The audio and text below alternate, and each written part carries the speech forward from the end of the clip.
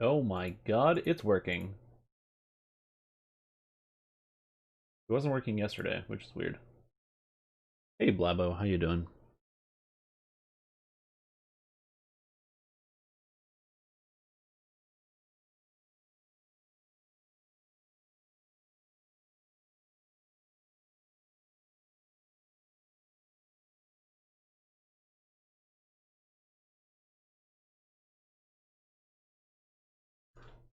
Hello everybody, welcome to the stream. I'm your host Stream Tom, and today we're doing something super exciting, which is the Sunflask build.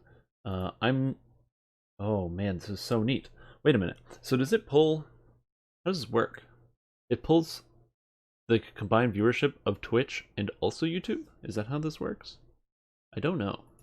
Sorry, I'm trying to get the multi-stream to work. This is also an experiment for me. I was trying to experiment yesterday and throughout today, but you know, it's been an interesting time. What's wrong with my network?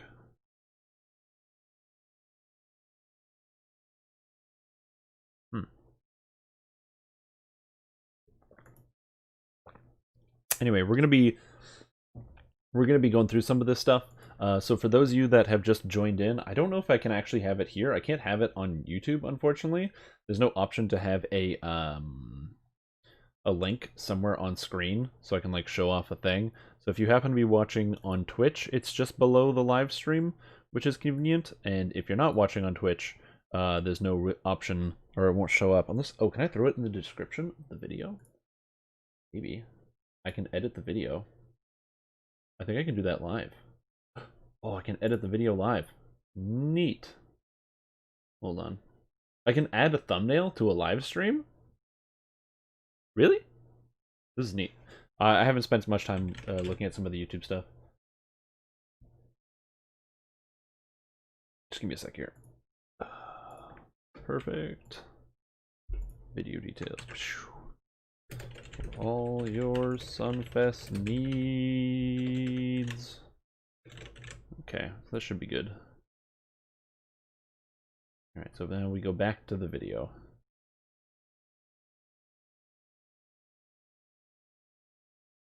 Ah, okay, everything's working. Beautiful, wonderful. It is Sunflask Day. What's going on, Control 1? How you doing?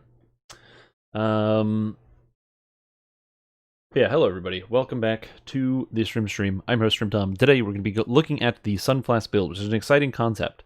And I want to take you back because this is something that a lot of people might not entirely understand the origin of what the Sunflask build is, why it's important, or more specifically, why it's completely unimportant.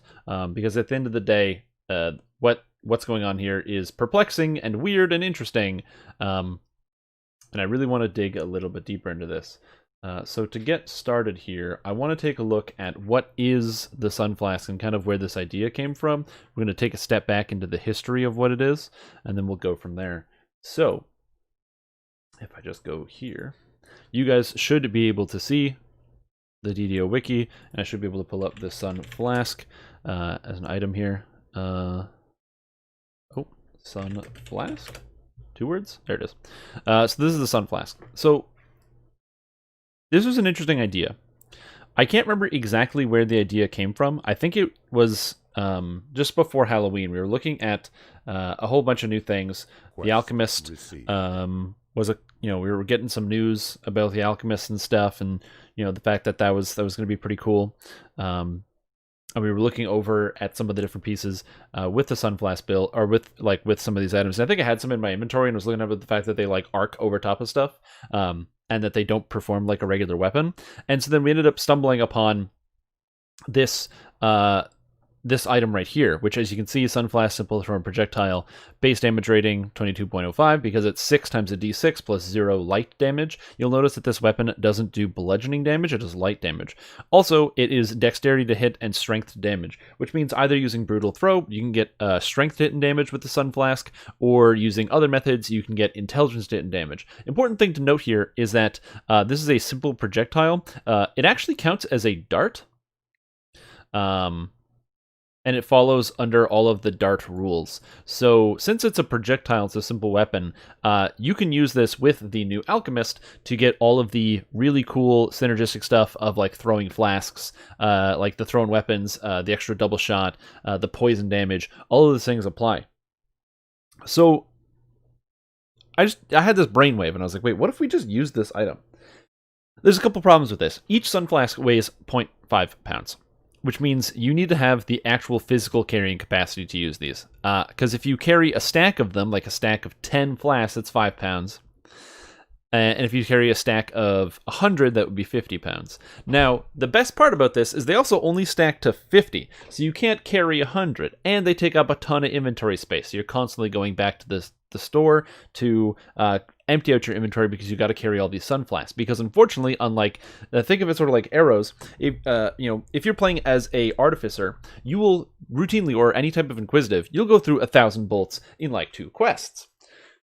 Imagine that we are throwing stacks of Sunflasks 50 each. So there's a couple ways to get around this problem and to use this weapon, because I thought it would be just so neat and so interesting to get as many as possible and see what we could do. Now, the best place to get them is from Festivault. Festivault is pretty much the only area where you can get these consistently. The copper coins have a chance of giving you a stack. Everything else is insane and extremely difficult to come by. Sometimes you can get them from Daily Dice. Yeah, I just thought it was really interesting. It's got this weird arcing motion. You can use it from level 1, so I thought, what if we made a character that can do the whole thing? So, how do we get around the fact that it's impossible to wield? If you look at some of the enhancements, and we're going to go to the Alchemist really quick, the Vile Chemist. There's a lot of stuff in here. Extra poison damage on hit, double shot, hidden blades, a simple thrown expertise, uses your higher of dexterity or intelligence. Lots of cool stuff. But this doesn't help me with my main problem of I run out of Sunflasks. Maybe if I just do so much damage, I can just smash people with my Sunflasks and not have to use too many, but that's not likely going to happen, because life is pain. So instead, we have to turn to alternative ways of preserving our Sunflasks. One method I was thinking about was multiclassing this character with Rogue. You see, Rogue gets an ability in Tier 4 called Fletching, which allows you to get an 80% chance of returning on equipment. Now, this is an interesting idea in and of itself. I do think that Fletching has a lot of merit to this type of build, especially since it also adds range power, which bumps up all the damage. The problem with this idea is it requires 4 levels of Rogue and 20 points, which means my character needs to get to level 6 before I can use this. And that is a huge problem, because that means I have 6 levels of trying to level up with Sunflask where I'm burning 1 Sunflask every time I throw, or more than 1 when you get a double shot. That's a problem. So how did we get around this problem? And the answer is Falconry. As it turns out, you can get Falconry Meticulous Fletching on Tier 2 for only 8 points total spent in the Falconry tree. So it does mean that the first 8 points in the character goes into Falconry to get Meticulous Weaponry. While that is true, it also means that this character is able to preserve 80% of the Sunflask. Given the fact that I have about 25,000 stored up, that means that effectively works out at 80% to about 125,000, which is pretty cool. Frenzy can help. Frenzy can help. That's very true. I didn't think about that. Getting you through some of that stuff. Usually carry about 1,000 2-liter bottles of Mountain Dew on me, so you always have a healthy supply of caffeine. Genius. It's absolutely genius. So that's kind of the idea here. So you've got, you have to spend some points in Falconry. Now, I asked myself, how am I going to build this character? Do I multi-class? Do I just go straight Alchemist? And I think I'm going to go with straight Alchemist. The only multi-class that makes any sense, realistically, is either going with some Ranger to get more of the ranged feats for free, but I figured if I just play a human and you get bonus feats as an Alchemist anyway, it's not a big deal. On top of that, you could get Trapping as a Rogue, but I just get Evasion as an Alchemist, and I don't have to worry about that. So at the end of the day, I was like, I'll just Alchemist it and not have to worry about it. So that's currently the goal, and that is the plan, and that is what we're going to do. So it's going to take a little time to get the character set up, and it's gonna be all screwy and goofy, and yeah, we'll go from there. Also, the music's gonna start once we do this. There's gonna be a little bit of a setup period, but hopefully this will be fine.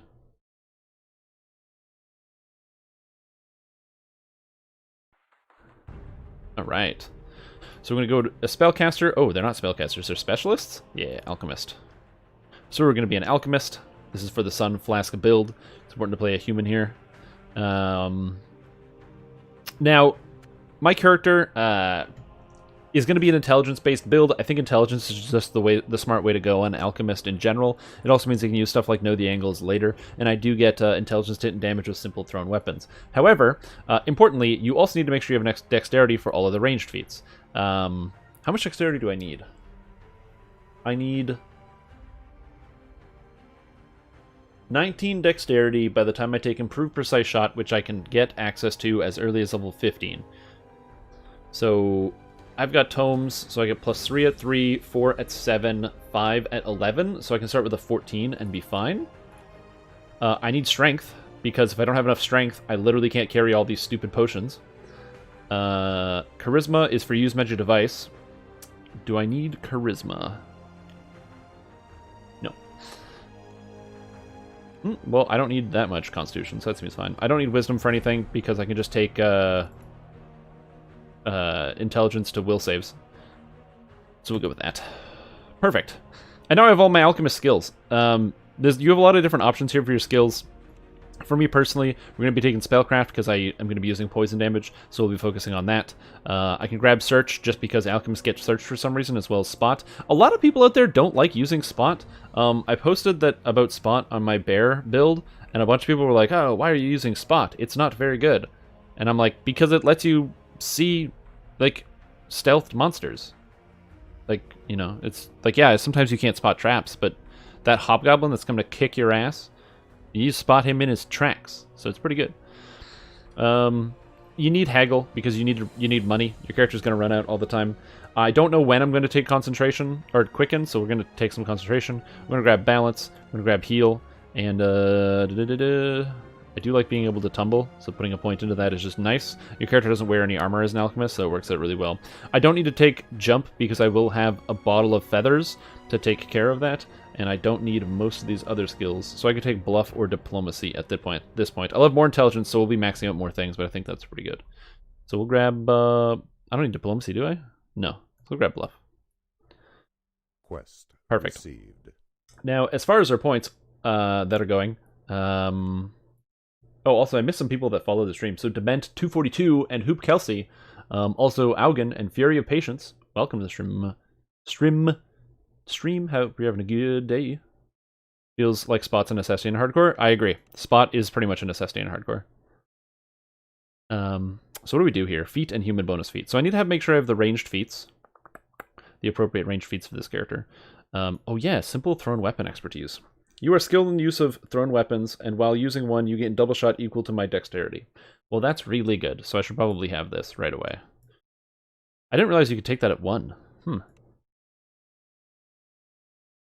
And then you need point-blank shot, right? An extra bonus damage, I think. It's point-blank shot, then precise shot. I'm trying to make sure I just take all of the right feats. Yeah, and then rapid shot. Oh, I need quick draw, don't I? Because I use a thrown weapon? Where's quick draw? Oh, quick draw requires +1 base stack bonus, so I can't take it. Enemy's HP bar at range if high enough. Oh, I didn't know that.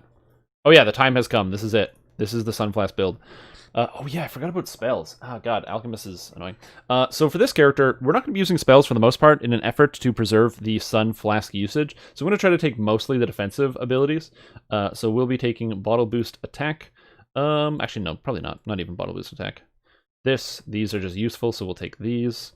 Feathers Extract, Stiffened Skin, Lesser Evolution. And if I'm going to take 1 damage spell, which I'm going to take, we'll go with... poison? Acid? Probably acid, right? Acid's just useful. It'll come in handy all the time. And there we go. Important note about this character, it is a Sunflask build, so we need sunny yellow hair. Yes, pretty sunny, pretty yellow. Give me the old randomize. Ooh, that's intense. I've never been one to do the customization elements on characters for the most part. I kind of just hit random until I find a character that is, for the most part, okay.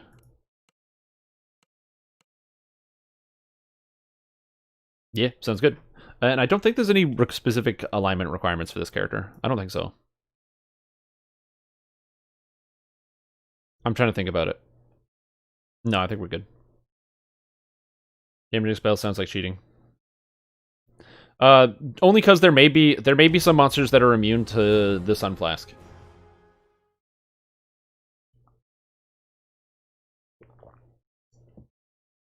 Sunflask 2020 is blocking everything on the left?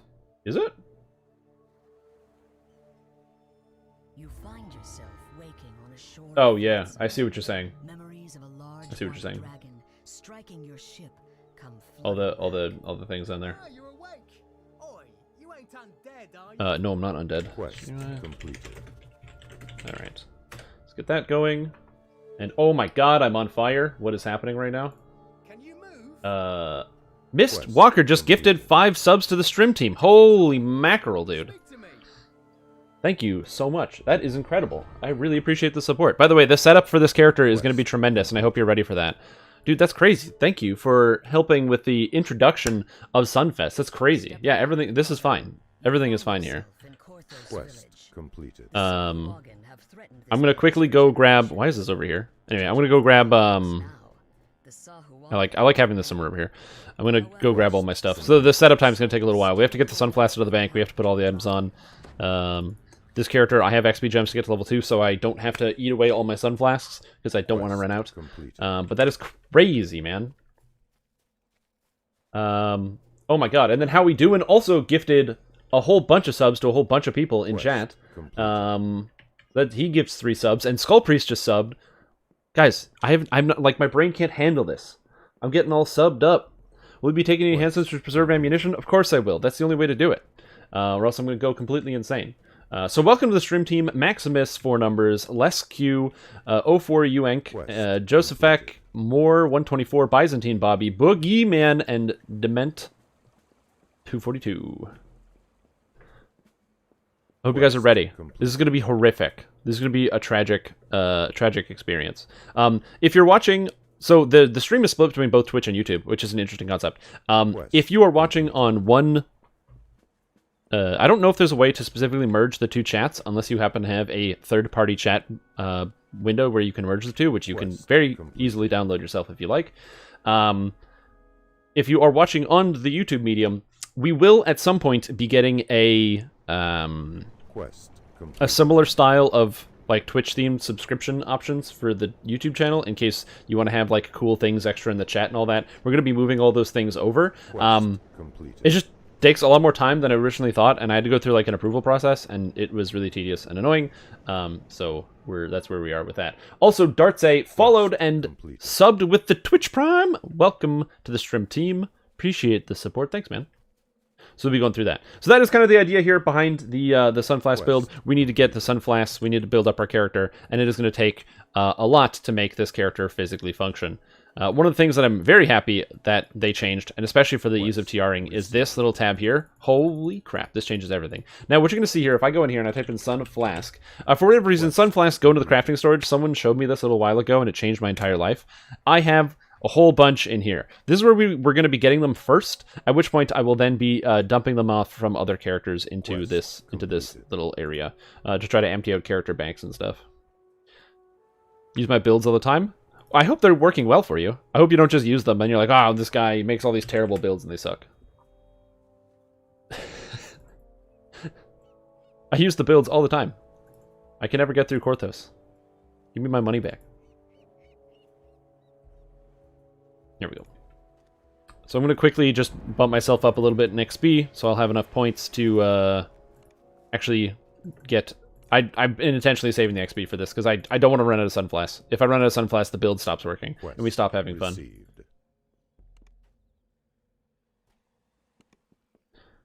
Absolutely I'm cheating. Heck yeah. 100%. That's the best part about making... Like, breaking rules is one of the best parts about doing stuff. So if you can make your own rules to then easily break them, it's the best. Where's the Alchemist Trainer? Oh, over here, sitting by herself. Also, oh man, so many people are following.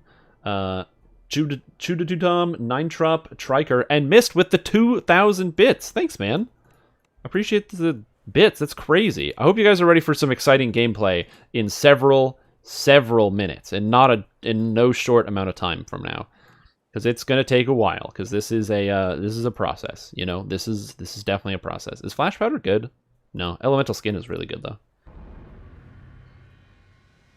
Let's gold roll to 20, and then you need 0 Sunflasks. Okay, yeah, that's a little bit different. I don't plan on gold rolling straight to 20, but I concede your point. I can see that. I understand. Don't agree, but I understand. Okay, now I need quick draw. I need quick draw and rapid reload, right? Those both affect attack speed. Oh, and rapid shot. Yeah, quick draw. I need rapid shot. I need precise shot. Okay.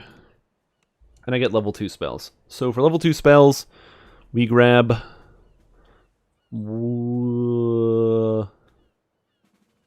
Liquid Courage, because that's a good buff. Glue Bomb is reasonably good, actually. I think we take Cure Mod, because Cure Mod is Cure Mod. So I wonder how you solo epics on hardcore with no bear build. They keep dying to traps. Oh, well, in epics on hardcore, you just do it on epic normal and epic hard.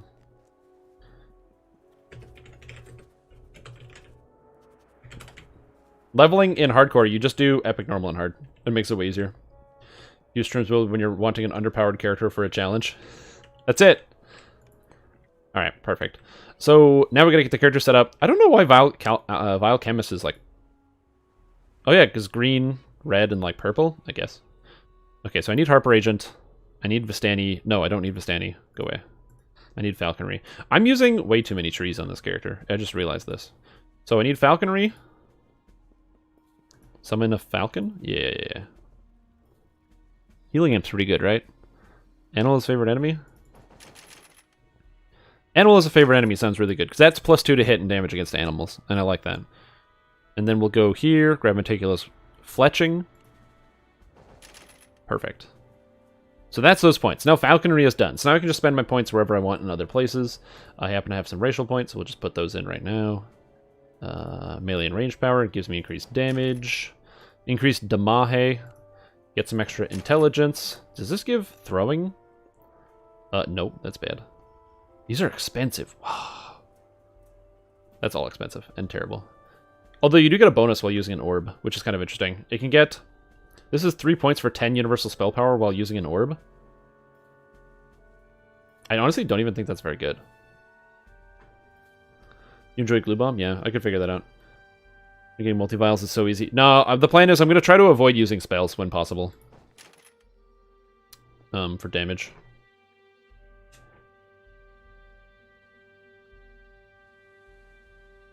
Oh, sorry, yeah. Dang it, that thing. I might have to make it like a little bit smaller, maybe. Well, let me just move this, because that is really big. It is a really big thing. Here, we'll just... Here we go. Here we go. Yeah, it's fine. Seems good.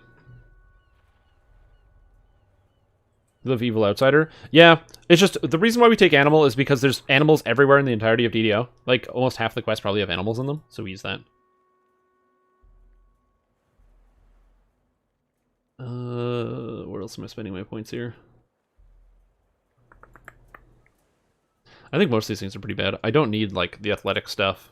Awareness. I mean, I could just get extra balance, jump, swim, and tumble. These are just really good skills to have. Alternatively, Traditionalist Caster seems kind of good. And yeah, put the point in here. So then that gives me an extra 10 universal spell power while wielding an orb, which this character is going to be doing. And then we're going to be putting our points into the Vile Chemistry, so we'll be able to get that soon. So next step, grabbing the gear. Grab the equipment time. I don't even know what I physically have in this bank, so we're going to have to take a look at some of this stuff. The problem with TRing is that when you TR, you routinely have to go through every single item and just try to figure out, what it is you have and what's in the bank. What's these nimble wrists? Oh, Mythic 3 nimble wrists. Oh yeah, why not? We're gonna need every advantage we can get. Supreme Elixir of Ability. Yep, sounds good to me. Pale Lavender Ion Stone. Spirit Cakes. I have 11 complete reincarnation timer resets. Oh, buddy. That's funny. That's pretty good. Grab this trinket. Looks like I don't have pretty much any gear or equipment, for the most part, in here. I don't know why. I really thought I would have had more stuff. Anyway, the most important thing for the build. All right, Sunflask. We're going to be draining the bank all the time to get these Sunflasks. Yeah, tiaring is it's a long process, for sure. Oh, I must wait before we can refill.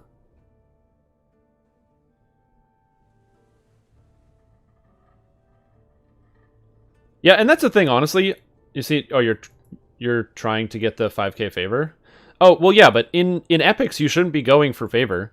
Like, there's more favor in heroics than there is in epics. Is this just a meme build? Yeah, it's a meme build. Also, it's a really heavy meme build. Holy crap. I'm almost at my weight limit. This is not good. I am very close to the weight limit. That's awesome.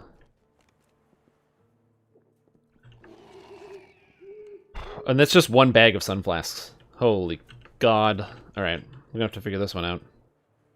I'm gonna try to avoid holding the Sunflask, because I have a bad habit of throwing things when I'm in town. So I'm gonna equip with the Sunflask, unarmed, so that way I don't accidentally click it in town. You mean non-epic? Sorry, non-epic, you mean elites? Oh, the bear build, so far, well, like, last league, when I went through it, I had pretty much no issues whatsoever the entire time. You just build super defensively. You get tower shields by the time you're level 15. Before then, you just have hundreds of hit points. My bear is, like, level 10, I think, and has over 400 hit points. Where am I going? Oh yeah, I'm going this way. I understand the class so well. Hoping for hintage. I'm not going to teach you too much about Alchemist here today, and I wish I could teach you about Alchemist, but I'm doing something really stupid and dumb that is bad and not good, so we'll see. Which is just... it's a functional and legit build. Yeah, absolutely. So I want to talk to this guy for two reasons. One, I need my Reaper reward, and two, I need my favor reward. This is from the most recent hardcore season, to get the Archon Cloak and Helmet. I figure if I am going to be doing the Sunflask build, I should have a character that kind of, you know, I've got like an Archon-esque type impression. Got some glowiness to it. Unfortunately, I don't have the horse yet, but we'll get there. We'll get there. I don't have the Archon, which would be pretty cool to go with this character as like a neat cosmetic. But yeah, hopefully we'll be able to do that. And give you maybe some information about how the character is supposed to work, but honestly, I wouldn't bet on it. Okay, I need an orb. It doesn't really matter, I guess. All these orbs are kind of bad. This is a devoted orb, which seems kind of good. And this also is devotion, but it also gives transmutation. We'll just buy this. Thank you.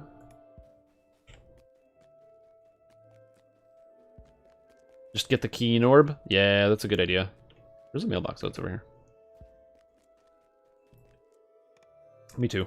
I do love me some hardcore. Hardcore's been pretty fun so far. Okay.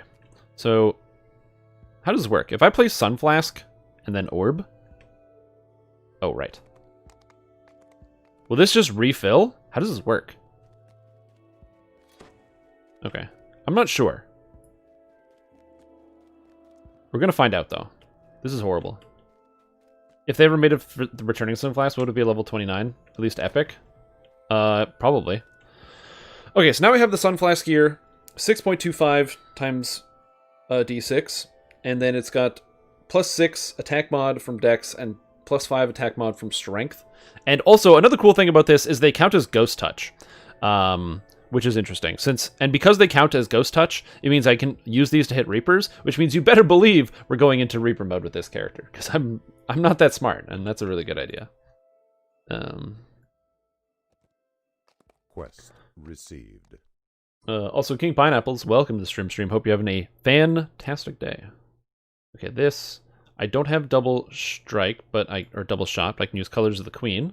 Enchant Weapons is +3 to hit and damage. That's going to come in handy.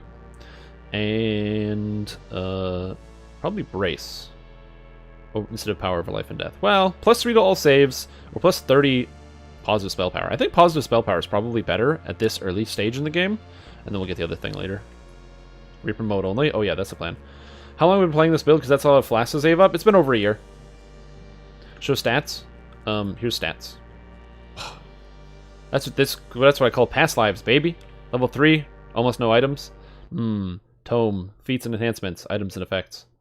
Oh, yeah. That's what happens when you have all the past lives. Not all of them, but you start building them up. If you devote so much time to this game that you realize that you have no real valuable, useful skills in your whole life, then you can do anything. It's really cool. But yeah, so the idea behind this character build is to whip Sunflasks at people and kill them and all that nonsense. I'm trying to think, is there anything else I need to set up for this character? Probably. I'm forgetting something for sure, other than just like whipping Sunflasks and stuff.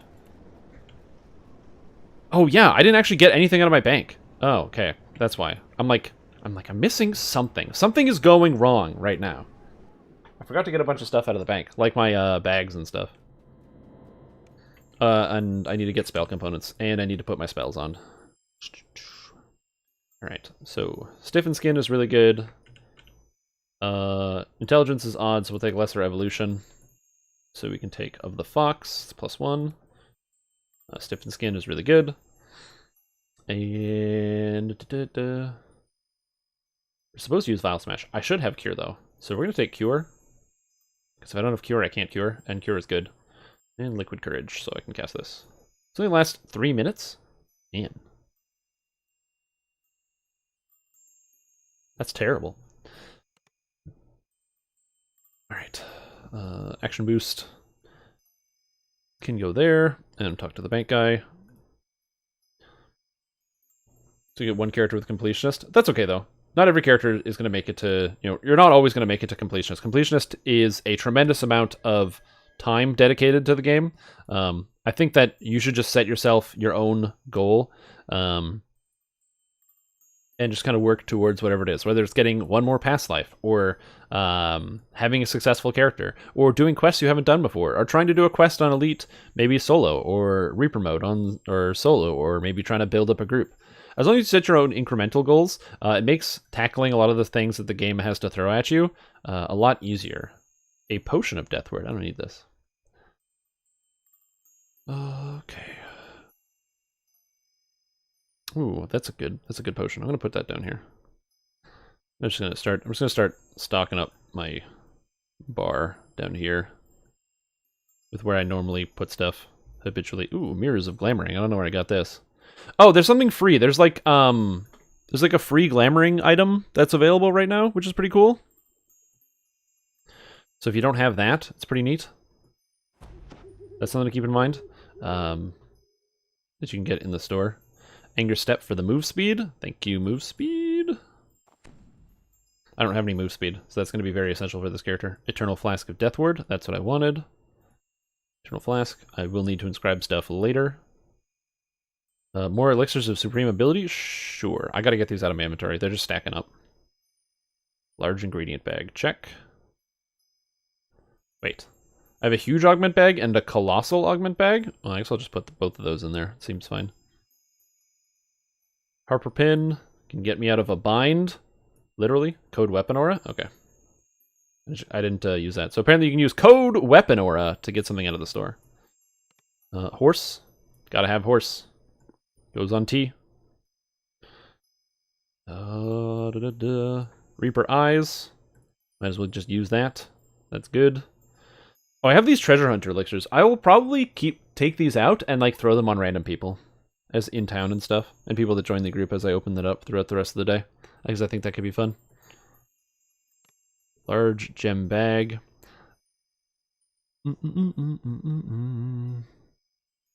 Collectible bag. And I think that's all we need for now. Cool. There we go. Alright, we're feeling good. Oh, hey, Nyla Hotep.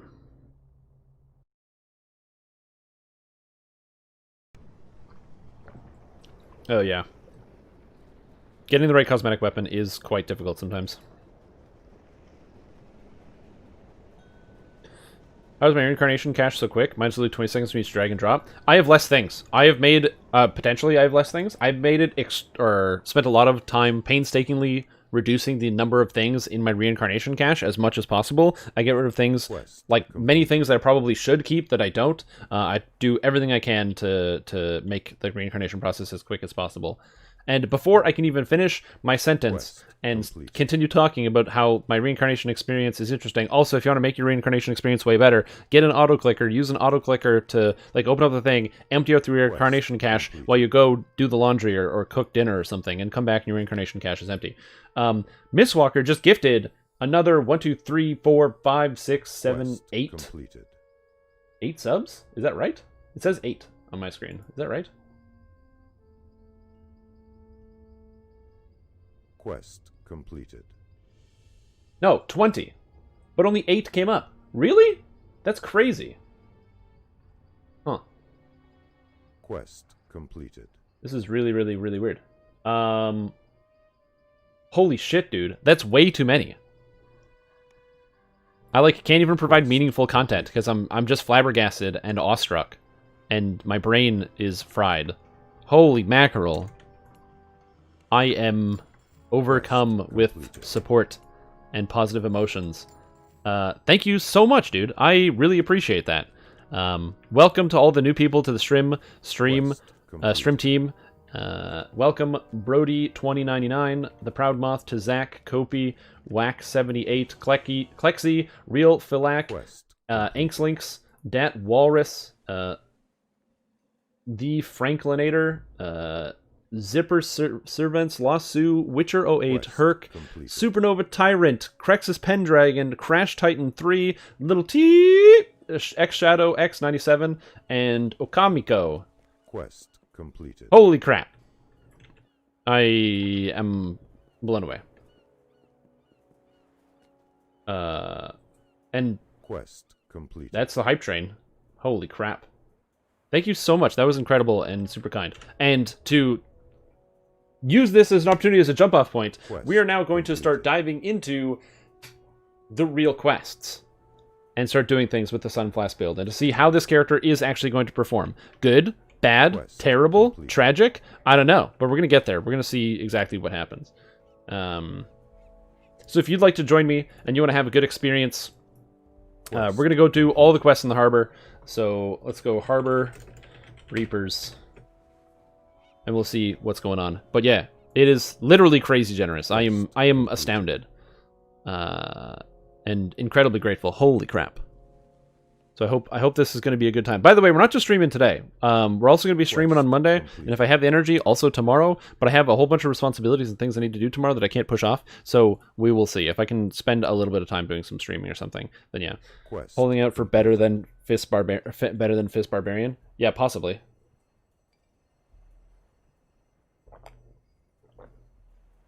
Quest. But yeah, so this is it. So this is the essential character here with the Sunflask.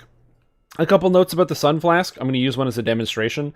When you throw it, they have this goofy arc, and then they explode, which makes them really, really weird. Also, I didn't even spend one. Haha, look at me, a successor. A succeeder? I don't know. So this is going to be very, very interesting.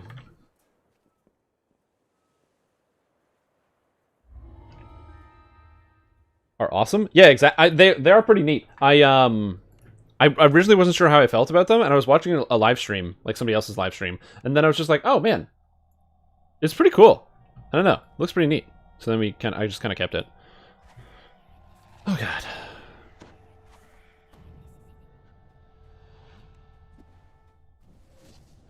That is a problem.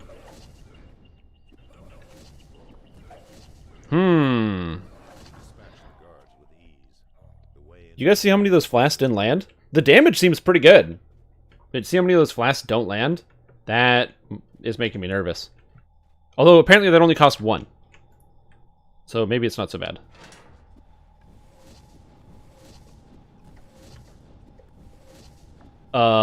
Excuse me! Excuse me! Someone help! What the heck is going on? Okay. Alright. That was 7. This may take more flasks than I originally planned.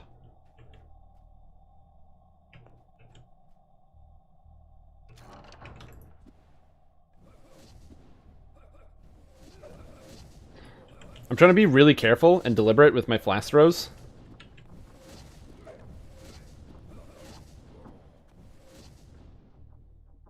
This will be a short stream. No. Oh, it's happening.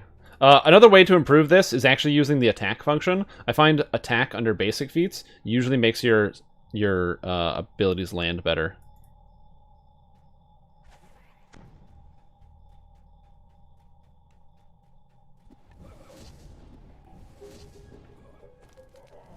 Okay, it's a Carnage Reaper. Hello.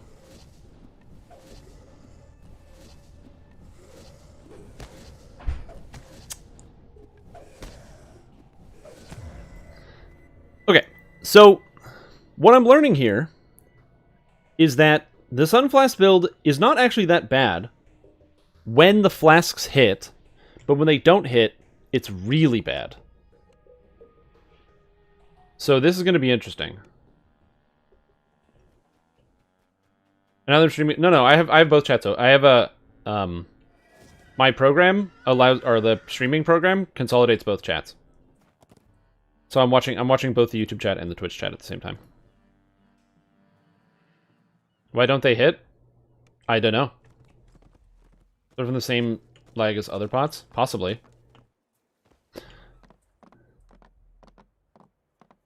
Oh yeah, we're doing the Sunflask build. Ladies and gentlemen, we're doing the Sunflask build. This is the real deal. I've already died once, so... But, I've only used 11. And we have 25,000? Oh, shoot. I don't know if this is going to work that well. Oh, hey, Mark. How you doing? I don't know. Yes. I know, it's a lot. I'm hoping it will be enough. It may not be enough. I'm trying to think of what I can do to increase the odds of me hitting monsters. I think that's where it may be important for me to get that glue bomb, so I can keep monsters in place. Yeah, it's one of the... This, by the way, the mechanic that you're seeing right here is pretty much the exact reason why, for the most part, I don't enjoy playing range-type characters. I find that they generally can be fun, but in a lot of cases, when your spells just don't connect, I find it can be very difficult.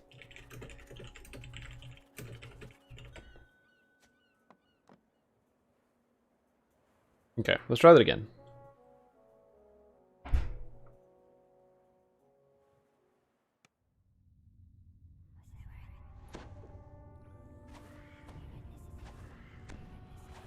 Not even a glass cannon, more like a glass pea shooter. I mean, kinda. Like, I'm not sure what's going on here. Like, where did it go? Where is my flask going? Why can't I hit these bad guys? If I'm in melee, it seems like it works. Like, if I just stand still and, like, hit them face to face, it seems like it works.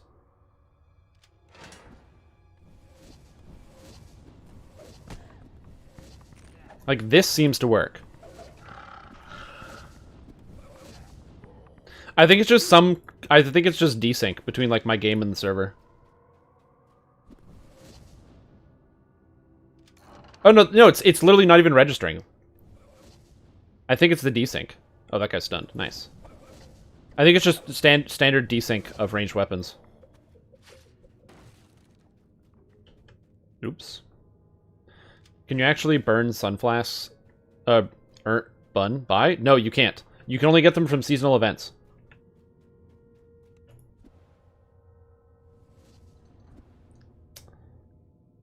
Hmm.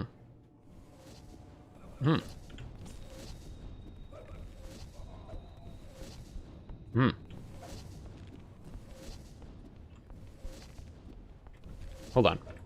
This'll work. The thing about it is it's all about just, you know, the glory and blaze of the sun. Also, there's this stupid arc, which is kind of weird. I think the arc is also contributing to the desync. Does this have to do W dex roll? I don't know what W dex roll means. Like with a dex roll? No. It's the game not functioning properly. I'm not failing it. You don't roll dexterity when you attack with ranged weapons. That's not how DDO works. The issue is, so what the issue why this happens is that the game tries to connect the dots. It says, okay, monster is like, what it says is monster is like right, this barrel is a monster, right? Okay? And so then what happens is the monster is moving towards me. So when I throw my Sunflask, the game autocorrects and says, well, it's coming this way. It's moving towards me. So since the monster is moving this way, it throws the flask downwards to intercept. And there's a disconnect. And that disconnect can cause the issues that's coming up. Like, see how my Sunflask went over here, but then I actually hit the monster? You guys see that? So that's what I'm saying. It's a desync issue. What happens client side and what happened like on my computer and server side are two different calculations. Also, hydrate. I will. Thank you.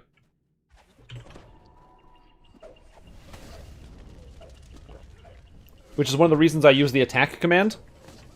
Because the attack command gives me the opportunity to... gives the server essentially full free license. It says, okay, server, you take control. You do it.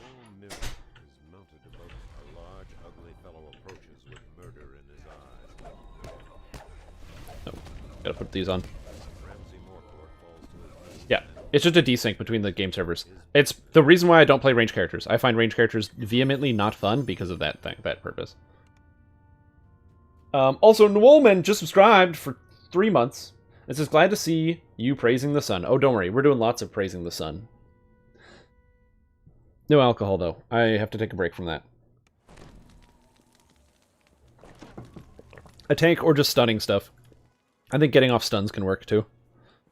I don't have a cloak. And that's a cloak. Sweet. Move this up. Does jumping influence this? Yeah, it can. Any type of movement influences it.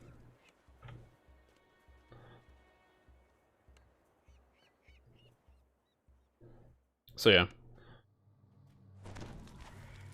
Yeah, when you get too close to an enemy, absolutely. And that's pretty much the only reason why I don't play around with like Inquisitive, is because it's irritating.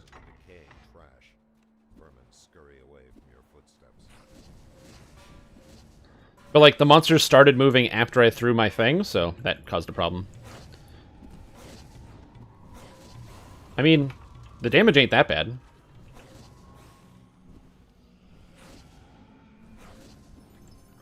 It's kind of neat that I do light damage.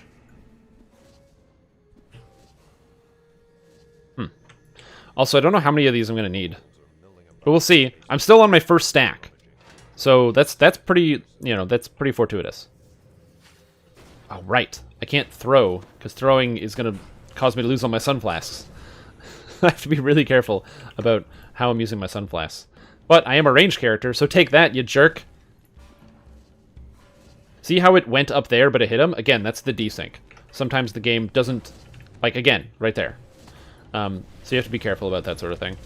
So it's just standard missed missiles. It's just more pronounced because this one has such an explosion when it lands.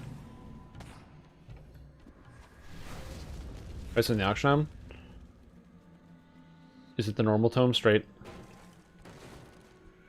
It's the normal tome, not 6 to 7? It's a good question. If I stand your ground, you get far better performance. Oh yeah, absolutely. You get way better performance if you stand still. 100%. Because the game is isn't calculating, or trying to calculate as much. But yeah, I would say for the most part, for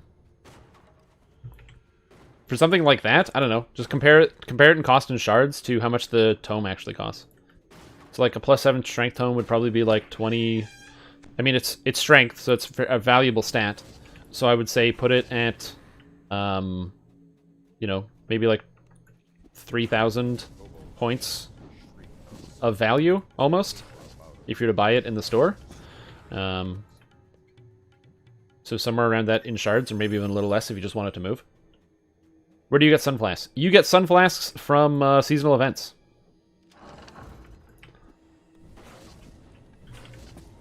Whoa! Get wrecked. Triple shot.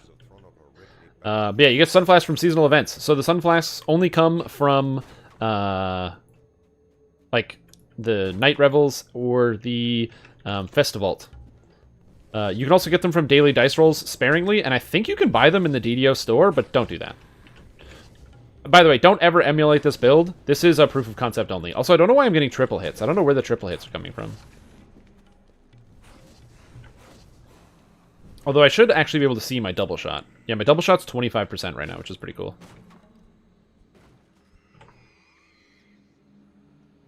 But I feel like I'm hitting way more than 25%. You know what I mean? So I don't know what's up with that. Smoked that witch doctor? Hell yeah, I did.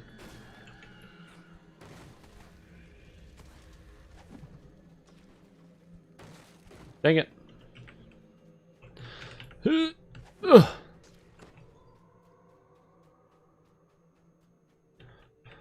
What feats boost this build? So we're taking all the range feats. So we're taking stuff like quick draw for the improved attack speed with thrown weapons, point blank shot, rapid shot, precise shot, improved precise shot. Improved precise shot will be really weird because in theory my Sunflask should pierce. They should hit all targets in a straight line. I just don't know if they'll actually do that. And with Precise Shot, my Sunflask should be able to go through targets to hit only the one I'm targeting. Again, I don't know if that's actually how this weapon works, because it has a weird arc. It has its own pretty much unique animation style, so we're going to find out exactly how that works. So we'll see. But yeah, you pretty much just take all the range feats, and then we're going to take extra Alchemist feats that also help out. So stuff like, you know, getting the ability to add my use my intelligence for my will save, so I don't need to have any wisdom whatsoever, is one thing. Evasion, stuff like that. It's triple when I feel like it shouldn't. Some bug in the feet. Yeah, probably.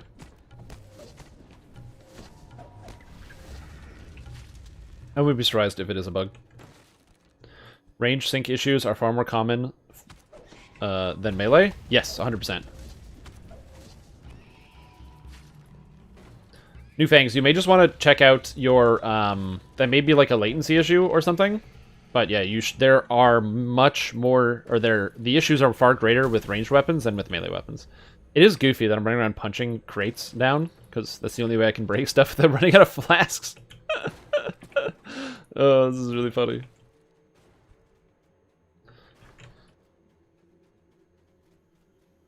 Oh god, this character is absolutely hilarious. Just like some of the concepts of what I'm supposed to do. Oh, there's a flask, or there's a ruby over here. And a ruby here. Huh, we're done.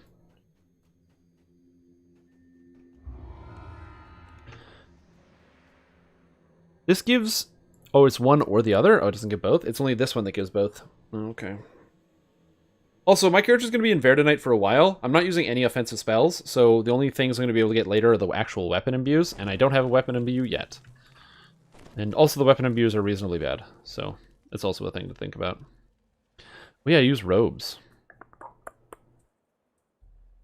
And all these are kind of bad. That's double strike. If only that was double shot. Yeah, I'm going to skip these.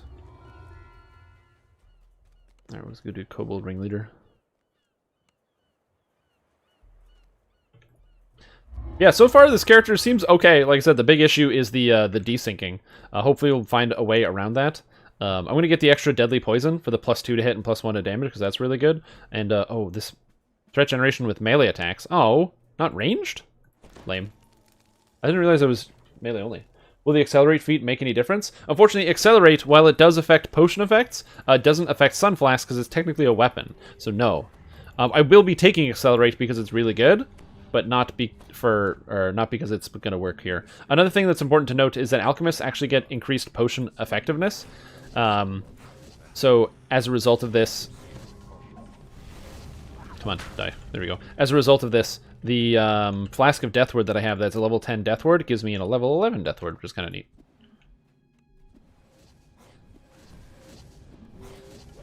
Oh, I reloaded my first 50 Sunflasks. Oh god.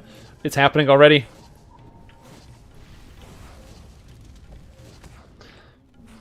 I don't know if we're going to finish off all the Sunflasks, but we'll see. We'll have enough flasks to get to 20. That's the dream. Oh, smoked that guy. Holy shit, the damage. The burst on this boy.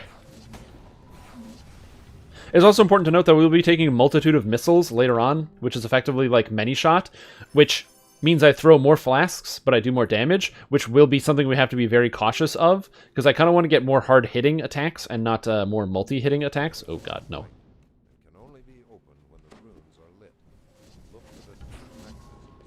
Oh my god. Get this guy. And by the way, when I did my flask calculation, I did... Oh my god! Did you see that? The friggin' Sunflask, cancels out the Obscuring Mist. He cast Obscuring Mist and my Sunflask just popped it right open. Are you kidding? Wow, I didn't know it did that.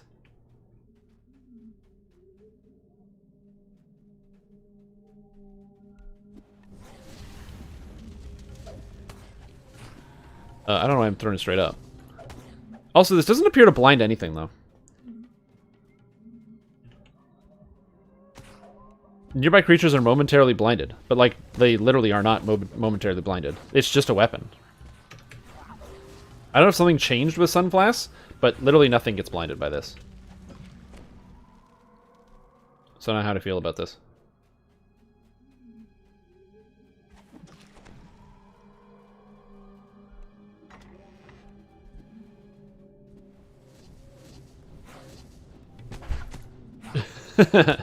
How range desync looks in real life.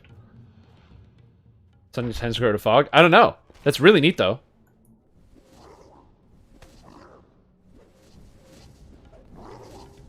No combo. No combo. Whoa! Okay, I'm feeling good.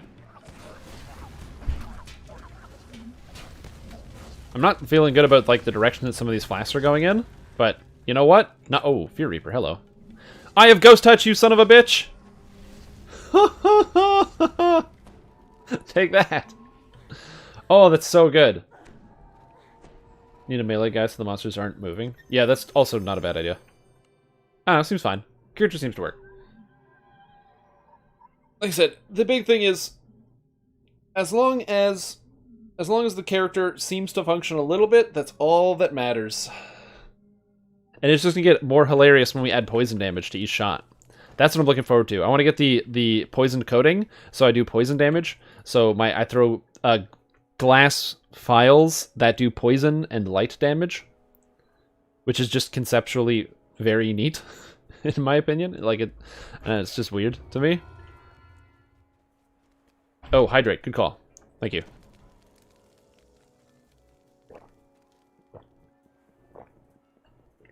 It would be neat if I could actually blind stuff. But yeah, it's Poisonous Light.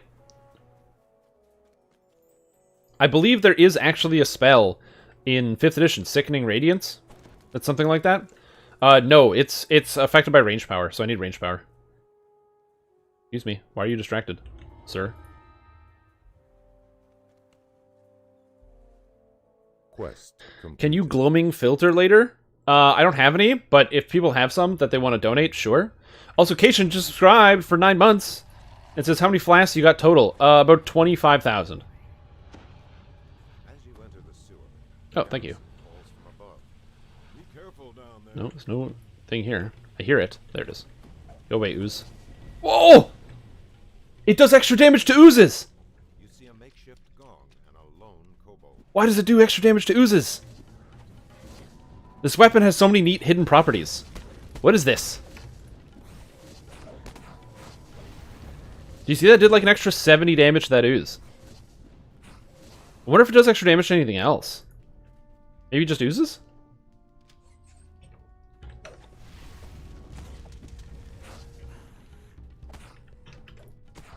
Oozes are in darkness?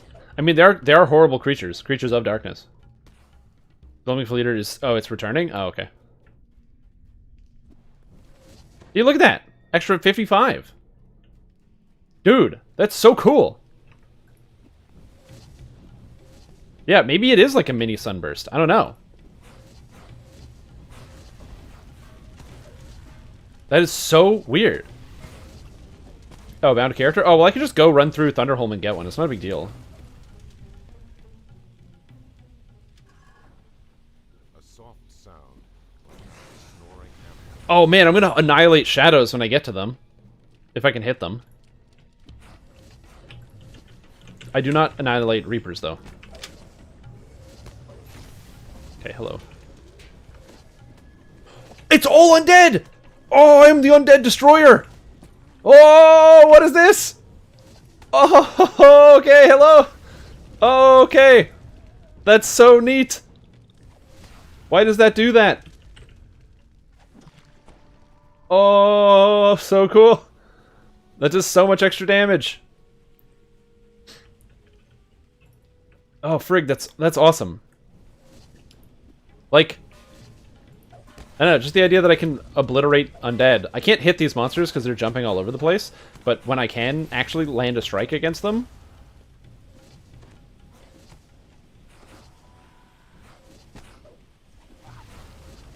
It's sunlight, not bright light. I mean, yeah, but it doesn't say so on the actual weapon. You know what I mean? It has no extra description. These are all just similar things. Like...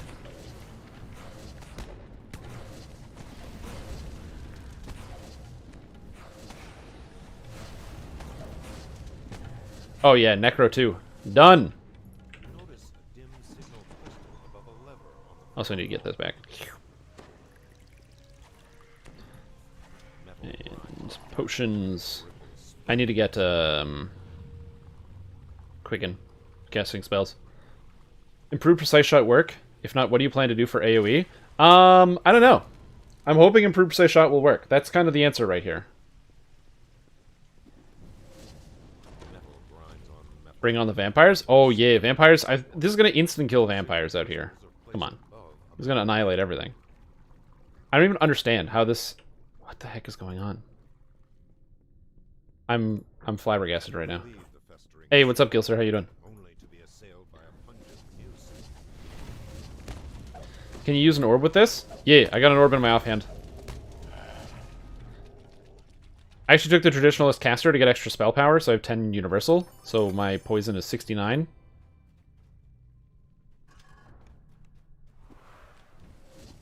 Dracolich. I could go kill some Dracoliches. God, this is such an interesting idea.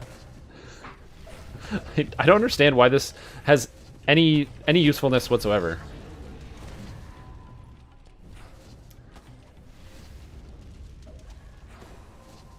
Okay, so I'd like to point out that we've done a few of the quests in the harbor, and we're down 80 flasks.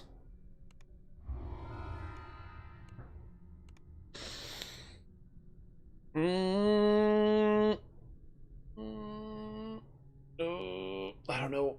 I don't know what's gonna happen. I don't know if this is enough. I'm trying to like do the mental math to figure out how many different stats I need.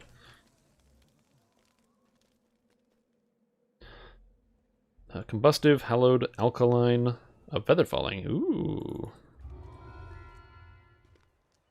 What's Sunfest? Sunfest is a super fun event where we celebrate the collective work that I got help from all of you guys to create this awesome, wonderful build. It's an alchemist who is going to level using only this weapon, the Sunflask, a horrible, horrific item with weird properties that are very unpredictable because it doesn't tell you what it does. Also, it has this neat arc.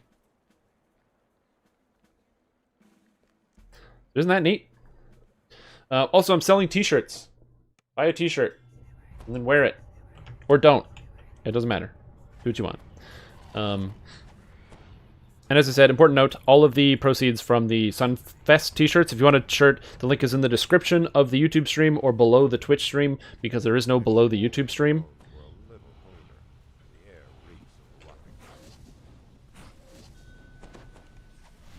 Hold on. Can I? Oh, I want to see if I can break that up. Hey, I forgot to update the thing. We're in Dirk's Got a Secret.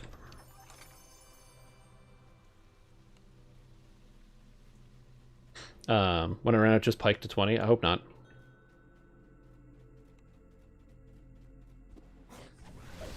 Almost thought it wasn't me streaming today. You're like, somebody named StrimTom is live. I don't know that guy. I only know not StrimTom from Hardcore.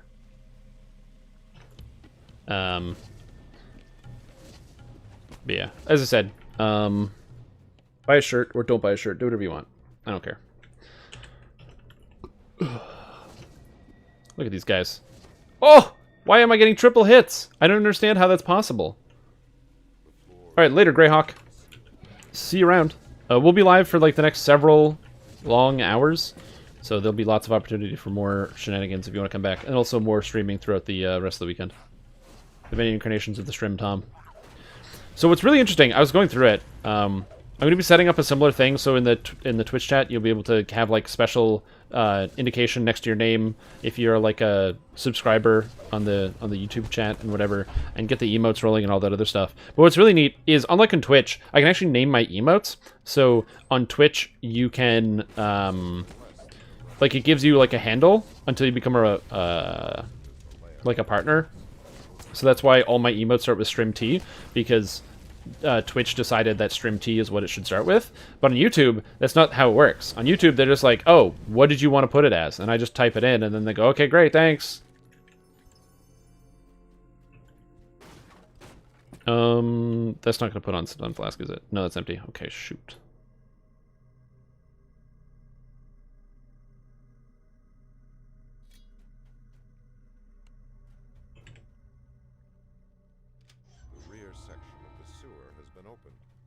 Perfect. Do they work underwater? I don't know. He's doing a 48-hour stream? No. No, I'm not. Rip.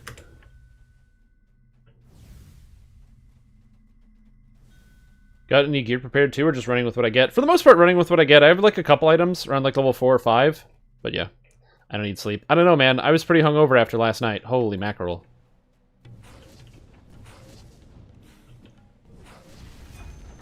Like, I definitely felt that one all morning. I was aware of what I did to myself.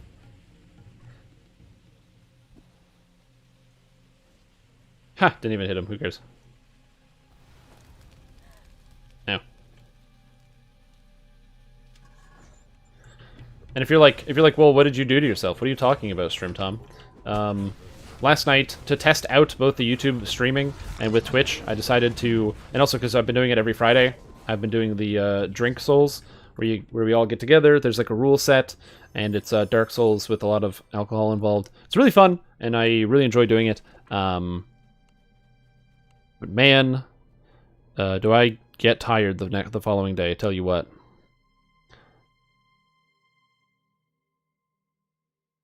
I was a little salty last night. Oh, I was hella salty. I rewatched the footage, and I'm like, I was playing so bad. The problem is, I think I had too much to drink too fast, so I couldn't focus that well, and my lack of focus brought me down. I went back this morning, clear-minded, and demolished the congregation. So that was pretty cool. Oh, yeah, there we go. You call it Butcher's Path next. Am I taking this build to 30? I can't take this build to 30. I mean, I can. I can just swap to another weapon type. I can just swap to a dart. But yeah. Walk the Butcher's Path. Walk the Butcher's Path. Actually, this is not a bad idea, because then I can take this. I can use spell like ability stiffen skin, and then I don't have to like do anything else. That's not a bad idea. You call me Epic Sickle? Oh, really? Nice. Oh yeah, I had a really fun time last night. I had a really fun time. And what happens if I run out of Sunflasks? Doodle, we don't think about those types of things. Around here, we like to think about what happens when we succeed. Don't plan for failure, because then you might. But if you only plan for success, you can't fail.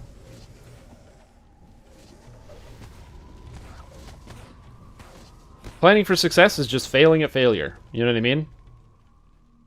If you have no plan for failure, you can't fail. Oh, take that, Obscuring Mist. Oh, I love that I can dispel Obscuring Mist. I don't know why I can do that. I just can. It's so dumb. Go from Sunflask to the Snowball. That's true. If I have the Snowball, I could literally use it. This character build works perfectly fine with the Snowball build. I swear that there's this weird arc on this weapon. Oh, we're on another stack. Oh, man. I'm so nervous that I'm going to run out of stupid Sunflasks.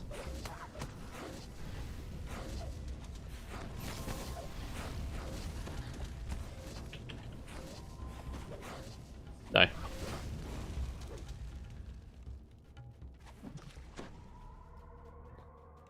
gonna try to get the healing out when I can. One of the nice things about being an alchemist is you're pretty supportive for the most part. Even though you are like a DPS type character, you've got so many different spells, healing magic, other things. You can easily heal people and keep people alive.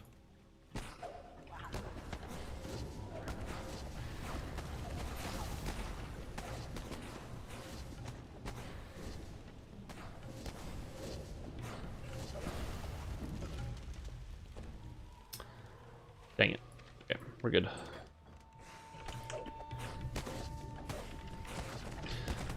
Oh, I love that I can dispel the obscuring mist. It's so dumb. I don't know why I like it so much. I really hate obscuring mist because the kobold shamans will throw it down, and then it's like, oh yeah, you know, cool. The kobold shaman, they're in the dark and it's 20% mischance, and it's not actually 20% mischance. It's like 200% mischance. Because you just miss all the time, and it goes concealed, concealed, concealed, and you're like, come on, that's not a 1 in 5.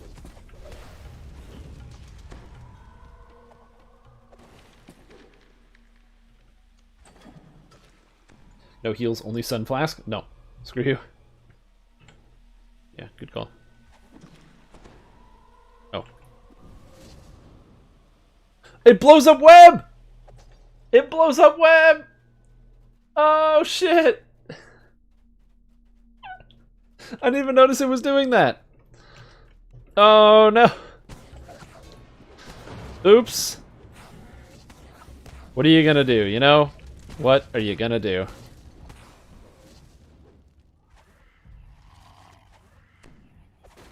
That's true, it is the afternoon. I apologize. I gotta watch my Lanate. My bad. This means that this character will be invaluable for facing off against... what's that spider lady's name? Lolth. No, the Spinner of Shadows. Like, oh, Spinner of Shadows dropped web? Don't worry. Doesn't matter. Also, somehow my leg is caught in my headphone cable, which is really bad. There we go. Not drinking time yet. No, not today. By the way, I only hit with 1 flask out of the 4 that I threw. Oh, damn. Again, this is why we need to make sure we're getting as much base damage as possible added here, because we need to get our flasks hitting really hard.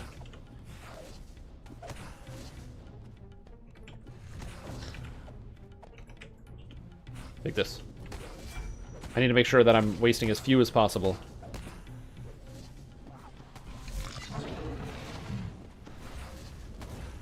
And that's weird. You ever know? Did you guys see how like it only took to like the 3rd flask till it actually blew it up? That was so weird. Krista Shee, welcome to the stream. Hope you have a fantastic day. Oh, this is interesting though. When my pile runs out, do I have to put a new pile on here? An hour, it could be a drinking game. Could it be drinking time? No. I mean, I might just I might go get myself an alcoholic beverage, but not out of desire to make a drinking event out of this. You know, sometimes you gotta kick back. There's nothing wrong with relaxing, playing some video games, and having a beer. Hanging out with the friends. That's what it's all about. It's the weekend. It's a long weekend, actually, if you happen to be in Canada. And then apparently it's not the long weekend in America, so I'm sorry, Americans. But Monday is a holiday. Holiday Monday. I'm really looking forward to that.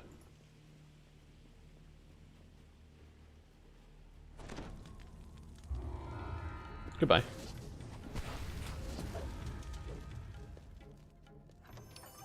10 in the evening. There you go. Time for a Cupa Libre? Cuba Libre? Cuba Libre? Why did I say Cupa Libre? I'm thinking of something else. Every time a flask misses, take a drink. Please drink responsibly. It's funny, I never knew really what drink responsibly meant. And then as I got older, I finally realized when anything says drink responsibly, really what they mean is just, you know, don't give yourself, or don't poison yourself, and also, ooh, necromancy and false life. Don't poison yourself, and also make sure you are... I haven't found any negative stuff. Don't poison yourself, and make sure you drink a lot of water. Drink responsibly. Oh, just rum and coke. Oh, okay, cool. How are you trying to kill him? Oh, no. I'm pretty stupid, but I'm not that stupid. I'm not falling for that one. Not again. Magic must be at work here. I'm not falling for that one again. Like I said, last night was enough. Also, I'm going to put a, or make an effort to be a little bit more conservative on the alcohol consumption on the next drink souls, because I only got through 2 bosses because I couldn't get past. It was too hard. Hardcore Bear, did you find him running low on spell points in first life with all the attacks, were Maul, and trying to self-heal? No, I did not. Just use shrines in quests. The librarian has left. Like, you do run low if you don't use shrines, but if you do use shrines, you won't run low. I know your true intentions. I gotta update this. Traps will be the end of you.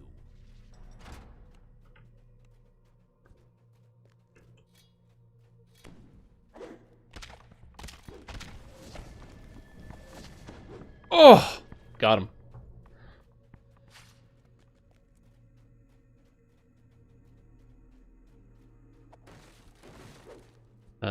But yeah, like I said, it's really hard thing to say, because I habitually, like this character, I probably won't really shrine ever. I'm very low on my mana usage, and I can just heal myself easily with magic, so I don't get too concerned about the idea of needing to heal with different types of, needing to get my mana back and things like that. It's not really a big concern for me. But what I will say is that when you're playing on your first life character, especially the Bear Druid, the mana issues really go away once you pick up Essence of the Shrike, and you don't need to shrine ever in quests. But just make sure you shrine. Just when you're doing quests, just go shrine. There's so many times where I find myself just skipping shrines because I'm like, I don't need it. I don't need to get the shrine. But just, go get it. Equip. Oh! Wrecked. Sorry, that was really funny. I like this Sunflask thing. I like that it hits for, 60 damage on undead, and I don't know why.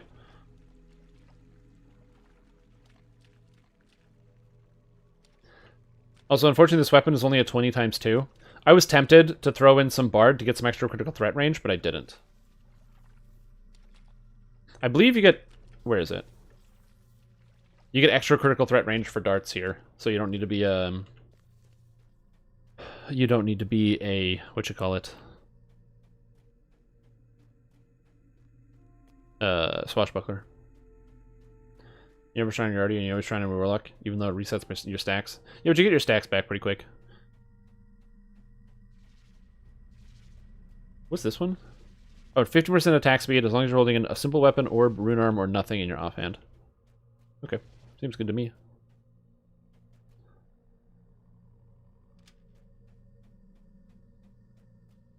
Miracle that it hit so hard. Praise the sun, absolutely. You're goddamn right. You have found Haberdasher.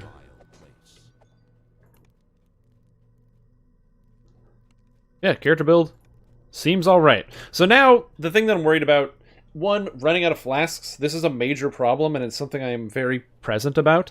Another issue with this character is keeping up your hit chance. I don't recommend playing this from your, for you guys out there who are interested in trying to find a new fun build. I don't recommend playing this for a bunch of reasons. Reason number one why I don't recommend playing this build is because acquiring all the Sunflask would be tedious and annoying. And also remember, this is a +0 weapon.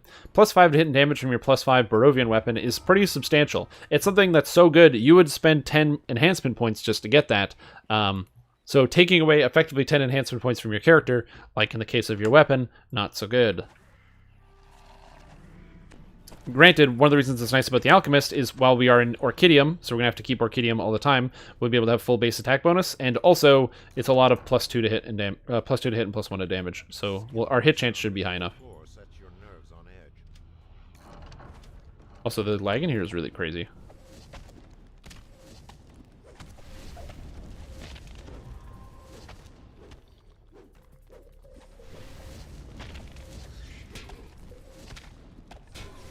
Oh, 100%. My character is way stronger than a first lifer. Like, the fact, really, the only reason that this works is because I'm not a first lifer. If I was trying to do this on, like, a brand new character, this would not work even a little bit.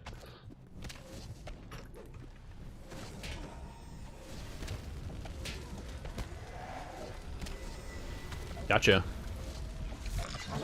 Oh, dude! Depart took 114. 113. Rip. Could you calculate how much levels it would count for?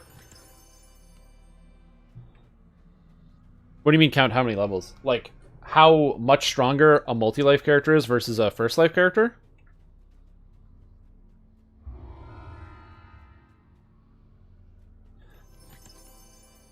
That's a good question. Those things aren't exactly equal one-to-one. So it's hard to say. I would say that... that's actually a really interesting question. How do you equate those things? Can't compare much. In terms of, like, raw character power and levels, the thing is, it's just individual stats. So, like, level ups on your character, unless they're, like, dead levels where you don't get anything, most classes don't have that many dead levels. But, like, fighter, you know, like, level 5, going from level 4 to level 5, literally is just a little bit extra health, +1 to your skills, and +1 to hit. So it's not super huge. It's not a very, very large thing. Do I want jump? Swim? I'm gonna do swim, so I swim fast as heck. And now we take Battalion Brew, which gives us intelligence to hit and a damage with my things. Also gives me all the ranged feats, but we'll get there later. And I get 2 more spells, and we're gonna add Alluring Elixir to the list. Oh, it's only social skills. Never mind. I want Glue Bomb. We're gonna take a Weapon Imbue, so that way I can be Orchidium. And we're gonna take Heartseeker Poison, so I can now deal Heartseeker Poison damage.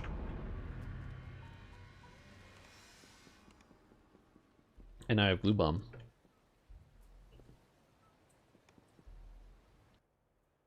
Yeah, the imbues will work. Remember having used Sunflask to kill the boss in Shadow Crypt? Oh yeah. What's my lowest save gonna be? Probably Fortitude? And I need dodge for sure. Grab this. Intelligence. I don't need spell pen. I might need DCs. I'll take that. I don't need dexterity. I don't need this, but I do want ranged power. Actually, I do need dexterity because it's technically double shot.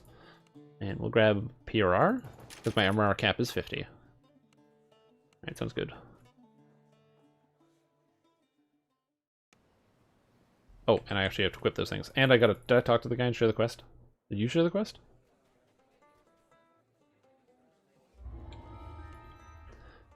Info is key is next.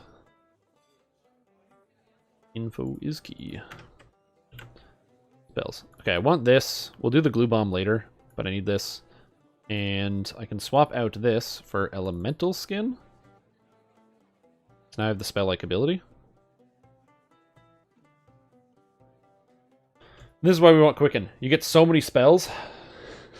So many buff spells, just going through all of them. Oh yeah, trust me, this is it. This is the Sunflask build. This is where it's all been, you know, culminating to. This is the top of the mountain. Right here. This is what we've been waiting for.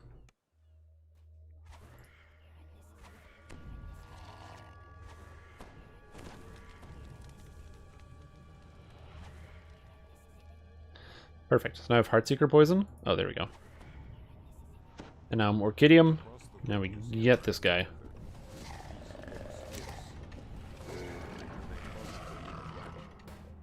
Oh. And now I take Memento, Reaper... Oh, I'm supposed to take Reaper Strike for the extra double shot. Oh, I forgot to... I took the wrong one. Alright, we'll use Power for now. I can't even use Power. What am I doing? I'm an idiot.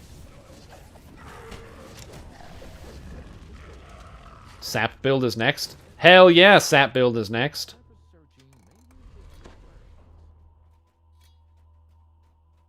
Wait a minute. Do I Heartseeker Poison the whole stack? Is that how that works? Thought Keen Orb build. I mean, Keen Orb build actually is a really fun idea. I just need more Keen Orbs. Got him. Got him. Oh my gosh. Do any of the classes besides burglar get safe fall? No. It's just burglar. Every other class just breaks their legs like an idiot.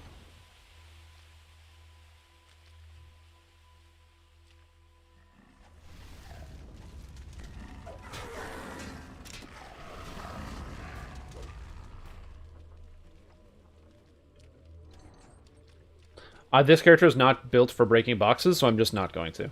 Other people can, but I'm just not going to. It takes too long. Yeah, well, because I believe Alchemist also gets some of the weapon imbues. I think I also get greater elemental weapons, or elemental weapons. I'm not sure. I think you do. I could be wrong. I thought you did. Mountain at Mach 12 and died. Yeah, that's also an issue when you, like, just, you know, fall 10,000 feet onto concrete and your character just dies anyway. Very problematic. You gotta be careful about that.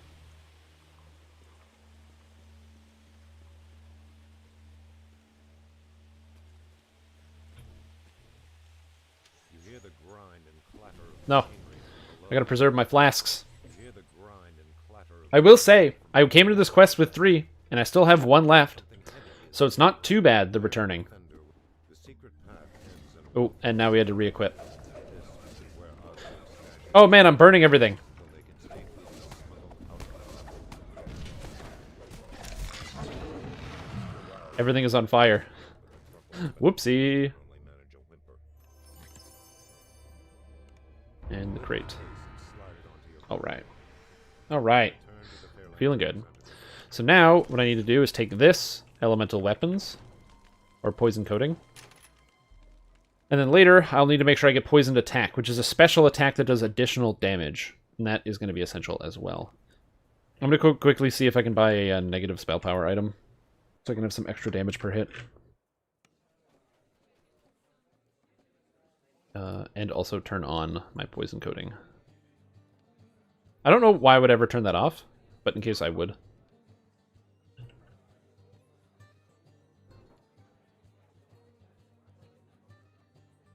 Radiant, hallowed, radiant.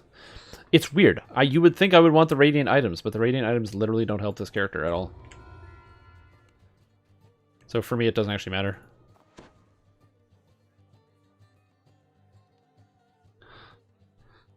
Strength 1, Dex 1. Just see if there's anything interesting that I need. I'm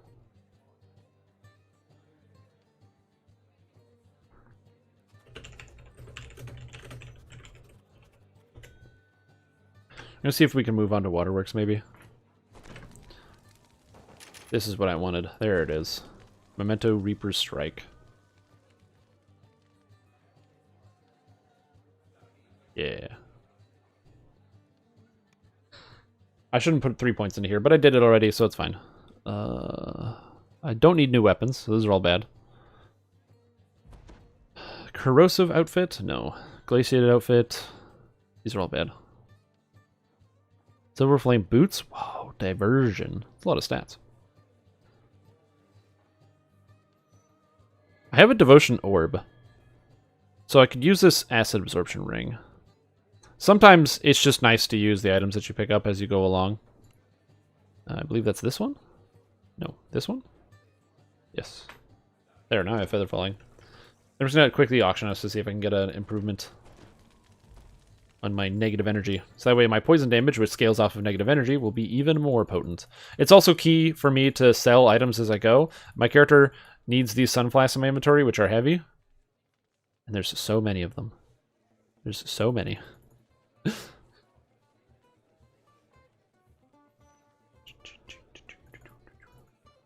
Tavern music is so good in DDO.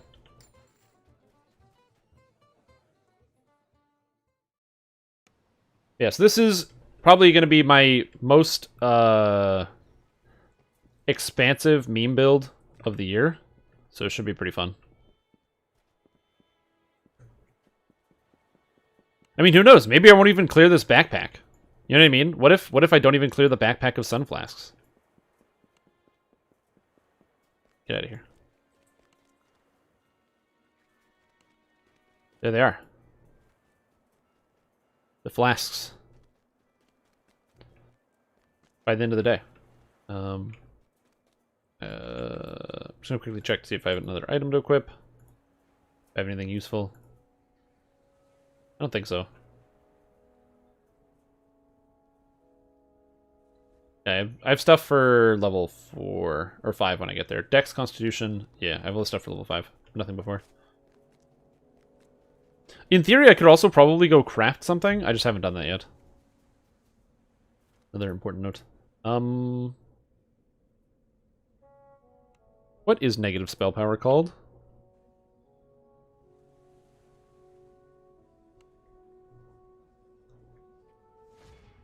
I should know this.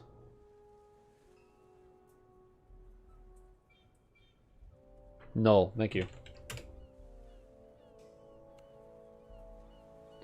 Nullification. Well, I only have an orb as an option. So, you're using a nullification orb. Would you recommend this build for beginners? Yes, I would recommend that everybody that's just starting the game to try to play this character build. I think this character build is really, really powerful. So absolutely, I would recommend that for sure. Have I considered the possibility of flask breaking? No, I haven't.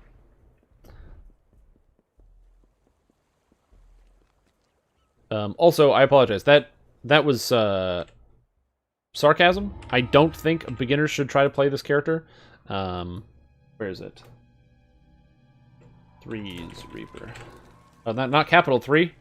This character build is fully designed around the idea that we are using an item that is of limited supply and can only be acquired at seasonal events. So, I do not recommend playing this character build long term. You can basically just play this character using a dart and have similar results, which is fine. So, if you would like to try this character, you can, instead of using a Sunflask, get a returning throwing dart and go to town. Then you'll be the same, if not likely better, because your weapon travels faster, so your shots are more likely to connect.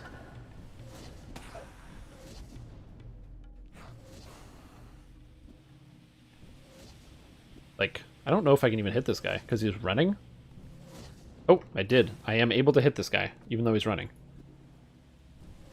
Oh, I got that guy. Wah. There's like this weird delay. Also, I do a truckload of damage when I hit these guys. So this is pretty cool. Yeah, it is always possible that the flask will break in my inventory when monsters attack me. I'm going to hope that that sort of thing doesn't happen, but it is always possible. So it's just something to keep in mind.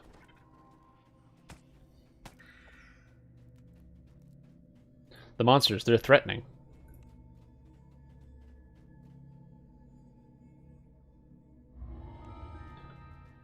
Here we go. Alright, in we go. I was just trolling a bit. Yeah, it should be fun. For the most part, this seems fine. I think the biggest thing, as I said before, was just running out of mana. If this character runs out of mana, that's going to be such a problem. Here you go, depart. Have some extra loot. Oh yeah, I didn't do this.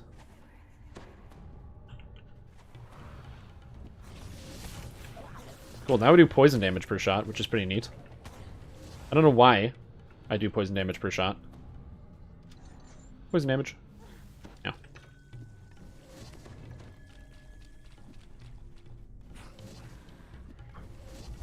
I'm just smoking these things. Holy crap. Oh no, Demon Soul's resistant to poison. Well, guess what? He's not resistant to light. Ha ha ha ha!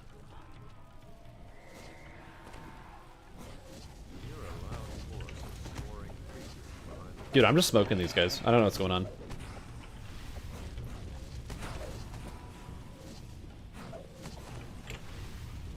It's because the base damage on the flask is 6d6s. So it just hits so hard. Like, the base damage without any items equipped is 6 to 36 damage. And then it adds on my damage on top of that. And then if I have actually ranged, or if I have any range power or anything, it gets even better. I just need to actually get some range power, which I'm not sure how I'm going to build range power into this character, because I don't know how much you get from Like this stuff. Does this give you range power? This poison spell power. You don't get a lot of range power out of this tree, I don't think. In fact, you might not get any range power out of this tree. Does this give range power?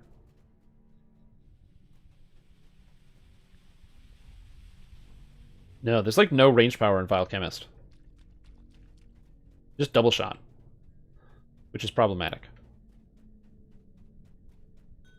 Well, we'll figure that one out. Oh snap, it's an arty called Sunflask time. Hell yeah. Yeah, I could just use straight Harpentry. I think that's a very inefficient use of my flasks. Welcome, my solar brethren. This the Alchemist, you autos box mine. Didn't care for having to watch color things changing, etc. It seemed people, and they seem powerful. Yes, Alchemist is currently the #1 class in the entire game. If you'd like to play the best class, play Alchemist. It's like Sorcerer, except it gets more health and does more damage. And if you're like, oh, but the color thing changes. Don't worry about it. Don't change colors. Only use the one color. The trick to being a successful alchemist is just only use Pyrite, which is the damage spells and healing spells. That's it. Your character's going to be super duper powerful.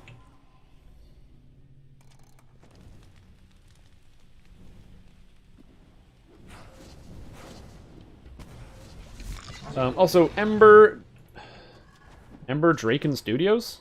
Welcome. Oh god. No. Oh, it hit. How did that work? Okay, whatever. Oh, what's the hardiness of Sunflask? Sunflask is... it doesn't have hardiness.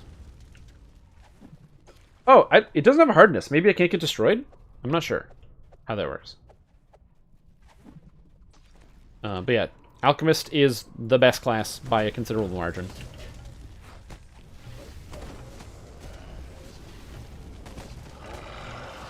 Oh yeah, these guys are dead. Thinking of Knife Fighter, Dagger Thrower, and the idea is 18 Alchemist, 2 Artificer, but I don't know if that would be bad, to be honest. Well, the only issue that would be bad conceptually is... I mean, you still get the Rune Arm. I'm not sure, like, what like, is the you just want the Rune Arm, right, from the two Artificer? So you have to ask yourself, is the fact that I'm getting access to a Rune Arm better than going pure Alchemist and picking up D12s, an extra +1 D dice, yeah, D12s, +4 intelligence, and 10 PRR and +5 dodge cap. You just have to figure out which of those two things is better, I think. You're doing a Gnome Druid build, except instead of spot, you're going with balance? Nice. I could join you. I'm on level 4 request. I'm on hardcore. This is not hardcore. We're playing the Sunflask build for the entrance of SUNFEST. So yeah, so that's pretty exciting. So we'll be doing a... I'm going to be doing this in 2 parts, or multiple parts. On Monday, we will be doing a giveaway. So on Monday, this will be only through the Twitch live stream. We will be doing a giveaway on Monday at some point. It'll be all day. You're going to be able to enter yourself into a raffle, and then at the end of the day, I'm going to put it over, and you'll be able to receive a one-of-a-kind, bona fide, genuine Sunflask t-shirt shipped right to your door. Or somewhere else's door. I don't really care. You just tell me where to go. And so that's going to be pretty cool. On top of that, we'll also be doing, afterwards, I'll be doing like a analysis of the build and everything that is working. And when I do that, that'll be going into a YouTube video. And the reason why I said it was only specifically the Twitch stream is because I imagine the majority of the people that watch my content from YouTube probably wouldn't watch the YouTube live stream. That's unlikely. And so I don't think it would be fair to take the opportunity away to win something from those people. So on the video in which I'm going to make as a recap to this, we will be doing a similar giveaway, but specifically for the video. So there'll be a sign up on the YouTube video.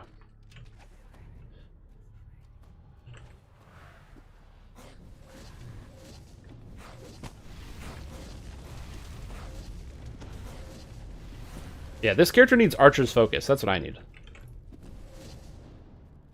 Maybe I can just get a Quarterstaff for breaking shit. Your main is level 8 Alchemist? Yeah, Alchemist is super good. I'm a big fan.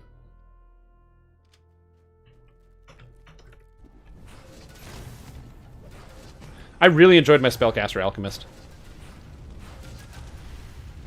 It's just like free damages all the time.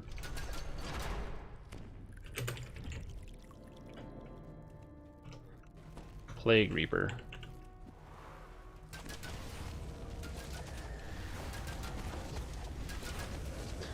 Oh! 335. See you later. It's been wondering a while. Do you have an eye conditioner? I also noticed in a lot of YouTube vids you blink really fast. Yeah, I have to go to an eye doctor. I don't think I have a condition, but I think the issue is, I'm pretty sure I have issues with like dry eyes, and also I noticed that I do get some like eye strain, and I think I may need to get some glasses because I squint a lot when I look at things, which is weird because I don't squint a lot in real life. This guy's totally dying.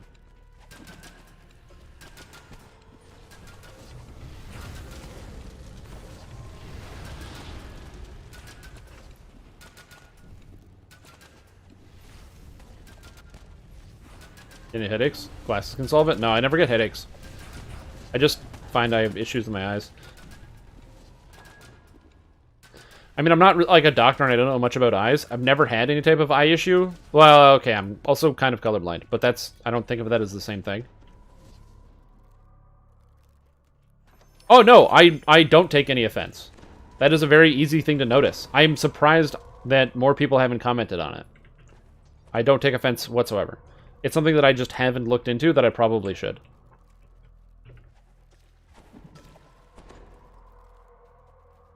Summon the Falcon? Oh my god, of course, I don't have the Falcon. Come here, Falky. There we go.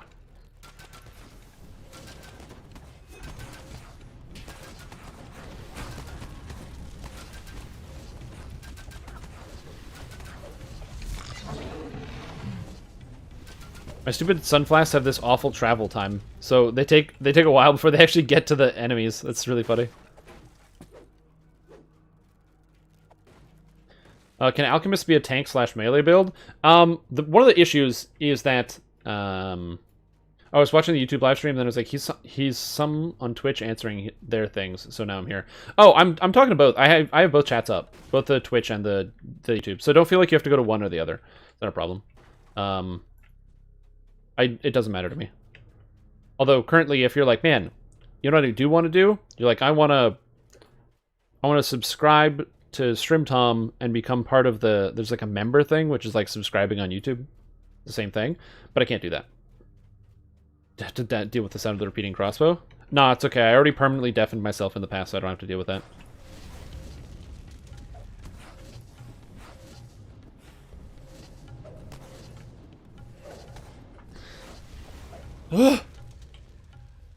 Twitch has visible higher video quality? Really?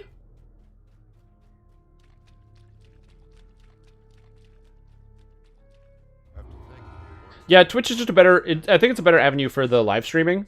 I just figured I have the power to do it, so why not share the love?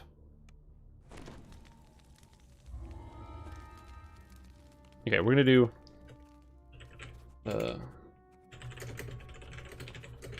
we're gonna do part four, but I gotta grab a water. Feels less laggy. I don't know. I'm gonna grab a water. I'll be right back. I need water. Ugh.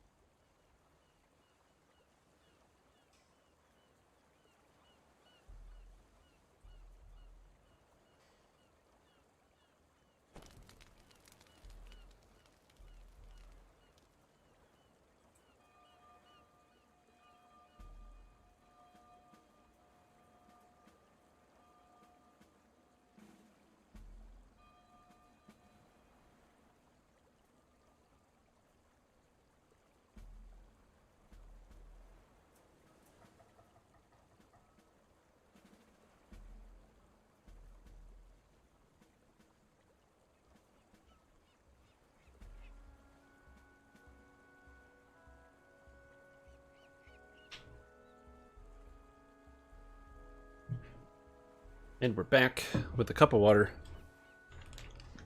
Oh god. It's also really hot. Really, really hot in this room. which is super cool. Well, it's not cool, it's hot, but you get the point. Poisoned attack? Yes. This says it counts as using a Crimsonite spell, which it very obviously doesn't. I don't know why it says that. Primary and secondary upload connection, or do you upload to OBS and then it uploads to both? That second one. Like, I can go through. Yeah, my output is the same to both. Unleash the AC. I can't. People complain that it makes too much noise. Oh, what's the problem with Alch Tank Melee? So the main issue with Alchemist Tank is that you can get a lot of physical resistance rating. Well, okay. I have seen some people that have played Alchemist Tank in the past, and you can make an absurd tank. Upwards of 6,500 or 5,500 life and almost 700 physical resistance rating. The problem is, doing that requires significant upkeep. You need to be managing a whole bunch of different spells, all of which with short durations, and makes it quite difficult to keep everything up at the same time. And it's a lot more like mental gymnastics, trying to juggle different buffs and keep yourself up. And that type of tank is like the 0 DPS tank. If you play as an Alchemist in Melee, again, problematically, you can't use anything other than light armor. Other than cloth. Using any type of armor makes your Alchemist not as strong, because you're losing out, number one, on your dodge, and you're losing out on all the things that require you to be fully unarmored, which is also a problem. As an example, so like again, you can keep your physical resistance rating up using the Orchidium reaction, which is not too bad. Oh wait, that put me in Pyrite. Interesting, that actually does count. I did not know that worked. I've used it before. It must have got patched at some point.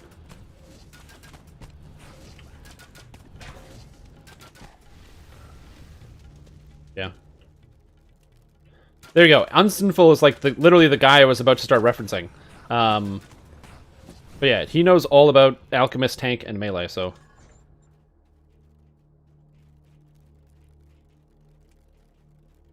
Oh, what Alchemist build is best? Literally, Spellcaster Alchemist. You just play it like Sorcerer.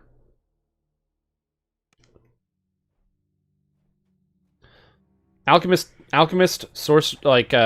Bombardier, where what you do is you put all your points into this tree, and a couple into here to get the healing spells and stuff, because they're really good, but mostly into this tree, and then you get spells such as Multivile, and you kill everything. It's absolute madness. You'd probably get 10 times subscribers if I took my shirt off to stay cool. That's true. But then I'd also get ban-arenoed. I'm pretty sure. On Twitch, you get banned if you take your shirt off. Do you get banned if you take your shirt off on YouTube? Anybody know? I'm not saying I'm going to do this, because I'm very self-conscious and I don't want to do things like that. But I don't know what the rules are.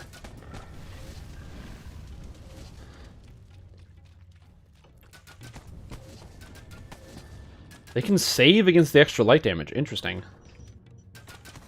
Just get some pasties. It's not a bad idea. It's not a good idea either, but it's not a bad idea. Didn't want to give that idea too much credit.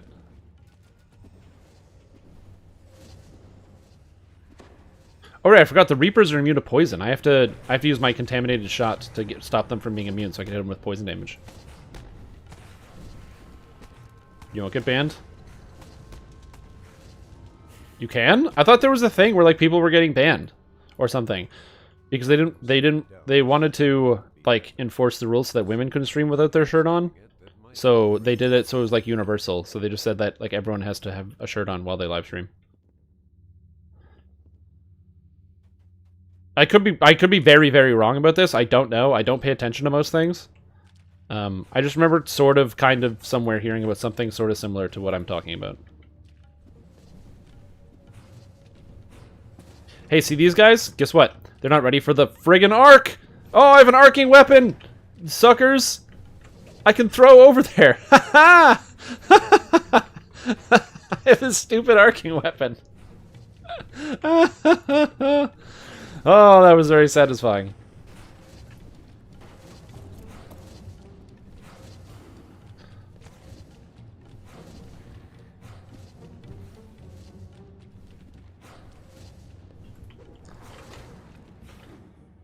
Oh, that was satisfying. Thank you for indulging me on that.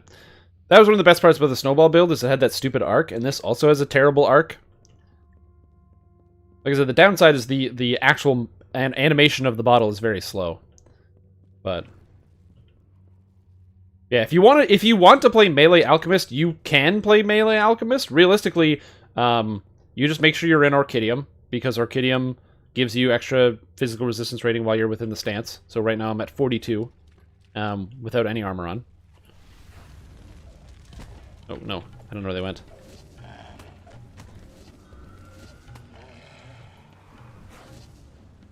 Is that ogre time?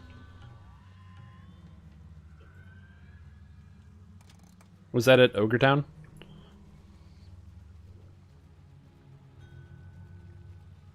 Oh, it's Ogre Town. Both painful and amusing to watch. Oh yeah, I'm not casting any spells. If I cast spells, I lose. Oh, that will be hella useful in the trap room in SDK. Oh, you're so right.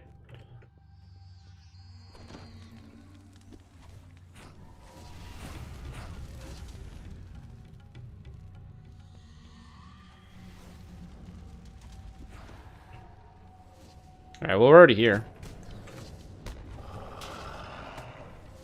You hear loud footsteps on the other side.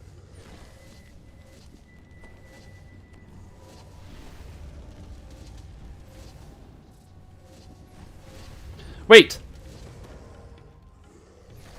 Were potions blocked by other people? Is that how that works?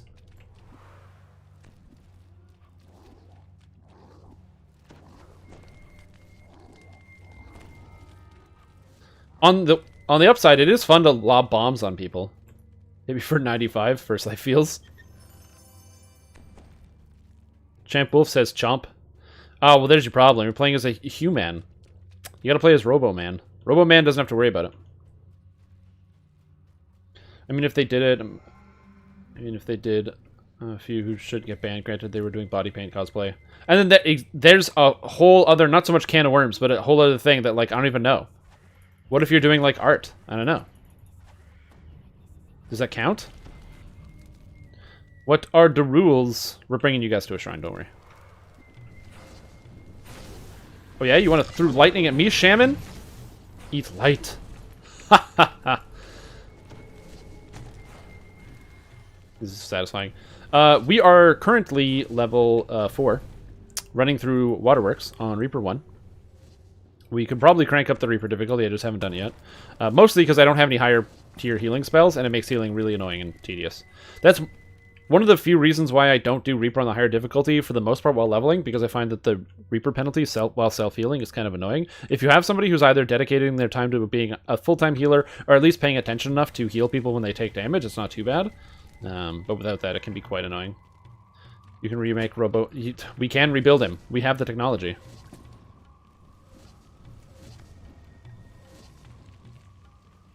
That's it. These kobolds think they're kobold throwers. Pfft. Their alchemist fire's got nothing on my light explodey fire. Although I can't hit the spider. Literally, I can't hit the spider. There we go. Triple. That's why if I stream, no camera is just safest. Yeah, that's also a good option. Honestly, I don't think there's anything wrong with streaming with no camera, like, conceptually. I think one of the issues is that, like, if you decide to stream with no camera, it becomes infinitely harder to build up that type of audience, just because there's, like, just that level of connection. You can see the expression in someone's face and what's going on. It just becomes harder to, I don't know, just, like, pass on some certain things. Like, there's a reason why a lot of people stream with their camera turned on. Granted, everyone also doing the same thing is not always the best. It's why there are some people out there who are able to successfully build up and cultivate an audience, even though the fact that they don't show themselves on screen. And I think that there is an audience out there. There is a group of people who just don't, like, they don't need to watch a live stream to see the look on somebody's face. As an easy example, I remember when I played League of Legends in 2014 or 2015, and I'd watch, like, streams of, like, Faker playing whatever in mid and just annihilating people. But there's literally no interaction. It's just the game feed. And the guy's got like 8,000 viewers because it's like, well, he's the best in the entire world, so there's no interaction. And then you have other people who are able to, again, cultivate that following, and still like let their personalities shine through by almost like letting, you know, they're just a voice. They're just a voice behind a camera. I think of it a lot like radio almost. Imagine that you have a live stream, but the actual broadcast of the live stream is done without any type of camera involved. It's sort of like radio at that point.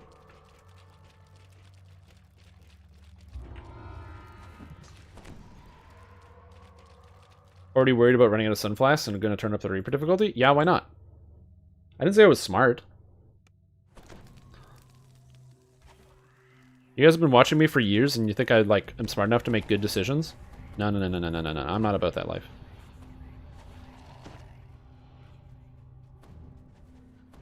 Oh, thank you for the boofs. I can't buff anybody else because I'm a selfish alchemist. Dang it. Get out of here. Ugh.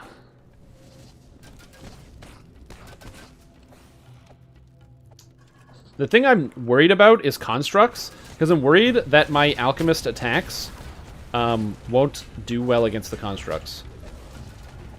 That, like, because it's light damage, it gets reduced by half, I think. Like golems, basically, is where I'm worried. So we'll have to see.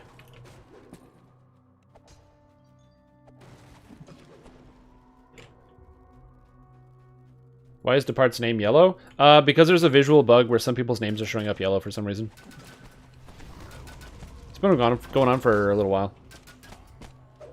No, it's a visual bug. Why can't they just smash their potions on their friends? Yeah. Isn't Sunflask a consumable? That is correct. It is not unlimited. It is limited. This is a limited build. I can only run this until I run out of flasks.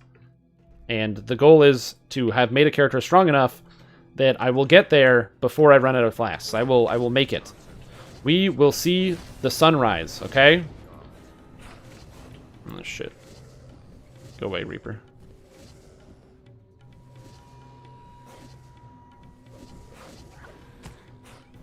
Oh.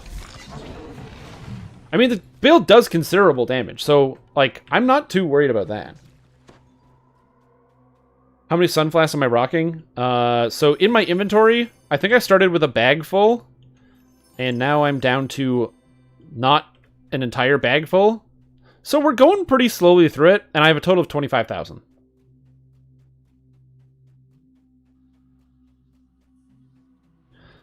So we're going to see how this works. The reason why this is SUNFEST, a full event, is not just because I, you know, wanted to advertise and market a thing, because I'm not good at that. Mostly because I wanted to find a way to like thank and appreciate all of the people who helped me build up this stash. Getting 25,000 Sunflasks is very, very difficult. So fortunately, over the wintertime, over the festival season, I was gifted many, many, many Sunflasks by the wonderful community out there. So which I very much appreciate. Can I just hit this guy? Thank you.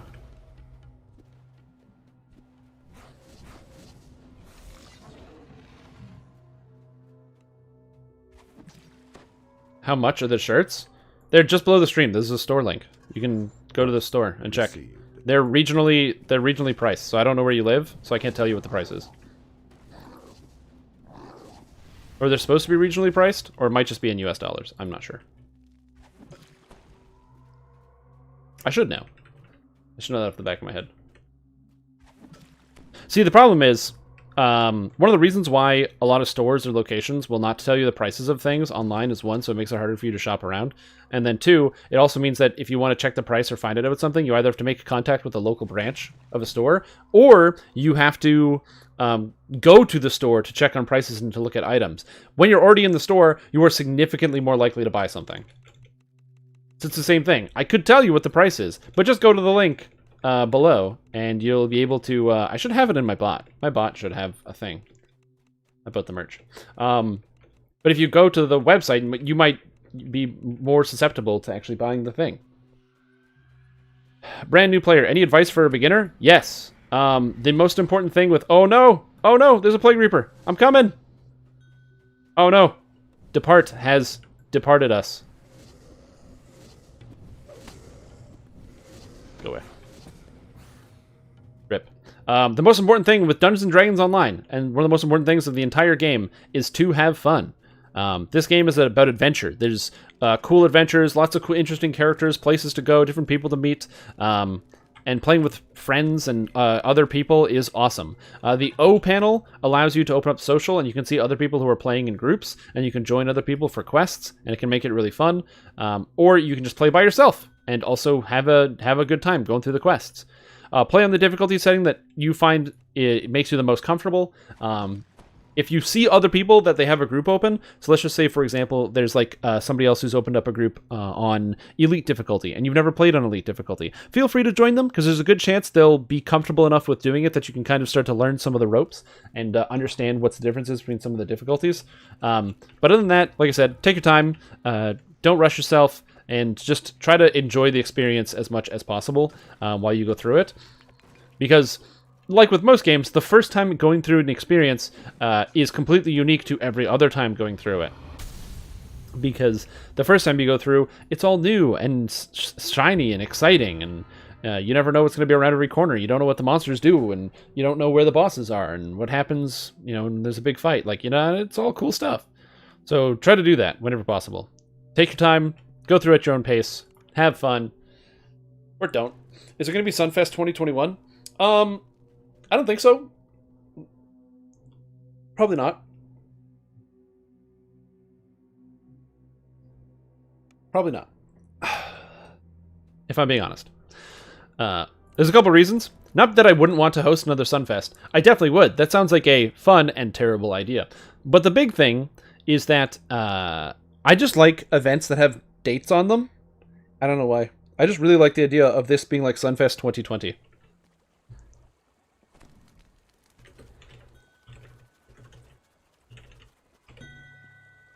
Oh, okay. One sec.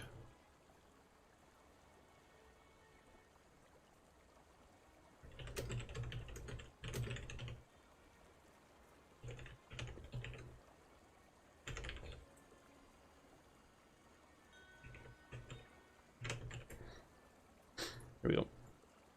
Can I get a quick ship invite? Yeah, of course. Did my game crash?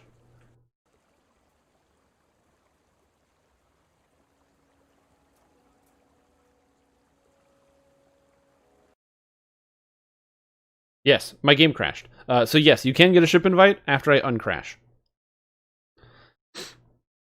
Well, that was neat. Welcome to Stream, where the game crashes.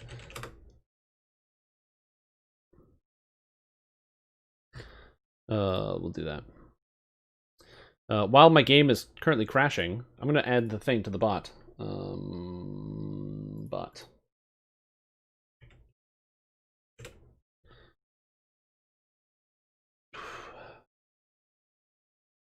Twice today? Yeah, I don't crash in Lotro, which is actually kind of interesting.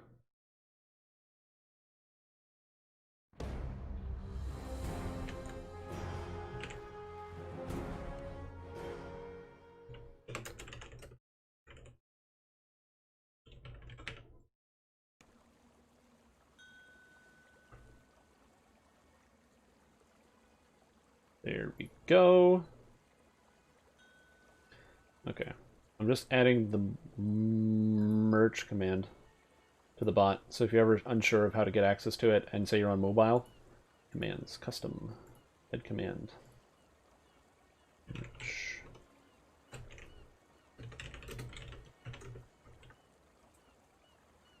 Okay. There we go. So we're good to do that. I'm now the party leader. Thanks. So now that we were uncrashed and we're back in the game, what do we do? Well, we did Waterworks, and that was pretty fun. Oh man, you know what'd be fun? With a character that does extra damage to undead, let's do Catacombs. YOLO. Reaper Catacombs. Why not?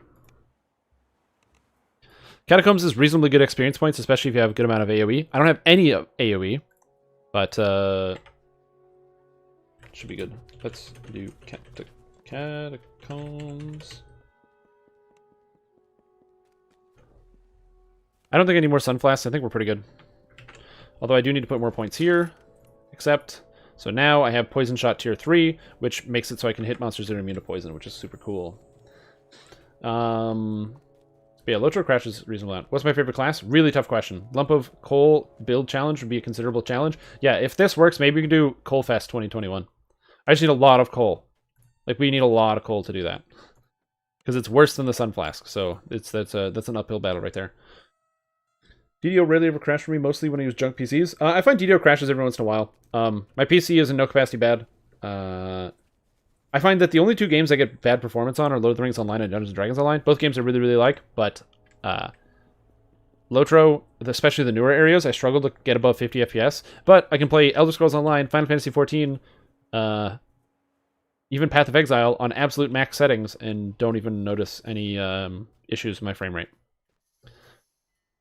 But Lotro, it's tough. But yeah, favorite class, difficult question. I'll answer that in just a sec here. Do I play D&D or just DDO? I play Dungeons & Dragons as well. I have for years and years and years. Probably like 20 years at this point. And I currently play in 2 different campaigns on a bi-weekly basis. And then I also run a campaign every single Sunday. This is the wrong guy. Oh. Oh god. I'm just gonna grab a cleric hireling just in case. So we have one. Makes it easier.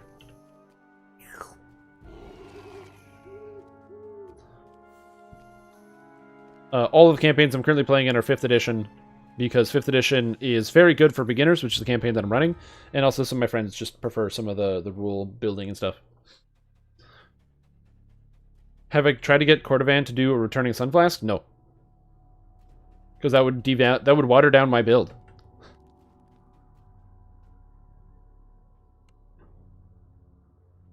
But yeah, so what is my favorite class? Difficult question to answer, because answering the question of what is your favorite class, I find is like, it's really nebulous. Like, how am I supposed to give one single answer? There are a lot of different classes in this game. There are a lot of different reasons to like different classes. So for me, hello.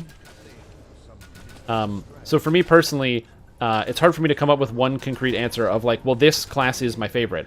I think of it a lot of like, you know, trying to nail down your favorite food. Oh, what's your favorite food? Like, dude, I don't know. There's like 1,000 foods. How am I supposed to pick a food? You know, and it also depends on how I'm feeling and different moods. Like, I can think of foods that I could realistically always eat. Like if someone was like, hey, at any time of day or night, do you want some chicken and waffles? Yeah, I'll eat some chicken and waffles every day. At pretty much any meal. Do I eat it every day? No, because I would die. My heart would stop functioning from all of the salt and cholesterol, and I would just die. So no. So there are like a lot of conceptual problems. So when I think of like classes I like a lot, I like melee for the most part. I like really enjoy melee. And if I had to pick a couple classes that really just land it and get it right for me, I really like Eldritch Knight. There are some game mechanic issues that make it difficult to actually come up with like what would be like a favorite, or to keep it. Just keeps it out of being like solidified bar none #1 spot. But for me personally, Eldritch Knight really knocks it out of the park. It's very thematic and fun and unique, and I really like it. So big fan of Eldritch Knight. I really enjoy playing support bard. I like Spellsinger quite a bit. Nope, I didn't want to do that. Whatever, it's fine.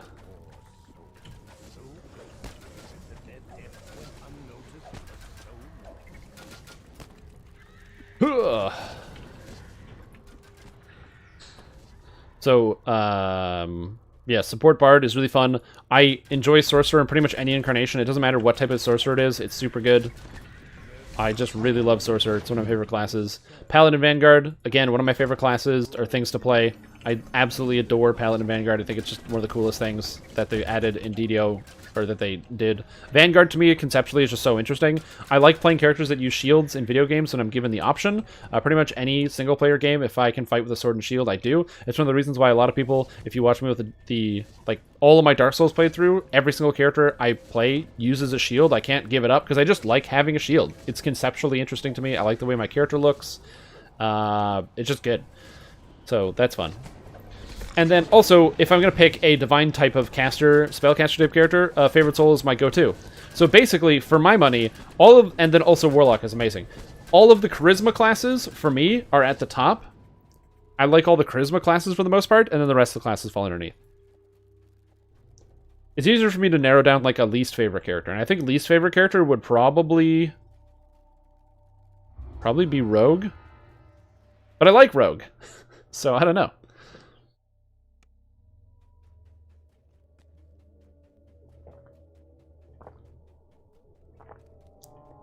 But running a Pathfinder game? Oh yeah, there you go. That's a lot of work. Brunch buffet for all meals? Yo, I could do continental breakfast for every meal of the day for the rest of my whole life. I can't because coronavirus. So there's probably not going to be a lot of buffets going on for a little while. Like, I'm sure buffets are going to come back once the pandemic is over. But, you know, a lot of restaurants are probably feeling the crunch right now.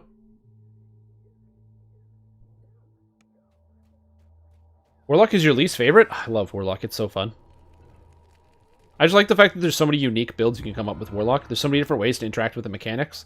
Now that especially since they have the undead form and the different packs, you can be an Ice Warlock, Lightning Warlock, however you want to specialize your character. You can focus on, like, the drain effects. They have the spell-like abilities for burning blood, the life drain. You can go the aura, you can go more tanky, you can go melee, you can go inquisitive. You can, like, so many different ways to play with it.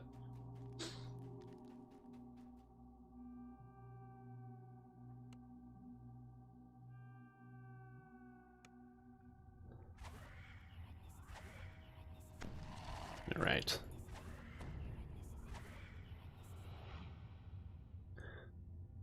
I am so confused by that statement. What do you mean? Like, you think in November, like, all of the people, like, the hundreds of thousands of people that have died are just gonna, like, spring out of their grave and be like, by the way, it's all over. Haha. It was a prank, bro. It is very misguided. Already a Warlock. Artificer is also really interesting. Rune Arms are one of the coolest, if not the coolest, item in the whole game. Okay. I can't hit this Reaper. This is not good. This is very bad. Super bad. Okay, I basically didn't hit that Reaper at all because it was moving. So that's an interesting problem.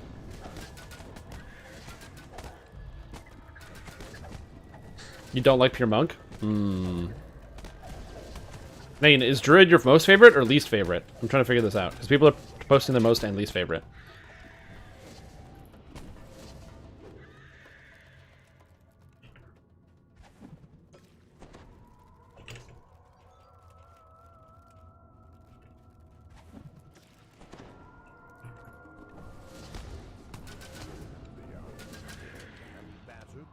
Yeah, I like Druid a lot. Druid's got the shape-shifting, it's got the healing, it's got the different crowd control modes. It's cool. Druid is very cool.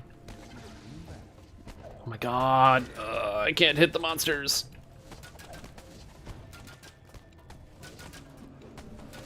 And I don't know why. Why can't I hit the monsters?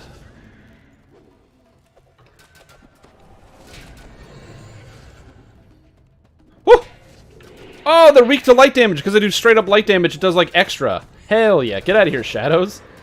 Disappear from sight. Son of a bitches. Sons of bitches. I think my issue with the Sorcerer, it's the same problem I have with most other things, is that, not Sorcerer, with the Spellcaster Druid, is that Spellcaster Druid could be better if there was just no maximum cast level on their spells. Because all their spells would just do a reasonably, like, a slightly higher amount of damage, and it would be enough to make them, like... Oh man, he didn't even aggro onto me. Interesting. If they just did a little bit more damage with all their spells, by having no maximum cast level, I think it would fix pretty much all the problems. Because they would scale higher. What about a build that uses bow for the newcomers? Oh man, William Whitmore. Have you ever heard of Strimtom's Acid Arrow. It's this cool build that uses bow and arrow and also the acid damage from Arcane Archer to create this symphony of a character that allows you to easily progress through the game by being able to hit monsters and stay safe at range, and have lots of good tools to be able to heal yourself and do other things. It's really cool and interesting, and you should definitely pass it on to your friends who are new to the game and need to learn how to do stuff.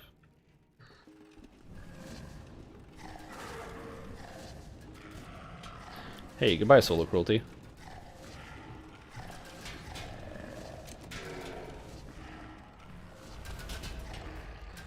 Yeah, it was a question from YouTube. Huh! Get wrecked. I don't know if there... Like I said, I'm sure that there are programs out there that you can download that give you the ability to view multiple chats at the same time. Mine is just literally integrated into my streaming program, which is very convenient.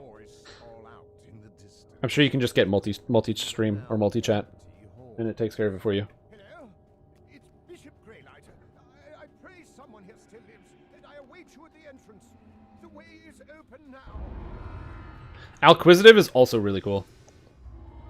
Ooh, level 5. Thanks. Ooh. Taking 5 and getting gears from banks. But Alquisitor's super cool. Your least favorite is Fighter. I like Fighter. Fighter is the only class in the game that can't heal, and I don't like it. I don't like the fact that Fighter... Not that Fighter can't heal. Let me rephrase that. My issue is not that fighters can't heal. My issue is that fighters can't influence their health bar. So, think about it like this. I don't want fighters to suddenly get the ability to heal. Because in 5th edition, they just get second wins, so fighters can heal themselves all the time in combat. I don't like that. I think that doesn't make sense. They shouldn't be able to heal. What I want... Why am I doing this? I should go level up. What I want... I can't leave. Is fighters to have a way to get temporary hit points in combat. That's what I want. I want fighters to have the ability to give themselves, similar to the Warlock, having abilities that give them temporary hit points. So what I mean by that is, imagine something inside of the Stalwart Defender that when you used Intimidate, you gained temporary hit points for like 6 seconds, so really short duration window, equal to your Intimidate check. So if I Intimidate and I got 65, I get 65 temporary hit points, and then they go away after 6 seconds. So as a fighter, you can't heal yourself, but you can mitigate damage by also doing the fighter thing and getting in front of people and taking aggro.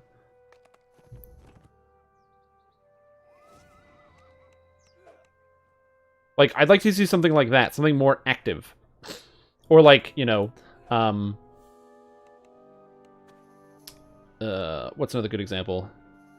Oh, what else did I want? Sword of Draught and Salt Crystals? Or something along the lines of like, I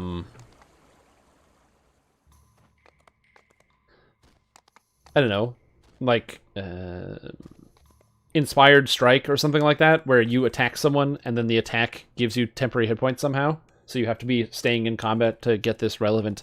Again, it's not healing, it's not increasing your maximum hit points, it's giving you a temporary amount of hit points that is then supposed to help you stem the incoming tide, help you last longer, but not restore hit points. I would really like to see something like that added into the game. I think that would be just a good idea all around. Okay, we're going to put that there, put that there. There we go. So now we got +4 intelligence and spell focus mastery, charisma 4 and sheltering, and dexterity and constitution 4. Oh yeah. Yeah, just something along any of those lines. Like, we're all kind of going along the same route to get to some of these spell ideas.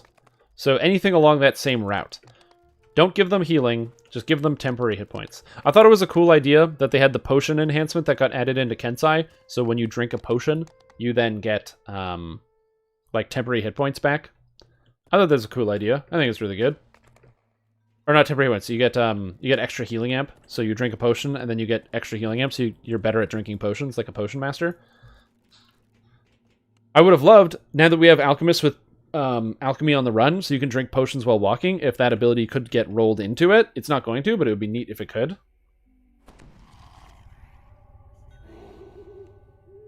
Oh yeah, staff monks are fantastic. They're extremely powerful. I guess it depends on which circles you go into, but yeah, staff monks are really good.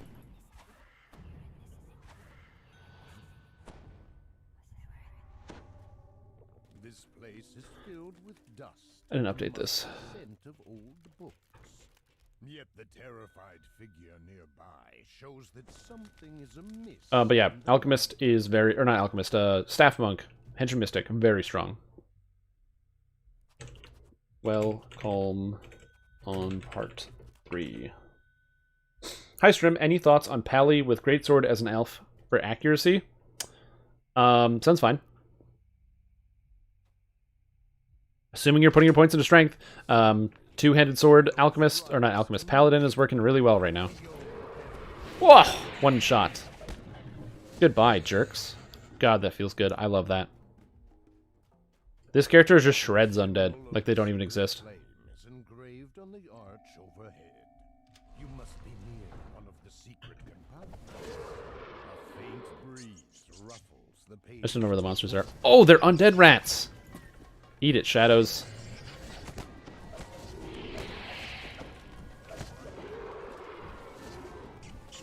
Malloran, I'll save you! In a minute, though. Here you go. Here you go. Back up. What are you doing?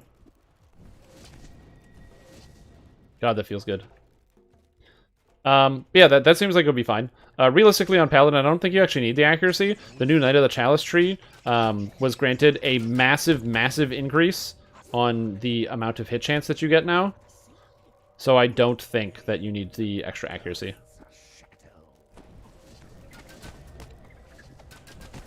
From all of the things on the left side of the tree. Like, Knight of the Chalice got, I think, with their favored weapon, like, plus 10 hit chance. What do the different damage colors stand for? No problem. If a damage number is white, it's because you did 0, so a damage number got reduced to 0. I think. Hold on. Let me hit something. Also, the colors can be edited. You can change them yourself. So the orange number here, this is the baseline. I haven't changed any of the damage numbers. The baseline means... Maybe? Wait, did I edit these? Honestly, I'm not sure. But the baseline, that kind of orange font right there, that's regular damage. If it turns yellow, that means the damage is being reduced. Somehow, if it's white, it means I'm doing 0 damage because the damage is being reduced to 0. And if the damage is purple, then that means the damage is actually being increased. So I'm dealing extra damage. Yeah, the cleave pass is great. It makes all the cleaves very, very fast. I personally haven't used them because I just like strike through a lot. I think the strike through kind of does its job. But yeah, Paladin with, especially if you're, like, you don't have to play as an elf, but if you do like the idea of playing just conceptually, you're like, oh, elf Paladin sounds cool. I can be a righteous, you know, member of the Undying Court. The Undying Court is also really neat because it gives you the ability to resurrect people, so that's also pretty good. Paladins can do that already, but having an extra raise is not too bad, especially since you get it at level 6, I think.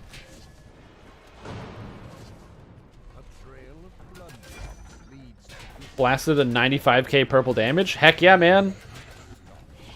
I like hearing about that. I'm glad you're enjoying the Firestork build. I love Firestork. It's addictive. I gotta say it, it's addictive.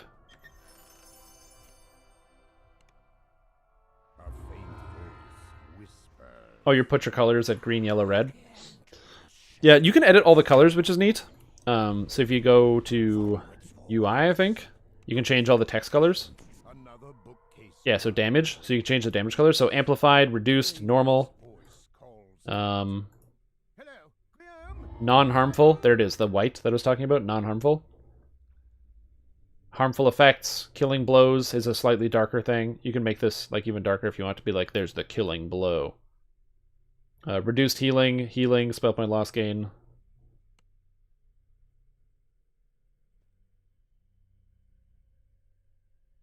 Oh yeah, it's true. It's if they are an elf, they get a true resurrection.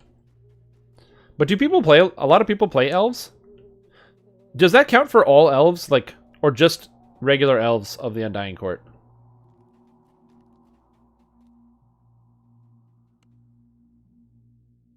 Oh man, this quest has a lot of monsters in it. The Crypt of Gerard Dryden.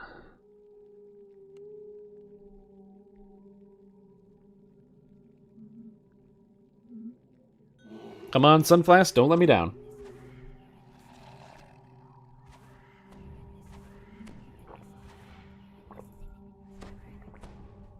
Unearthly cries fill the tomb. The sapphire gate Yeah, I is shut. routinely don't play as elf too often. The only reason I will play as an elf for the most part is if I want to use the dragon mark. There we go. Now I've got that red. Killing blow. That was fast. Goodbye, Malarin. I don't know how he died so quick.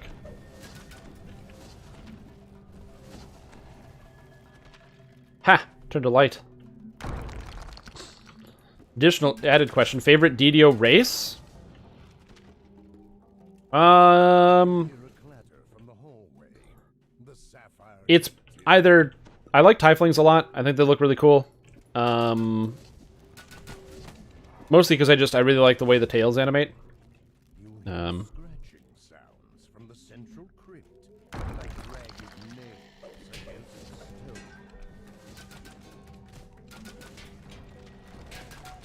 I thought I was going to sneeze, but apparently my body decided not to. So yeah, tiefling's really good. I really like dragonborns because I think they're really interesting. They look cool. They make good noises when they attack stuff. Like they have good grunting sounds. So I like that a lot.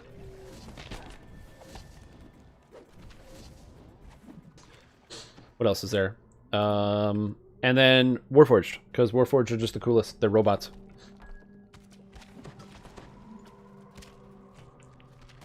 Robots are hella cool. The emerald gate is shut.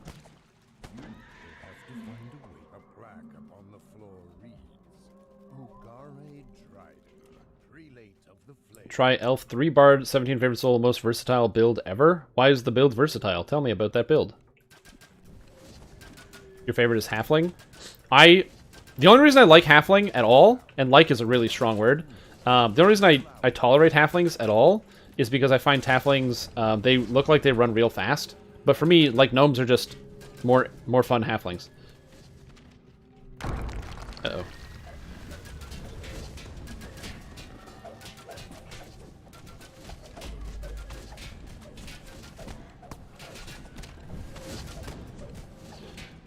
I don't like that my acid damage is in some cases doing 1 point.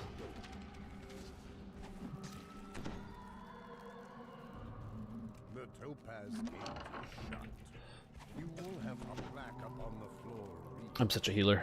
This sanctum. You hear a clatter from the hallway. The topaz gate is raised. I think half-elves also get true res. Yeah, I don't know. I don't know why it wouldn't work on, like, you know, a wood elf or something, because they're still elves. They're just not the same kind. And I don't think it works on drow elves.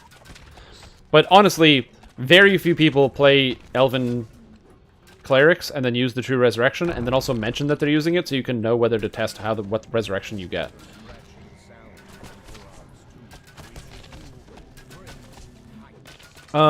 People like using elves because elves get an extra 6% hit chance, and an endgame hit chance is a big deal. Although 2-weapon fighter elf Eldritch Knights, just sounds cool. Sounds like you're some badass wizard. If I had to guess. It's probably just a bunch of people being like, yeah, elf wizard, dual wield, yeah.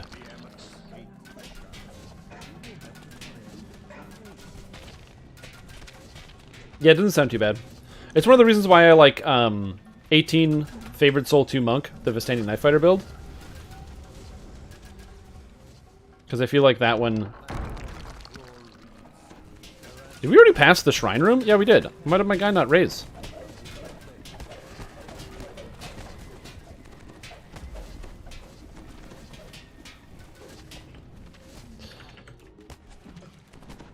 Must heal. Everybody. Because my guy didn't raise. Okay, I'm gonna go raise the guy. I'll be right back.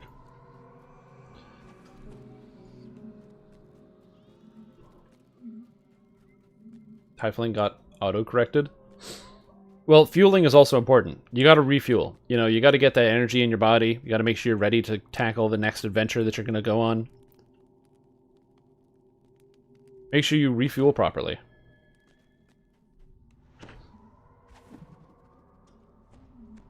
Dying is no fun, but at least it's not permanent. That's right, Malarin. At least it's not permanent. Good call. I agree.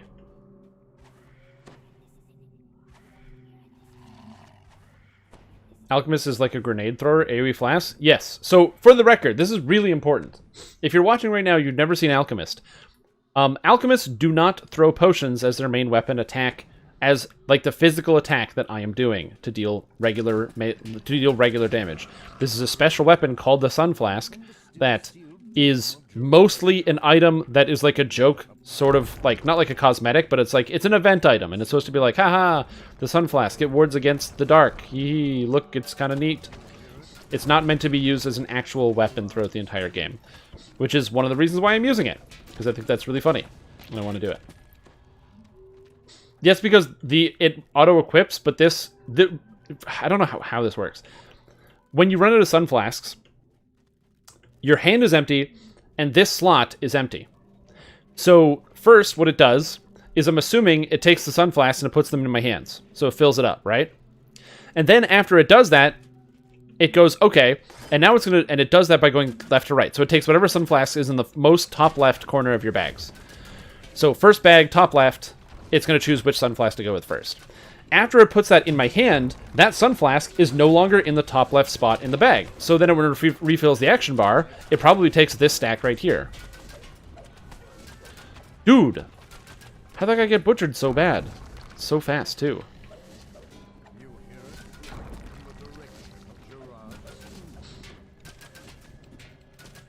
In fact, to test my theory, if I click this on my bar, it should swap it out right here. And it didn't. It swapped out down here. So, I don't know. All I know is I need a re-imbue. Come on, Malarin. Get in there! Come on, buddy. Stop being dead. But yeah, so alchemists have different ways to play. One way is the thrower type build. There's the Vile Chemist. It's a character that is sort of like Eldritch Knight in that you get extra like damage on your attacks, except it's acid, or not acid, it's poison damage. So you do all this cool poison stuff, and you get these wave of poison attacks, and they're all reasonably useful. This character will be taking the wave of poison attacks just because they're powerful, and they're good, and I need something. Sorry. Not really powerful. They strip immunity, for the most part, of poison, which is good, which is why I need it. That's why I say powerful. Then you have the Healer Alchemist build. Healer Alchemists are all about using their spells to crowd control monsters, as well as throwing potions to heal people. So being like, ooh, and healing somebody. And then you have the DPS Alchemist, who is the Bombardier, which is about using all the offensive alchemist spells. The offensive spells include Vile Smashes, where you smash something on the ground, like right in front of you. You throw a potion straight down and it does damage to the nearby monsters. Or the Vile Throw spells, in which you throw a vial and an effect happens. Whether it's single target, whether it freezes enemies solid, which is one of my favorite ones, Vein Freeze, where you throw a bottle and then it's an AoE attack that when it hits people, it has a chance to freeze them. Solid, which is really good. It's a solid attack.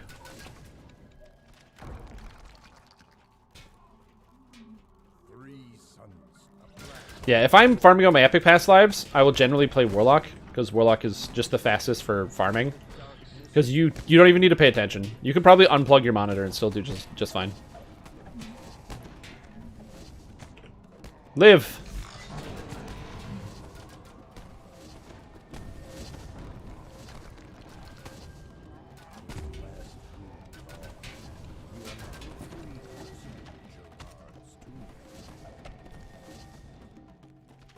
I think we got him. Nice. Good job, everybody. Hirelings the true cannon fodder of this game? Oh, absolutely. Not only are they the true cannon fodder, they're also the true sources of betrayal, where they don't heal you when you're lying on the ground, and you're like, oh, help, the blood, it's coming out of my neck, it's just spurting out, help. And the hireling is like, Now I gotta melee this skeleton real quick. Buh, buh. And they melee. Could they do stuff? Yes. Do they do stuff? No. Alright, back up to Dryden. Poison spell power? No, it's not worth it. Stone and Subliminal. 5% double shot and blur seems kind of good.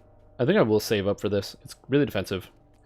Do I need Firm Ambition? No, this is bad. Do I need Toxic Augmentation? This is reasonably good. Do I need Poison Wave? Probably not. But it is Ceruleite, which is good enough. You're bored with your Warlock? Yeah. Warlock can become boring if you play it a lot. It's one of the reasons why I kind of alternate between like doing a past life and then or I alternate between different character builds. I don't like playing the same character build twice in a row. That's my go-to build for racial past lives. I do a different build for every racial past life.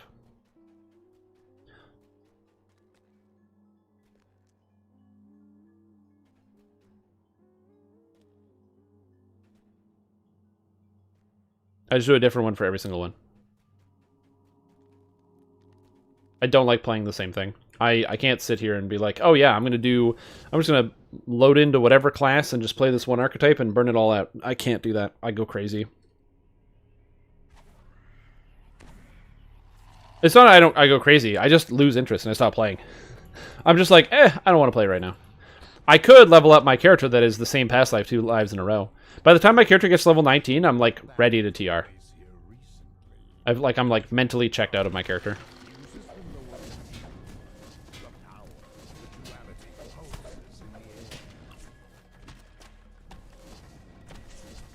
Yeah, the fact that you just pop it open whenever you're in town is so nice. There's been a lot of good quality of life changes that have happened to the game over time. Oh, I didn't even turn on my Reaper eyes. Like an idiot. Sealed within a cloud of deep darkness. Shadowy floors linger at the edges of the room. They see for now. Oh no. Oh, my Jamp. It's not high enough. It's okay, this guy's gonna get the traps, right? It's fine. Words are etched in the It's not like I'm worried about dying anyway. My character's got a reflex save of like 20. I just like to complain about stuff. Get the damage bonus to Ancient Power? My short answer is it shouldn't. But the long answer is it might. However, somebody brought it to my attention that there is like a bug where if you decide to use the two-handed fighting feats and you use an Inquisitive crossbow, that'll actually give you more damage. And you can see it represented on the character sheet. However, after a bit of sleuthing, it can be very quickly determined that that is not actually what is going on. Instead, also, I annihilated that Reaper. That was crazy. But after a very small amount of sleuthing,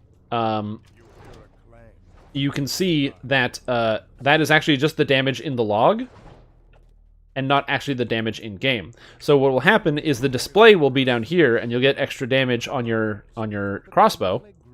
But when you actually shoot, it uses the correct numbers. I would not be surprised if when you turned on Ancient Power, it gave you increased damage as though you were using a two-handed weapon in your actual log, your inventory screen, and displayed incorrectly, and then did not give it to you when you actually attacked. Testing stuff like that is difficult on characters with multiple past lives because you have so many different stats coming from so many different places.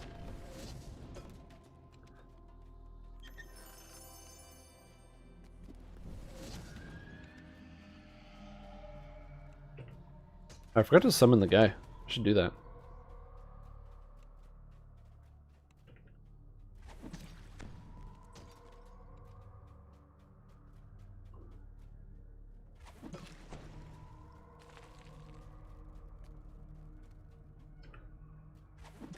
Oh man, self-healing. Ah, self-healing in Reaper mode. How do we get our health back?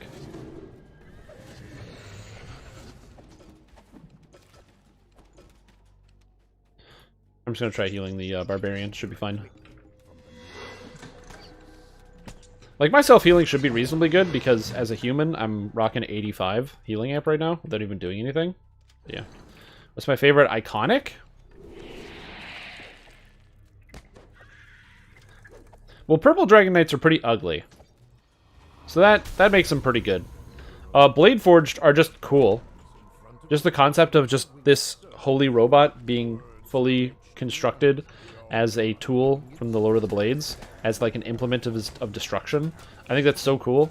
So the story behind the Blade Forged is very interesting. Also, the fact that after the Lord of Blades creates you, he's still like, no, you must go out and learn about the world yourself. It's pretty cool. Yeah, it's all right. It's a good parenting move. So I like that. What else is there? Shader Kai. I mean, the thing is, Shader Kai will always have a special place in my heart because of chains. Which I've had people not complain. I've had people thoughtfully suggest that there should be a chains t-shirt. There will be a chains t-shirt. So if you're like, I would like to buy a shirt that you have from the shop, shrimptom.com/merch. And you'd like to go and you'd like to pick up some high quality clothing that you can wear that keeps you nice and cool. Oof, it was so hot in here before, but this shirt, it breathes so well that now I'm nice and cool. You know, these are all fine options. But if you want to wait until the Sunflask shirt is out, you know, that it will be a thing that will be coming in the future.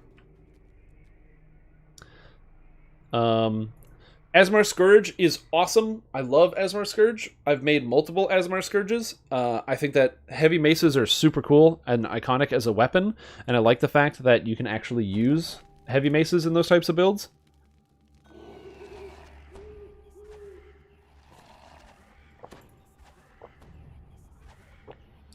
Water. Oh, Malaran's here. Okay, cool. And then Deep Gnome. So here's my problem. I don't like Deep Gnome. I think that Deep Gnome is bad. Not bad because the stats are bad. Bad because the stats are good. The issue with Deep Gnome is it's, for the most part, better Gnome. It's like regular Gnome, except it has an enhancement that gives you 20 Spellcraft. And it's like regular Gnome, except it gets Phantasmal Killer spell-like ability. And it's like regular Gnome, except it gets Stone Skin. So, I don't like it because it's just not interesting. It doesn't add a unique gameplay perspective. It just takes the things you would already want as Gnome and makes it better. I think it's one of the reasons why, you know, if it's like, oh, if they were to make a Dragonborn iconic, they should make a Dragonborn Sorcerer iconic. And it's like, they could do that, but then the only reason they would do that is because they would literally be power creeping Dragonborn. They'd be making a Dragonborn, but that is better as being a sorcerer. But Dragonborns already make really good sorcerers, so they would just have to power creep Dragonborn.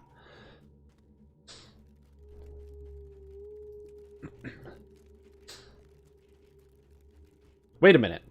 Did that just go through? Voices whisper from the darkness. Hold on, I have to look into this because that's not. I don't know if that's reading properly. I might need an extra thing here. Because if that is correct, hold on.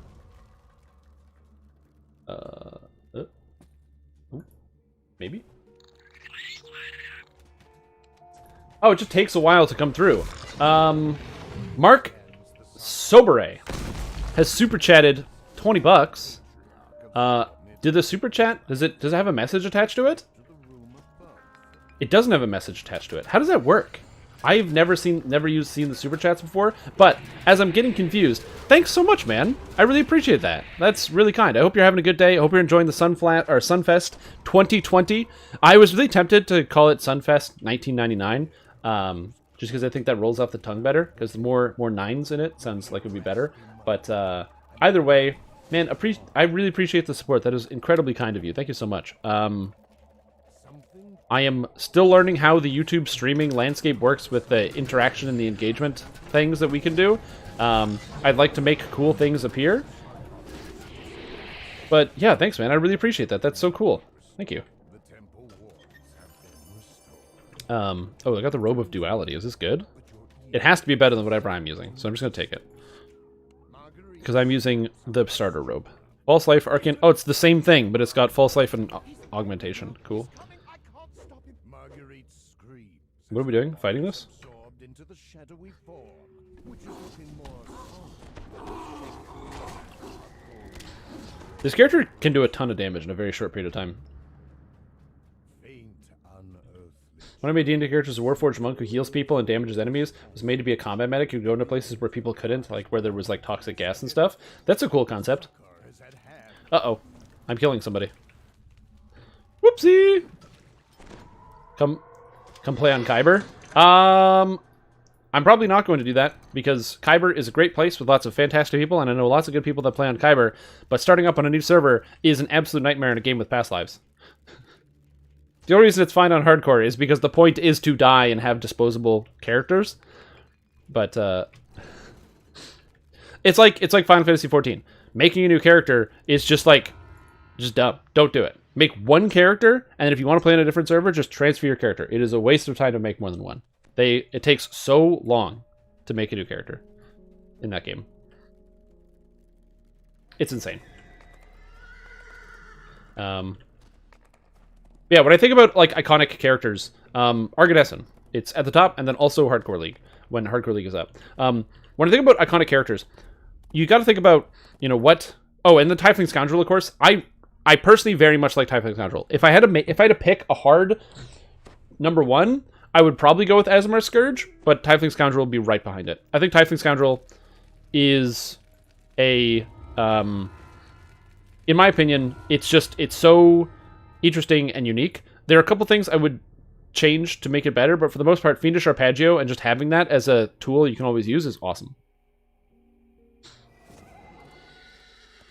Yeah, I don't know why server transfers are so expensive in DDO and Lotro. I don't get it.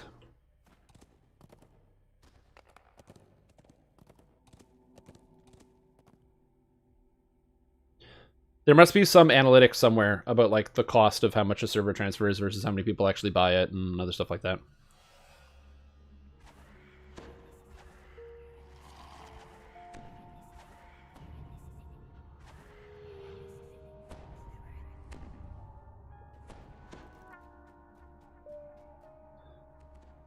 Yeah, so I don't know.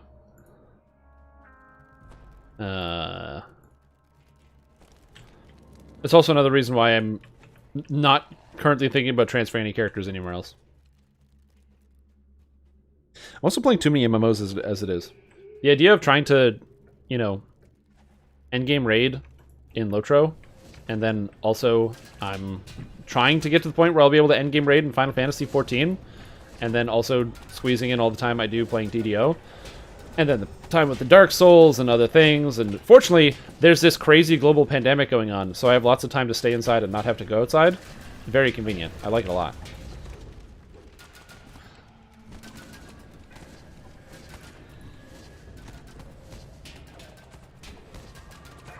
It's so silly. DDO and Elder Scrolls Online are so insanely similar. I love the idea that it's like, oh no, you gotta come play Elder Scrolls, but I would want to come play DDO. Like, they are very, very similar games. They're both games where you click to attack. They're mostly attack-based. They're both games that have a ton of customizability. The only thing that's different about them is the questing system, basically. Even, like, the actual character handling, like the mobility, the momentum in the game, the physics is very similar.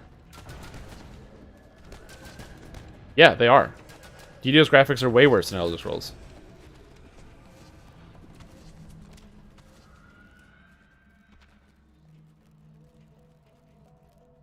But who cares about graphics in 2020? Like, am I watching the new Transformers movie because it's gotta win movie of the year. It has really good graphics. Like, no. Like, yeah, it is nice when things look nice. But for me, it's at this point, especially spending so much time looking at like computer games and video games and Reapers, the thing that I think about the most is not like the actual graphics of something, but mostly how does it look? Is there visual clutter? Can I see what the hell is going on? Do I see where my character is moving? Can I, like, how's my visual clarity? One of the issues that Path of Exile has to deal with, and I don't know how they're going to fix it, is that you literally can't see anything in the entire video game.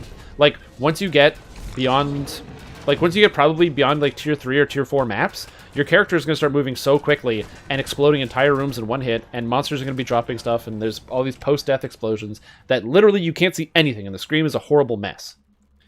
And it's just this big mishmash of color.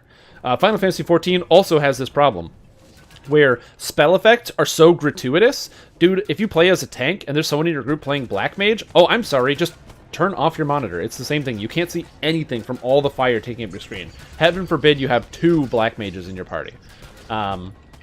So, like, for me, it's about the visual clarity. How does the game look? And is it clear what I can do? And overall, do I find the graphics, like, at least appealing? A little bit. Uh-oh.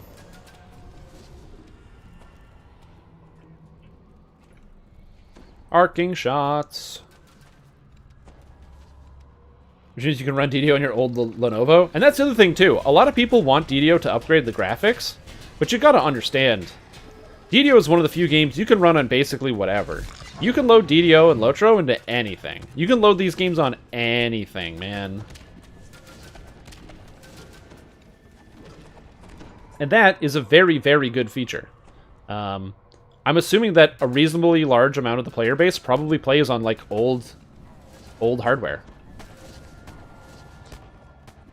Am I finishing this today? Dude, I'm not getting into 20 today. I love that idea, but we're not getting to 20 today. I am not planning on streaming tomorrow. Currently, if I end up having nothing else to do, I might throw in the live stream, but there's no guarantees on that. We will be back streaming all day on Monday.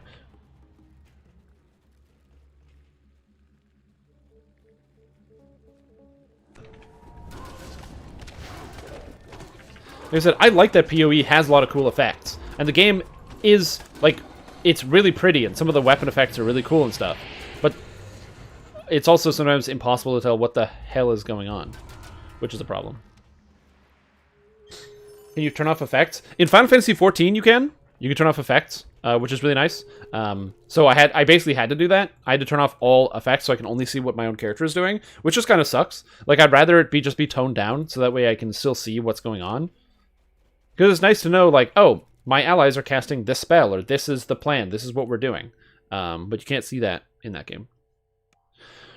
Is my area still under lockdown? Well, for the most part, like, everything is open.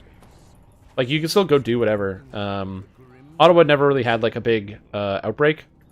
So, you know, restaurants are open and things. There still are limits on, like, gatherings. So, like, a lot of social events are closed down. And then also just, like, personal risk. I don't currently have a need to go do many different things that I would previously do before the coronavirus came. So, like, I used to go play pub trivia, but pub trivia is currently not back yet because you're not allowed to have those types of gatherings. So no pub trivia. I used to go to the rock climbing gym, and I could go to the rock climbing gym, but I'm just gonna wait until this whole thing is, until, like, all this is over. For me, that's how I wanna do this. Later, Mark. I'll see you around. Thanks for watching, stepping in, having a good day. But yeah, so for the most part, you can do, like, whatever you want. You can go to restaurants, you can do things. Stuff is open. I think the issue that gets me is that a lot of people just don't social distance, and they don't. Like, I have me a mask, and I wear it when I go to stores and stuff. So you have to wear a mask when you go into stores. But the area that's right around here, I live right downtown. There's a lot of young people in this area, so they're outside all the time because it's like a jillion degrees and there's no air conditioning in any of these buildings. So there's young people out all the time. They're partying in the streets. They like literally set up tables in the parking lot, and then they just, like, play beer pong and hang out and play loud music and stuff. Because I'm an old man and be like, kids, turn down the music. I'm trying to, you know, read the newspaper or whatever it is that me, an old person, does. So you know, there's lots of stuff out there like that. Oh, man. Oh, thanks for coming, Sunflask time. Oh, I missed it. Oh, no. Rip. So, there's a lot of people that just actively don't social distance in the area, and also none of these people are wearing masks or doing anything like that. So for me, it's like, I don't have to, I just do, and I don't want to contribute to the problem, you know what I mean? I don't have a hard time staying inside, so it's very easy for me. Like, I feel bad for other people that, like, need to have that social contact, that need to do things with other people. I do like doing things with other people. I just do it on the computer. I can handle doing that for a year.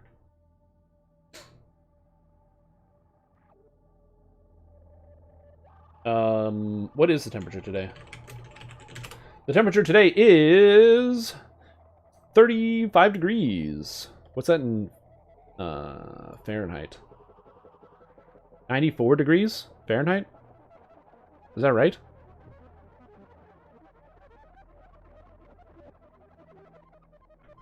Yeah, it's 94. Nice and cool. What do I want to do?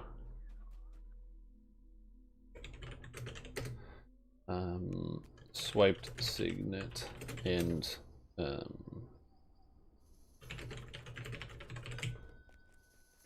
swipe signet in the Spider Quest.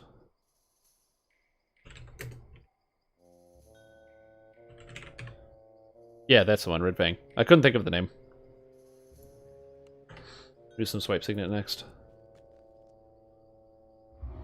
Ooh, no.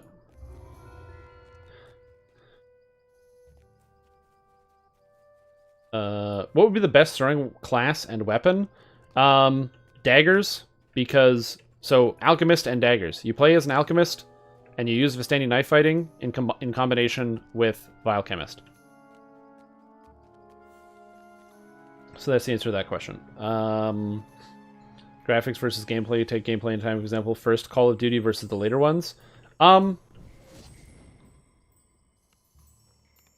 Yeah. I mean, I never played Call of Duty 1 or 2. I started with Call of Duty Modern Warfare, like COD 4. And then I played that, and that was pretty fun. Undead, Construct, Evil Outsider, Human, Elemental.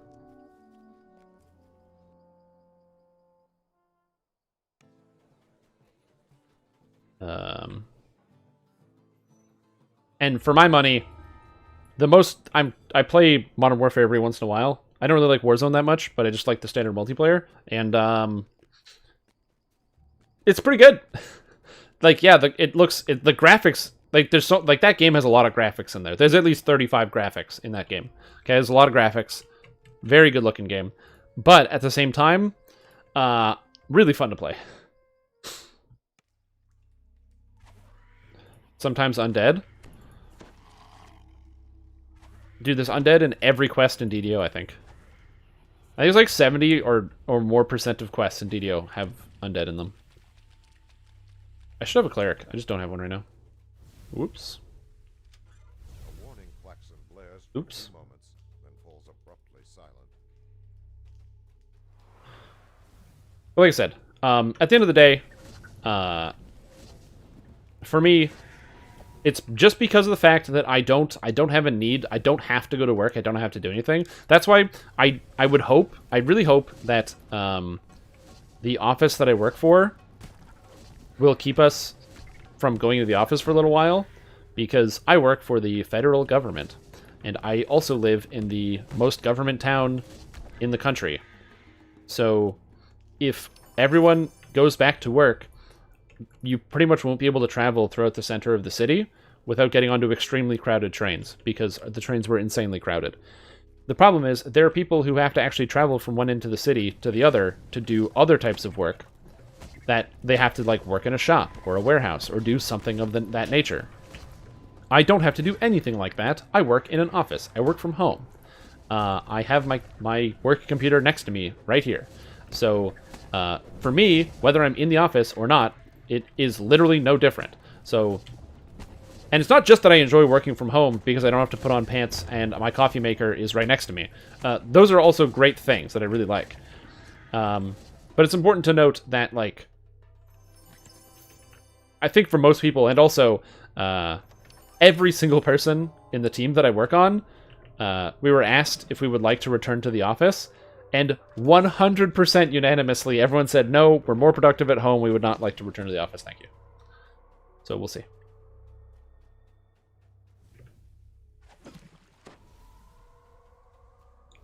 For me, I just like being able to listen to my own music. Uh-oh.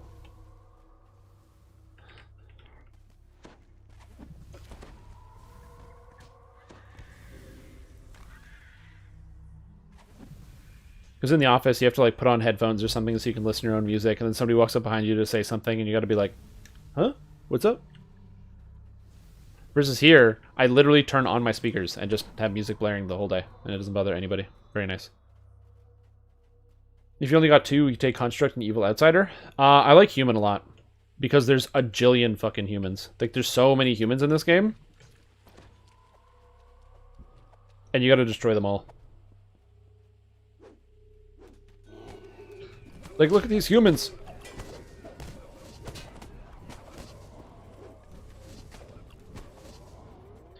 These humans are so strong. So you say the humans are weak. Oh, yeah, you can kill the humans. They bleed, they're sneak attackable, you know, they're not powerful. Except, what about those humans? What about champion humans?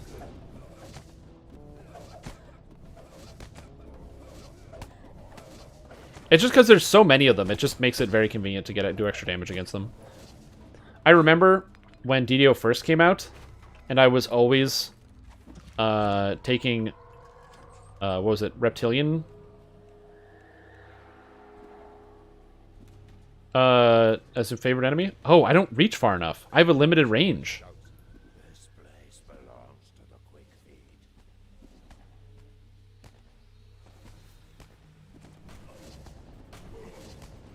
Hey, Snooze, what's up?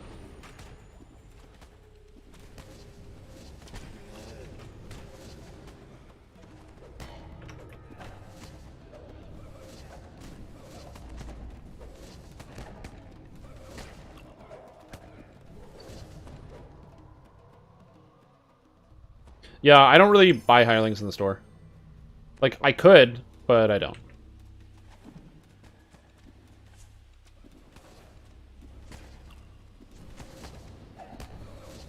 Oh, eat that. No bludgeoning damage, no piercing damage. It's just light damage. Monsters that are immune to physical, I don't have to worry about. Or, like, highly resistant to physical, I don't have to worry about. Hey, Stone Guard, guess what? I'm doing light damage! Haha! That's very, very satisfying.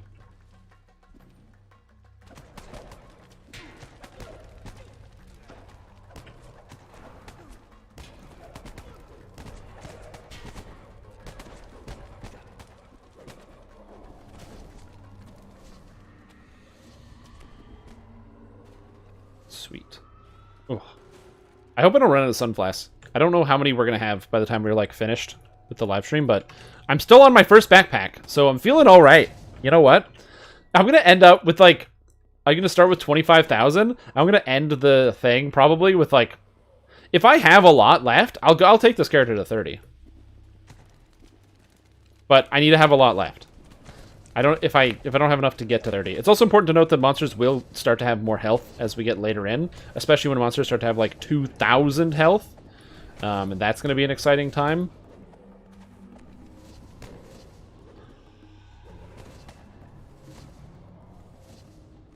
So I got to pay attention to that. Oh man. But so far the thing is working. But yeah, I don't know.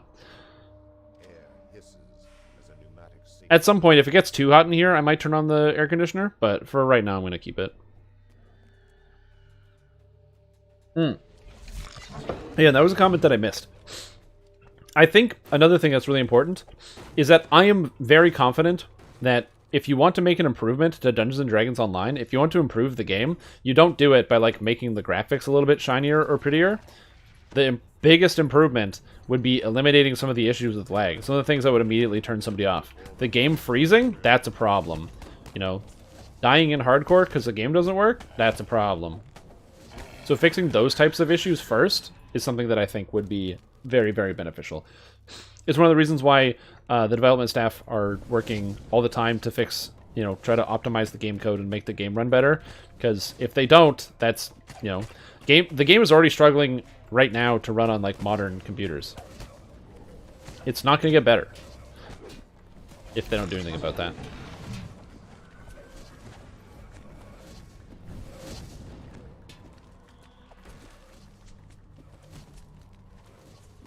I love that I can just bomb these guys with these crazy potions. It's so satisfying. Such a satisfying feeling.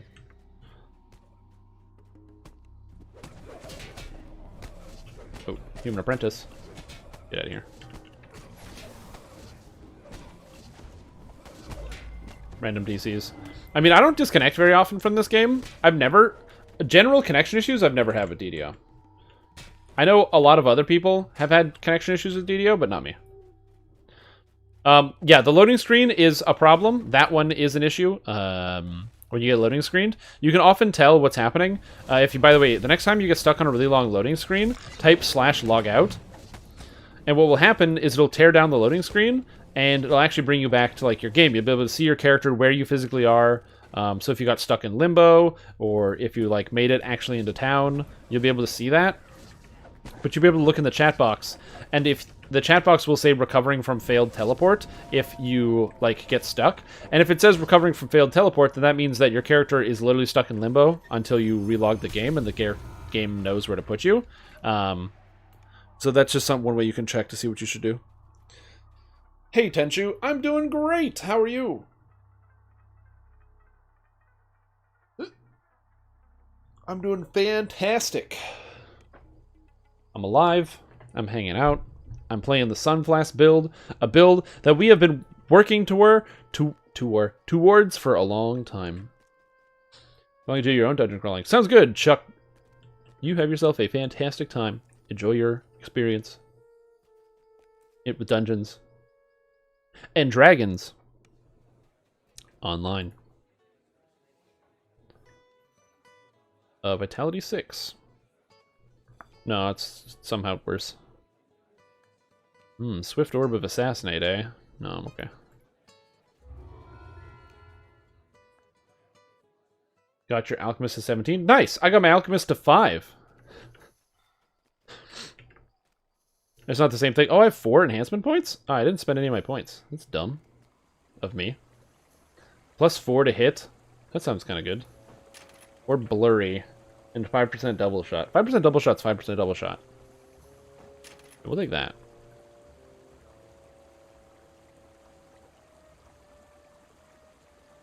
Here we go. Now we go do Red Fang the Unruled.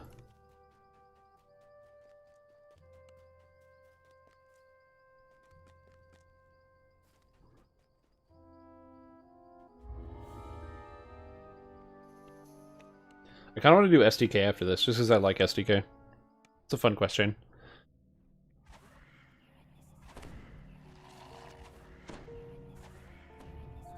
I just want to be able to get enough XP to take level 6, basically, before I move on to the next level of quests. Doing quests a few levels over. This wasn't that long ago, but do you guys remember doing quests on Reaper mode on level to make sure you got max Reaper XP? So you're doing level 3 quests on Reaper mode at level 3, you're doing level 4 quests on Reaper mode at level 4. Those are the days. Am I TR or First Lifer? Oh. If you're talking to me, I'm 100% a TR. I would say I probably have most of the past lives on this character for sure.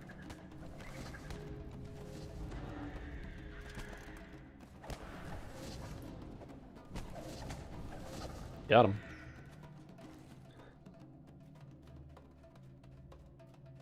Yeah, Spellcaster Alchemist is awesome. I love Spellcaster Alchemist. Super fun, really high damage. And it's just I like the fact that they've got this awesome support where you can throw out really powerful heals in a pinch. I like that a lot. Got him. I don't have Featherfall anymore. Any past lives relevant to Sunflask? Yeah. So I have like the +2 int from past lives, or +3 int. I don't remember how many int it is. I've got the ranger past lives for the extra. I've got 2 ranger past lives for extra +2 or 4 to damage with ranged weapons. I have enchant weapons for +3 to hit and damage with all weapons, which is really good.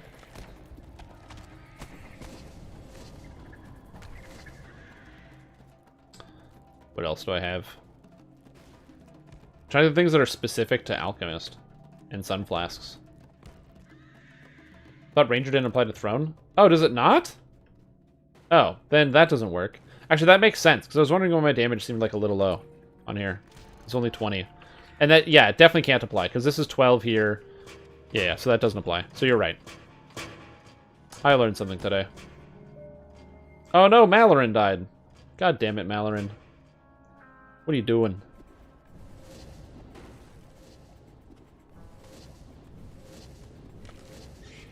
Get out of here.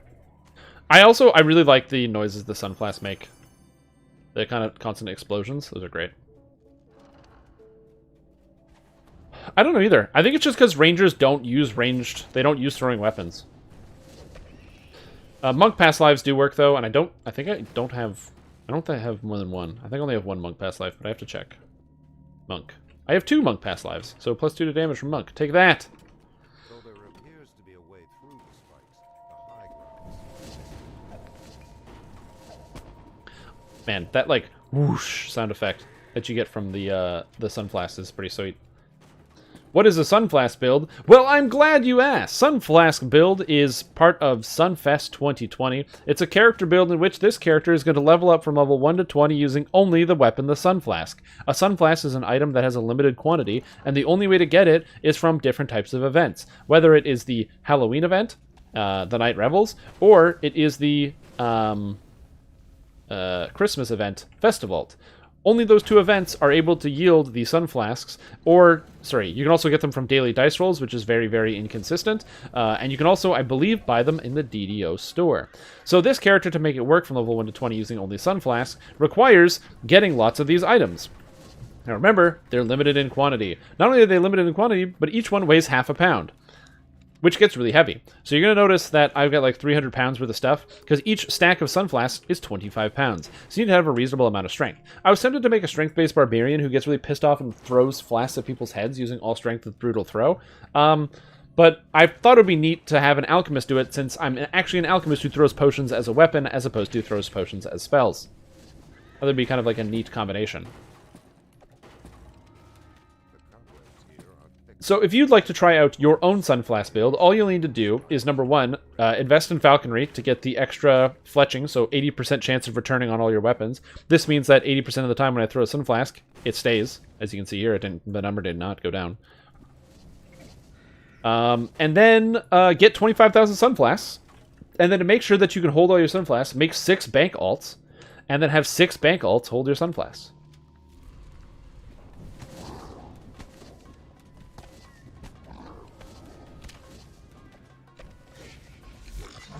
Can I dual wield these? No, you can't. Okay, I wasn't sure. I thought it would be stupid, and I figured you couldn't, but I wanted to check. Yeah, it's a lot of flasks. It's no joke.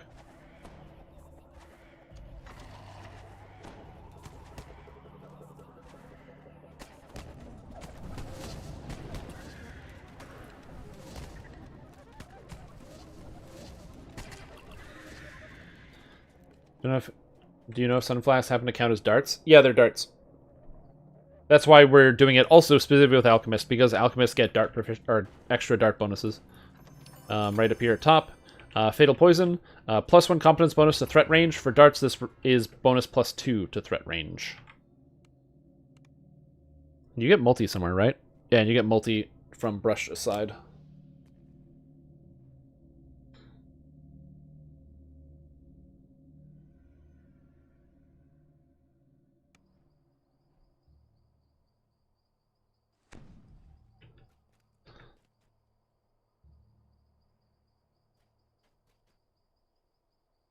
Potions. Hardy Robe, this stuff is bad. There we go. I don't want to see weapons on my list. Let's do SDK and Sacred Helm, starting with Helm. So what would help the Alchemist with throwing? Like from feats? So all the ranged feats. So you want to pick up point blank shot, rapid shot, precise shot, improved precise shot. Then there's a couple of specific... why am I talking to this guy? There's a couple of specific feats relating to Alchemist, or thrown weapons. You have simple thrown weapon expertise, which allows you... It basically gives you double shot based on your dexterity. So right now, my dexterity is 27. So my double shot gets an extra 27. So I'm at 34 double shot right now. Because I believe you get 3% from the ship, 27% from dexterity, and then... No, 2% from the ship, 27 from dexterity, and then I have... 5% from this Stone of the Subliminal right here. So that simple thrown weapon expertise only works with simple weapons. You also want to take Quick Draw, because Quick Draw increases your throwing capacity or throwing speed with thrown weapons. And then you also want to take Multitude of Missiles, which is a feat you can get that is basically many shot, but for thrown weapons.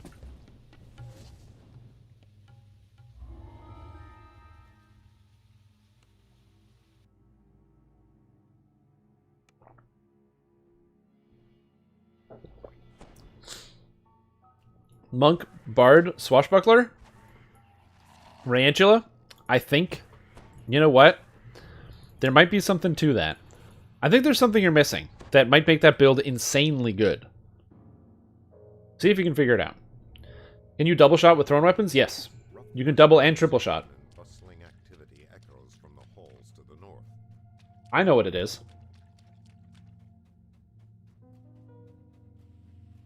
I'll see if you can figure it out. This is a build challenge I'm putting on you. I forgot that the Sunflask also have a maximum range. So not like a true ranged weapon.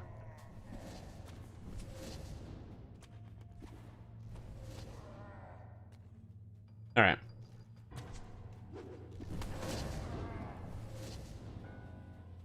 If you can't do it, let me know. And just let me, if you can't figure out what it is, because that is good, but there's something that's even better. If you can't figure out what it is, let me know, and I will tell you. But I want to see if you can figure this one out, because it's you know, there's something very, very important and key here with this build that you're coming up with. Oh crap! I'm burdened. Oh no! Can I fix this? Oh, I can't fix this. I don't have the scrolls. Ah, crap. And he doesn't have Blessed Restore. Are you missing the epic pass life from Primal that gives double shot? Yes, and also I like Colors of the Queen better anyway. Colors of the Queen is better for heroics. It's pretty much the best heroic, or best thing for heroics. 7% chance every 10 seconds to usually instant kill your enemies. Oh, what is that? A crazy champion? Nah, it died. Is that a Reaper? Nah, it died. Colors of the Queen is really good.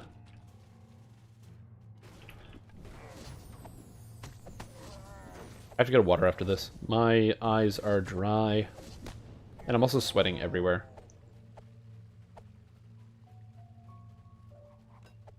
At low levels, Alchemist is rough. Yeah, until you get the AoE spells. Alchemist is a little slow. Basically, you take Greater Venom Vial here at on level 2, which is an AoE spell, and then at level 3 you just take one of the AoE fireball spells, or not level 3 spells, so at level 6, and then once you're at level 6 with the Alchemist, you just go like boom, boom, boom, boom, boom, everything blows up. It's the easiest thing ever. But you need to get to Alchemist 6. Before 6 it takes a little while. Good job, Jason. You figured it out. You figured out what is so key and important about that build. But of course, that is in YouTube comments. Ryan's comment is in Twitch, so he didn't see it. So, but he's still figuring it out. Don't spoil it. That's right. Or what? Are you gonna swap to YouTube to check the comments? Like I said, it's a key thing, very important for the build.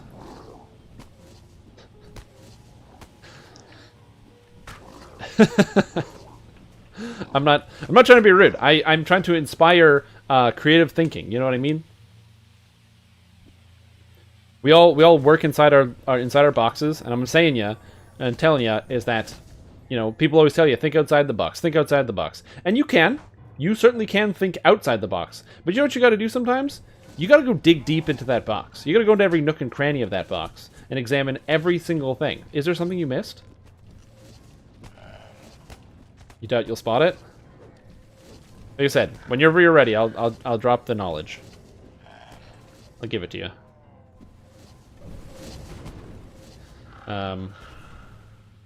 Yeah, so like I said, I personally... This guy's going to run up at me. I don't like this. You know you can charge over this wall? Give me the knowledge? Alright, the knowledge that is essential, that you need to know about this Bard Monk build, that is the most important thing about this character, and is the biggest factor determining its effectiveness, is monks cannot be... Or monks have to be lawful, and bards cannot be lawful, therefore you cannot multi-class bard and monk. And your entire build doesn't work.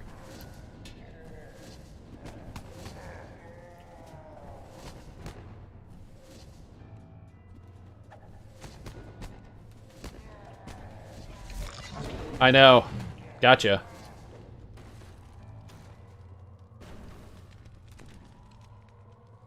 This reminds me of back in the day, before Kensai was changed, back in 2016. Kensai got changed so that one of the enhancements, Power Surge, gave +8 to all stats, so that way it would be able to support every single different type of fighting style. So it doesn't matter if your character is a dexterity fighter, a strength fighter, Harper intelligence fighter, you're multiclassing with Favored Soul for wisdom, or charisma fighter. It didn't matter, or Dwarf Con fighter. It didn't matter. It would work. You could just be a fighter and make it all work together, and it was a really cool idea. And there was this awesome guy that wasn't... I think he was trolling. He might have been trolling, but at the time he didn't look like he was trolling. Who was commenting, and he was like, man, he's like, this sucks. Or it's like, this is going to be overpowered because, like, I don't see how people don't get how this is going to be so insanely overpowered because of the problem of people playing multi-class builds that just use all these different stats and go crazy. And this guy was referencing, what if you have a multi-class build where you're playing a Bard Swashbuckler? This was 2016, so Swashbuckler was pretty good at the time. Like, or it was like considered one of the top tier builds. So somebody's playing a Swashbuckler, and they have the fighter, so they get the access to the Power Surge, and then, so they're an int-based Swashbuckler, getting all that extra damage, they have the Power Surge going, and they've got Paladin, so they can also get access to not only the Charisma, but they're using Divine Might at the same time to get all that extra damage. Or no, they weren't using Divine Might, it was just with Paladin you get the extra saves and other stats. And they wrote this, like, dissertation about how it was, like, a big problem, and how it was like, oh man, you know, it's going to destroy the game with these types of builds. And then somebody broke it to him that you can't multi-class Paladin and Bard. But man, yeah, that ability, maybe that would have been overpowered if you could multi-class Paladin and Bard, but you can't. You can't do that. That is against the rules. Thank you, alignment. That was good times. Also, important note, having anything that says +2 to all stats in a capstone is not overpowered. As it turns out, you can't make use of most of the stats. That's why you don't. Like, that's why barbarians don't equip intelligence items, because they can't really make use of it. So if every capstone in the game said +2 to all stats, it probably wouldn't matter. In fact, it would probably make a few builds worse. Because you'd have, like, barbarians who suddenly have less, you know, they're getting, like, less constitution, or rogues who are getting less dexterity. Monks who are getting less wisdom. But it seemed overpowered. Like I said, it's the kind of thing that sounds overpowered, but then once you actually put it to practice, it's not that crazy. Joshua says, Sunflask. That's right. This item right here. See the Sunflask? How it's exploding every time I throw a weapon? I bet you ain't never seen nobody play an entire character using just these Sunflasks. Is it a good idea? Well, it's an idea, and I'm a big fan of ideas. Stop missing me. Die. Die. Ooh, got him with a -con. My poisonous flask. No! No sap build. Oh my god. I don't think you can sap with a Sunflask. I think it only works with melee weapons. Okay, let's do SDK. I think you can only do the sap with melee weapons. I'd have to double check. But the idea here is I wanted to make a character using exclusively the Sunflask as a weapon. Which required the acquisition of 25,000 Sunflasks. So I have 6 bank alts whose inventories are entirely filled with Sunflasks. BRB water. I gotta get water real quick. I am dying of dehydration because it is... Well, I'm not dying, but that is me being melodramatic. It is very warm, though. Alchemist, you're doing 2 levels rogues against solo with content? That's really good. Yeah. I'm not multiclassing, though.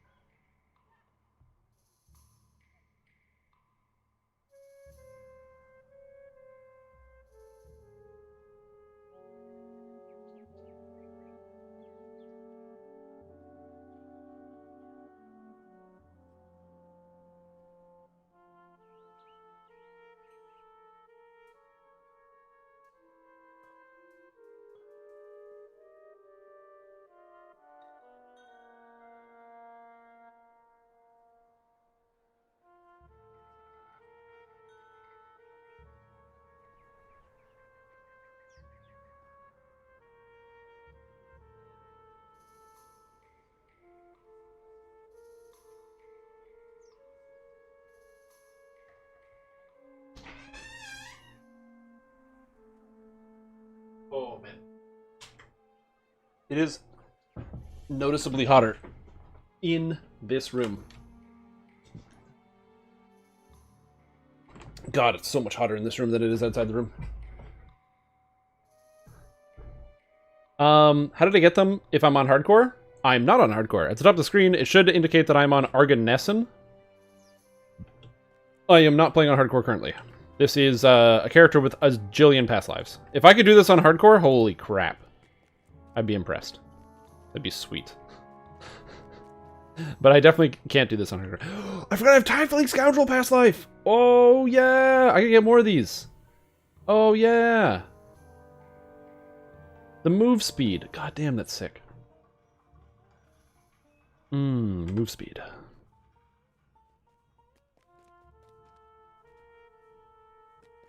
But yes, it was a that's why it's Sunfest, because I want to make an event for it. So one, I was holding myself accountable to actually doing it, but then, or creating the build and doing everything else. But then also, a lot of people helped me make this. This was not entirely me. I needed other people to help me with the Sunflask acquisition, and a lot of people followed through, which is incredible of them, and I'm very grateful for all of the assistance that I did get. So no, not from the DDO store. A lot of people during Festival, mostly. I was really checking my mail and picking up like 1,000 to 2,000 Sunflasks a day. From just people sending them to me that didn't want them from all their copper coins they turned in.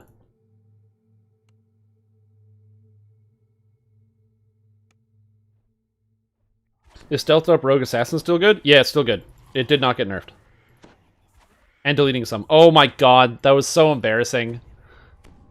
Yes, when I didn't know there was a delete all button. Why is there a delete all button in the one place you don't need it? Oh, that was so frustrating. It's still my fault. I'm stupid. But like, god damn. Goodbye. I will say the Sunflask does hella damage. What would be the best way to do racial past lives? Well, if you enjoy playing one character build a lot, play that character build a lot and do it. Or if you don't enjoy playing a single character build repeatedly, play multiple different character builds all the time. Kendra!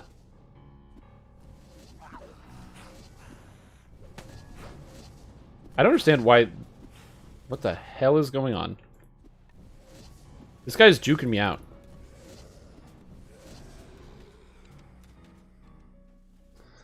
Where's the delete all button? It's in the unconfirmed mail. Unconfirmed mail has a delete all button.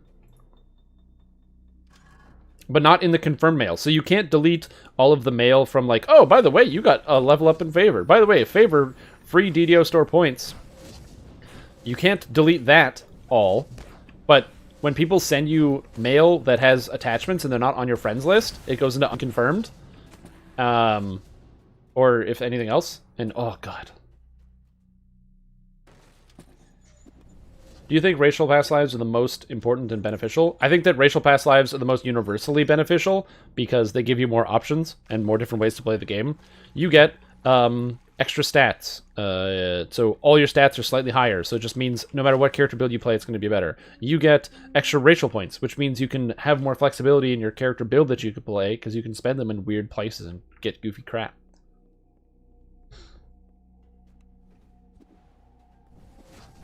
So yeah, it's just do builds. Yeah, it's not to just do builds, but like a lot of people get stuck up on the stuck on the idea of like, oh, I gotta find the right build that I can do all the racial past lives on. But like, if you don't like playing the same character twice in a row, it's not gonna work for you. So you have to recognize either, is there a character build that I like so much I'd be willing to play it like 3 times in a row? And if there is, what is it? And if there isn't, then you will need to find ways to enjoy other things. One of the reasons why I say that is, like, that's why I have so many different character builds that I play all the time. I just don't like playing the same thing over and over.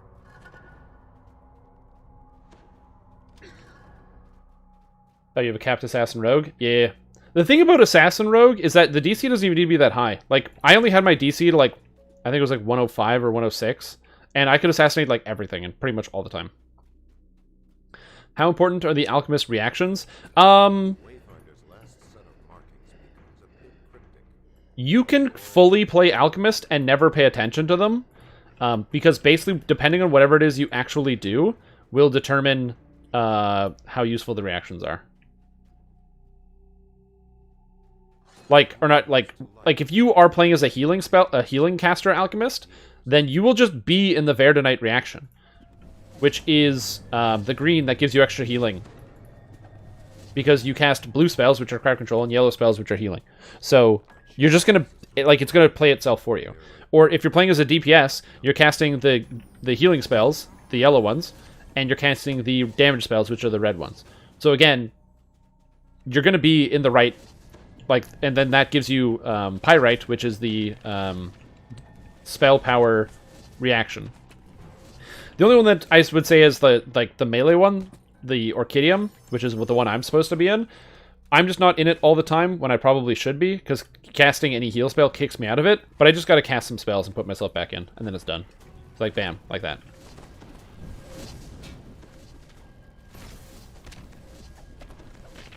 And then back into Orchidium, and with Orchidium, my character's like, bam, 85 PRR, 40 resist. I'm so powerful, and then it goes away.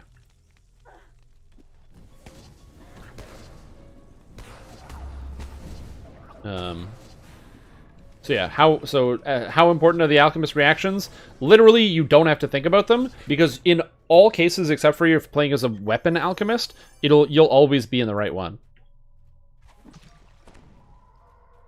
So you don't have to think about it at all. Oh, yeah, well, the reason why Racial Completionist is free is because Completionist requires 14 past lives to get, and Racial Completionist requires, like, 40. So Racial Completionist being free is totally okay in my book.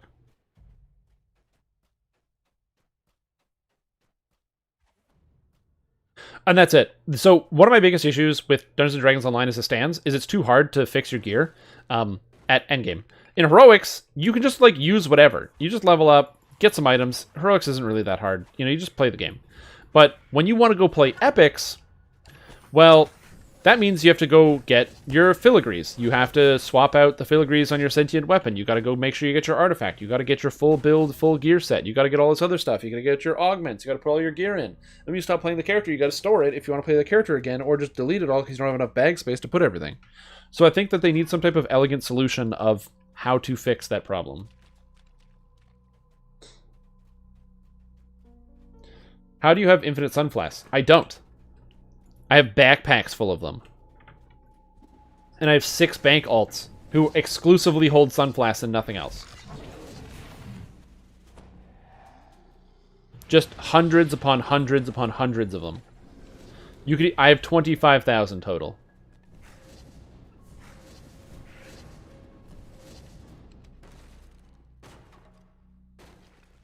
Another way to make it easier on yourself is the game gives you spell-like abilities. So there's one here, Stiffen Skin, the heal, and then there's also the spell vial. If you just take all 3, just 1 point in each, it allows you to easily transition for basically no cost. Because you can just like click it and you can change your reaction type over. What am I going to do when I run out of Sunflasks? I hope I don't. And buy more, I guess. Then full Raven Launch turn sets to epic, yeah. Yeah, that's my issue is the re-gearing process. Is that it's not particularly fun and it's not particularly interesting. Like, it is fun and interesting the first few times. I don't mind gearing, but every character build had like there's such a wide variety of gear, and I compare it a lot to like the Lord of the Rings Online. So here's the cool thing about the Lord of the Rings Online. There's only certain roles that you can play in that game, and all the roles need the same gear, so you can just farm out a few sets of gear. So all of the might classes in the game, if you're playing as a might DPS, you use the might DPS gear. If you're playing as the might tank, or the heavy tank, you use the heavy tank gear. And if you're playing as the heavy healer, use the heavy healer gear.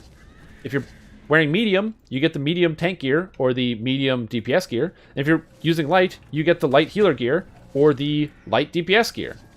So in total, that gives the game, how many did I say? 7 different item sets, with the one exception being Lore Masters because they wear weird crap.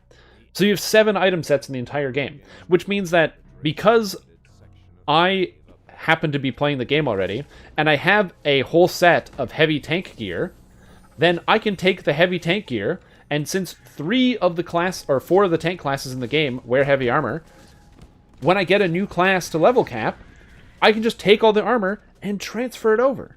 And it works the same, because I already grinded it out. I already did the work. But in DDO, the amount of items you need to store is tremendous for each individual character or build. And gear is so quick to outdate itself because every new... Not outdate itself, like, it's just the cutting edge of gear changes all the time. So it is a tremendous amount of work to try to upkeep with unique items and things. DDO has so many different items all the time. I would love to see DDO's item economy shift a little bit. So that, like, number 1, I would like to see stats consolidated. I don't know why we have accuracy and deadly. Let's call that, like, prowess. And it gives accuracy and deadly. Why do we have assassinate and sneak attack? Like deception and assassinate. They should be deception, and it should give both. Oh shit, you did? You got 100k Strim Gems? Nice! That's awesome. Right? So, I would love to see them consolidate some of these stats to make it so that way there's just slightly fewer items so things work more cohesively. Another issue is defensive gearing. You don't use any defensive items in DDO.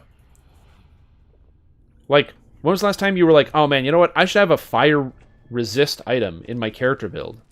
Like, you weren't. You just kind of block those stats out of your mind. They're irrelevant. Unless there's a single boss we need to have that item for. And I kind of hate that.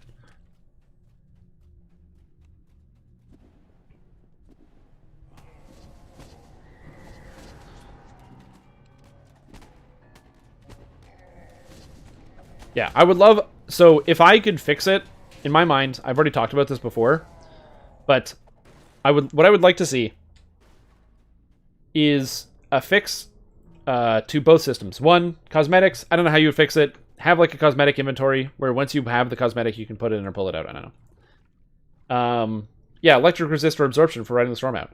What I would like to see is a collection system. So let me describe this system to you. I've described it before, but I've got some people that have never seen the stream from YouTube and stuff, so we'll go through this.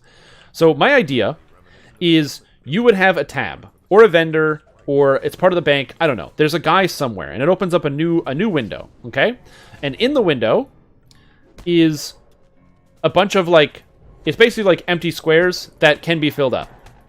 So what it does is it has all of the items that you get from different quests. So let's just say, I'll pick an example of a quest, like Death House from Ravenloft, okay? So when you go do Death House in Ravenloft, when you walk in and you finish the quest, there are 4 items you can get. You can get the keylock ring, you can get the shoes, the freedom of movement boots, whatever they're called. You can get the wisdom necklace, and can you get anything else? I'm not sure. Anyway, imagine you can only get those 3 items. There's a collections tab, or somewhere, a collections window. Yeah, the Flightfoot Greaves, thank you. So you'd have like a window just like this, and on it, it would have areas. So you would see you'd have Ravenloft.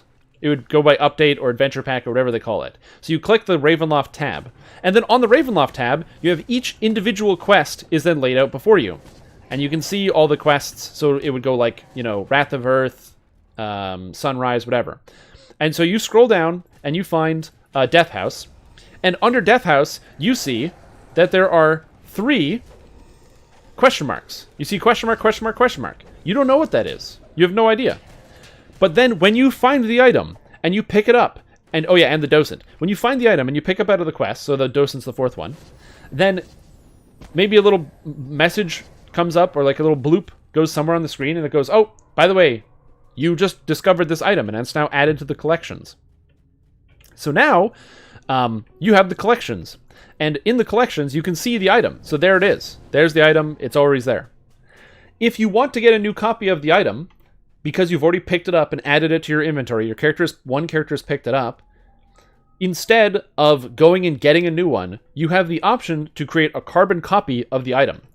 So the carbon copy item is, it's not just deconstructible for, you can't shove it into a weapon to feed, and it doesn't have Mythic, and it doesn't have Reaper bonus, and it has no augments filled up. But it's a new copy of the item.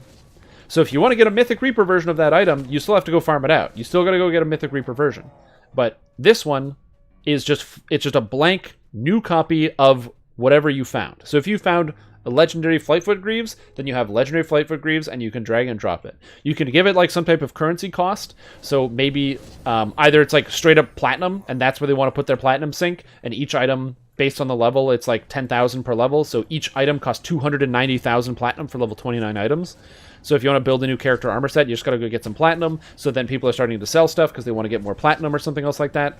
And then the idea here is that it has a cost. To get the item that you want, it takes time. So there still is a grind. But instead of it being this random grind, where you can literally, with 6 people, with rerolls, spending hundreds of dollars on rerolls, still not get the item you want out of the quest, playing it on Reaper mode. Instead, as long as you found it once, you can then pull it out at any time. Remember, you can't break it down, so you can't put it into an item. And you can make as many copies as you want. So all your characters, once you've pulled it once, all your characters get the legendary Flightfoot Greaves. You can just pull another copy out. And the benefit of this is that now, if you pull all the gear in Sharn and you farm it out and you get all the items, you don't need to farm out the items anymore unless you want to get a Mythic one or a Reaper one. So farming out Mythic and Reaper actually does matter because it does increase the stats of your character. If every single item is Mythic, that's I think 20 physical or 21 physical and magical resistance rating, and almost 20 or 25 melee, or I think it's 20, not 26, 24 or 27 melee ranged and spell power. So the idea is still there, that you are you still can go farm out and try to get these items, and it's still worth it to go get stuff. And you still have to farm it out the first time. I'm not against farming it out the first time, but it means that if you said, okay, I start with, I have one item here. I played Barbarian, and I get full build Barbarian. I'm done. I can walk away and play another character build. And if I decide I want to come back to that barbarian, I don't have to keep all the items. I don't have to maintain the inventory space. I don't have to try to figure out where I put them all. I can just make another copy.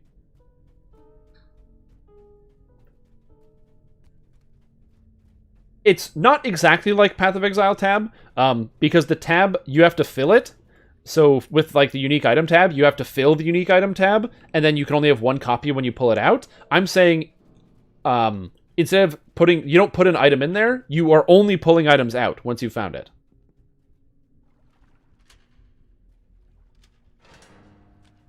Exactly. There are players, or at least there's at least one player out there who has a full set of fully mythic Reapered gear.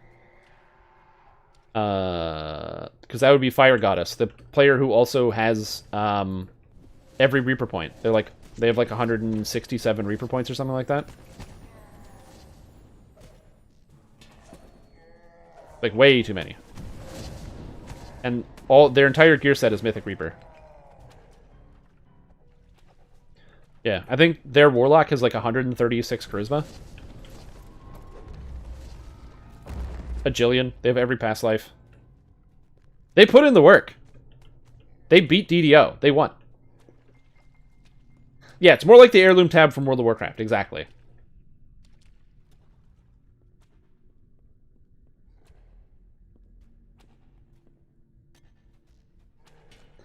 So anyway, this is my idea. There are obviously a huge amount of problems with this. Like, problem number one is that I don't know how hard this would be to make. This is probably an absolute nightmare. Also, the idea of having this, like, every unique item ID, my understanding is that items in DDO cause a ton of lag. Like, one of the reasons is, like, each item is apparently just so heavy on your character. The more shit you have in your inventory, the more lag your character gets. Or not like stuff in your inventory, but like that's one of the reasons why if you empty out your TR cache, the more things in your TR cache, the more lag. Because every time you go into one area to the next, the game is loading your TR cache with you. So if you want to improve your just general performance, by the way, go empty your TR cache.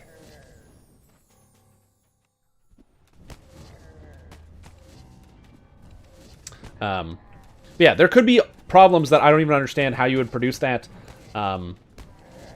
And then also it would take an insane amount of time. And then also monetization. Is this a free feature or is this something you have to buy? I don't know.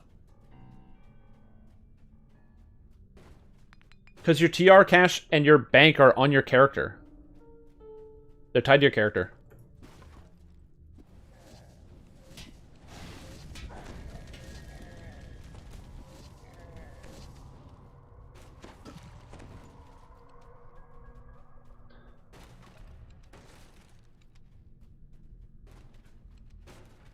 I don't know. I didn't program the game back when they started programming it, probably in like 2001.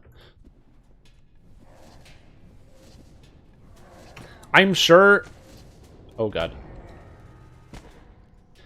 I wouldn't be surprised if they have like a bank. They're like redesigning the entire bank system in the background right now. Bank 2.0. And that's the other problem. A lot of people also use the TR cache as like free bank. And apparently the TR cache is really bad for DDO. Yeah, exactly. It was not meant to be a permanent solution. It's just been 100 years. So yeah. I should pitch this to the devs. I mean, I could. Store currency to get the item stuff. You can get them in the store. Well, yeah, in SOTOR, there's just like, you can buy all the item sets and stuff from the guys.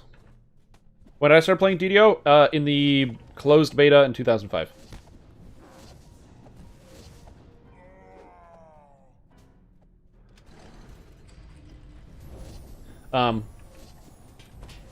Like, I could pitch that idea, but again, another problem is also, like, just straight up monetary metrics. If people are spending money on re-rolling stuff in chests for shards, and then people now don't have to re-roll as often because they can just get the items they want from an extra thing, does that actually impact the bottom line? If you decide to make something where they are not selling as many astral shards, do you have to lay somebody off to do that? Like, that's a real question. I don't know. Have it cost shards to replicate items then? I mean, you could do that. Like the reroll cost of a chest. But then the problem with that is very, very dangerously close to pay to win. Kind of. You're literally buying items. But you had to go farm them first? I don't know.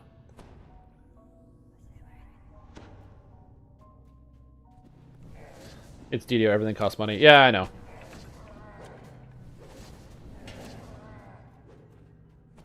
Like I said, the issue is I don't know what the answer is. I'm just an idea guy. That's for the that's for the finance team to figure out.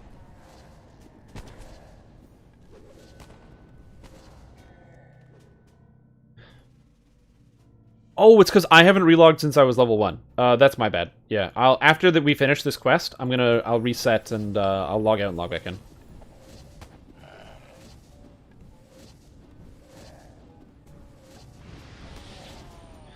Okay, so I think there's two different things that are going on here. So I think that depending on your definition of what you think is winning, autos boxes or paying to level up your character is technically paying to win.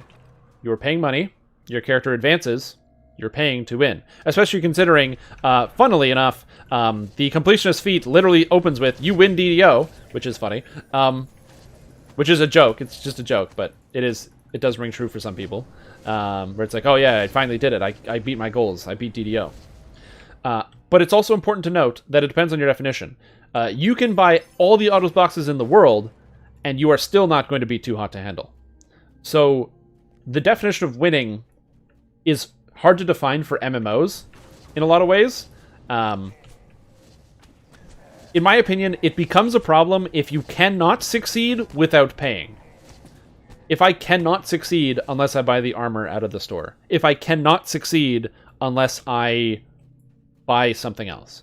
But you can play the game without tomes. In fact, you can just go get the tomes from raids. Although they are a rarer drop unless you're playing on like the higher difficulty. It's oh wait, hold on. Does this work? Hold on. Oh shit. Okay, I got this. I have to manually aim. Okay, wait. Oh! Hell yeah, Sunflasks. I have to manually aim that. Why? Oh, that's awesome.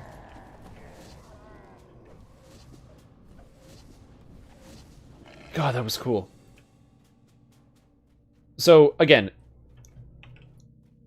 I think that I'm not against the idea of autos boxes being in the game, because MMOs that last a long time have this bloating problem, where there's too much content, and it takes too long to level up to play with your friends. That's why in World of Warcraft, they're going from 120 levels down to 60 levels, because having 120 levels is too many levels.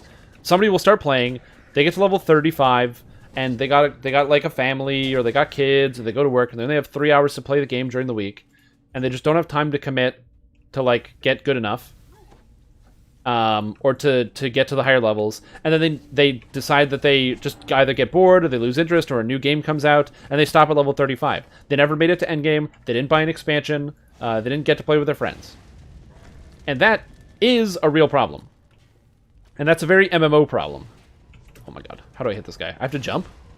Okay, I have to jump to throw these out. Hold on. Hey, buddy. Ah! Okay, hold on. I have to hey buddy this guy. Shoot.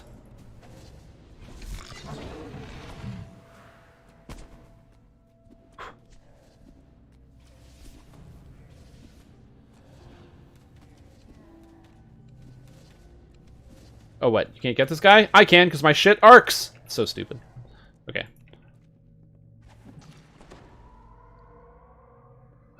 Where's Kendra?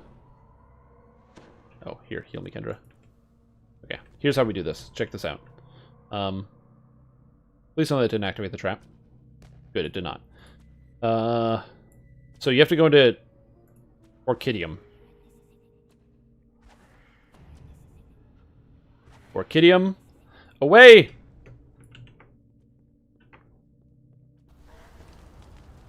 Huh! 6 fire damage. Whatever, video game. I'm OP. Ugh. Is that all of them? Sweet.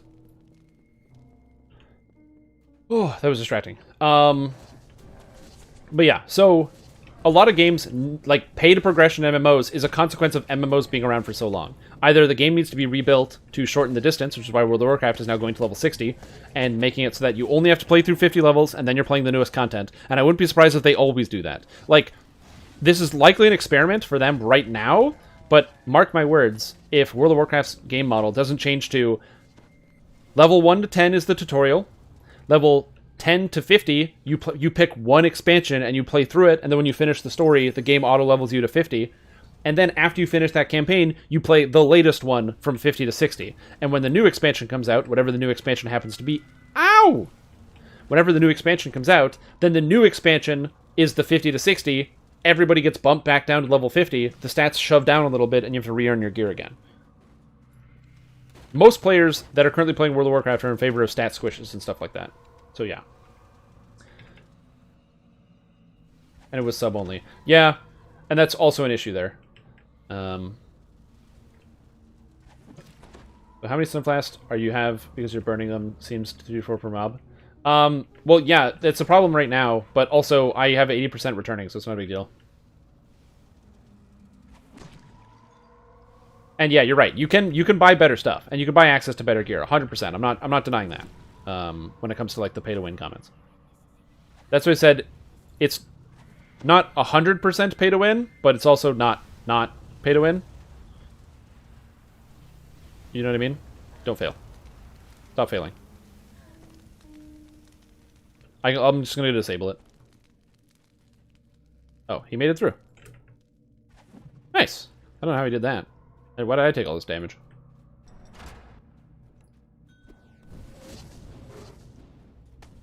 Yeah, but if you don't have Shrine, you don't need the best gear, right? And another thing that's difficult about pay to win is this is a PvE game, so it's hard to have the pay to win. Oh, dude, the leveling... that's one of my complaints about Lotro. There's too many levels. 130 takes forever. Like, yeah, it's the whole story of The Lord of the Rings, so of course it takes a long time. Tolkien didn't write one book, man. And they didn't make one movie. So, like, I get it. That's why it takes a long time, and the characters are fleshed out, and the story is interesting, and there's so many things to do and go see, and take, you know, and you go on your tour around Middle-earth. So it takes a really long time to do. And it's not that it isn't fun, but it is fatiguing. It takes so much time. Oh yeah, and a level 30 character without the best gear is gonna do terribly, but that's also the newest content.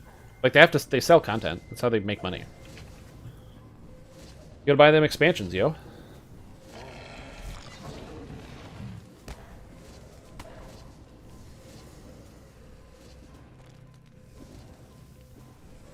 You pay to be VIP to get extra XP. Again, if in DDO winning is getting the most experience points, then yes, DDO is 100% pay to win.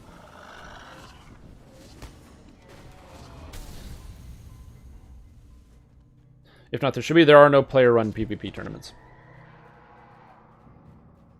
I've advocated for the idea of making a player-run PvP tournament. I just don't have the time to put it together. Leveling or characters at level 30 are too overpowered, and gear disparity is too complicated. So what I was thinking is you could make a character, and you basically, the rule is characters are level 10, so everyone's playing at level 10. Warlock is banned because Warlock magic literally ignores all the damage reduction of all previously existing characters in the entire game.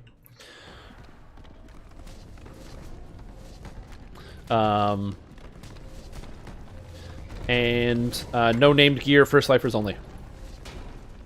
PvP. So no named gear, you can't use any types of named items, you can only use randomly generated loot, or Kenneth crafted loot to build up your items.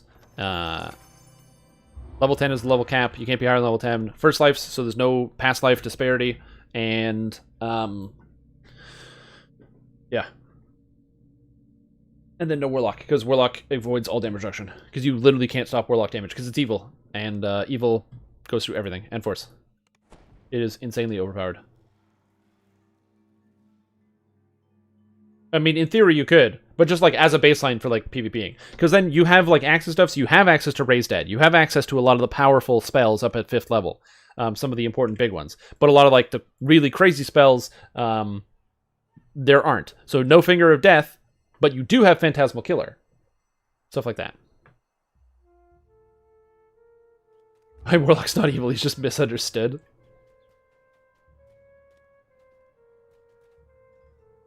Oh yeah, when the Brawls first came out, it was really fun.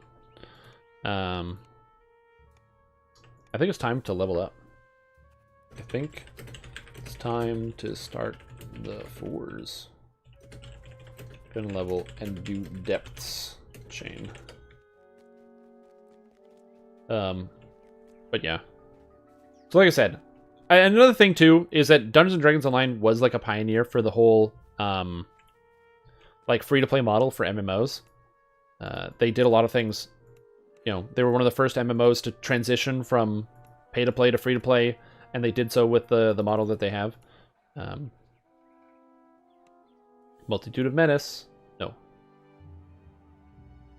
Ranged feats. Wait, what's it under? What's the thrown weapon feat called? Is it a martial feat?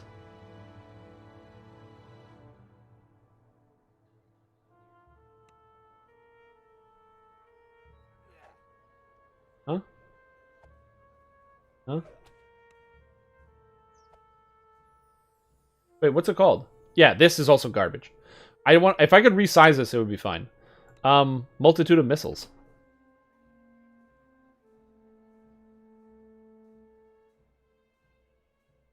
Oh my god.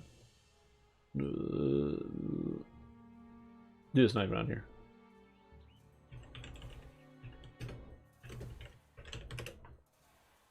Wait, I get it? Oh, I get it for free! Oh, duh. Oh, okay, got it. Beautiful. Thank you, young people.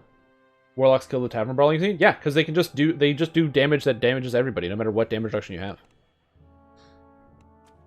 I'm gonna take completionist because I need more strength to carry more crap.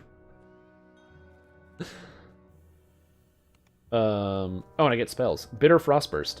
Yeah, these spells: Bitter Frostburst, Caustic Solvent, Molotov Cocktail, and Voltaic Induction. This is basically just all Fireball, but different types. They're really good. Nutlock sucks. Greater Liquid Courage is good. Elemental Weapons, good. I think we're going to take Evolution and Greater Liquid Courage. Bottle Boost, double. Bottle Boost, double. Double Strike, and Double Shot. Oh.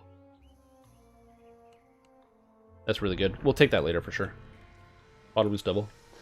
And I get one spell. So now I can swap this out for Glue Bomb, and then I can swap Liquid Courage in. I think Liquid Courage is probably better than Evolution. So what's my intelligence? Is 32. So Evolution brings me up 1, so no, I don't need it. Okay. How to play. Okay, that makes sense. Yeah, I would love to see that. And winning a PvP tournament game, whopping 40k plat. Yeah, man. 40k plat. You're rich. You can do anything you want. You take over the world. Alright, selling garbage. Nullified orb, that's what I'm using, so don't sell that, Strim Tom. Don't be dumb. No. No, I need move speed. Oh, that's move speed. That's 15%. I don't know. Combustive rope bad. Don't sell the Sunflasks. I might need to stack those up. Bracers? I like mine.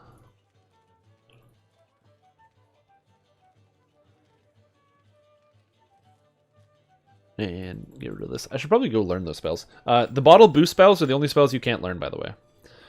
So, or like you can't get scrolls of. You make sure you take those if you're playing Alchemist. Oh, don't forget I was going to relog. Oh yeah, I got to relog. Yeah, I got to relog real quick. One sec. So we'll do that here. Your father? Oh, congrats, Marco! Oh my god, that's amazing! Congratulations! What a thing to have happen during a pandemic. Becoming a father.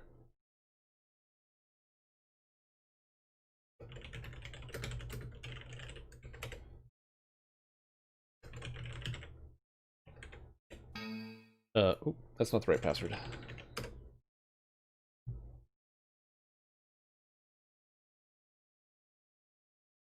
Hard capping. Why is that? What do you mean hard capping? Why do I even like this with all the mess? I don't know. It's because there's no other game like it. It is completely unique. That's why.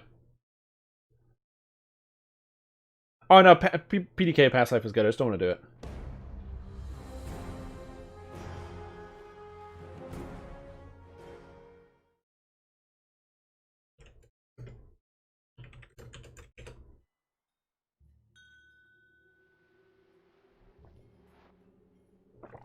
Hell yeah, dude. Hunt's End is really good. I love Hunt's End. Later, Otto. Have a good dinner. I should probably do that at some point. It's like 7. I haven't eaten in a while. Is elemental weapons really worth it? A single d6 doesn't seem to scale. You're right, it's not. But the alternative is Lesser Heartseeker Poison Imbue, which gives me -1 fortitude saves on my enemies, which I don't cast spells that hit their fortitude saves. Which crossbow video? If I buy Inquiz, do I still need to go Wizard or Falconry for int to hit? You get Harper Agent. Harper Agent is where you get intelligence to hit and damage. Wizard also works, but Harper Agent is a better way to do that. Just lock the orb so I can't sell it. Good idea. That's smart. You're smart fella. Get rid of this. Okay, do I need more flasks? Oh my god. Guys, I burned through quite a few. I think I need more flasks. He was already draining my game time, but we're sitting watching you play while I can't really play at the moment. See, and that's the other thing too. I find that there are so many scenarios where I can't really play games, but that's why watching games is just great. Like, especially like, thank you Twitch. Like, I'm not trying to call myself a hero here, but like, I'm so happy that there's so many games, Twitch or YouTube, where it's like, oh man, this new game came out, but I don't really have time to play it. So you can just watch someone else do it while you do something else, like while you're working or cleaning the house, or, you know, chopping down a tree. Don't do that. Pay attention while you're chopping trees down. Mythic and Reaper, and I don't have gloves. Alright. Sounds good to me. +4 range power, baby. Flask. Oh, come to me. Beautiful flasks. I meant Harper, not Falconry. Yeah, Harper Agent. You definitely want Harper Agent if you're playing as an Inquisitive. Or you can use some Rogue and some Wizard. Rogue gets intelligence to damage from the mechanic tree, and Wizard gets intelligence to hit from the Eldritch Knight tree, which also does the same job. Hard caps. Alright, later, Ross Raptor. Have a super evening. Apologize I missed that. I'm trying to read as fast as I can. Yeah, I got the flask now. Whoa. That's a sunny bag right there. Make sure you take it as an alchemist. Oh, yes, and displacement. I forgot about that. Pass lead, please. Oh, nice. That was perfect. That was literally perfect coordination. I said pass lead, and I was typing it in as he passed lead to me. Genius. Level 4 Reapers. Reaper mode. And we're going to go to the Depths of Despair. Battalion Brew. Oh yeah, or Alchemist. If you play as Alchemist, then you Battalion Brew. Yeah. Do you have a forum write-up of my build on the Dido forums? This build right now? No, I'm doing it live. We're doing it live. Okay? Making a character from that current supply. I have way more than that. That's just what's in the bank. I have 6 whole character inventories of characters. So don't worry about that. Oh yeah, and then 4 levels of Alchemist also works. So thank you, Matthew. I forgot about that.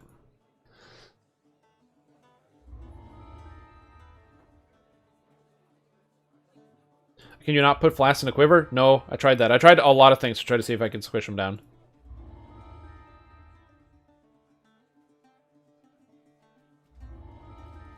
Oh, you mean hard cap is when you hit the XP cap. Oh, it doesn't matter. Dude, if other people care about the XP that you have, they have real problems in their life they need to address. Yeah. Are throwing builds viable in Reaper? I mean, I am currently viable in Reaper, so I'm going to say at least possibly.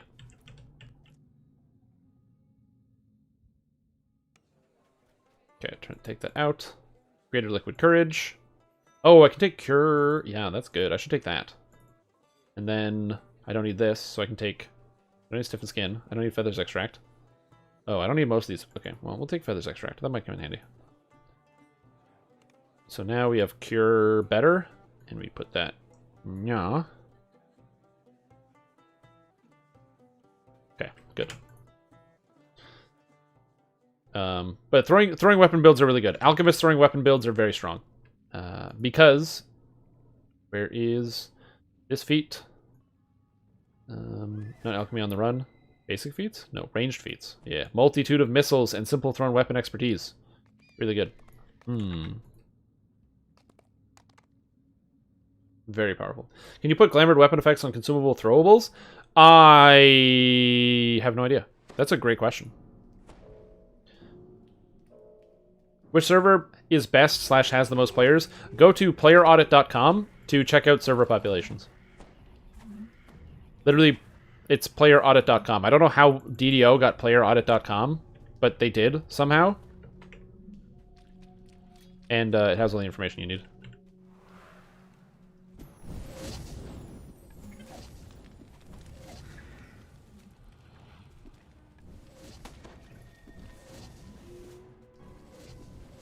I don't know why I'm throwing extra. I shouldn't be. Why does this look like dice? Also, I can like one-shot stuff while I have that active, which is kind of cool.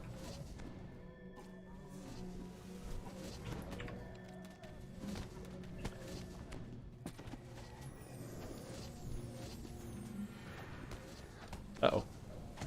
My potions are going everywhere. They're not going straight, man.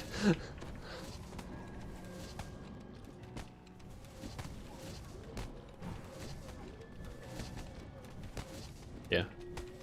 Does the Alchemist bonus to potions affect Sunflask? No. Sunflasks are actually just a weapon, so they perform just like weapons. So don't think of them as potions or anything Alchemist related. The only reason I'm doing it as an Alchemist is, one, because it is powerful, and also I thought it would be kind of funny to have this thing where like I'm running around as an Alchemist who actually whips potions at people as my main attack.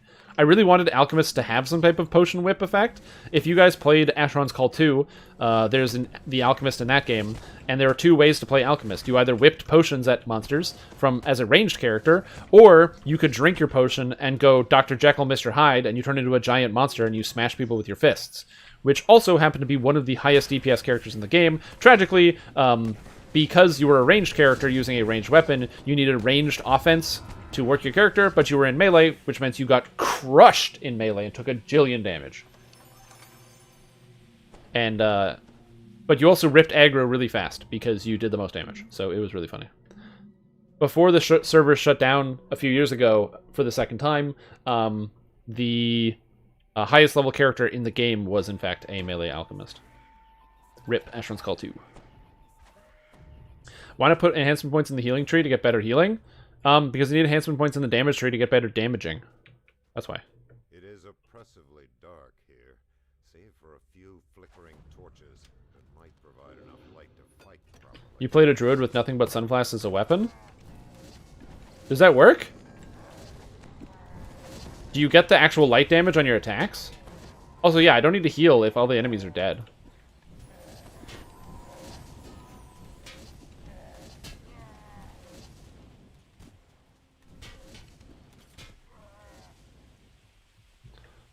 Huh. Okay, then maybe for Sunflask 2021, we'll do an animal-based Sunflask build. SSG just needs to add in like a new animal form, and then we'll do it.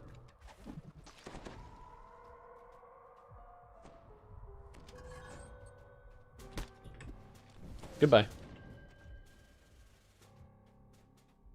Snag some shares when you get a chance. Oh yeah. Oh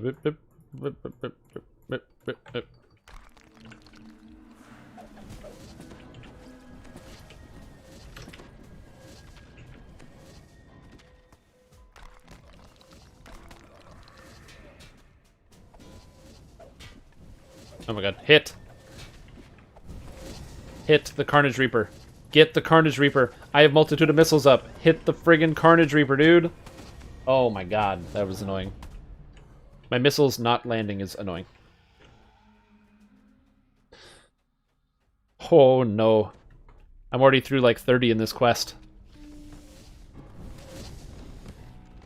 I think Multitude of Missiles uses a lot more Sunflask per throw. So I need to be really careful about how many I'm using.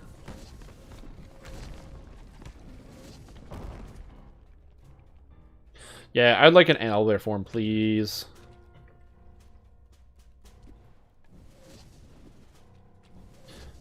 What the heck? Stay still. Oh, it was the one that was behind me. Oh, okay, I get it. I'm like, what the heck is happening?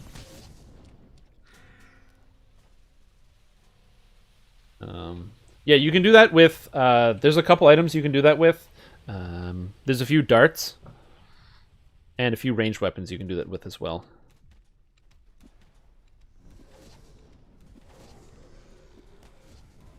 And you get the paralyzing. I believe you can do that with the gloaming Fleeter as well. In animal form. And it gives you the level drain effect when you hit people.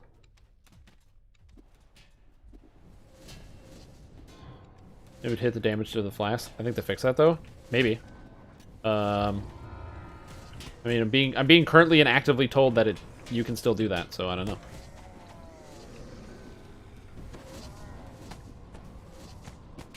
Make owlbear a cosmetic form. Cosmetic armors. I don't think the issue is that they don't want to do it. I think the issue is that it's probably massively expensive.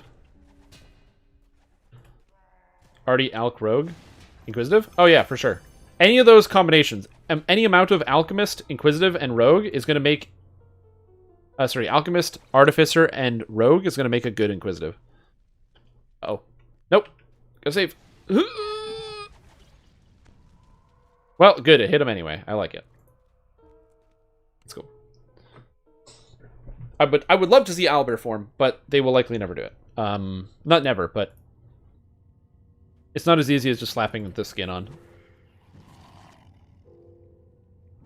Yeah, but then they have to like build the model and put it on the frame. Again, I don't know. I asked about it, and I got told that apparently it's more complicated than I think it is.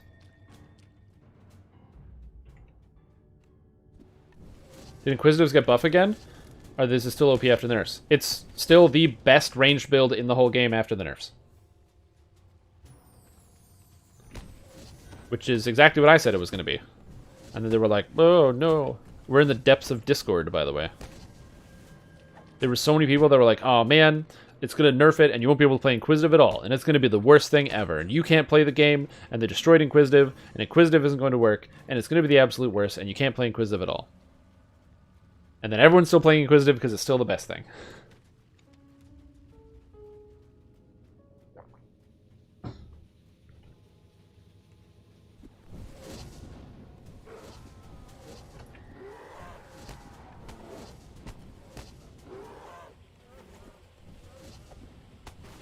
I mean, I'm personally okay with the improved precise shot nerf because it's just too much damage.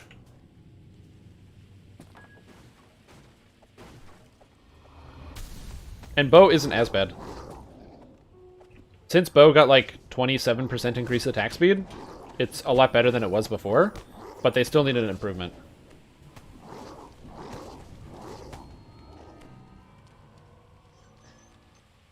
Well, like, think about it. If you have improved precise shot, if you hit one target, you do 100% damage. If you hit 2 targets, you get 200% damage. If you hit 3 targets, you get 300% damage. I think that type of scaling is probably not too good. Like, rather than improve precise shot, I would much rather see, like, I don't know, like shrapnel shot or something. So when you shoot an enemy with a ranged attack, it does like 20%, like basically like the way, or basically just give them strike through on ranged attacks. You get like shrapneling arrows, and you have a percentage chance to hit a target that's next to the target that you're shooting at. Like, I much prefer something like that. The damage is like a lot more granular.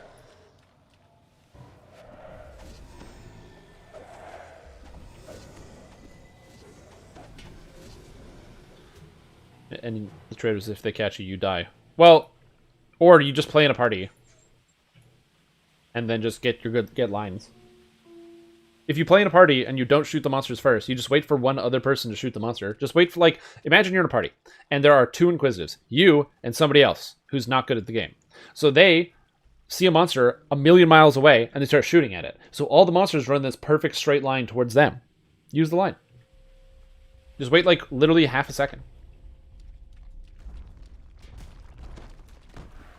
Again, I'm not saying that, you shouldn't be...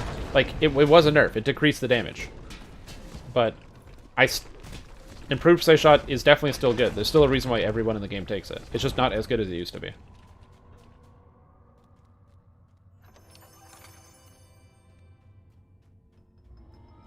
It would be like... And I agree. I like the fact... I like what Ryantula is saying, is that, you know, the bows don't have a personality. I would like it if each range style had its own thing.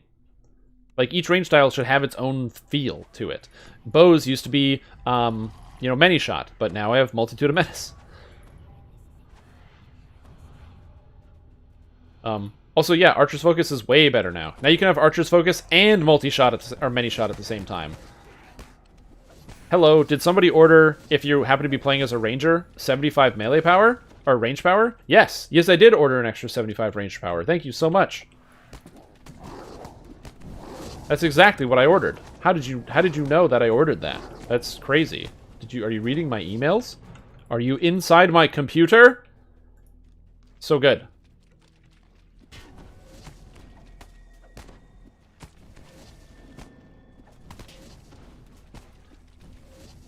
Like I said, I have a lot of crazy ideas to change DDO. One thing I would like to do is standardize the weapons. I don't like the fact that all the weapons are so different that there's always one best weapon at a time. I would rather standardize all the stats on the weapons. So, like, weapons do similar amounts of damage, weapons do whatever. And then, after that's been taken care of, add properties to each weapon to make them more interesting. So, like, you know, what's the difference between a Bastard Sword and a Dwarven War Axe? Well, you know, a Bastard Sword gives you, like, 2% more armor class while you're holding onto it. And a Dwarven War Axe, I don't know, has higher hit chance or something. So that way it's kind of wishy-washy as to which one is actually better or worse than the other thing. Oh, rip. Yeah, Acid Arrow is perfectly fine for leveling. It's been made the same.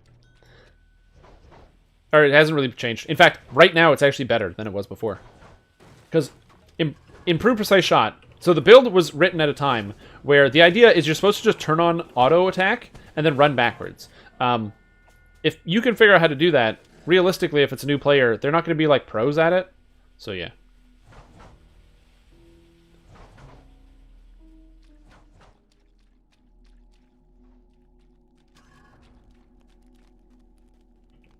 No, it's not 13%. It's more than that. Because Bow's got a base attack speed increase, and then Ranger's got an extra 10%. I'm pretty sure.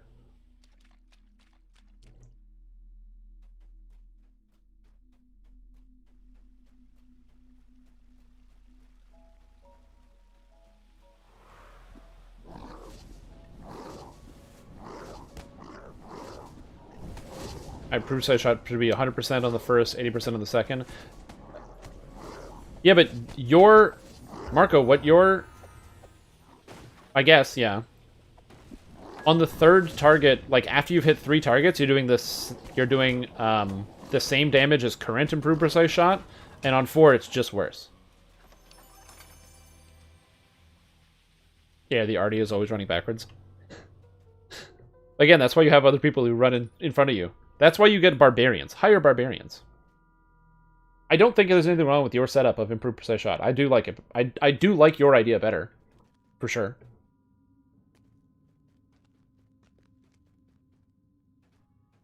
I think the issue is I don't know if they have the power to create that gradient of damage. What's a good quest for level 4?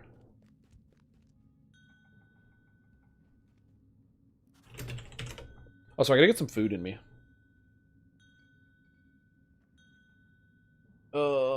Where are we going? What are we doing?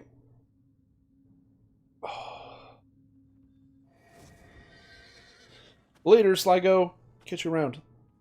I gotta think. I gotta look at the quest list instead of just like thinking about it. Let's open up the quest list.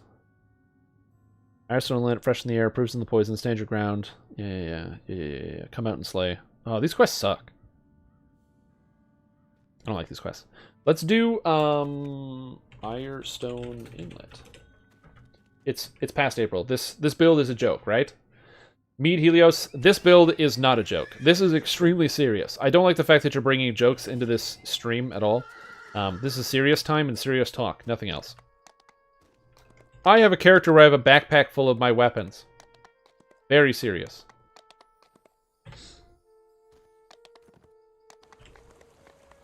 Let's go to Firestone Inlet.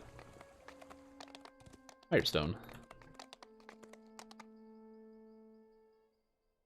Tango Root, no. Proofs in the poison? No. Too many monsters. What's the best way to gear for low-level alchemist? If you're playing as a spellcaster, wear spellcaster items, so spell power items, usually from Keep on the Borderlands, plus intelligence stuff and conjuration stuff. And if you're playing as a... Where does this go?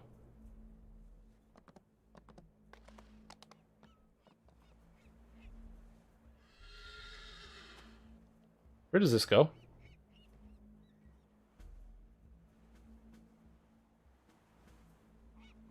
Has this always been here?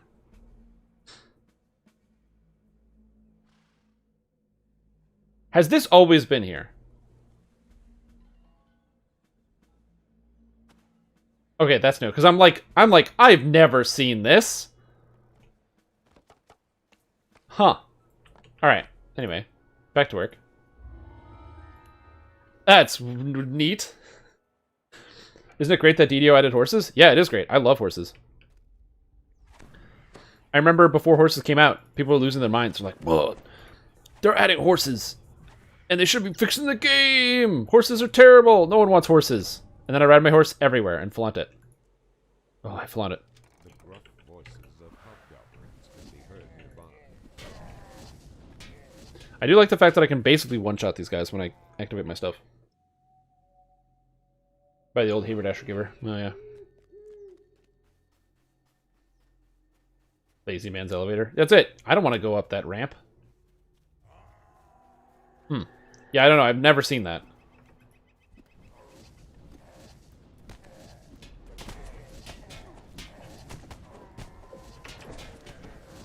These camps appear well organized. Heal. Oh, it's with the hag hut? Yeah, that's what I'm assuming. I assume they came out with the hut when they did that. I want my battle goat. Yeah, that'd be sick. I want the goats from Lotro. Give me some goats. Are there goats in DDO? I don't think there are goats. I mean, they have the Lotro models, and I think those are probably close enough.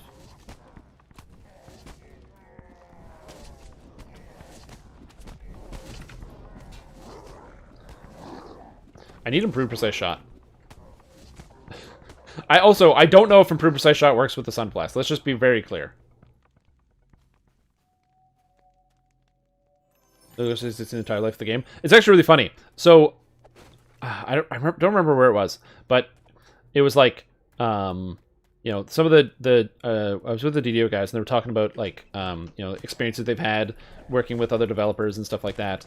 And one of the things that the guy said, he's like, one thing I'll take away from working on DDO is that if, you know, I will never, ever in my entire life make an MMO or create an MMO where you can use ladders. He's like, never.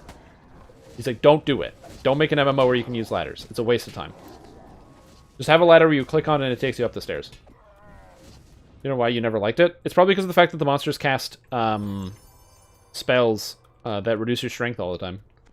There's lots of monsters.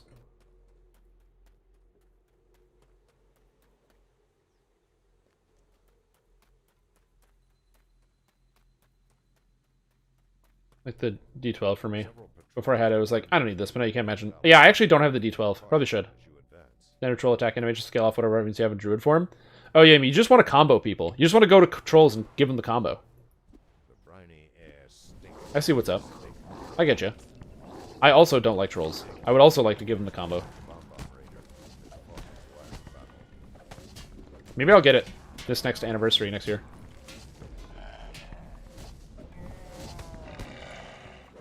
It's probably a good idea. The thing about horses is I also was not, I didn't really think much of horses. I was like, whatever, horses, who cares? Doesn't matter. But the thing is, every pen and paper game I've pretty much ever played has horses in it. How do we get from this town to this town? Oh, well, let's get horses. Okay, well, we'll hire a carriage. Okay, cool. We gotta protect this carriage. Okay, cool. What are we gonna do with this? How do we get all our loot back down? We gotta do this. Oh, get horses. Okay, cool. Sounds good. Let's just, you know, buy some horses. Do some stuff with horses. Like, every pen and paper campaign I've pretty much ever played in, there's horses everywhere. And then there wasn't horses in DDO. And that's such a Dungeons & Dragons thing. There's just horses in Dungeons & Dragons. You ever watch The Lord of the Rings? Those guys got horses. I want to be like Aragorn and Legolas and Gimli. I want to be like these guys and get on my horses. Or like the hobbits that can't even ride the horses at all. And they have to have like other people ride the horses for them. And then they just kind of sit on there like little kids on the back.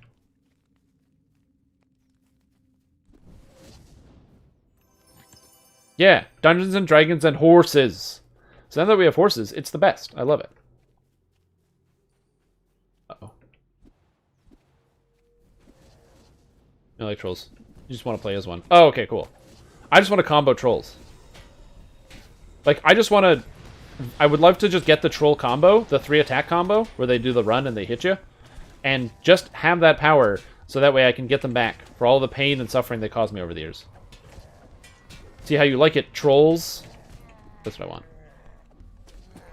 How did I hit that guy?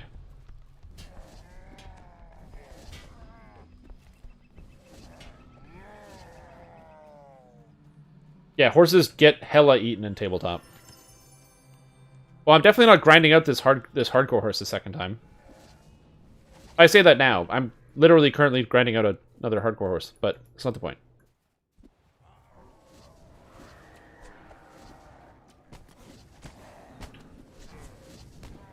But yeah, that's true. Pen and paper horses get eaten.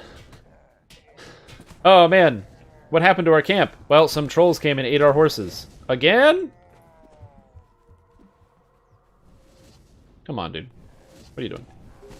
Go away.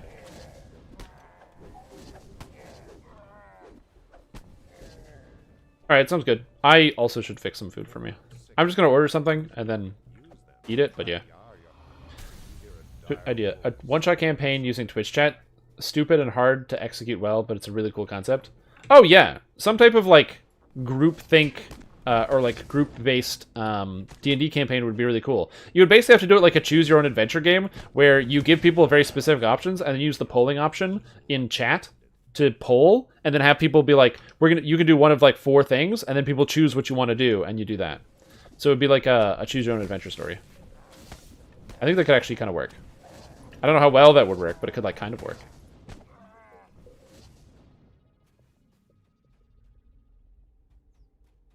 See what I wish enemy DR was more clear instead of me just toggling between them as I fight to see which works. The combat log will tell you if a thing is blocked by damage reduction. It'll say 5 damage was blocked by whatever damage reduction. I don't think Goosebumps was choose your own adventure.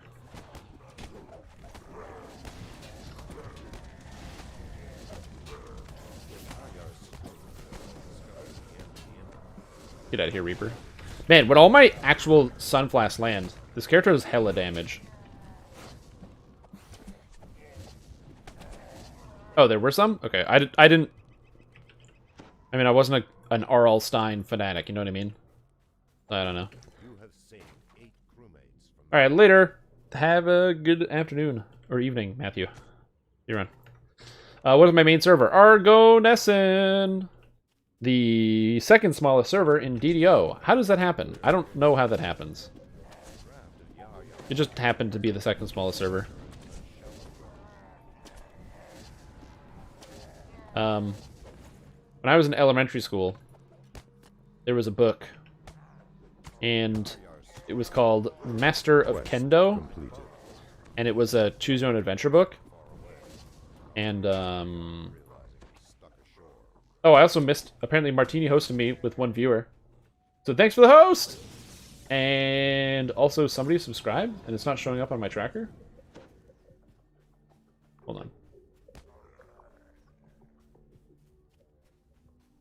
Blue Phoenix just subscribed and says, Chins! Oh, the hydrates aren't going through, but I can actually see them. Okay, my bad. I have the hydrates up now. I don't know why they weren't there. I can see the hydrates from patches and turtles. They just weren't showing up on the screen. That's really weird.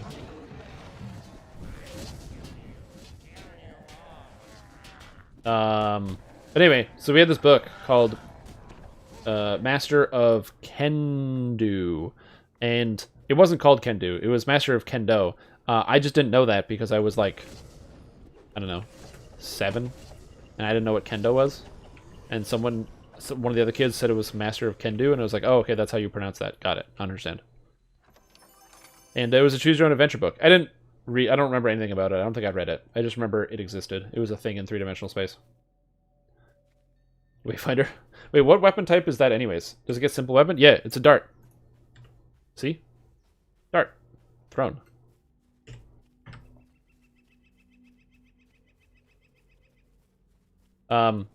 Quality of life thing.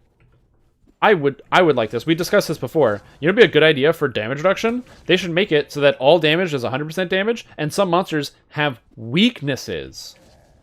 So if I have cold iron against demons, then I do extra damage. If I have adamantine against golems, then I do extra damage.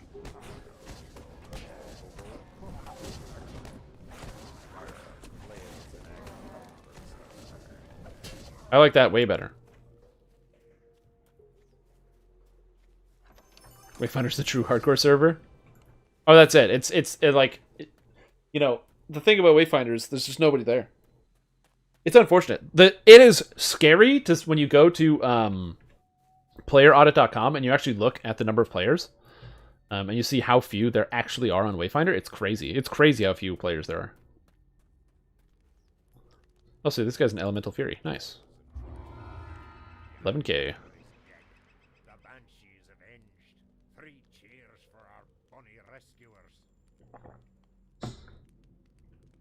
I mean, it was also the collective work of several people. Why sunglasses on the sunglasses? Because it's a good idea. Just add more sunglasses.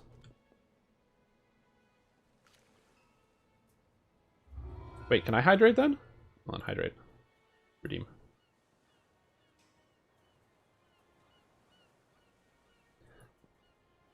Oh, redemptions. Oh, okay, wait. Twitch redemptions don't show up.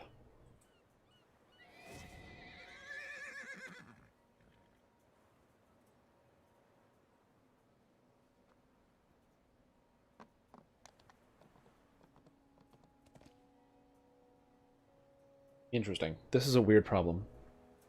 I'm trying to figure this out. The Stream Gym redemptions don't show up on my multi-stream window.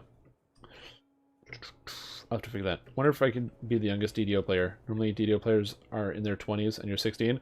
I'm certain that there are younger DDO players than 16. Because if the players are older, imagine that there are a lot of people who play DDO that are in their 30s or even early 40s. And they are playing right now. Then they've got kids, and then they get their kids to play. So there are probably kids who are 7 or 8 or 9 or 10 who are trying to play. And there you go. Jack B already beat you. Boom. Oh, but that's in YouTube. Oh, God. YouTube and Twitch chats, they don't come together. I can see them both. I wish there was a way I could merge it for everybody. I could just put it on screen. Can I do that? Okay, hold on. We're going to do that. I think I can do this. Hold on.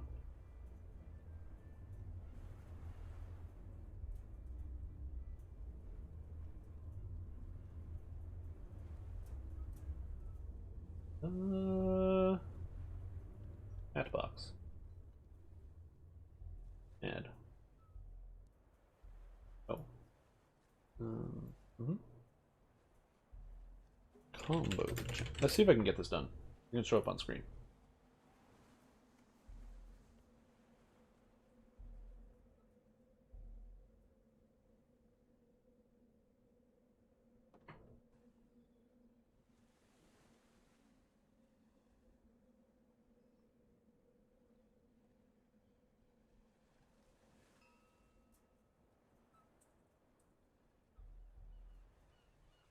Look at that.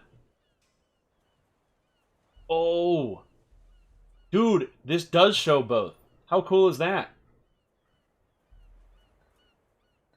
It shows both chat. That's horrible. Oh my god.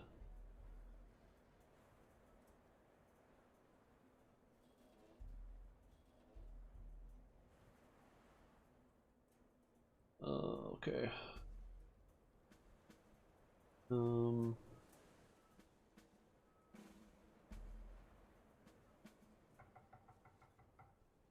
that's way easier to read.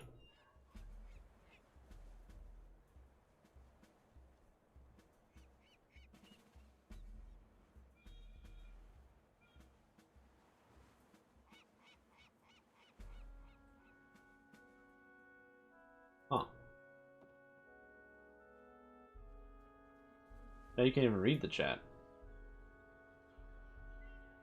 Where do you put Twitch chat so you can even read it? You guys are talking so fast.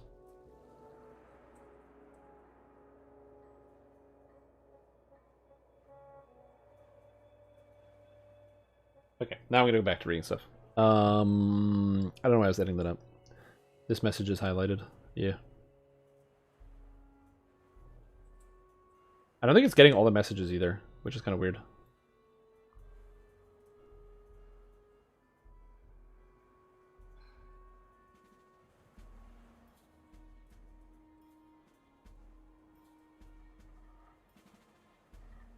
It's like not loading all the messages, which is also weird. We'll figure that out. Anyway, what was I talking about? Kids. If you have a kid and make them farm Gibber's Blade, that's it. You get, yeah, 100%. 100%. You tell them that it's like really fun, and then they'll do it. Telling kids that things are fun, because you have fun doing them, they'll want to do it. It's just they were 10. See, there you go. Two-week-old baby, press spacebar when you were playing last night. Does that count? Yes, it does. Did your dad ever make you roll a cleric and heal him? No, my dad played the cleric and said he didn't need to heal because mana was for, or he could save mana by raising. That is a real quote. He's like 70. That's cool. I imagine the average player, the average age, is probably reasonably, or is like slightly higher.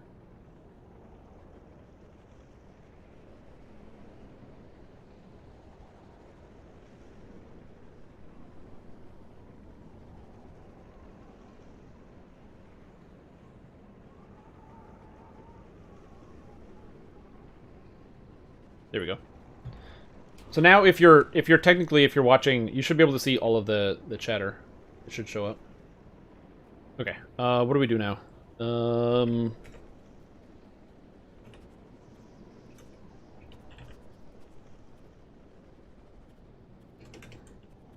2, do stuff. Yeah, it'll show up on screen.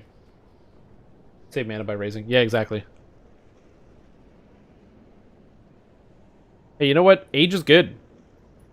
As you get older, it works really well. Oh, now it's not loading all of the chat. Why? Now it's not loading YouTube chat when it was before. I think I have to do it like this.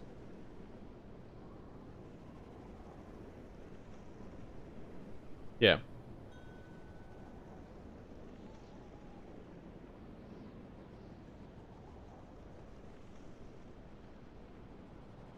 Yeah, there you go. So now the chat's there. In the background. But not in chat. And yeah, and now you guys can actually... there we go. Now there's some type of cross communication, depending on how fast the chat goes. I have no idea.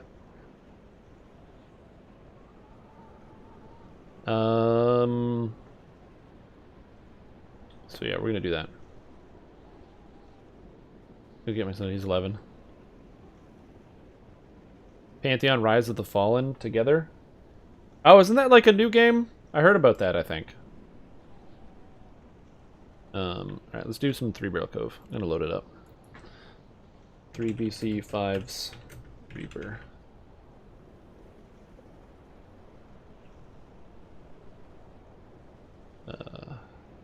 guard duty. Let's start with guard duty. Guard duty first. I'm gonna get a hireling. Twitch chat is the best. Am I going Vile Chemist? Yeah, I'm going Vile Chemist. We are. I actually gotta spend more points. Oh, I didn't take this. Double strike and double shot. Well, that's good. I should take that. Deadly poison. I should take that. I don't really want Wave of Poison. I don't really want this stuff, so I'm gonna leave that. 1 point in Apothecary?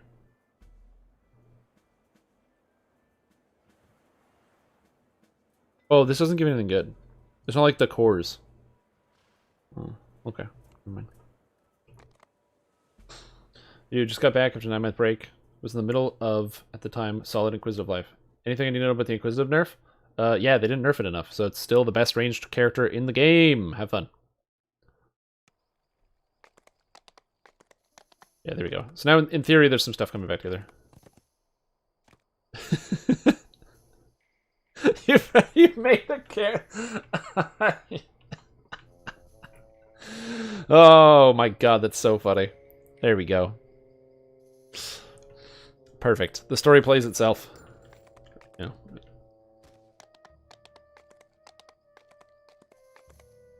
The Pantheon crew, yeah.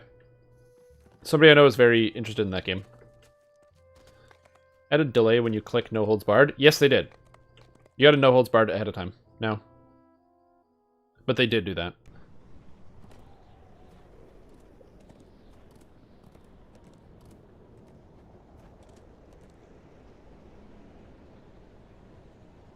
I have my shit buffs. Okay, we're good. Also, this might look like 17 minutes of Greater Treasure Hunter Elixir. It's 17 hours. Yeah. You have to crank it. Time to play Alchemist anyway. Yeah, exactly. Like, your character's going to be really strong.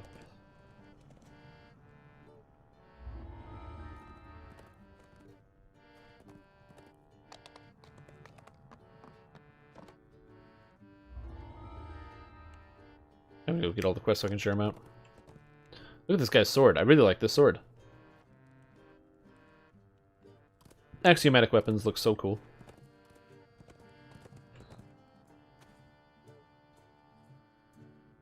I'm sure you guys do unless you group up the whole time. Yeah, 1 to 6 or 1 to 5 sucks. Then you get to level 6 and you have double fireball and you just fireball everything and win the game. Hey Herc, what's up? How are you? How was your say today?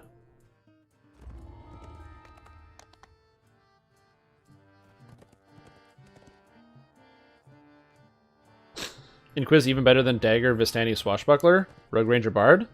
Yeah.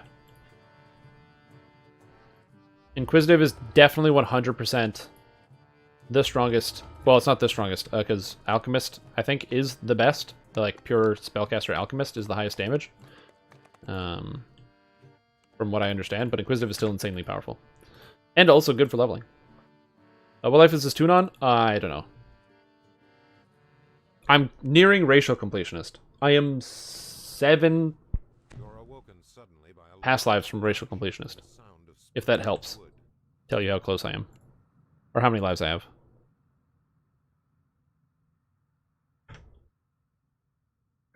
Yeah, dude, I don't know.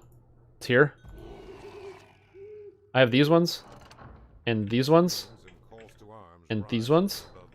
And these ones. So, yeah, I don't know.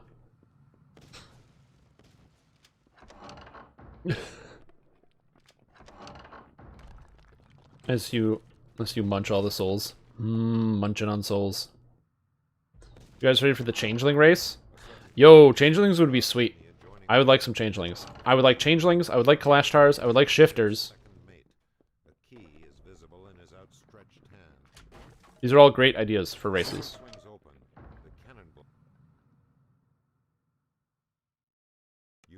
I mean, realistically, any new race I'm excited for. Why didn't I buff? Oh, it's because I'm stupid. I gotcha. Why didn't I do the thing I said I was going to do? Oh, it's because I'm an idiot. Can I hit this guy from here? Oh, apparently I can. Hello. No. Oh, oh. No. Stop killing my guys!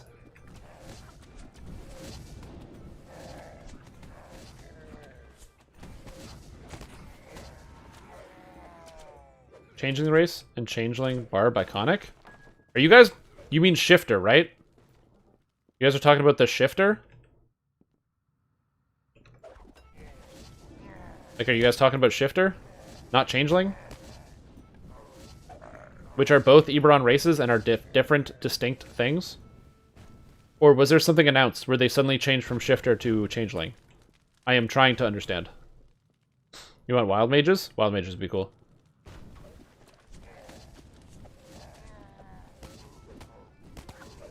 No, it's definitely shifter. You are very... You've been misled by your brain.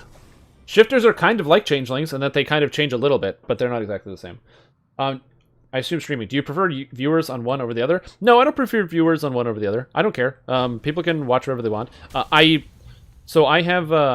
Streamlabs for all my streaming and stuff, and they added like 2 days ago the ability to multi-stream on both YouTube and Twitch at the same time.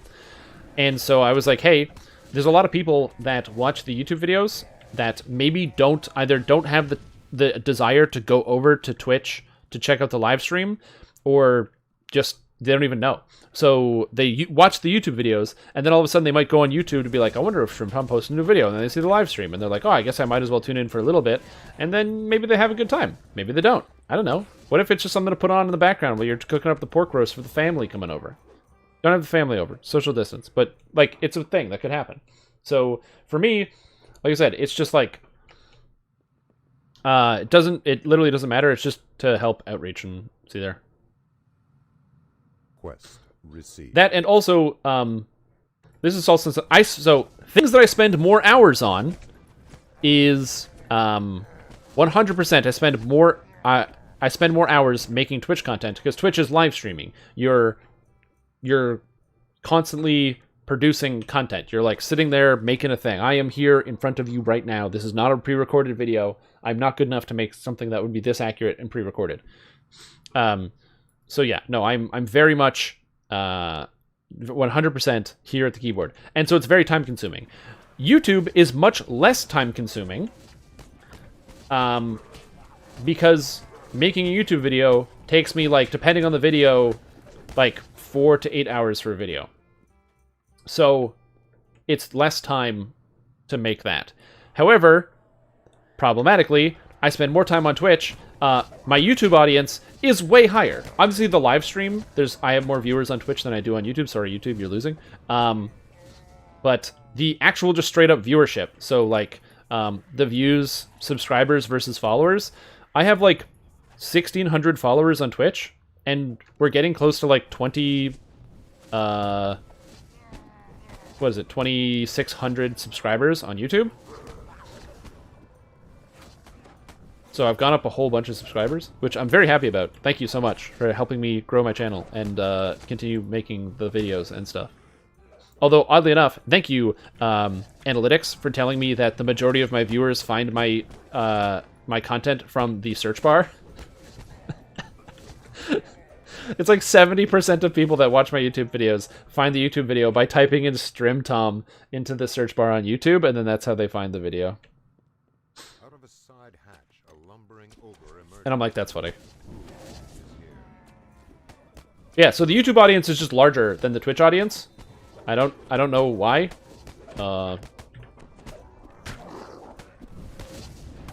Okay, I blow people up. I can unsubscribe on YouTube if it helps. I mean, that does help. Somehow, I think. It helps with something. It closes the gap. No Terminator from the future? I'm not Terminator from the future, I'm Terminator from the past. That's why I suck so much. If I was Terminator from the future, I'd be way better at this. Twitch and YouTube, there you go. And Blue Phoenix, I salute you for that. But my salute is really bad. This that enters the Dark Souls Rage Fest. Oh yeah. Dude, that was so bad. Oh my god. I'm not so much embarrassed because I had a lot to drink so my emotions were very on the surface, and I also couldn't play the game because I was really bad at it. I went back this morning, and I turned on Dark Souls to 3 to see, like, how hard was that Deacons of the Deep boss? And I beat it on my first try, because it was not that hard. Like, there was a challenge there. But I immediately noticed, I was like, oh, there's, like, blue guys, and they're healing the boss. Oh, I guess I should kill those. And then I killed those, and then it was just a matter of just hitting the boss, and then he died. So, I didn't need to change my build or do anything. I just needed to pay attention, and I could not do that because I had my blood alcohol content was too high. But you directly compete with every other live streamer? Yeah. An ancient three-barrel legend. Twitch is pretty competitive. Although, it depends on the sphere that you're in, too. Like, if you happen to be, like, the only live streamer for, like, a particular game or segment, you know, it's very different. Go over here.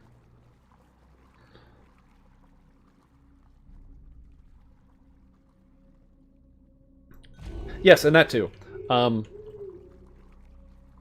So I would love to make some type of like highlight video or compilation or something like that. The problem is I find the discussion topics and the things that we talk about don't always line up with what's actually happening in the video. So creating some type of easy, like the process of creating a highlight is not as easy because my thought process isn't straightforward enough to make smart, cohesive content. Because again, I'm bad at this. So that's a problem. And then also individual bite-sized chunks aren't that interesting. It's not like I can take a quest and post the quest as like a clip from the thing and be like, hey, here's a quest. This is interesting. Because it's not like a round of Call of Duty or a game of Hearthstone or something where you have this instance where the whole thing that you're experiencing is like this like one thing. Dungeons & Dragons Online is a very passive game. There's some active gameplay, but a lot of the things that I do is just, it's like chatting. You know what I mean? So, and there's like lots of different discussion topics that go on back and forth.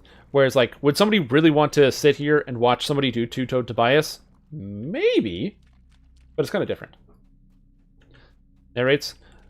Oh, absolutely. Well, he sounds like a drunken sailor for sure. The pirate? Yeah. The narrator? Yeah, I just needed to be not drunk, exactly. Well, actually, I think I could have handled being drunk. I woke up, this morning at 8 in the morning. I got up and to, like, get a glass of water and use the washroom, and I was, like, still pretty drunk. So, I had way too much to drink last night. It was a little too much. I need to drink responsibly, as they say. Drink responsibly. The problem is, I don't know, I was just, like, got caught up in the moment. And for some reason, stupid brain thought, yeah, whatever, you know what, I'll just have like a glass of whiskey. And then I had 2 glasses of whiskey. That was not smart.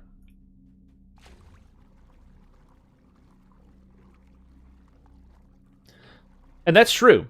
If people hit the like button, it does increase the exposure. So make sure to like and subscribe. That's it.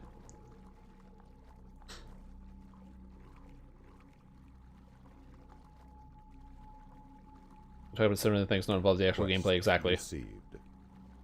You watch a new player do Temple of Elemental Evil? Absolutely. I would absolutely watch a new player do Temple of Elemental Evil. That sounds great. Drink responsibly means don't spill any. Oh, that's what that means. I thought drink responsibly was if you drink more water before you go to bed, you don't get as much bad of a hangover.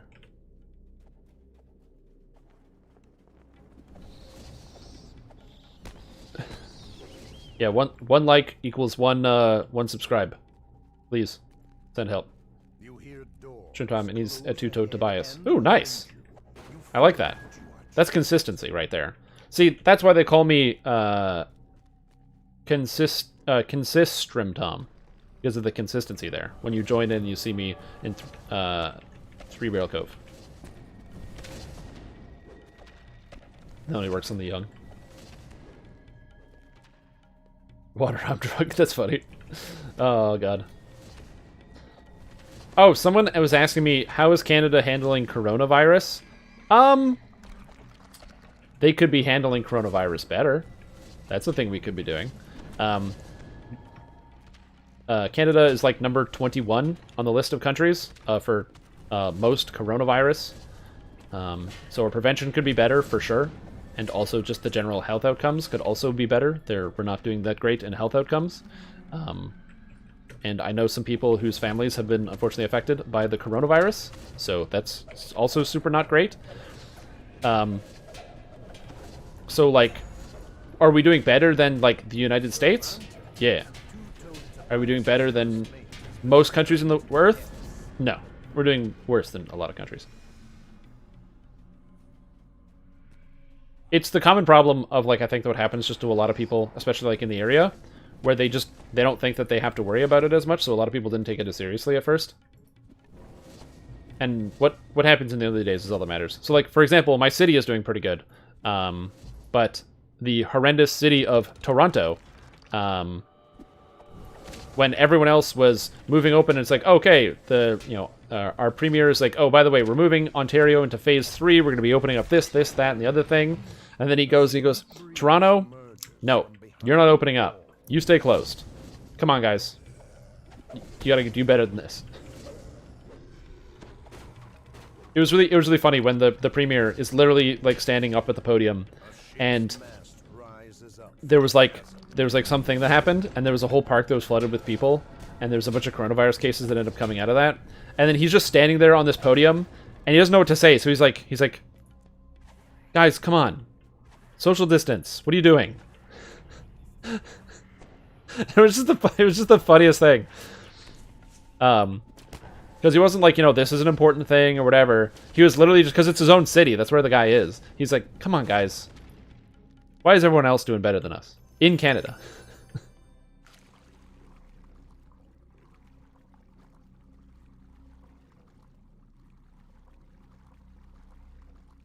Oh, who is Tobias and why does he only have 2 toes? Gangrene. A frigid cold cuts It's a pirate your thing. body as you see a frozen river below. It's about that gangrene. Or scurvy? I think pirates get gangrene and scurvy. I'm not sure. I'm not a doctor. Oh, no, he didn't come down. Okay, cool. I was like, am I gonna roast somebody? Oh yeah, I was supposed to order food, like, an hour ago. God damn it, I'm so easily distracted. Okay, I'm gonna try to do this at the same time. Because I'm, like, getting very hungry now.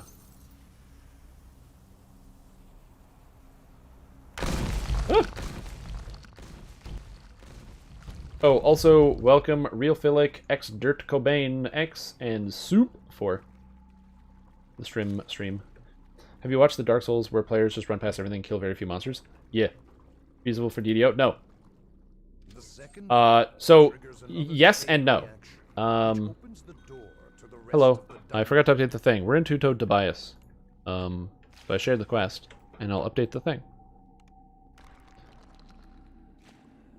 Two-Toed Tobias. No, that isn't viable. It is viable because you can physically do it. It isn't viable because in Dungeons & Dragons Online, there's Red Alert. The more monsters that have been aggroed, the higher alert the monsters are, which both increases their movement speed, increases their saving throws, increases their fortification, and also makes it when they hit you, they slow you down, they hinder you. On top of that, it also means that monsters aggro at a larger aggro radius. Wrecked.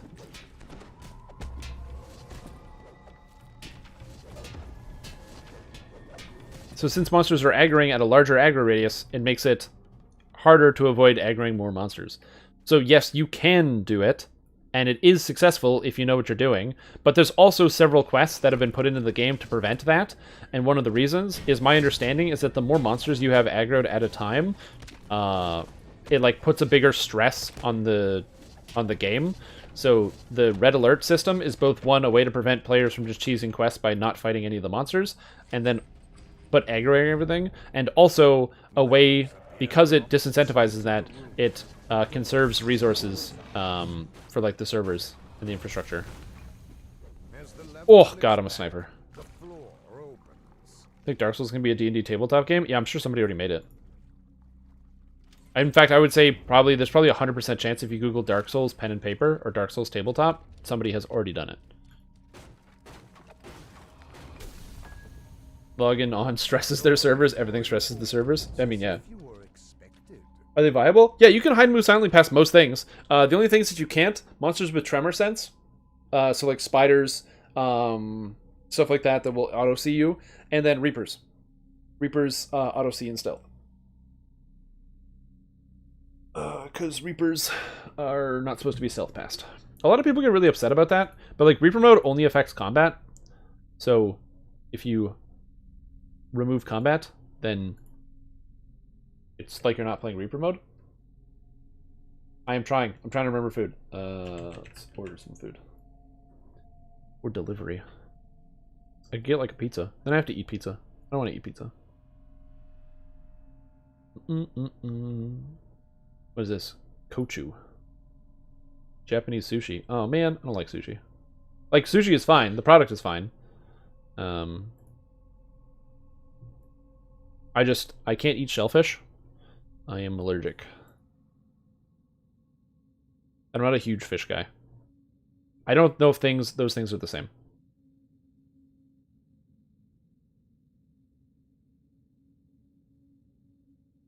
Oh, cool.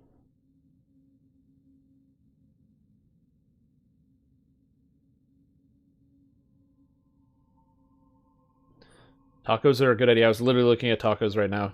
I was straight up looking at tacos. Is that bad? I'm like looking at food and I'm like, oh, tacos. I can't show this because it has my address on it, but...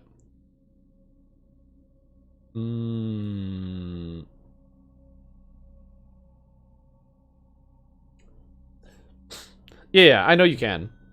I just avoid it. Yeah, Mexican food is good. The problem with Canada is it's not that we don't have, like, you know, you can get Mexican food pretty much anywhere you go. The issue is that it's like, you know, it's not as good as Mexican food in, like, Mexico. You know what I mean?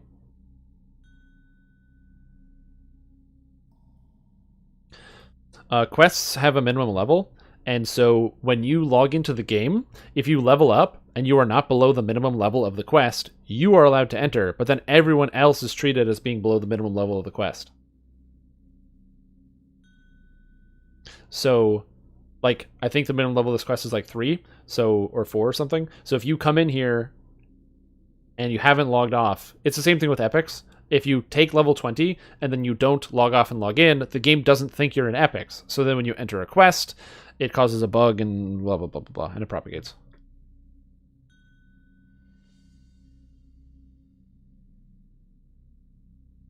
Red alert wasn't a thing way back when you played. Had a chant, focus, Sork, and would charm and dominate, let them fight, just keep running. Yes, the alert came to prevent it. I mean, you can still do that. You can charm and dominate monsters, and it'll still work.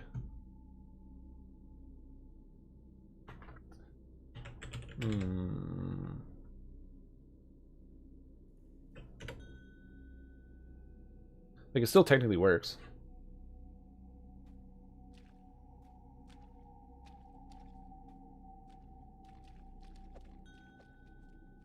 Loading in. That guy's loading. Nice.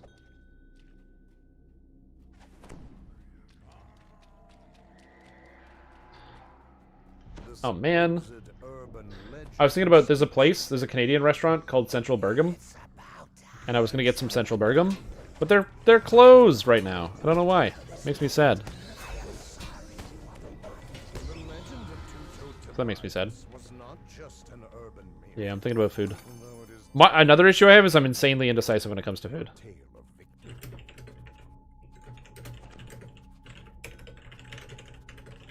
I'm taking level 7 so I don't cap on XP. I'm like super indecisive. I never have any idea what I want. Weeping Cove is rumored to be a resting place of two-toed Tobias, an ancient Yeah, Central Burgum is like really good. Big fan.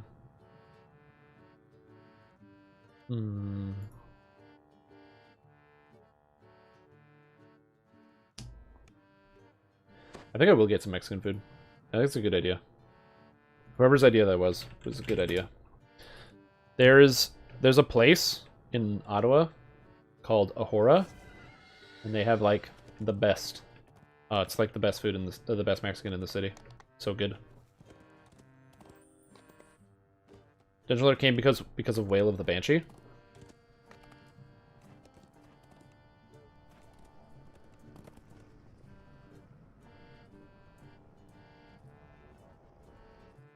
Then you collect everything and then wail all in death in one spell. Oh, man. Oh, yeah. Before there was a limit.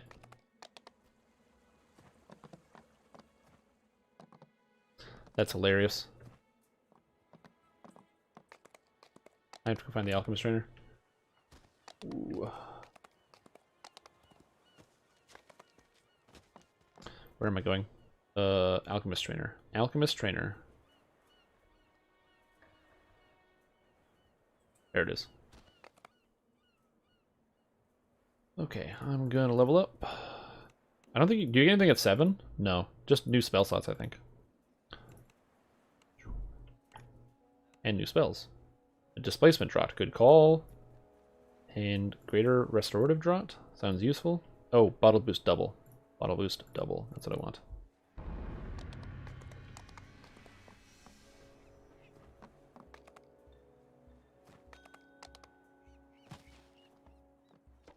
Oh, that guy's gone. Alright. Alright, back to prove your worth.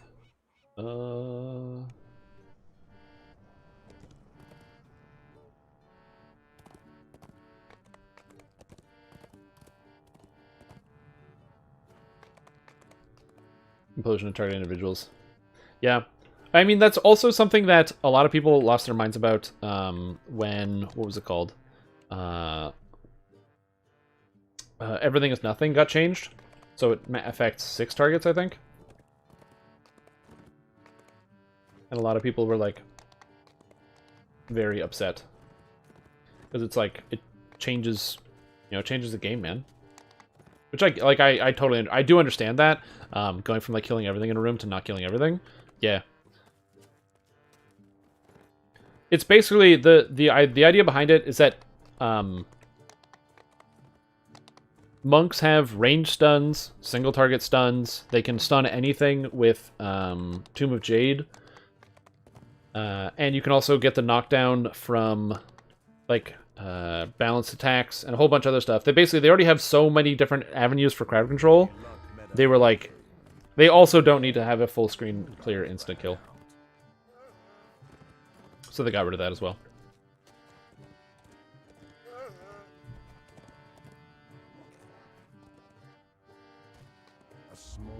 All right. Stands curiously alone in the center of the cove. Let me in.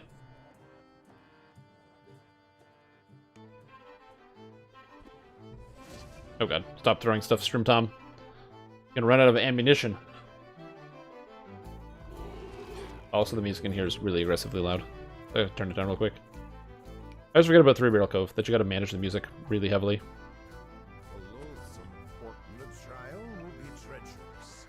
Oh, we got no traps, I forgot. It's probably fine.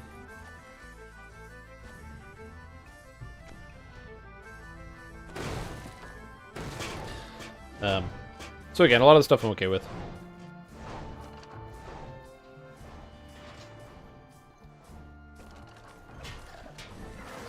Like, for the most part, I'm not against nerfs. I'm against, like nuke from orbit nerfs. When something has changed from, like, 100 to 0, that is, like, too much for me.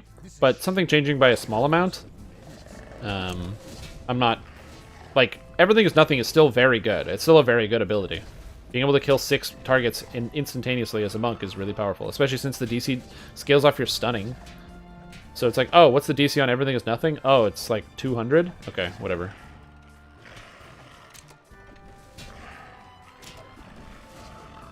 Anyway, just running over everything. Oh, yeah.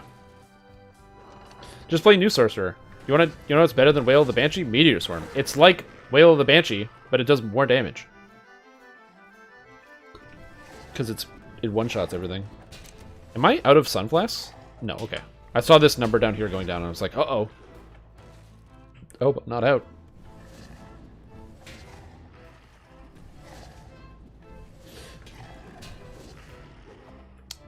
Yeah, I'm a huge fan of that. I really, really enjoy all the extra damage you can get from Sorcerer and some of the new Sorcerer stuff.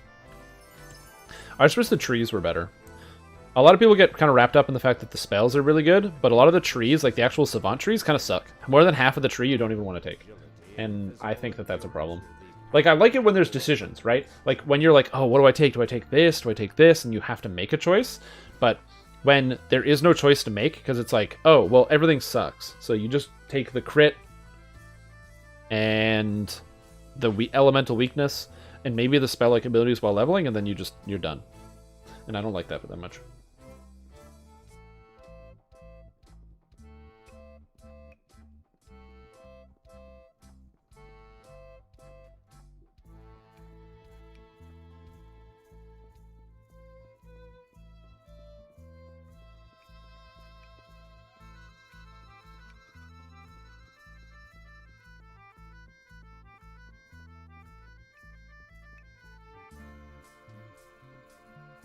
Oh, no. No! I flew too close to the sun. Stop it, ladder. Yeah. And so that's why, like, I think a lot of people get, like, kind of confused. I just like it when things are, when you're finding it difficult to choose. A great example of where it's not really difficult to choose, or like where it is difficult and where it's not. So Draconic Incarnation, it's kind of hard to make some of these decisions because like you really want to take the charisma and you want to get the DCs, but you kind of also want to get Dragon Hide. If you have some of the fears, you want to get Draconic Presence for the extra fear-based DCs. Energy Burst is really good. You want Dragon Breath, so you got to go up this line. The Augmentation is really powerful, so you have a lot of different options, and you have to figure out where you want to spend your points, and it makes it a really, really tough call. Versus Magister. All of this stuff is mostly bad, so you just take this. And that's it. Oh, no. Oh my god, why am I so bad at this game? It's because I'm distracted, and I'm ordering food at the same time.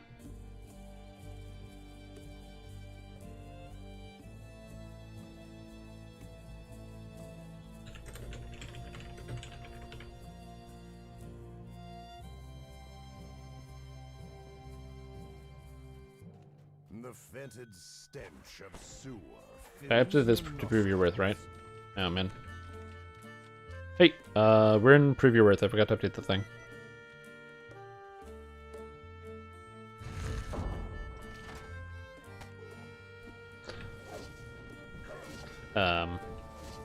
Yeah, I like it when there's meaningful decision making inside like what I'm trying to do with my character. You survived the Warforged Ember. And to me, that's really important. So, like, the fact that that Sorcerer is a really powerful class doesn't mean that we shouldn't look over what's in the tree. And also, just because something has choice, where it's like you can choose between different options, also doesn't mean that something is strictly good. A great example is there are a lot of interesting choices you can make, or there are a lot of choices you can make in Divine Disciple, but most of the choices are either very low power, or have low impact on your character, or you're choosing between two things that are bad. A great example is like a lot of the spell-like ability choices. Like, do I want Flame Strike spell-like ability? No, Flame Strike is a terrible spell. Return to their initial state. Have you tried to aim Flame Strike? Oh my god. I want to see how fast I can kill this wolf thing. Match for your sharp wit. The portcullis rumbles open. You hear a metallic clanking from behind. Close. Uh-oh. Hold on. Did I say how fast I can kill this? Got him. A sweltering wave of heat washes over Not too bad. I do like the fact that I killed that Carnage Reaper in 2 throws. That was pretty sweet. Feather extract. Haha! Alchemist is so cool. You're just like, oh, I can't get up here, but I can, and you just pull out a potion and you can do a thing. This is where I need to improve precise shot so I can get both of these guys at the same time.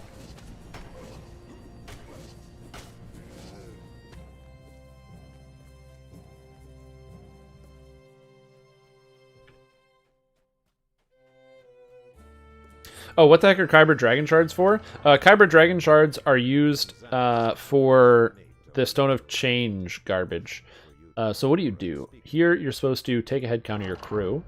You're also supposed to go to the prison. The captain gets the same as the crew for money. And I don't want to swashbuckler. Thank you. I don't want to swashbuckle. Thank you.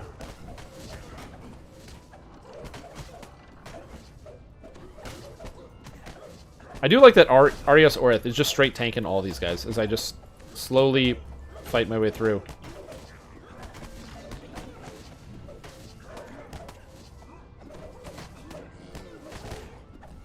God, single target is not the best.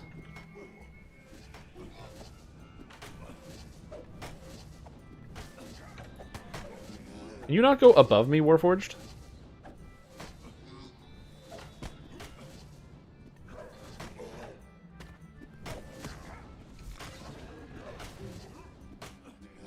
There we go. Got him. And we free Meeble.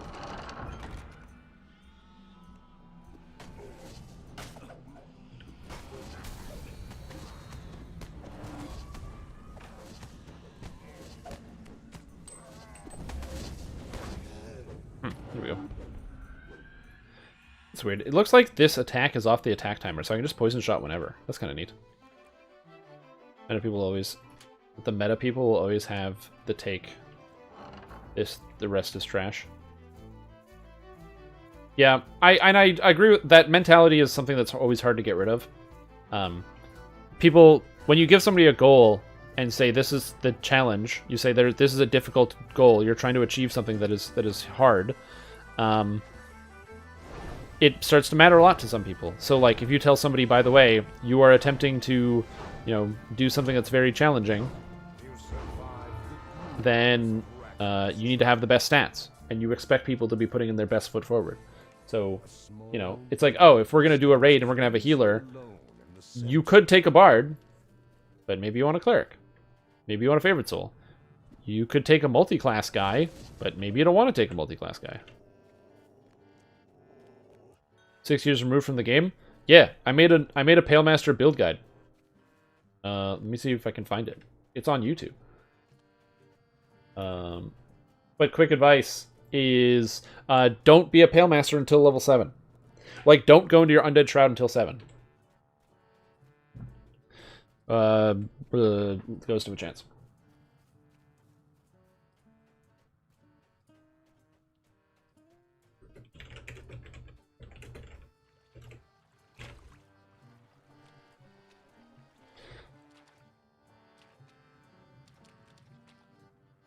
The reason why I say don't go undead form is because the only way to heal in heroics, or like low level, is that you have to use the Lesser Death Aura. And Lesser Death Aura heals you for 1 to 4.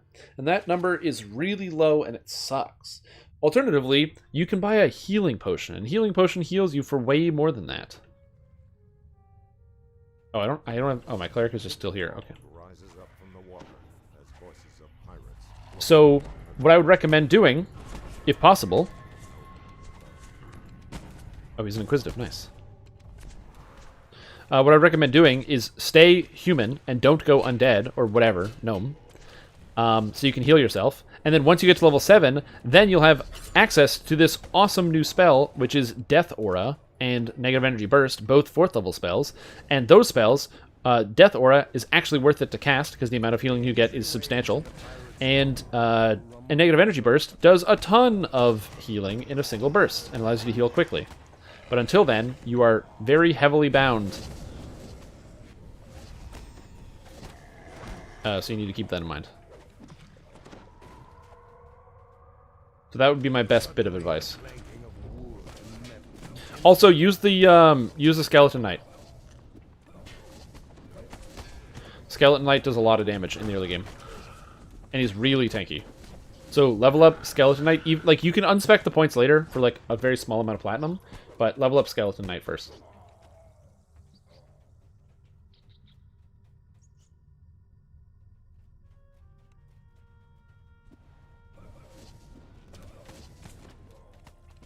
Alright, I did it. I ordered food. It only took me an hour and a half of trying to remember what to do.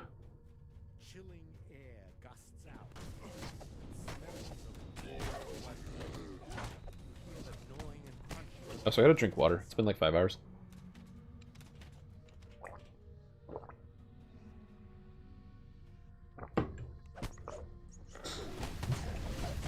Yeah, Repretend Sunflask 2 out to handle. That's a good idea. Hey, Dirty Leprechaun, what's up? How you doing? How is your day going? Oh, I forgot about this stupid room where it like lags out my... I don't know why. There's something about this room, this hallway, like lags out the computer.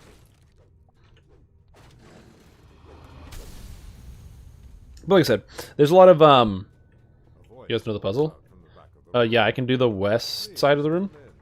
I would like to make your Well, I can just do the whole thing. I can Google it.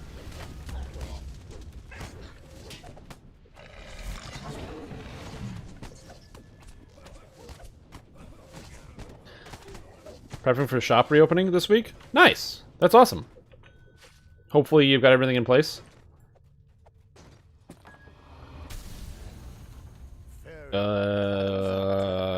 God. Do not touch anything. One wrong move could kill me. Please speak with me first. You have to do that video game? That's a tramp. That has to go up there. And then that has to go down there, because that's a trap. And that goes there, and that goes there. So this comes down here, and it does that. Yeah. And then here, this one's really easy. You just make this do this. You make this come down here, and it goes here. And then this, no, yeah, you need this to happen. And I'm gonna do this. Hey, we're in Ghost of a Chance, and I'm solving the puzzle, so you have until I'm done the puzzle to get here.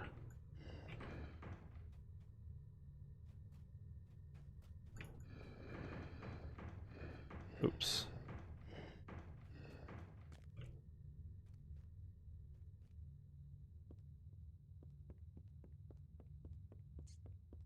Ghost of a Chance. Share. I am currently doing this from memory.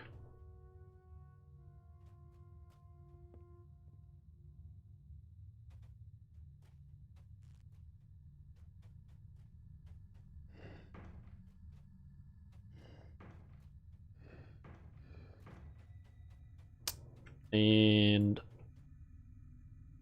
I don't know if I'm doing this right. I think I am.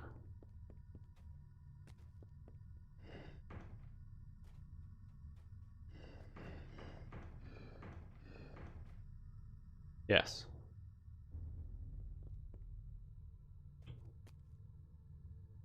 I think so. They're gonna flasks? I think so. Double checking. That goes there. It goes down. Yeah. Okay. We'll wait till you get in, but I'm done. Temporary. You're hoping renovation construction start by the end of the month? Oh, nice. Irish pub to be built into the building. There you go. That sounds awesome, man. That sounds great. Whereabouts is your kitchen and Irish pub? So when the world is like no longer on lockdown, maybe I can come see. Working on the Dreadkeeper set right now. How far does that set take you? It's the best set in the game for Pale Masters. So it's pretty good. It is the best. Some people use the Esoteric Influence set, but you get less stats. I don't like it. Less defensive stats anyway. Has DDO done any progression server where they have the 2006 launch? No. They don't have a progression server. I don't believe a progression server would be a good idea for DDO. Number one, because putting level caps back into the game is so weird after the TR system. And two, I think that there have been so many positive, like, quality of life changes that it would be really tough to go back. Plus, also, I don't think they have the power to do that. I don't know. Like, they probably have the data file somewhere, but I don't know. I hope I have enough flasks. We're gonna find out. I still have a backpack, so it seems pretty good.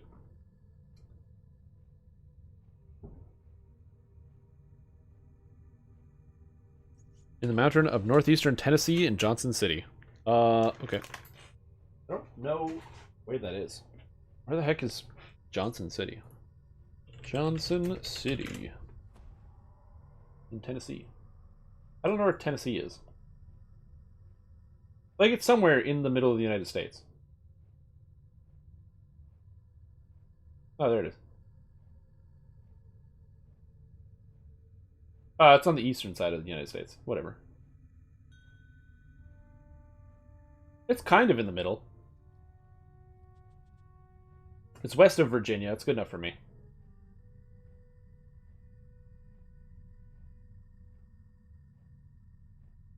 Yeah, it's south of Kentucky. Or Kentucky. Just under Kentucky. Oh, yeah, we got it. In. Hope I didn't screw this up. If I did, that would be kind of funny.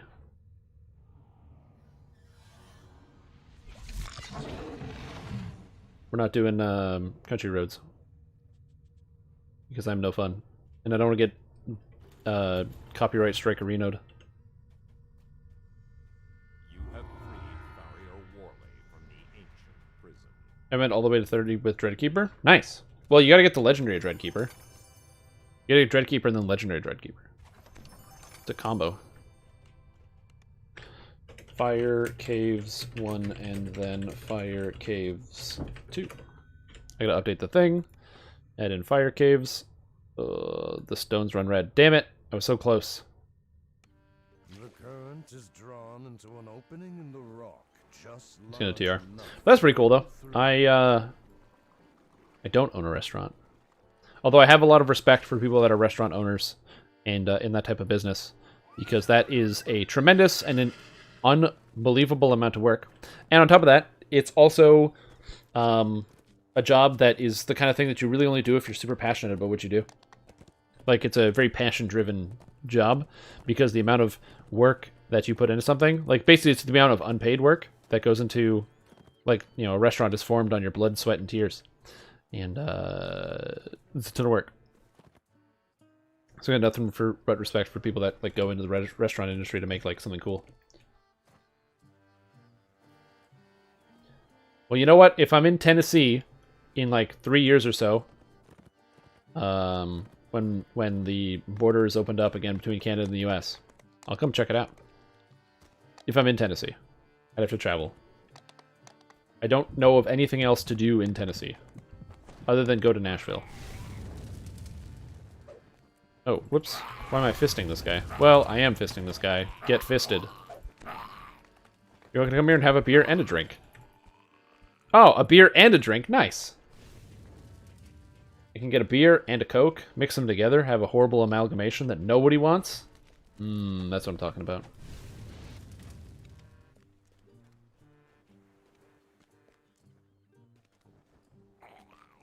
Beer to whiskey / scotch. Oh, I had some whiskey last night. I looked at the JMO this morning and I was like, man, I put a reasonable dent in that thing. What is going on? Oh yeah, restaurants everywhere. It's really tough.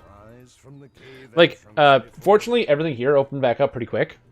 So, they basically shut everything down, and we shut down everything, and then within, I think it was just after a month, then they were like, okay, as long as you have a mask, you can just go wherever you want. And they just had, you know, stores had to put down little signs on the ground that were like, stand here, please. And you can't go in to eat. There's still places, like most of the places just do takeout around here. But it still hurts. But now you can go do stuff. Go to Pigeon Forge, Tennessee?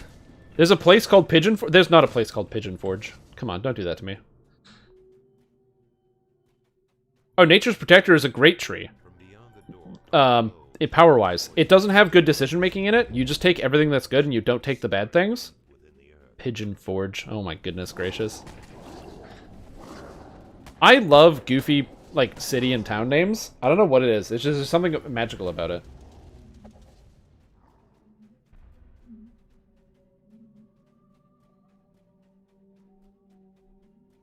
That's interesting.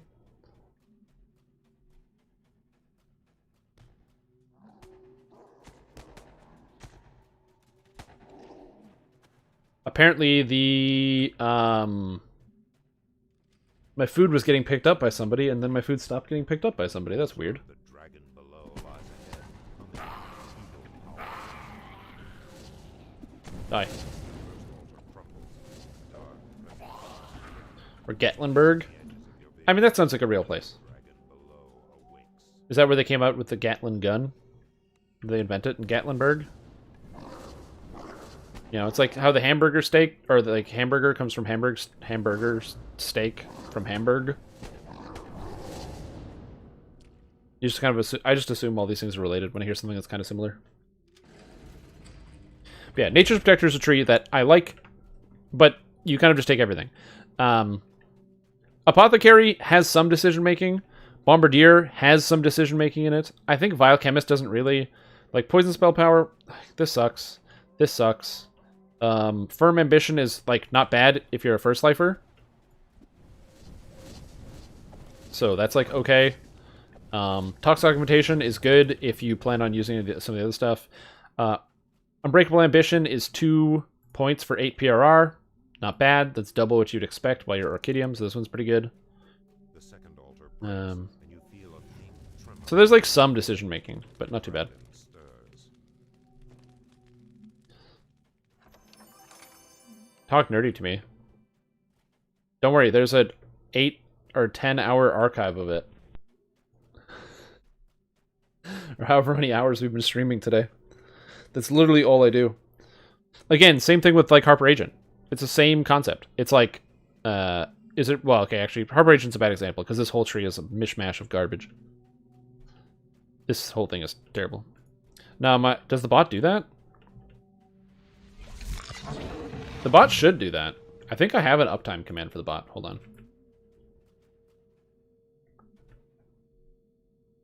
Yeah, it is. The bot should do it. But does the bot private message you, or did it put it into chat? Hold on. The air grows Oh, that's weird. My bot doesn't show up in the stream chat. Why does the bot not show up in the stream chat? That's very strange.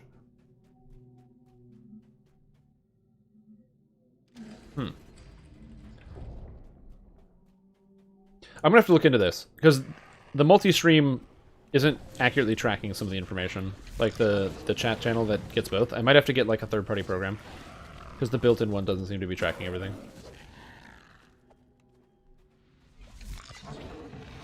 You? It's all on screen anyway. But yeah, a lot of the different channels, like I said, not channels. A lot of different trees. Some of them I think, oh man, in my opinion, aren't that good. And the reason I think that they're not that good is not because, or like, they're just not that interesting. They could be made a lot better with some slight improvements. Somebody's up there, right? Because I fell. Because I suck. Dragonborn Fighter. Nice. Yeah. something in an eldritch Alright. language. Fire Caves 2. Echo his words, then are still.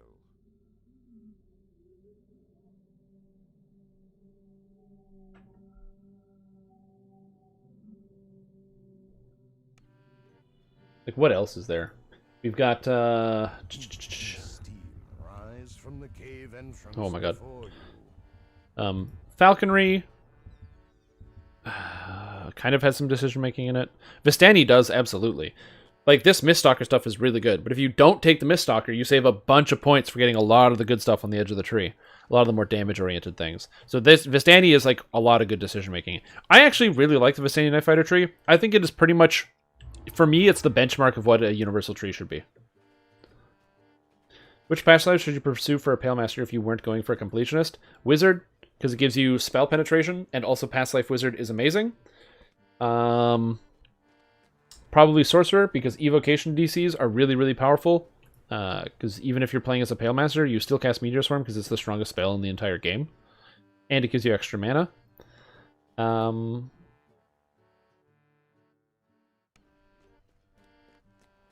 Heat and steam rise from the cave entrance before you. Colors of the Queen is really good.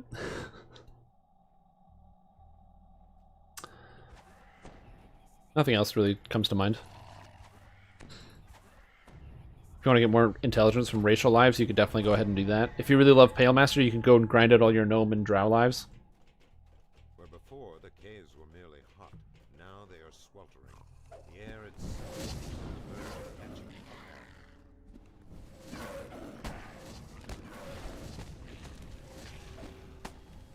Miss. Get him.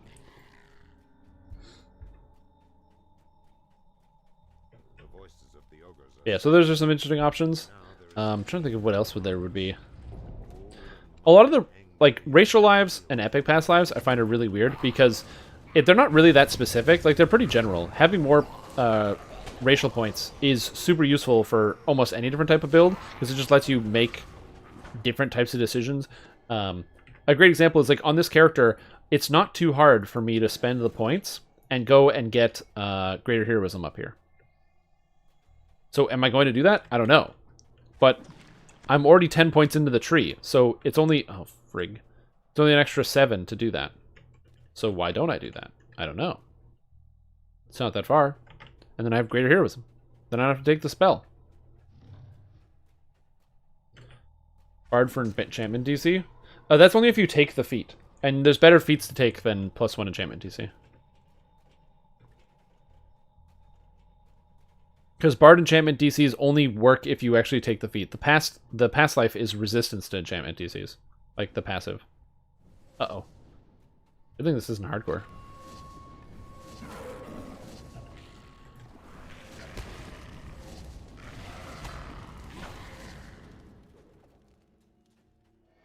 Third knife now, all wizard lives. Yeah, wizard lives are really good. Past life wizard is so good. Both the passive and the active. The passive giving you the extra spell penetration, so you just like can mash monsters to death with whatever spells you want to throw out. Whether you want to drop on them Mass Hold Monster, or Finger of Death, or Wail of the Banshee, or any of those good wizardy things.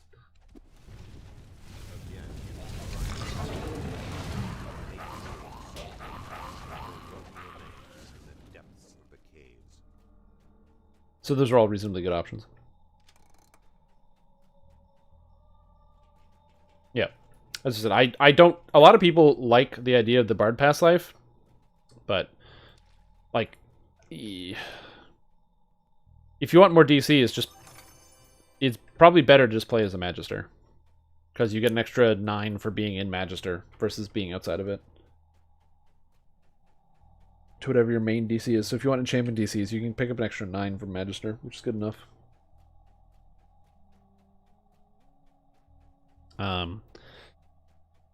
Alchemist Past Life is transmutation DCs, which doesn't matter.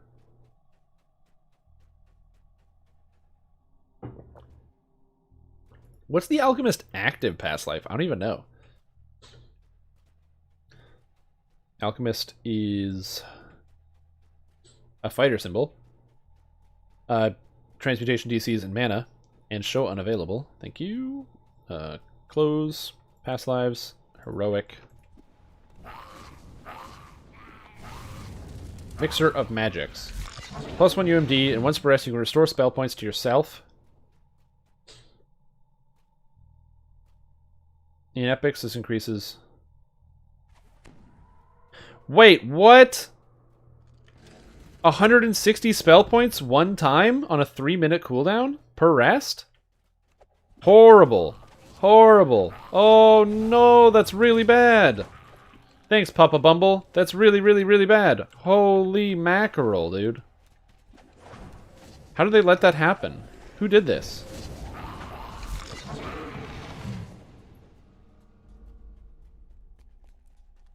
That's crazy. Yes, for somebody who's mass frogging. It's all those frog monks out there.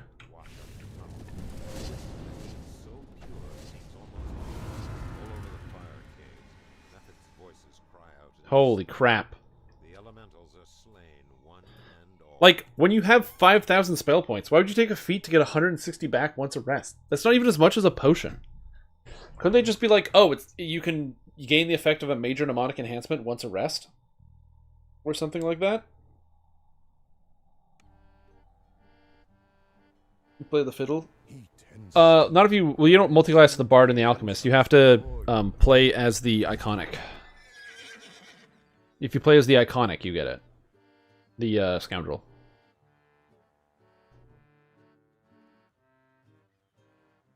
Yeah, that one's horrible. The passive is fine. The passive is reasonably useful if you're playing Alchemist again. Or Frog. Yeah. Evasion for 30 seconds.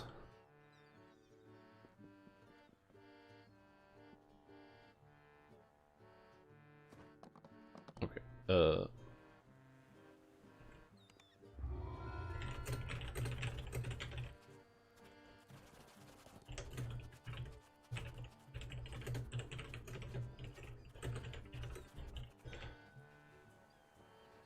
Yeah. It was, oh. No, it's not bard. That's specifically the Tiefling Scoundrel. Tiefling Scoundrel casts spells by using the fiddle. It's very cool. Some people find it very annoying. I really like it. I did that on my last character. What are the other ones? I don't even know. My food is almost here, so I'm just delaying playing the video game because I'm going to get it and then I'm going to eat it. Then we'll get back to this, but... So what is this? Favorite soul. +2 diplomacy, and you can activate Avenging Light 10 times. Avenging Light is a d8 plus a d8 per 3 cash levels past level 1. So if you're level 18, that's 7 d8s, and you can do that 10 times. That's not good. It's not the worst, but it's not good. Arcane Initiate, God tier, +1 to all DCs. The Magic Missile thing doesn't matter. It's just +1 to all DCs. Holy crap. Arcane Prodigy. A d12 plus a d12 per 3 levels on a successful reflex save, but I don't know what the reflex save is based off of. And it gives a bunch of mana. The mana here is not that bad. It's not great. It's 110, I think, at level 20. Oh, no, it's 160 extra spell points. See, look at this. This is 160 spell points all the time, and that one's regenerate 160.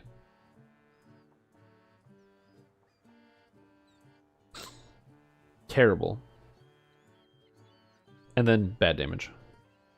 Bardic Dilettante. +1 enchantment, +1 to all charisma-based skills, and Inspire Courage 3 times the rest, which is weird because that got changed. So how does that work? Do you just single target Inspire Courage?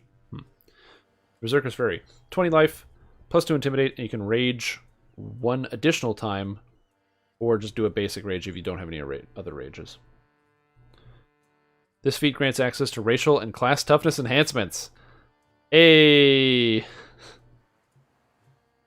remember when there used to be racial and class toughness enhancements?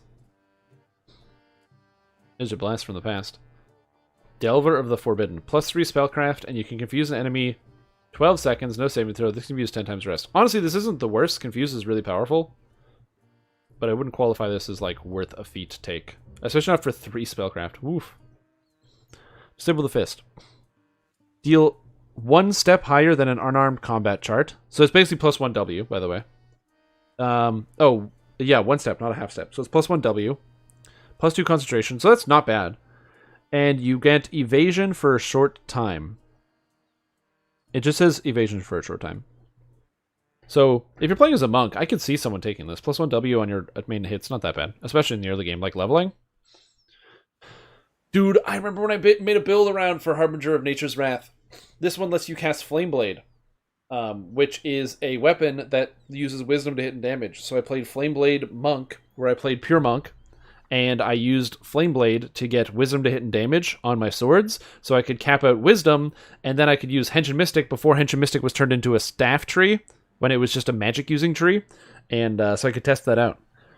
And suffice to say, it was not great. The swords actually worked just fine. This build is fine, because Wisdom hit and damage is good, that's why Falconry is good, that's all good, but it's the fact that it does only fire means you're very limited. There's a lot of monsters immune to fire, and there's nothing you can do about it. And all the spells in Hench and Mystic are garbage. Initiate of Faith. You can channel to heal light wounds for your target a d4 +1 d4 per 2 cash levels. Oh my god, that's so bad. 5 times the rest. Oh my god. Can you maximize and empower this? I don't even know. Mixer Magic's horrible. Sneak of Shadows. This one's actually not that bad. +1 sneak attack, damage, plus an additional +1 per 2 character levels after first, and the hit for every 4 character levels. This one's actually pretty good. It's a reasonable amount of damage if you sneak attack, because if you have a lot of melee power. Soldier of Faith. You can cast Divine Favor, which doesn't stack with Prayer, so this is bad. This is very, very bad. Student of Artifice. Enchant weapons, enchant armor, and 15% chance to retain essence. Honestly, this is effectively +1 to hit and damage for a feat, and 15% chance to not burn a charge on your boots on Anger Step. So, like, this isn't good, but if you're Paladin and you're using, like, Dwarven War Axe, and you can choose, like, Beloved of Faith or Student of Artifice, Student of Artifice, surprisingly, is better. Student of the Sword, +1 dex bonus of armor and shields. Doesn't say tower. It doesn't say tower shields, but it says of shields, so that would make sense. And martial powers 2 times rest, increase your base attack bonus to your level, and granting +4 to hit. If you have no other way to do that, it's not too bad.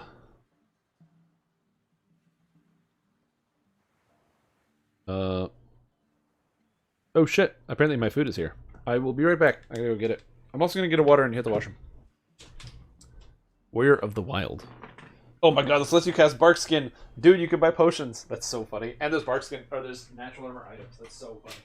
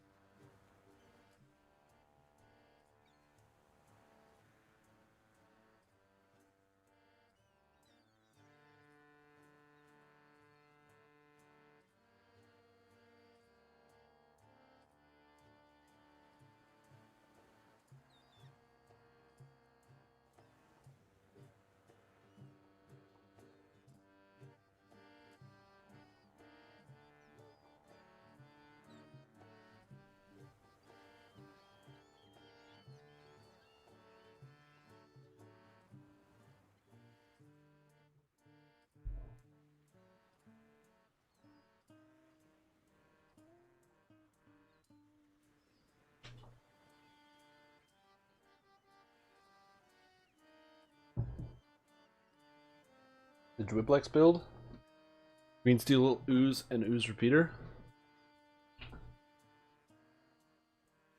Yeah, I'm assuming you're talking about the Ooze build, where you just summon a bunch of Oozes from the Green Steel. That's really funny.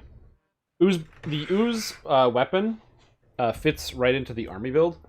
So Army build is a non-functional build idea.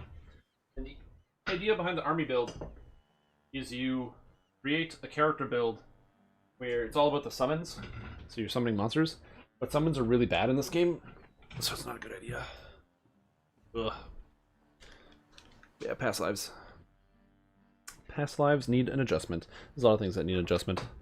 Past lives are one of them. I think that a lot of them are just weird. I don't know how you change it, though. Have I tried? No. The amount of investment to try to make it, like, to just get started is just too high for me.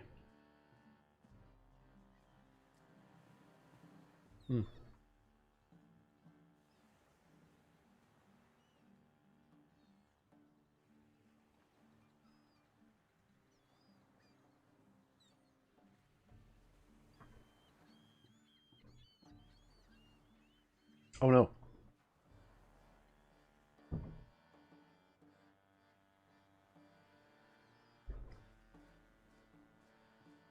I've made a mistake. But yeah, all the past lives, these ones seem kind of bad, the actives. Like, you can tell when they came about. Like, the idea of having the bark skin could potentially be useful. But like, one, now we have natural armor items all over the place. Augments are better than this. And +5 armor class is not really good enough anyway.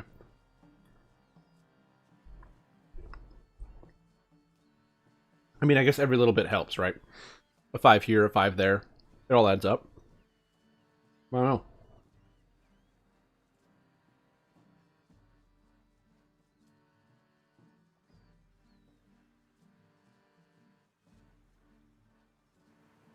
But like I said, you can see where they came from. Soldier of Faith, I don't really understand. I'm not sure why Divine Favor is on here. But I also don't know what you would do to fix it. That's a good question. How would you fix it? What are some suggestions that you guys have? How would you fix this?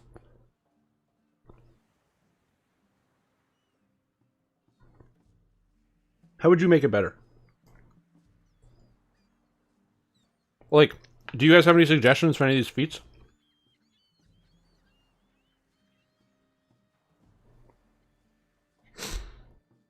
Because it can't be, like, super overpowered. Remember, there has to be a feat worth.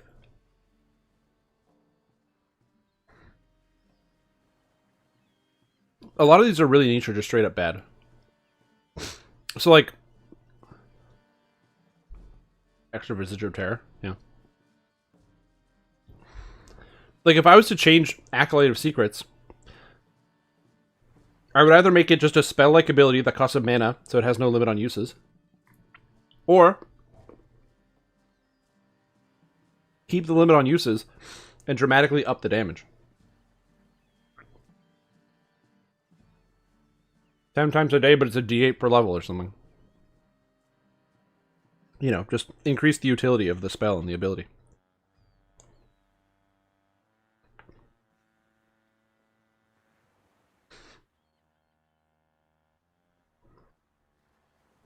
Simple Sorcerer. The mana passive is fine. It's just the active that sucks. Up the damage to make it useful. Or just standardize it as a spell-like ability. I think that'd be fine.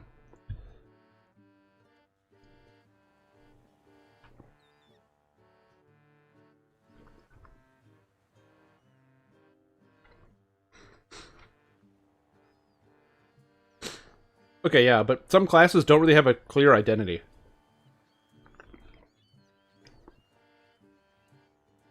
Like, clerics and favorite souls really heavily overlap, you know what I mean?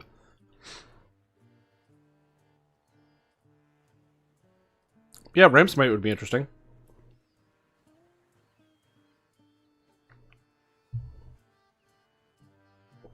That would be an interesting idea.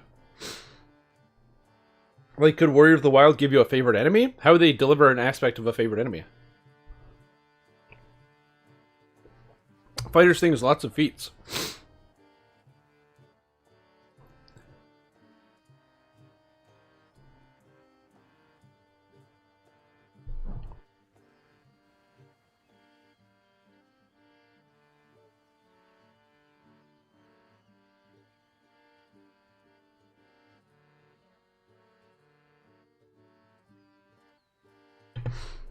Sorry, I got some food, and I asked for the spicy salsa, and it's very spicy.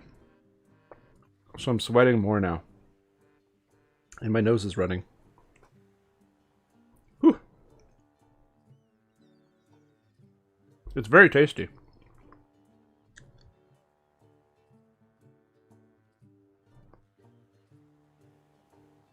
Yep, the +1 epic stat feats do suck. But sometimes there's not much better to take at 24.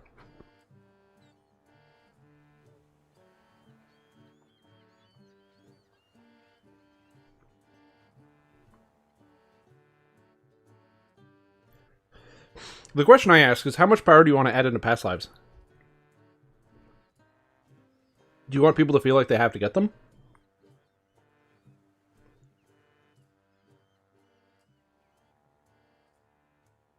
Like, they're a part of the game for sure. But like, what's the extent that you want to go? How much damage can you add?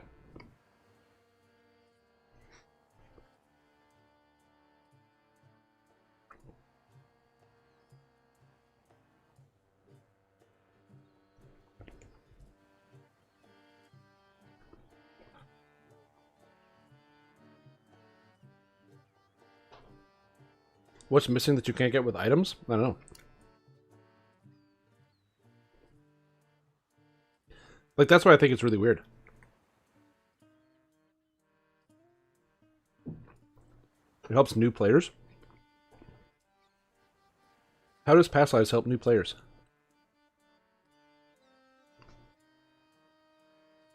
New players don't have past lives.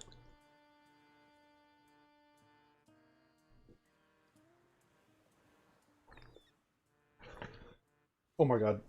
Oh, it's very hot. Whew. I'm like sweating down my eyes right now.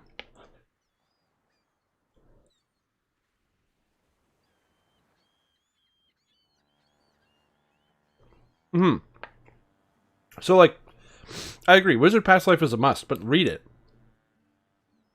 There's this magic missile thing that nobody uses.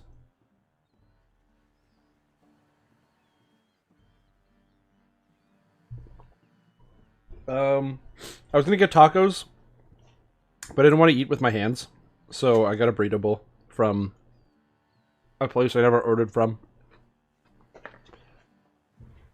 It's very good. The only downside is the bowl is kind of small.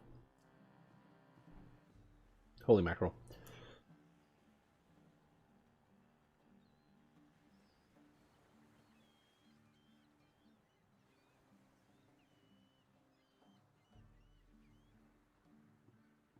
So, like, I'm trying to think of, like, either A, how you make it more interesting and add something good without it being overpowered, without it power creeping existing concepts.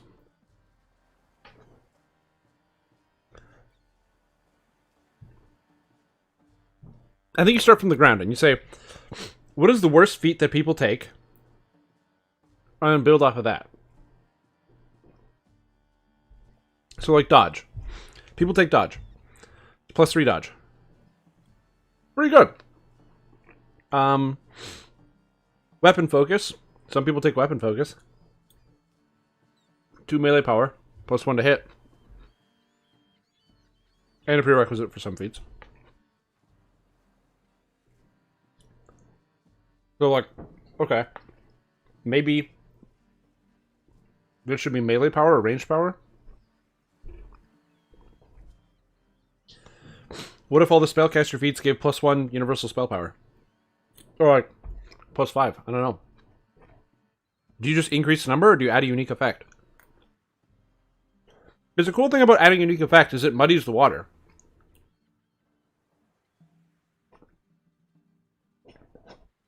Like, these spellcasts make it so that it's not easy to tell if something is just strictly better or worse for your character. You have to think about it and say, okay, is this better or worse?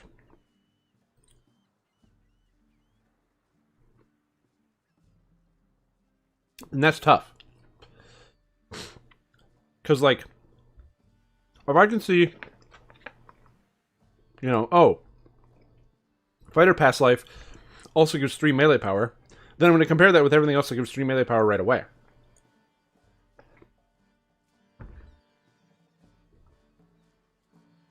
But a fighter past life, it gives me an attack. It's so hot. If the fighter past life gives me an attack, and then the attack, you know, after using it gives me +1 on tactics DCs, or I don't know. Like, what if fighter past life was like a tactician attack, and when you use it, it has a random chance to produce any of the tactical effects.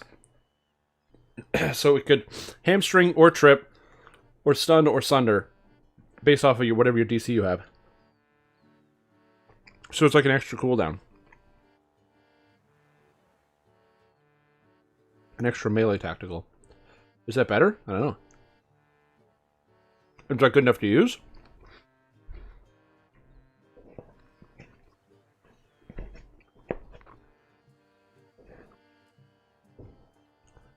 Also, where's improved stunning blow at? What the heck's going on, stunning blow? Improved trip, improved sunder, improved feint, no improved stunning blow. Makes me sad.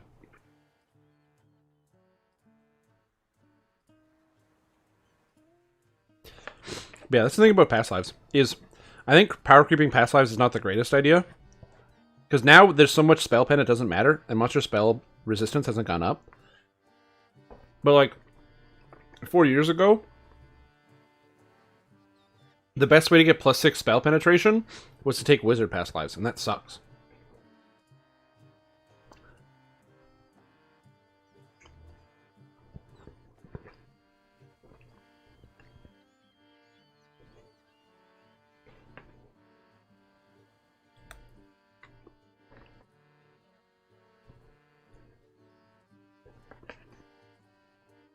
Well, that was tasty. Although I will say it was a much smaller order than I had imagined. Oh, okay, I think I'm good. That was tasty.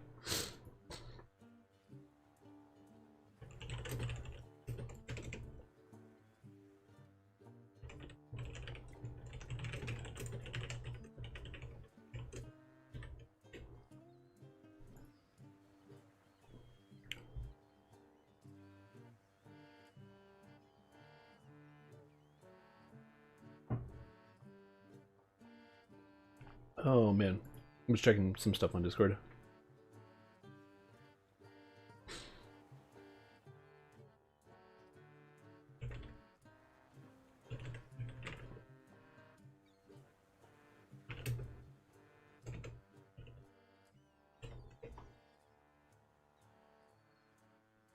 Oh, all right, we're gonna get started again.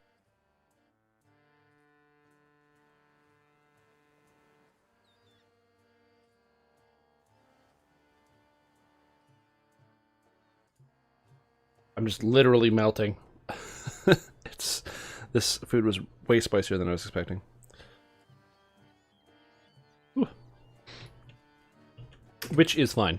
I don't mind spicy food. Which is a surprise. Because they gave me this little drum of salsa, and I was like, I'll just put that on my food. And then I just kind of like just dumped it over top. And then there were consequences to my actions, unfortunately, for me. Where am I going? I'm gonna collect some rewards. And then probably open the group back up. I don't know what other good 5s there are. These all seem bad. But yeah, I think a lot of the past lives could probably get adjusted. I guess it's all in terms of like, what are the priorities? What do you think is the most important thing? That's actually a great question. What do you guys think is like the most pressing issue that you would like to see addressed in DDO? Like, if there's a thing that you stub your toe on the most, or that you think would be, like, the most important thing.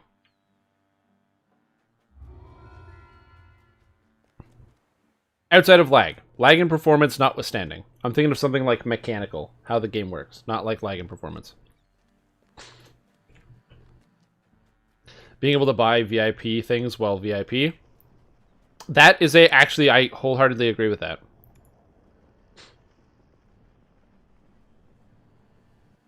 Beholders need to be hunted to extinction.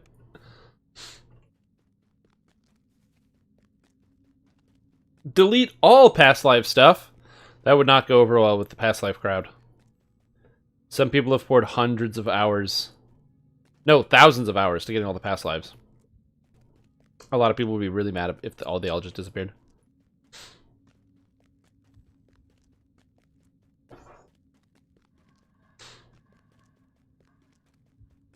Server merge. I can get behind that.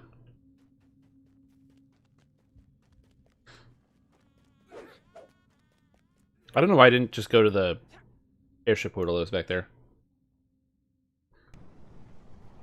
I select ladders. Storage. What do you mean by storage? Just like better storage of things? Like, yeah, I think a server merge would be really good for the game. Either a server merge or the ability to play cross server or something. What are the good fives?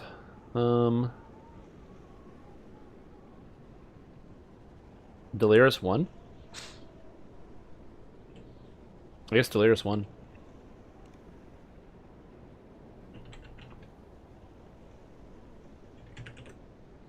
Let's do Delirious 1, and then we'll go to, then I'll probably move on to 6s. Delirious. The Mystery of Delirious 2. TR cache. That's a big one. Forgot about TR cache. And remove TR cache. I mean, if there was... yeah, I wish there was like a better way for the TR cache to function. There's so many systems involved. It's like you change TRing. Like, do you lose all... Like, what if they made it so you don't lose your favorite rewards when you TR? So, like, you keep your bank space from Kandaric, but then you can't get it again. Oh, 100%. That's why I'm saying, like, removal of past lives would never happen. Because, yeah, of course, then there's also autos boxes. How many people have... Like, I know people that have used autos boxes to literally do 100% of all their past lives. So, like, that would be tough. Targeting. Rather hitting that's hitting me than the mob that's in the way back. That's a good question. Is too limited and bank space. Yeah, more bank space.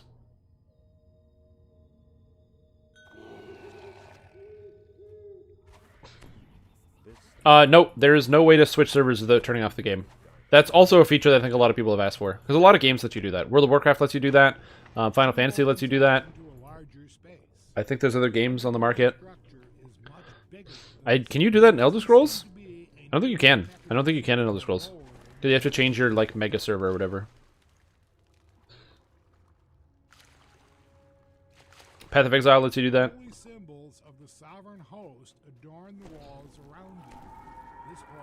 Who does that? People that pay thousands of dollars. In games that have levels of microtransactions, there are these mythical creatures known as whales.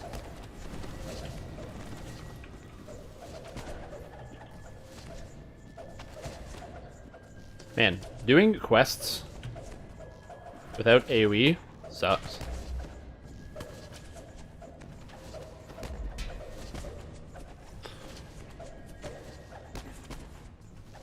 That's it. There's a lot of people out there that don't like whales. They're like, oh man, I don't like whales. Because like, or like people that spend all the money and blah blah blah. But it's like, nah man, whales are why we get to keep playing the game every day. Where do you find autos boxes? In the store. Autos boxes give you enough XP to like cap out your character. You get them in the store.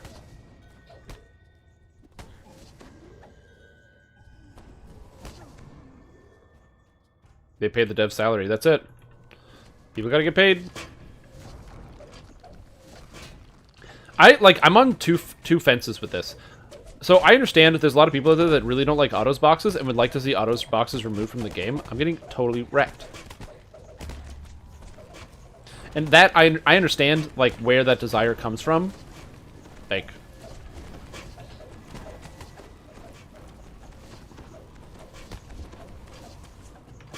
But, like, also at the same time, so many people buy autos boxes that there's such a good market for it, and so many people like autos boxes being in the game.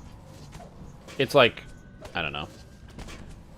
Oh, autos boxes are only available, like, limited time. So they come up and then they disappear.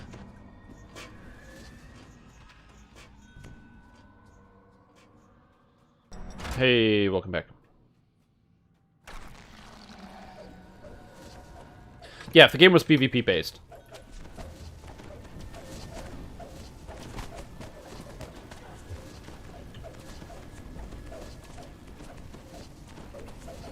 When you bust open a crate. Yeah, that's so true. That does happen. When, like, you get, like, a tome or something and it throws open into a wall.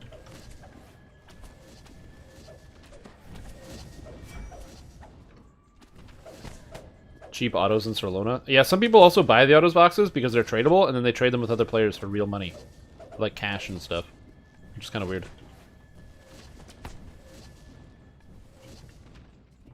Oh my god, stop. Bale should be a druid animal form. Assume whale form.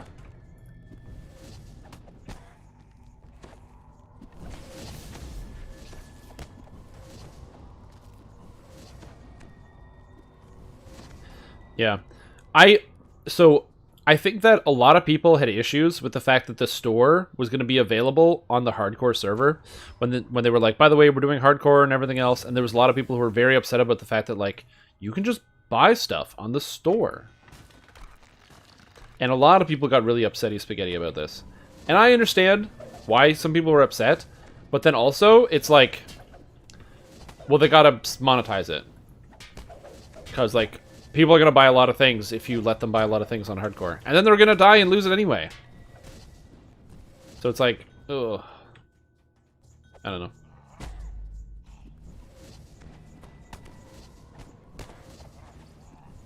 Super amazing. Glad it's still going strong. And that's the other thing, too. Like, it's really tough. I'm obviously heavily biased. I very much like the game. And I've had the opportunity to go to the studio and talk to some of the staff members. And also hang out with some of the staff members in, like, a non-DDO capacity. Just literally go and hang out and do stuff. And they're all really cool people. They, like, are all very passionate about the game. They want what's best for the game. They all work really hard. And so the type of criticism that I tried to levy is mostly directed around the idea that, like, I don't exactly know how everything works on the inside, but I do know that the people that are working on the problems that we want to get solved also have the desire to solve the problems.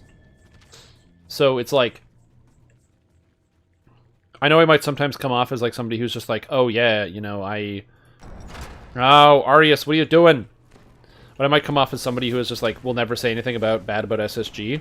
I'm more hesitant to criticize certain things because I understand that, you know, there are complications with some of the work that they do. And I'm more willing to give them the benefit of the doubt, usually, especially when it comes to intent. 5,000 points. I think it's $49.95, I think, for an autos box. Quest received. I think that's right. People gold rolling the way to 30 within a few hours after hardcore 20? Yes. Did remove all sense of achievement? I guess. If somebody else having a cloak before you get the cloak, sure.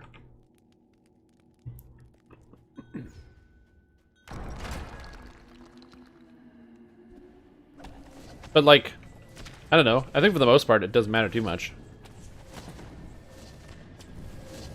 It's all, for me, I think it's perspective. Okay, hold on.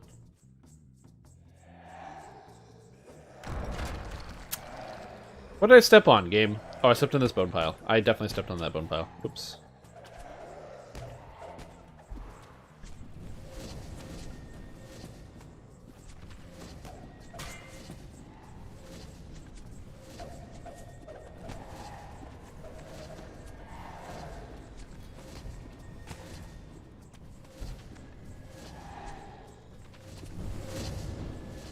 It would be interesting if they did have a hardcore no store that cost money to actually play in. Sort of like a hardcore tournament of sorts. Where, like, you pay money to enter the tournament. Stop spawning! Stop.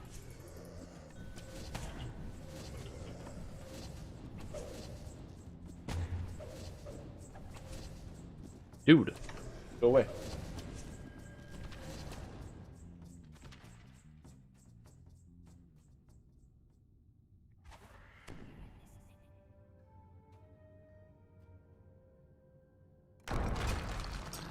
I did not land on a bone pile.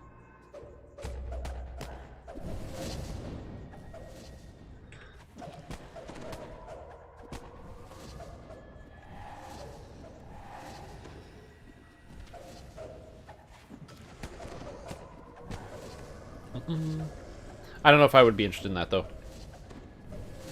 Again, I think it's also... I think a lot of you guys are right when you say that some of the aspects of the store do delegitimize the idea of competition. I think that's actually correct. I think that the competition is less important. I think that's why I don't really care whether they do it or not. Because I don't really see the hardcore competition as being that important. So to me, when I think about it, it's like, oh, how much do I care about the whether you can buy stuff in the store in hardcore? I mean, I don't really. I don't really care. To me, it doesn't really matter too much. Like, it's not like it's destroying the spirit of competition or something.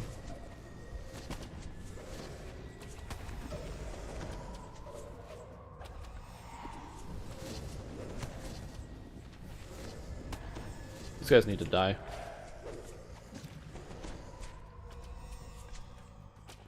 Oh, out of ammo.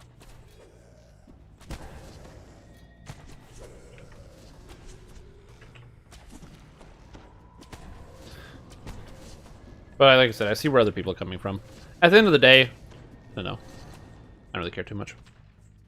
How much money that other people spend or are allowed to spend. A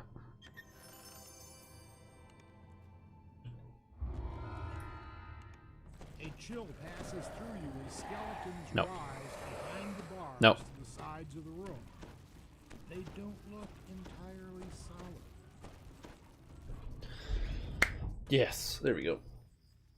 Yeah, they could have like a tournament server. The problem is, how many people would actually buy into that?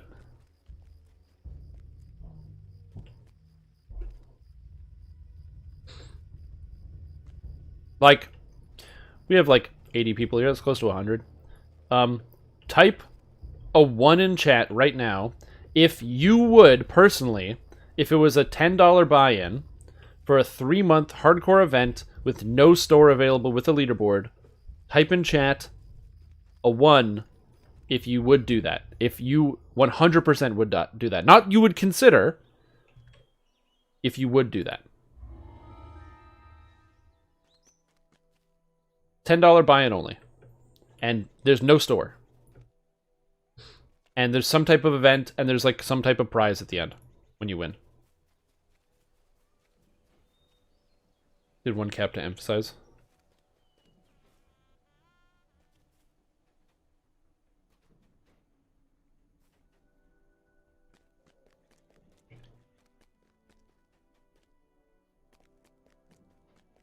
I do it just to make sure people complain about it not being free to play. That's so funny. I'm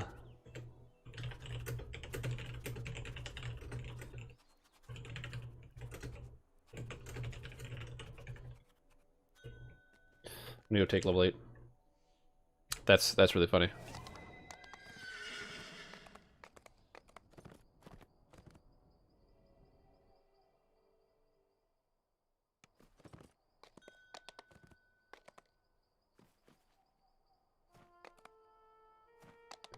All right, so we've got 1, 2, 3, 4, 5, 6. So that's 6 responses. All right, so now for the rest of you, type a 2 in chat if you don't care if their purchase is in Hardcore League or not, or if it does, if like it doesn't matter to you.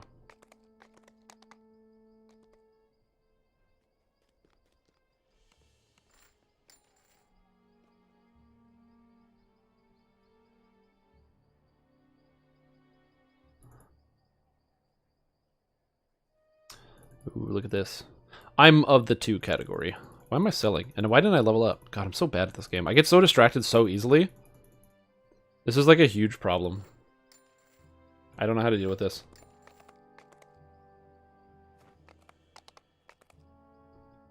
That's a lot of 2s.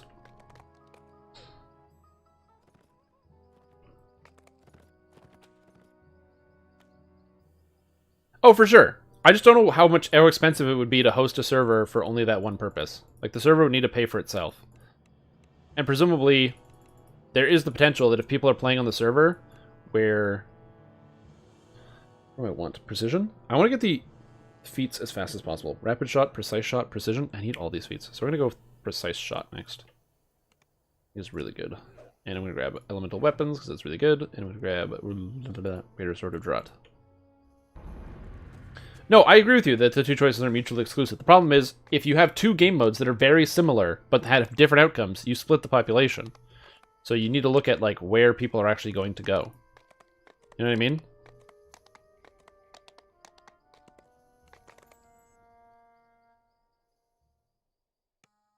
I don't care for hardcore. Also a very good choice. Hardcore is not for everybody.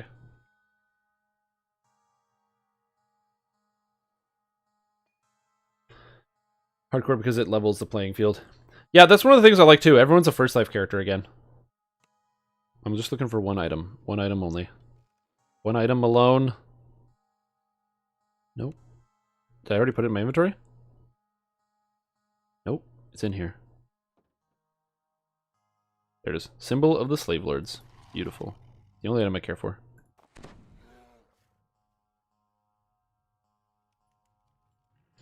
Oh, and I can put all my Slave Lord shit on.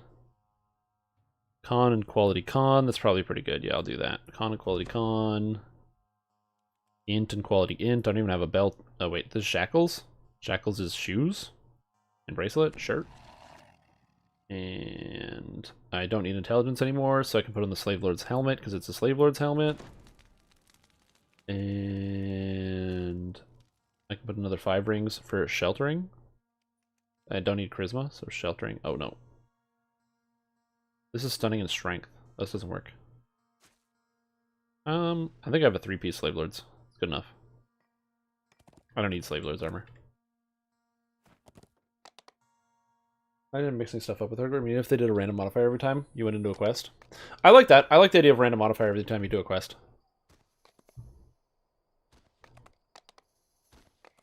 A lot of Slayer potions, pet, loads of XP. A lot of people do that. I think that's one of their concerns about the character transfers, because they do have the daily rewards. And I think that making them account bound at this point might cause a lot of people to be upset. Like, I don't think a lot of people would be happy if the rewards were suddenly account bound. You know what I mean? You don't care about the leaderboards? Yeah, and that's also fair. A lot of people don't. A lot of people have no interest in the leaderboards. They just don't care. Which I think is a perfectly valid, like, way to experience the game.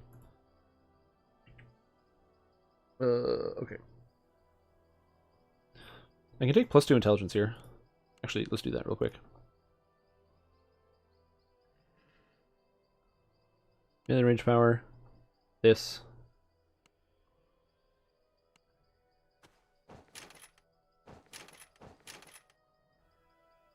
I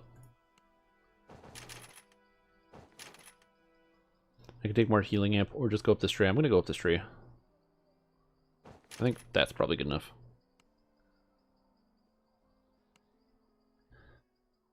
I'm going to cover the leaderboard because of the store. Give me a leaderboard. Red Willow spun a clever tale. I do love that line. Red Willow spun a clever tale. Character, you haven't had time for that. Can you buy hirelings? Yeah, you can buy hirelings. Yeah, you just log in and you get your gold roll and then you leave. Red Willow spun a clever tale. Yeah, no, you can buy hirelings and stuff. I don't know. I want to care about the leaderboard, but I agree with a lot of you guys that it can be difficult to have I don't know, the level of focus, I guess, needed, because you have to focus all your time into one game. Oh my god, dude. That's what I want. Okay, what is interesting is it looks like I can, in fact, target a single guy, which is cool.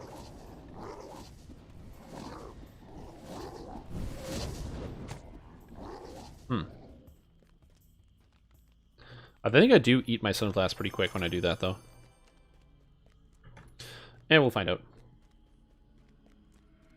Do a hireling list hardcore season? Oh, man. No solo. make a custom hireling, that would be an unreal amount of work. They would never do that for a single hardcore season.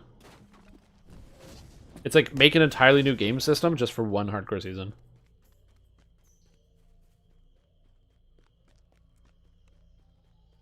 The sand shifts to What is anything? bruised ice storms. Trolls huddle together in the jungle here. What is anything from the shop? What does that mean? Before they make a meal of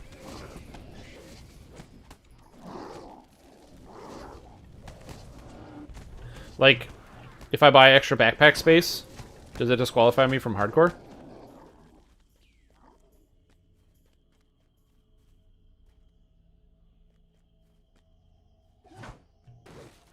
What if I buy a class? Can I do hardcore still?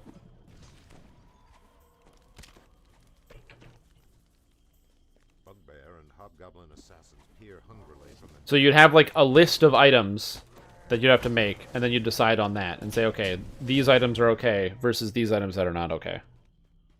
So like near and health potions, bad. Tomes, bad. foreign ahead. Destroy them.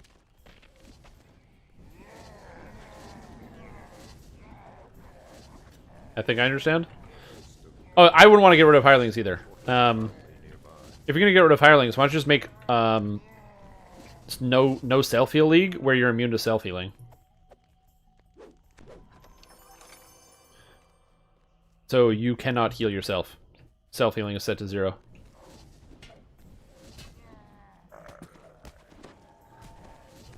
So then somebody needs to play healer in groups.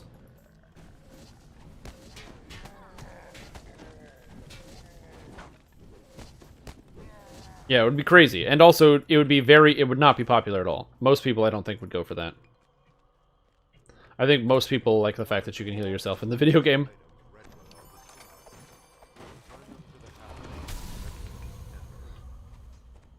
I had this idea, and I posted this in a YouTube video, and I was fortunately very quickly corrected by the YouTube commenters, where I was like, man, they need to change it so that Hardcore League is like maybe only repromote or something, because it sucks that people are like playing the game on normal and getting the rewards. And then they were like, no, but why does it matter if other people are playing the game a slightly different way and they are able to succeed and still have fun and a good time? And I was like, yeah, I guess that does make sense. Why does it matter if somebody plays the game on normal and they get to level cap, and then I play the game on, you know, whatever difficulty, and I get to level cap? Why does it matter? And it doesn't. Healers cannot heal themselves. Ooh, that's true. Then you need 2 healers.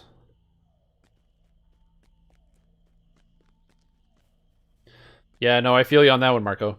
I mean, obviously your situation is a little bit different than mine, because I don't have any kids. And you have at least one. So that obviously is going to eat up a bunch of your time. But, you know, I definitely understand.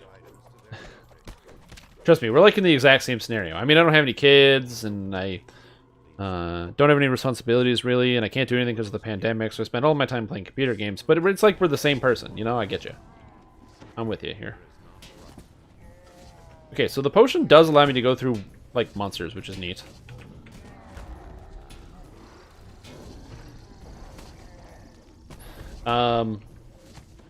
New hires.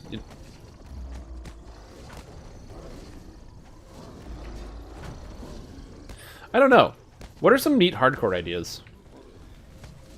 Other than no store items. What are some other ideas that you guys have for, like, hardcore shenanigans? Halfling Dragonmark Fighter Ranger builds? That's a cool idea. I like, I had this idea, this fever dream that I talked about before, the Blindness League, where it's a 3-day event, so it's like Saturday, Sunday, Monday. And the idea behind Blindness League is you are permanently blinded and you can't cure it. The game is only on Reaper mode, and you have 3 days, and whoever has the most experience points at the end of the 3 days wins. And you get a prize, like a forum title or something dumb.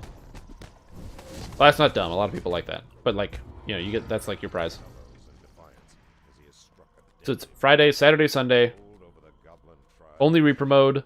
You have 3 days, and also you're blind, so you can't see anything. The screen is always black the entire time.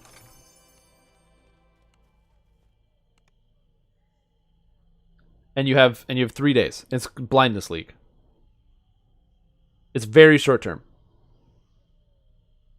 I'd rather do 6-con league. Randomly generated characters with set class paths. Oh, randomly generated character league. That's kind of cool. I do like that idea. Everyone gets 1 HP per level league. Oh, man. Reinforced robe for level 9. Ah! I can't use these items. Who said? 6-con league. Dead red. 6-con life league would also be really interesting. Why not? Let's do it. Let's have 6-con life, the league. Why would you play one character when you can have everybody playing the same thing? I do like the idea of randomly generated characters. Is there a DDO RNG like character creator? OG DDO League, if you die, you lose a level. Oh, man. Oh, man. Could you imagine? If you die, you lose a level. That would be sick. I remember when you used to lose a level when you died. Fuck. That was madness.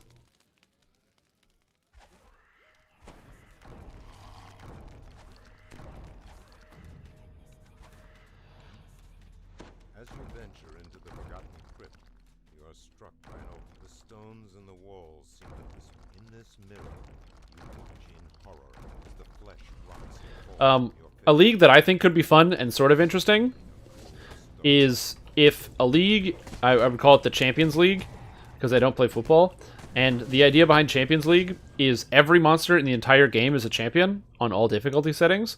However, as a result of this, champions get toned down a tiny bit, so they don't do quite as much damage, so like the added damage and the added health is a little bit lower, so it's not insanely tedious to go through, but they have all the different powers and abilities, and on top of that, on Reaper mode, all the Reapers are champions as well.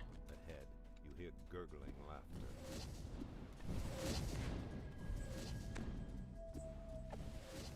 So you walk in a room and there's like 2 marks of chaos, a mark of law, a mark of, whatever. Mark of shadow. Anti-magic field league? Oh my god, Beholder League? Every monster gets Beholder eye stalks. How does that sound?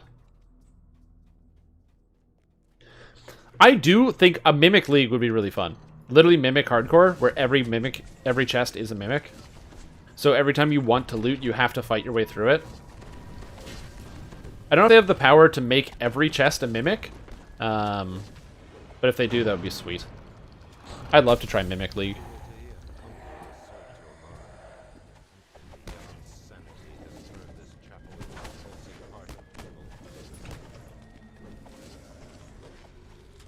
Hey, we got him. Have more classic modules. Yeah, there's a lot of good ones out there. They definitely have more that they want to add for sure. Like, Feywild. Well, it's not really a classic module, but that's like a cool area. We already have Ravenloft, which is like a classic area. We've got Temple of Elemental Evil, the Haunted Halls of Evening Star. More stuff like that would be cool. The problem I can see with some of that is, like, especially with the development, is the amount of time to return on investment is probably pretty low. Like, making one huge and also very hard dungeon is, like, maybe not the best idea, monetarily. So I can see it being hard to invest. Unless they have, like, an extra guy. They can just be like, here, go into this cave for 6 months, make this book, or this module into a dungeon, and you get paid when you're done. Here's a bag of food. Mira's next.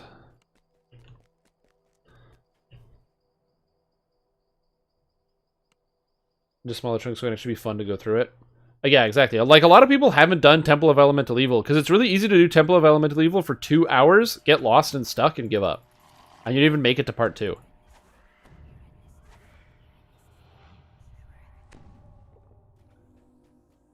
Every monster replaced by beholders. There you go. That's what I'm talking about. Everybody takes Pale Master. Pale Master Dwarf Conda damage.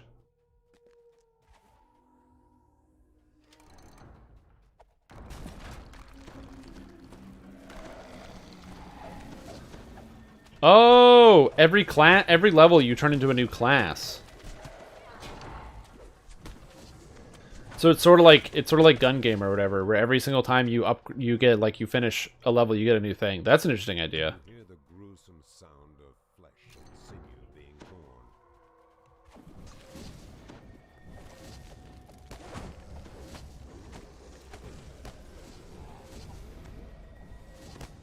Yeah, if there was Temple of Elemental 1, 2, 3, and 4, I feel like they could definitely turn into like a 4-part quest.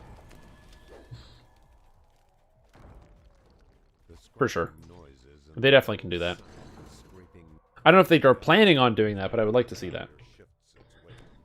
Everyone starts with 10,000 life? Oh, man. And no healing? Oh, man. It's like till you go till your life runs out? Holy crap. That would be interesting.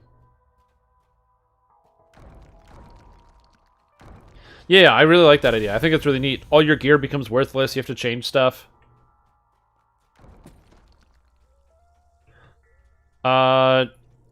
Maybe. Unique League would be neat.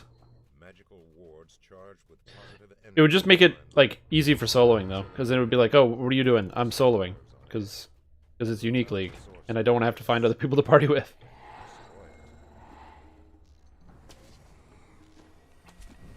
Go away.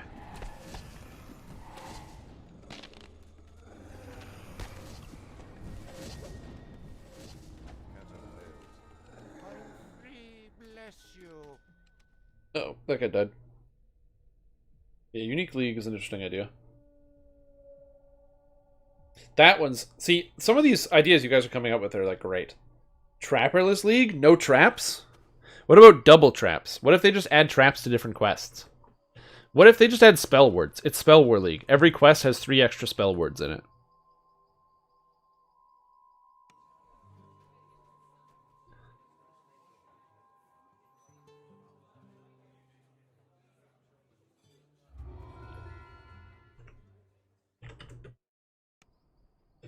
Cage trolls SP. Just spell words everywhere. It'd be terrible.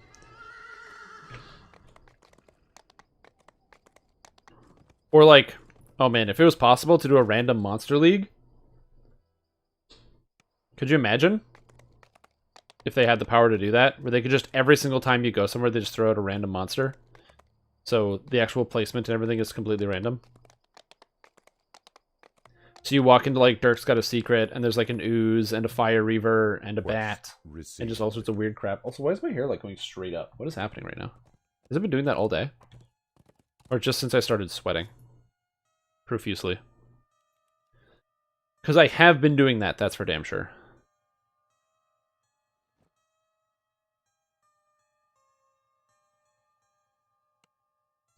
I think they tag Reapers onto regular spawns.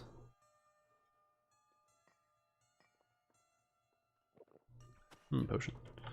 They could do Switcheroo League, where, like, when monsters get down to half health, they turn into another monster.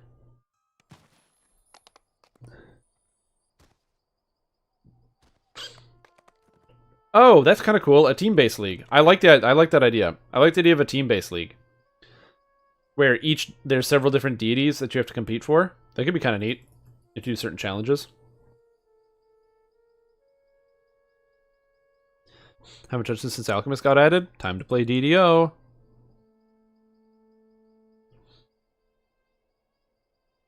I hate them so much. Yeah, spell words are not the greatest. Ooze League. Every mob has a chance to split into 2 copies of itself. Why can't I do anything?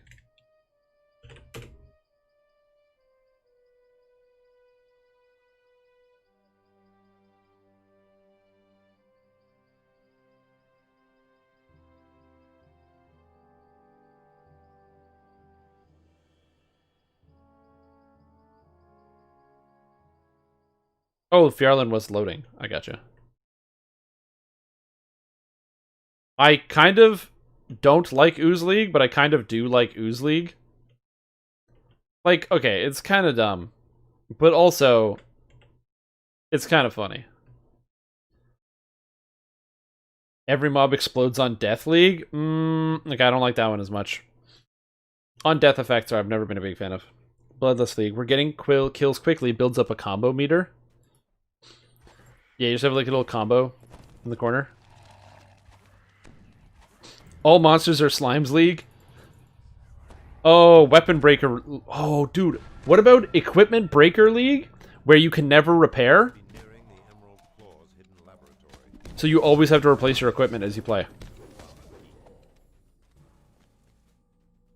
So no repairing. So you need to. You're always going to be changing swords. You're always going to be changing shields. You can't commit to like a weapon type, or you can because of the auction house because people will be selling it. And then you may want to just play like a different type of weapon. Everyone becomes a spellcaster. That's true. That's the everyone is a spellcaster league. My bad. Castle Ravenloft Ooze is going to crash the game. That's for damn sure. Oh yeah, then the game crashes, so it doesn't even work. Yeah.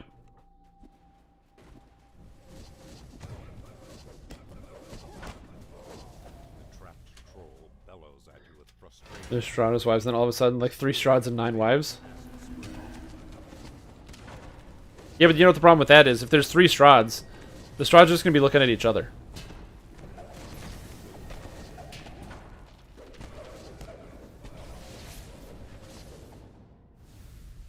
Dungeon Alert all the time. Oh, yeah.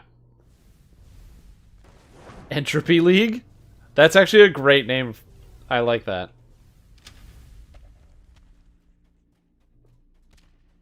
Well, yeah, they would split the... They would split it into categories. They would be like, oh, you know, level 1 quests can have these monsters, level 2 quests can have these monsters, and they just change it. The troll's cage clatters open.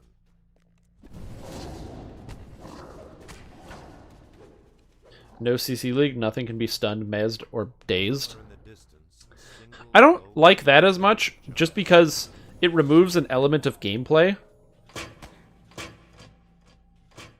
Ow. It's like, you know what's cool? Building characters who can crowd control and properly taking control of a fight. What about the opposite? CC only league, where there's monsters that cannot die until they've been CC'd.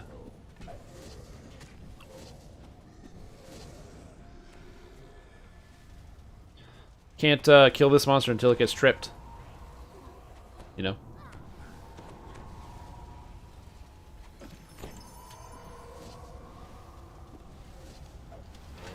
What about, like, Avenger League? Or not Avenger League, but, like Vengeance League, where every boss in the game, every red name, has, like, a special power and an effect. So, I'm taking negative damage? What the heck is this? Oh, God, I can't do it. So you have, like, red names have, like, either different champion effects, or... something like that. I gotta stop throwing these flasks by accident. This is not good. We're running low. Place chance of this stuff that needs to be certain types of CC before it can be killed. No Saves League. Okay. Could you imagine no Saves League at all? The other one. Purge the Heretics. Imagine if you had no Saves League whatsoever. Monsters can't make any saving throws. Players can't make any saving throws. Everything always lands. You don't need to have stats.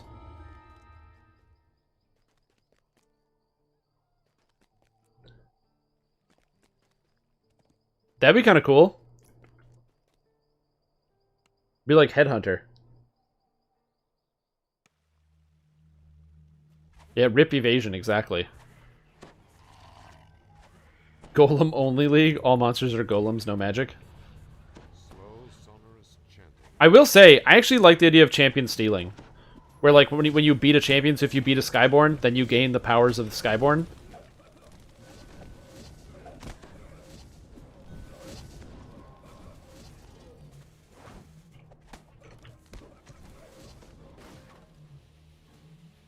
Int Sork for the spell power. Yeah, that's it.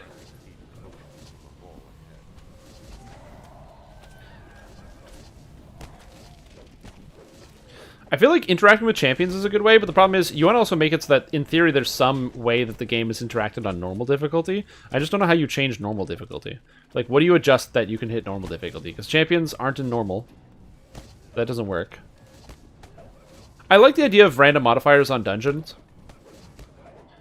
So, like, imagine it was like the Plains crossover league. So every single quest, when you walk into it, at the beginning, it's being affected by a certain plane and it affects all the monsters. So if, for example, if it's like Seranian plane is affecting the area, then like the monsters have different effects. But if it's the Rhesia plane affecting it, then the monsters have different effects.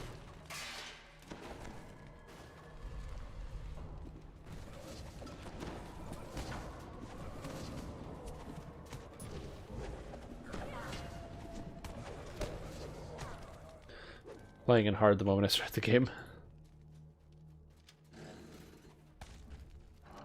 DDO does need more dragons. I love that. Where are my dragons, DDO?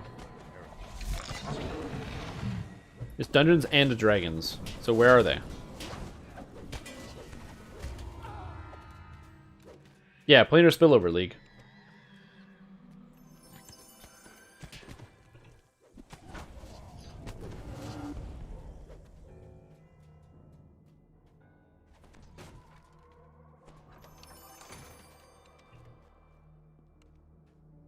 Dungeon grenades that were occasionally replaced by the Lord of the Blades. That's such a good idea. I love that idea.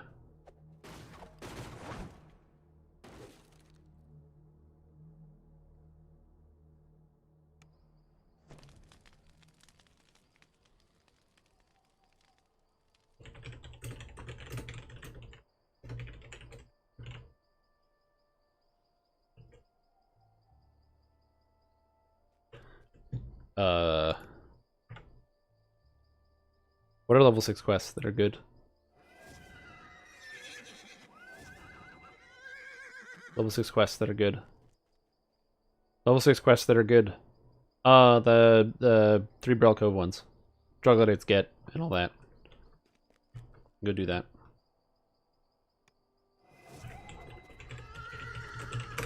Troglodytes get. That's it.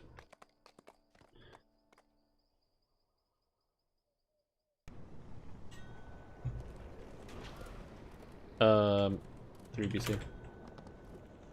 All the mobs have colors of the queen? Whoa! I don't know about that.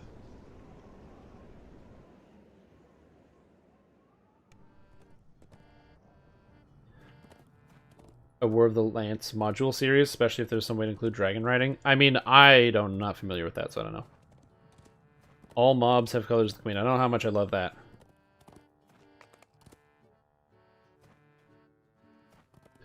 Yeah, I don't. They only. Well, I mean, it depends on who has rights to what. I'm sure, like, you can pay for stuff. I just don't know how expensive it is, or even if you're allowed to.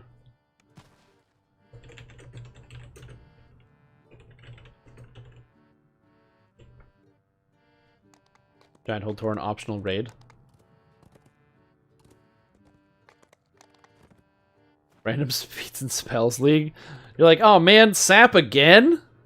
Oh man, sap again? Dang it. What did I get this time? Ah, Bull Rush. Or Bullheaded. Dang it. What did I get this time? Ah, Slicing Blow. Not Slicing Blow again.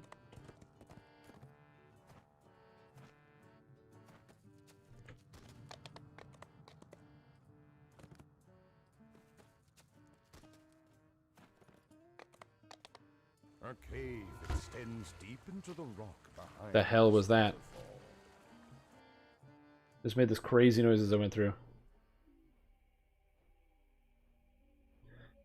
I could go for that. I could go for like a Minotaur race.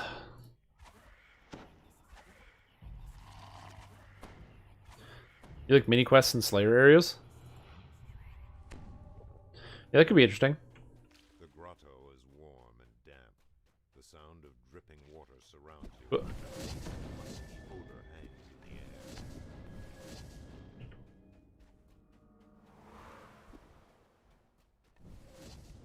You die.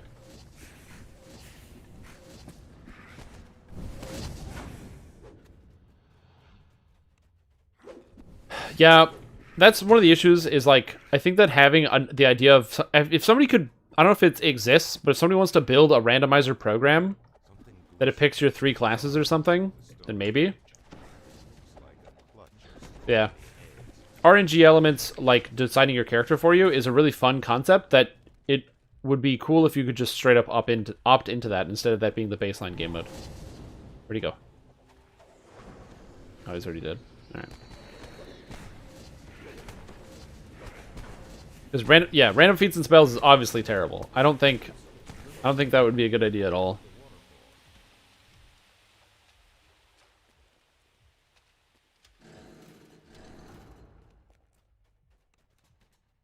Yeah, it's kind of tough to come up with new ideas for these things. I'm trying to think of something that like hasn't been thought of. Other than just changing stats around and changing numbers and moving some things. Would be like unique. Why am I throwing potions at this? This huge echoing vault was once the hideout of Garl the Grey and his men. More troglodyte's eggs lie in the cistern.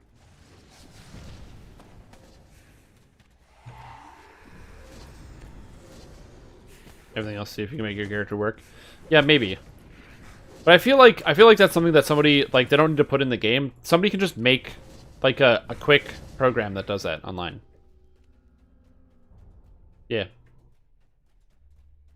Or at least be hit with it. Like a monster needs to be hit with a certain type of CC.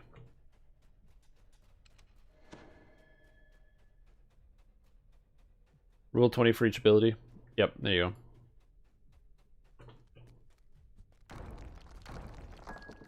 I'm trying to think.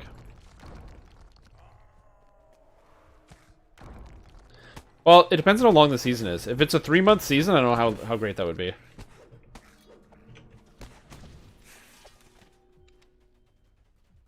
They're just haha, tire charge, go burr, exactly. Rise up from the water below. Okay, here we go.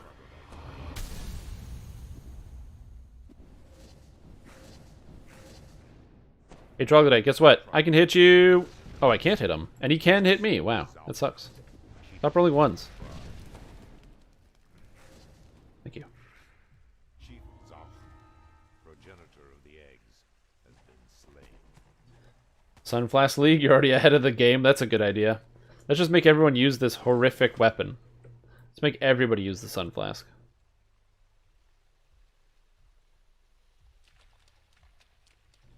I do like the idea, like some of the ideas behind Crowd Control League. I can't throw that high. Where it's like monsters can't die until they've been crowd controlled. Like, you can damage them, they just don't die. They go to 0 until they get hit by the crowd control effect. You have to have hypnotism under the things. The problem is it would basically make it impossible to solo, because it would be very difficult to have a character that can do all of the different types of crowd control. So I don't know how best that would work unless they did like categories. Like enchantment, illusion. But even then, it gets so complicated so fast.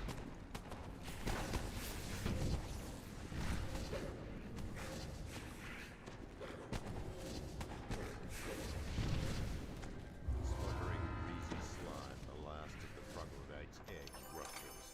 The breeding grounds are destroyed. Do the next part. We're just gonna do the next part because we're here. CC League, a hard pass. Yeah. Claire can do most types of CC. Can you trip people? Extends deep into the rock behind. Can you... I guess you can Stunning Blow. Stun is weird, because some classes get access to stun and some don't.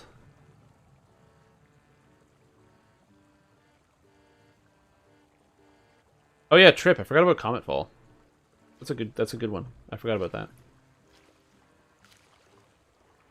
PvP tournament, best of 3 brackets. I like that idea.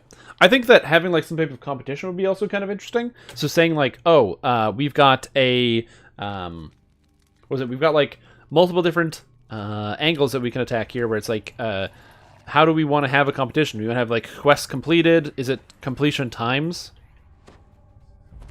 The feel of this place has changed. The air is strangely cool now, and the scent of old decay has replaced the troglodyte's musk. In and out of hypnotic pattern, yeah. Oh yeah, and at level 1. Oh man, that would be really difficult.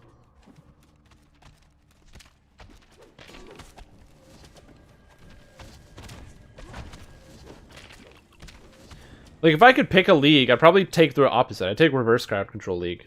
Where people could, like, monsters would be immune to certain types of crowd control.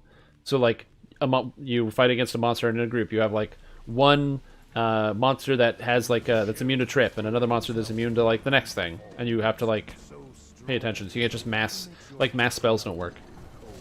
So you have to pick and choose your crowd control. Only gaining XP on optionals rather than quest completions? Oh my god, that would be the worst league ever. There's not enough optional XP to level up, by the way. That would be horrific. I've done it. I've done the math.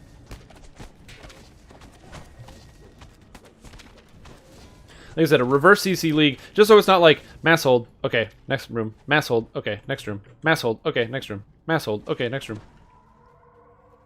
Like, just anything to get away from that possibility. I don't like that. Yeah, but you'll run out of mana eventually. What else is an option? An old Tavern Brawls. Yeah, Tavern Brawls are really good. I liked a lot of the older Tavern Brawls. You don't get much active participation in now. Again, it's just a level disparity. Oh, not Assassins approved.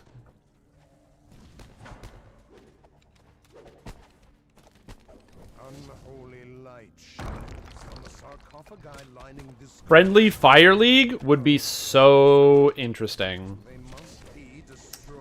That would be such a neat idea.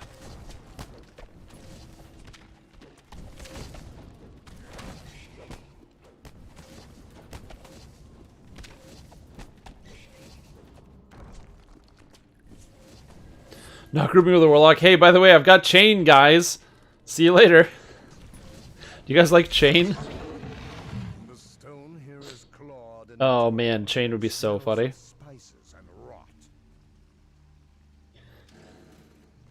If they could easily distribute the completion XP onto the optionals, then maybe. But that might not work. Oh shit. It would also take a tremendous amount of work to do a lot of that stuff. I like the idea of there being an optional friendly fire mode, but man, Chain. Whoops. What else is there? And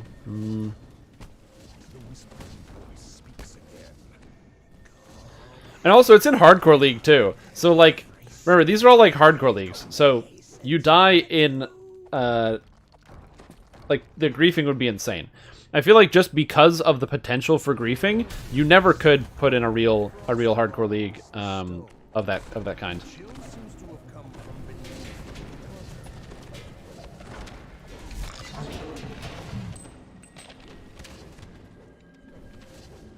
Yeah, Chain Lightning.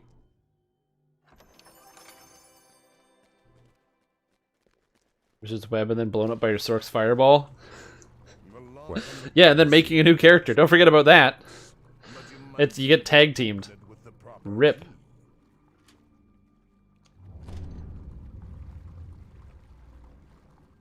Not good. A chest gleams in the frozen light. PvP group scenario? Yeah, it does. You can kill people in the PvP pit in Hardcore League. People do it so they can get killed by other people with stupid names. It'd be like, it's like, oh, so-and-so was killed by yo mama. And change your name every day? No, I'm a different guy. No, that guy was that was Jim John. I'm John Jim. Different guy. Trust me.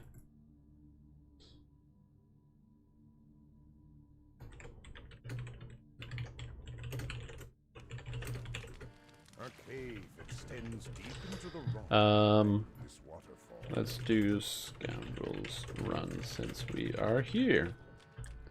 Let's do the Scoundrels Run since we're here. We're here anyway. Why not? I have to horse. Clip, clip, clap. Pre-incarnation league, where every reincarnation earned during the course of the league gives you a special seed, lets you reincarnate at level 1, so you can catch up on the insane passive creep.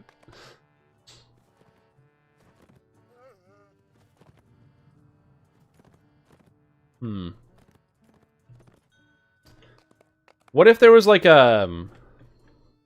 What if there was like a team league? So you had like the elementals, you had like fire elemental and like water elemental. And when that would happen, you'd have like, so you'd have like 2 people, or like 2 teams. And you'd have to choose, you pick a side, or you get randomly assigned a side. I'm not sure. But yeah, you pick a side, and then... This mine has not been worked since the pirates first claimed the cove. It now you pick a side, and then separate pirate from you have, the teams are based on quest completions. So it would be, you'd have, each quest would have a score associated with it. And the score is based on like, you know, the time it takes to complete the quest gives you a certain amount of points. So if the quest takes 5 minutes to complete, and you get it done in like under whatever amount, you get points. You get points for the difficulty that you completed at for your team. And the two groups are, it's just like regular hardcore rules, but they're competing to see who can get what quests done on the highest difficulty and also the fastest to earn points for their team. And then whoever happens to be on the winning team gets like a cool reward or something. The problem is you'd have to like account lock your yourself to a team, so you can just switch halfway through.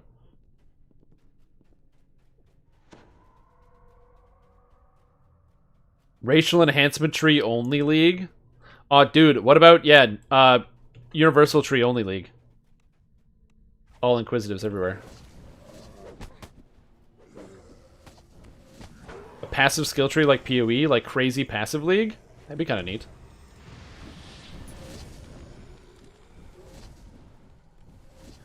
I sometimes forget that I actually use, I use my weapon, my Sunflask. Speedrun League. Every quest gets a time limit. I think that's an interesting idea.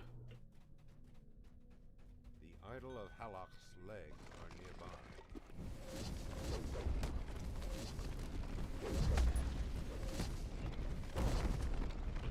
Get 'em, Sunflasks!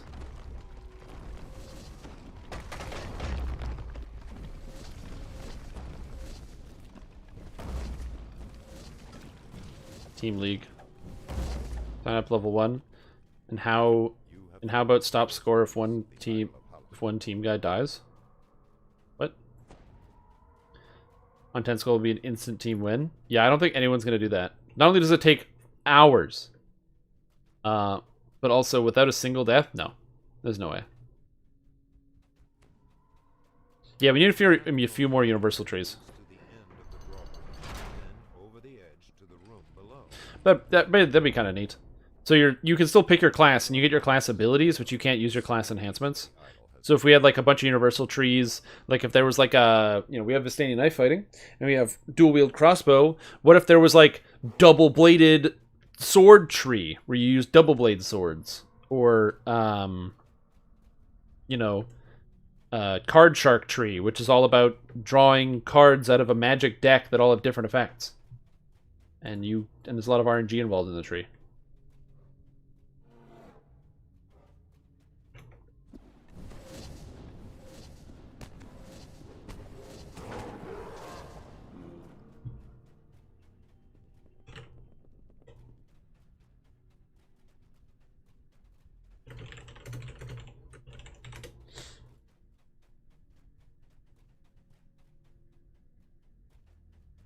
Deck of many things tree could die in a fire.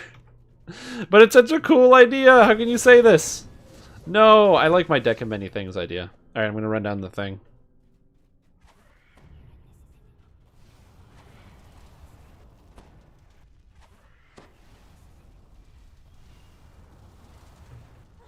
Ow.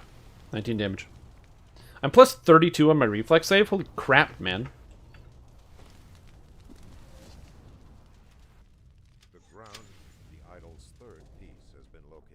And a DM who loved throwing the thing into his games. That's so funny. Oh my god, I should like give that deck to my players?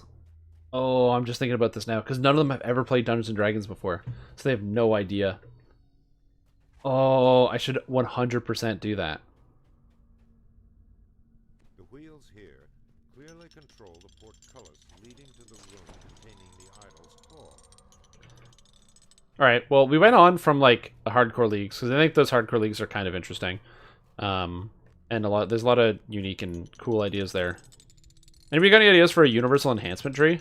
What's universal? What would be something cool? Basically something that, an idea that you can't make a whole class out of, but would be cool as its own individual thing. Is nearly complete. Only one piece left to find. I think it'd be cool if there was like a spell crafting tree.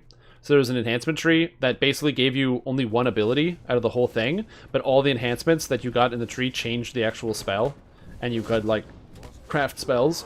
So let's just say you got like 4 spells in the tree, and you could craft them all individually and give them different effects and different things that they did.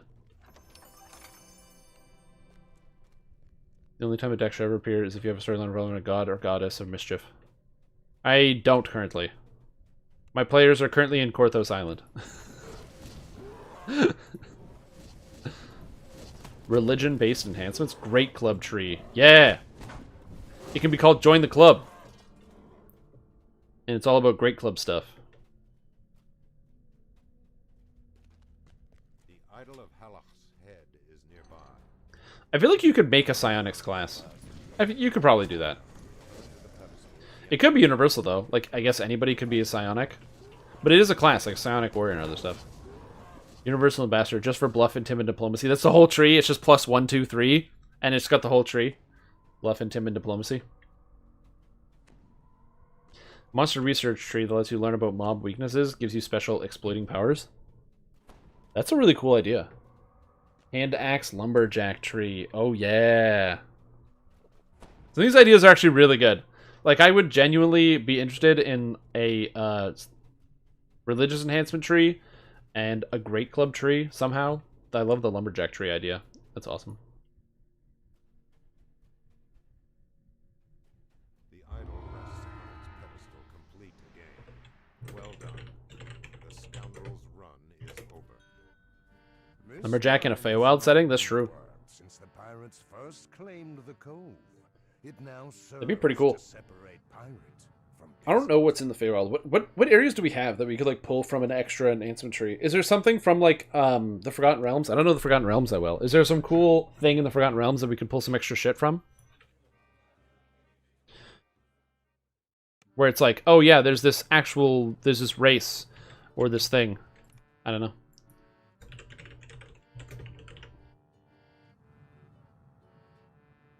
Grey Moon.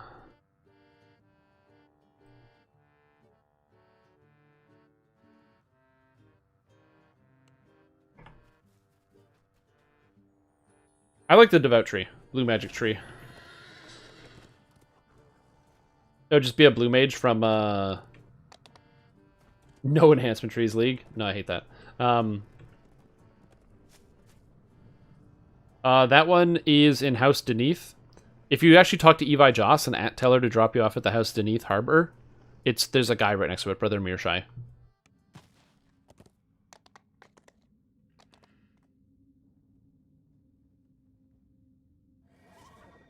Yeah, that's a Final Fantasy character. That's one of the classes in Final Fantasy, so I don't think we can do that. Like, Final Fantasy 14 has a blue mage class that does that, because that's Final Fantasy. I like the idea. It's actually kind of neat in Final Fantasy, because you can get all the spells, and the way that they do it is they just don't let you do raids. So you can't do raids, but you can do, like, low-level grouping content, and just run around, and the outfit's also super dope. In the hollow to the north waits Ruku, elder of the Grey Moon tribe. I do like the idea of a devout tree, too. We need a real summoner tree. What would a real summoner tree look like? Would it augment just your summons? Would it have its own unique summons? Because when I think of summoner tree, I think of literally the druid summoner tree from Diablo 2.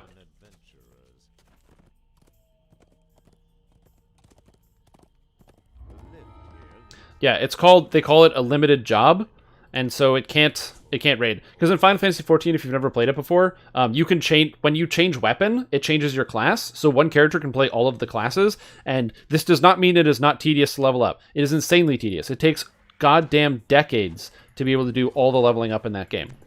So it's not... It's like... It's cool because you can level up all the classes. But then it's like, oh my god, it takes so long. Angry growls echo from its depths. A minor tree? Oh, man. I like the idea of a minor tree. You could have monster research where you get special powers based on each monster. I mean, conceivably, you could have a monstrologist. Have a class called, like, monstrology. And you can, like, learn special monster abilities and do other stuff. And you gain bonuses against each monster.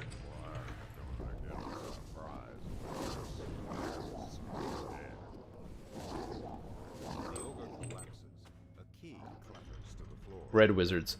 What's a red wizard? I know that red mage from Final Fantasy, but I don't know red wizard. Yeah, and then the other problem with some of those is, like, imagine you make a heavy pick tree, but there's no heavy picks. All the heavy picks suck. So what do you do?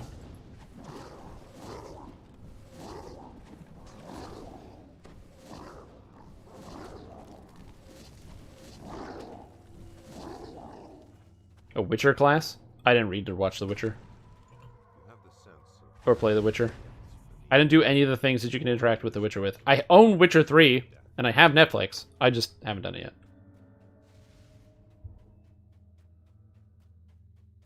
You see movement Oh no! in one of the cells ahead. It may be Achka.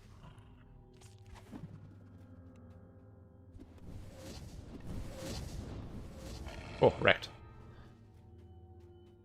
Thalanus. They can't probably use Faerun's Feywild since Sharn and Lost Gatekeeper. Oh, no, I know that. I was making... Sorry, I was making two separate statements. I was saying... I don't know much about Feywild, which is in Eberron. So that's why I was referencing what's in Faerun that you can pull from for people that have experience with that. Can't keep my account paid in yen after starting in the US. They told me to buy a new account. What? Trades and Harvest at 50? That sucks, man. That's garbage. Realms prestige class like Purple Dragon Knight and Morning Lord? Oh, that's kind of cool. Of Thay. Is really a social standing? Oh, okay. If you have the quiet rule, AoE silence.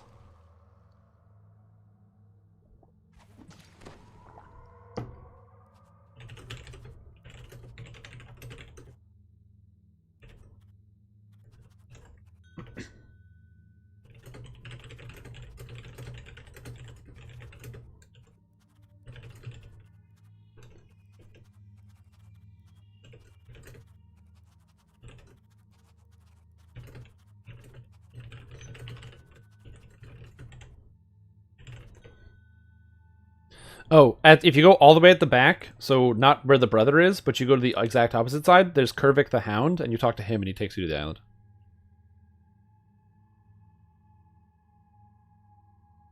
Wild Mage is an interesting idea. I don't know how you would do that, though. Like, Wild Magic would be kind of neat. It'd be like a magic-only class thing, but that could work. A Dwarven Defender tree would be neat. Basically, now we're just picking prestige classes and shoving them in. Usually those have a closer tie to like an individual class, though.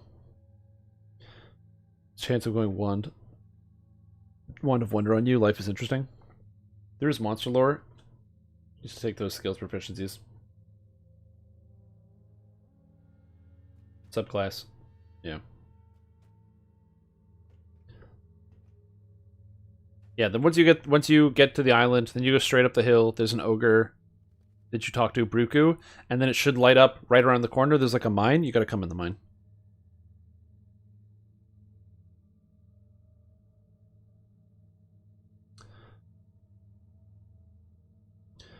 But yeah.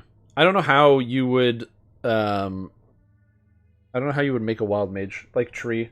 You would make it so that basically there'd be enhancements that affect all of your spells, whether they're arcane or divine, I guess. Is that how that would work? And it's like I said, it's something that you could only take like there'd be something in the tree that is like, you know, to make sure new players don't get confused and think that they can get wild magic. You just tell them that like, you have it so it's like you can't take the tree unless you have like a proficiency or something.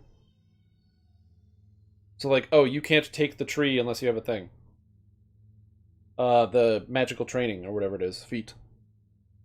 Or like you need to have at least one level of each of these classes. So it's like kind of universal, but not really. How do you feel about universal things that aren't wholly universal? I don't know. That's an interesting question. Can we do that? Can we make that?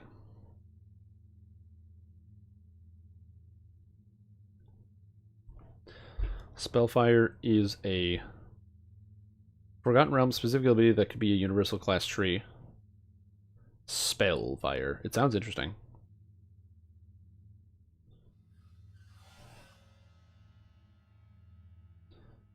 That's true. You could have a whole stance. You could have an entire tree based around a single stance. That you have all these things that enhance your stance.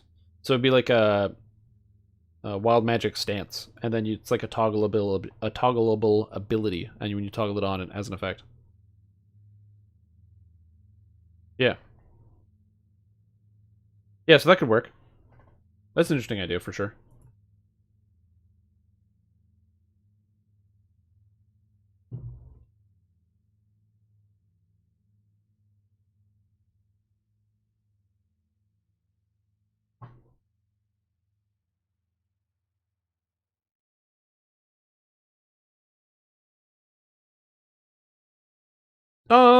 I would disagree with this.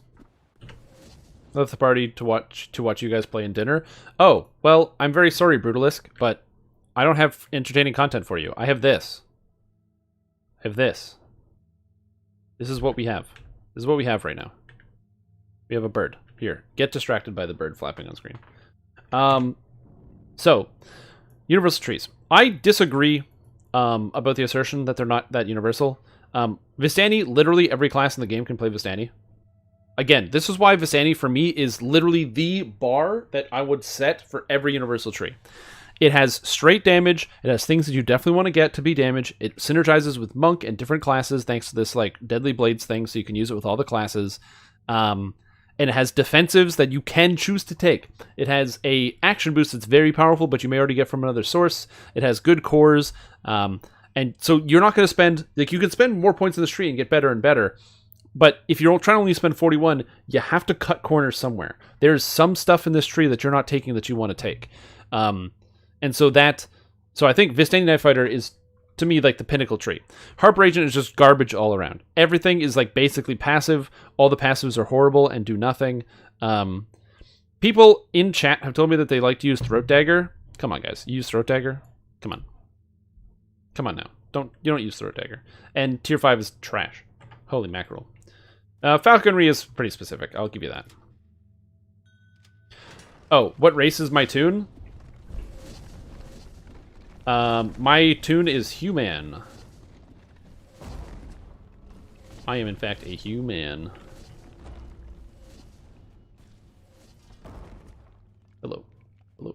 runs out of his cell and disappears down the hall. No worries. Yeah, exactly. That's the thing. It's like things change over time. The expectation is like these are just all passives. Like obviously, strategic combat, harp, and the know the angles are insanely good, but you should, in very few cases, be spending more than 12 points in this tree.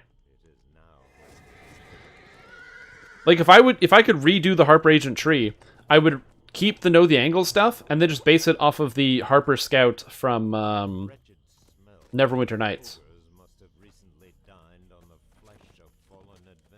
And give it some of the cool abilities from there. In the hollow to the north waits Ruku, Elder. Make it more about like spying and give it some like stealth stuff and you know, the ability to like mesmerize enemies and you know, bonuses on like when you do bluff, add extra bonus to a monster or something. I don't know, just cool shit. Rebalance the ones they have at first and bring them within the ballpark of Inquisitor. No, I think I wouldn't make Inquisitive. What's on Harper Scout? I'll tell you. I don't remember it all offhand. Harper Scout. So yeah, Harper Scouts, they... No, I don't want to buy this thing. Go away. I don't like these advertisements. Whoop. Harper Scouts. There we go. Let's go alchemy. The ogres are ready. They get a bunch of abilities. So Harper Scouts automatically get access to Bardic Knowledge. And then on top of that, they get a Bardic Song as well. So you get to pick one type of song to use because effectively Harpers are minstrels and artists and singers because they're also like spies at the same time. And then they get bonuses on all sorts of different types of effects, so bonuses against different types of enchantments and other things, as well as the ability to cast some innate spells, like the ability to cast Sleep, the ability to cast Cat's Grace, being able to craft a Harper item, which is effectively what you can do. You can still craft a Harper item, which is like the Harper enchantments. They're just not very unique, I guess. This door stands open. Take a Kalashtar to sense that the So essentially, it would be things that are relating to like dealing with animals, charisma-based effects, minor bard stuff, as well as stealth and espionage stuff. So sort of like, basically, Harper agents and the agents of House Fjarlin are very similar.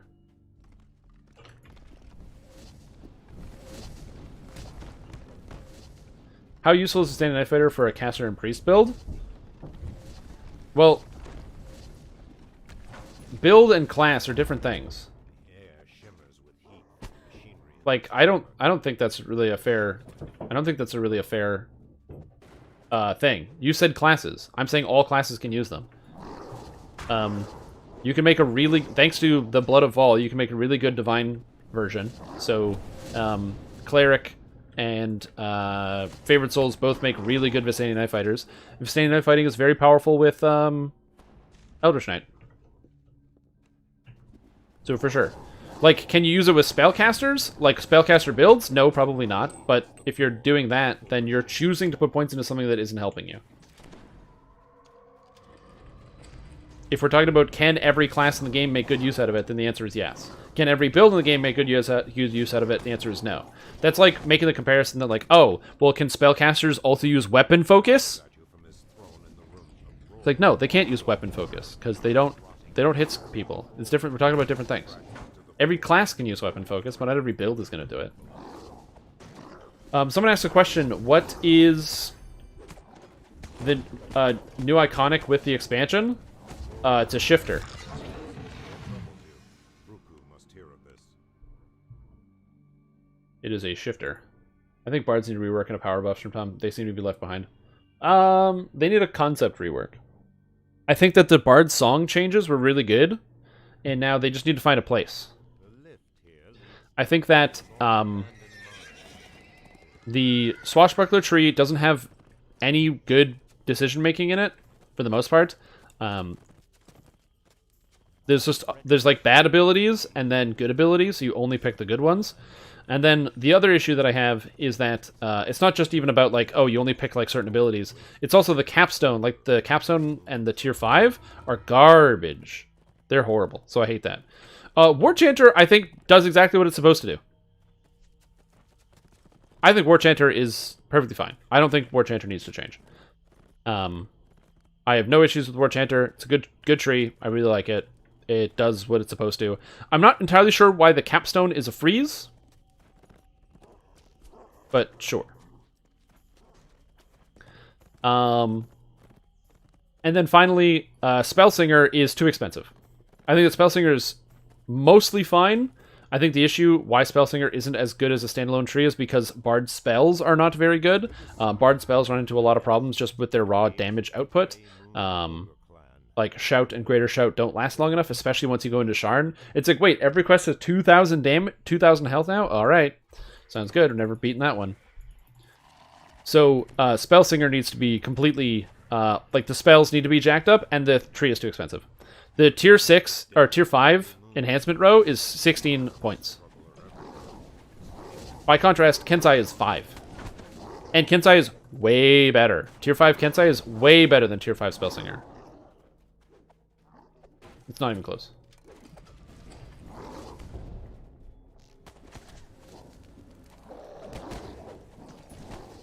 Oh, yeah.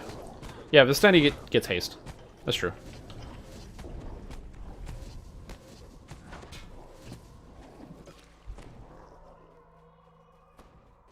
No, yeah, absolutely, I agree. Spellsinger is a tree that needs some more damage, but I don't think it needs it in the tree. Because the tree is fine.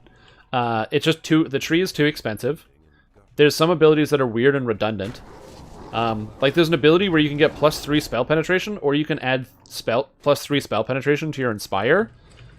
But those things, if you just listen to them, those are the same things.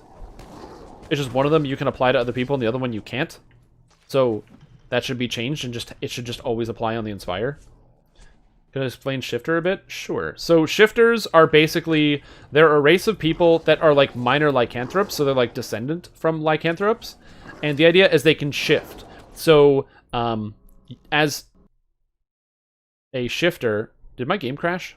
My game crashed again! Damn it. As a Shifter, they basically do minor shapeshifts, so you would be able to like grow claws, or grow fins, like get webbed feet so you could swim, do all sorts of other stuff. So there's very specific forms of shifters. And the idea is that they come from different regions of the world in which their creatures could shift.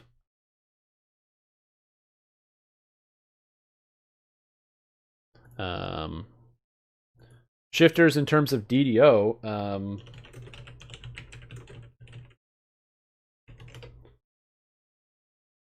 let's see here. I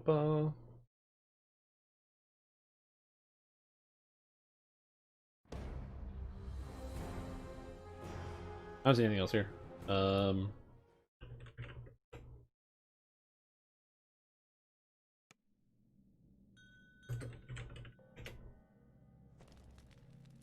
Okay, we're back. Oh god. All my Reaper points are loading in.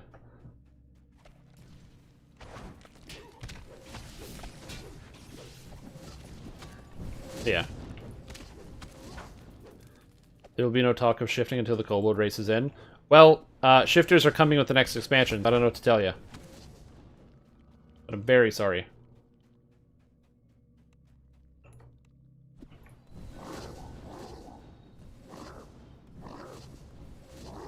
So yeah, that's basically it. They're kind of like, you know, beast folk, where they have like they're essentially humanoids with some minor beast-like attributes.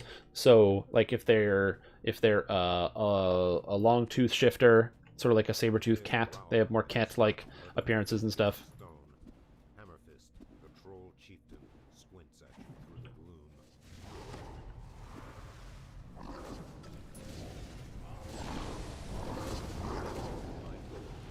Goodbye, Blizzard.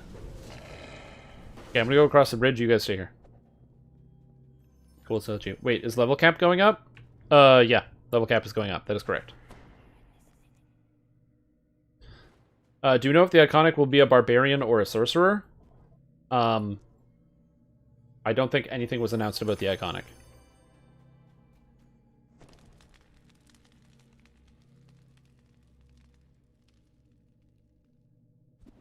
We gotta kill those trolls to beat the quest, and they only come across when the door opens.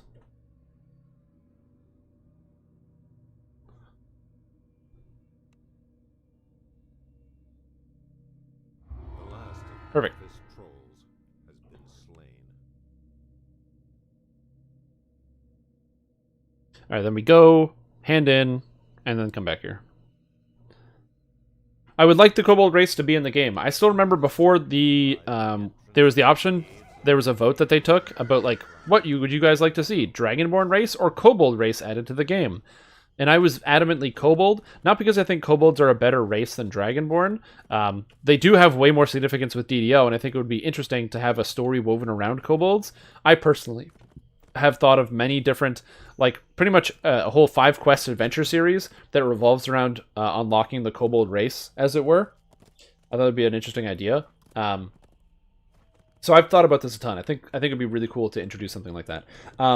But when they were first doing it, the reason why I voted Kobold and not for Dragonborn is because I'm like, oh, cool, Dragonborn is just going to be like half-orc. It's going to be a fucking purple Dragon Knight with scales on it, because it's going to use the same model, and you're going to have just another purple Dragon Knight with scales. It's going to look horrible, and I don't want it.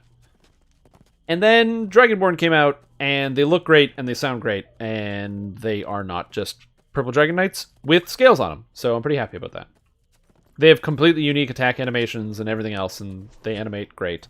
And then Azamar came out, you're like, oh, they're just humans with, like, blue skin. Who cares about that?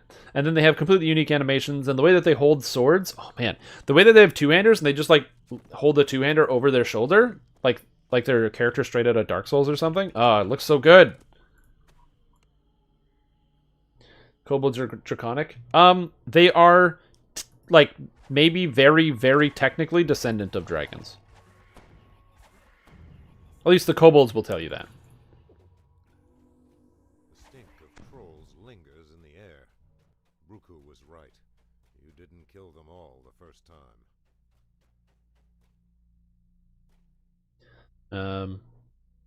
Yeah, with the new expansion, what we know is that it's taking place in the Feywild. It probably has something to do with the witches that they dumped in the harbor.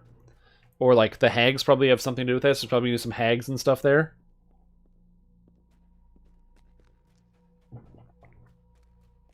And,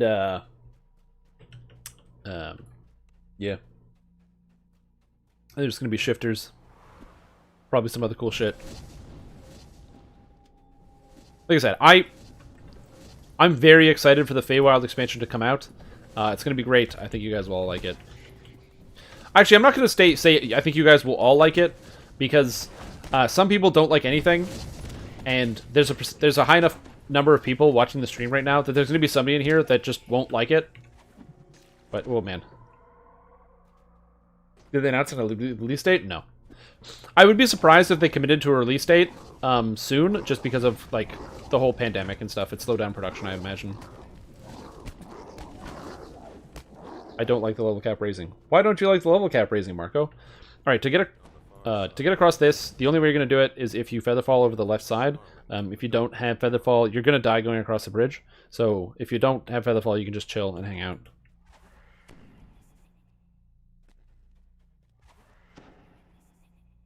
Ooh. And make sure you have, like, jump and featherfall, and you just go here.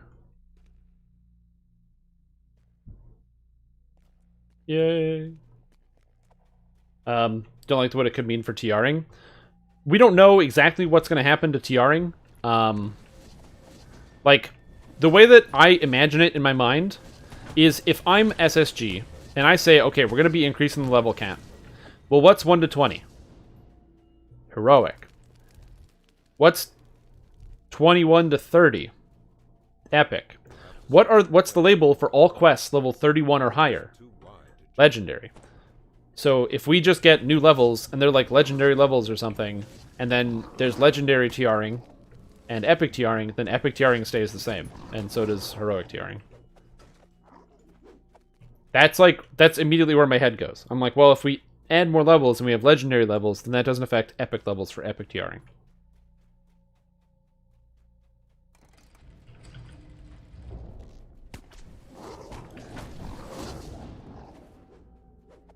They said epic TR stays at 30. There you go. I unfortunately don't catch most of the weekly Wednesday lunchtime live streams with Cordovan, where a lot of the information gets like disseminated, as opposed to in like official blog posts and stuff. Which I kind of wish they would do official blog posts, where they'd be like, "Hey guys, here we are. We're going to talk about this thing that's coming up in the expansion. We just want you to know it's really cool. Here you go, blah blah blah." And then they get a little thing that can circulate to different websites and magazines and things. I'd love to see something like that. Legendary TR. We don't need another type. But what about all the people that have all the TRs, man? What about all the people that have every past life in the game? What are they working for? How do we support them? Now you might say, but Strim Tom, we don't support the people with every past life. They have all the past lives. They should play a new video game. No.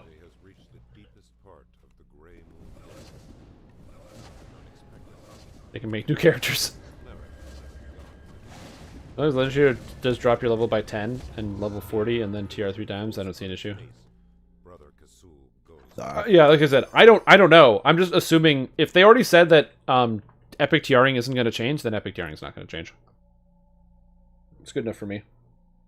We need legendary autos boxes. That'd be horrible. No, please. Please no.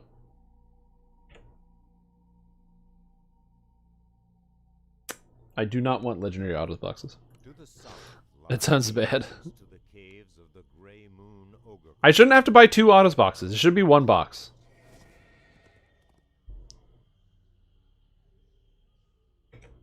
House K, 6s, ruined halls, and forgotten caverns. You just don't want a new level of power creep and leveling? What if they had legendary TRs, but legendary TRs only affected legendary levels?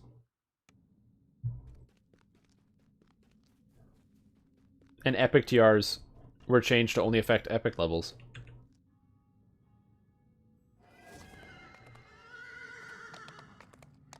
So that stuff didn't, like, change.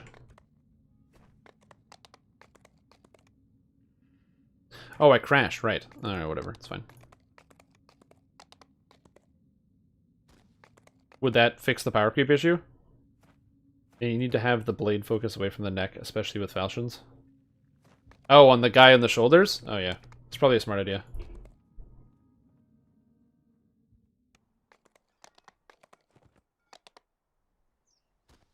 I mean, I think that it's hard to make games without any type of power creep. If you look at a game like Elder Scrolls Online, where the game is 100% lateral progression, it is extremely difficult to get away from power creep. They only do lateral progression, and they still power creep themselves, because it's hard to make stuff that's interesting. Level 41, 42 quest be called? I don't know. A super legendary? I mean, why not?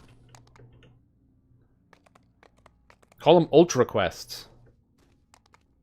Deific. Yeah, call it deific. Heroic, epic, legendary, deific, or deified levels. I do like deified levels.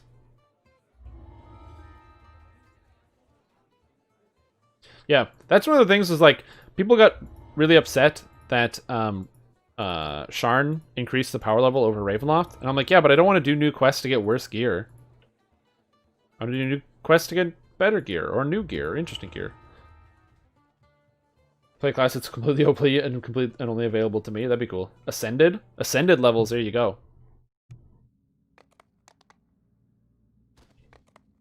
Ruined halls, forgotten caverns. Caverns first. Do I have flasks? I'm good on flasks. Okay, cool. We are good on flasks. Let's just see any XP reduction. Even WoW was willing to do that. Again, I would like it to... I don't think... There should not be heroic and epic autos boxes. I think that's really silly. Just put 1.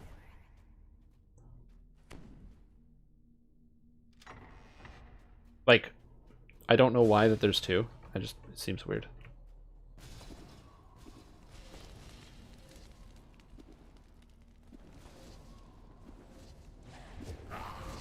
Go away.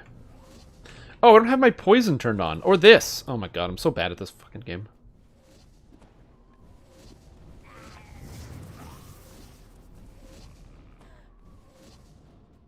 Ugh.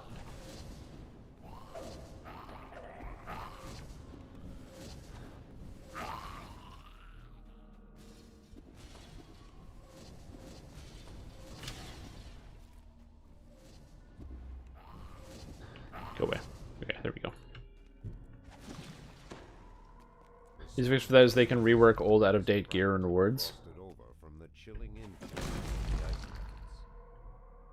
Yeah, but reworking old rewards is literally the definition of power creep. Increasing the level of older items is power creep. By the familiar aromas of pungent mushrooms and even more pungent trolls. Instead of god tier, from the TRs. There should be combined auto. Some people are like chasing racials. Yeah. Like, increasing the power level of items that are previously existing at lower levels to be to a new higher standard is directly power creeping. Oh, this dude just like lock bashed this door open? That's sweet.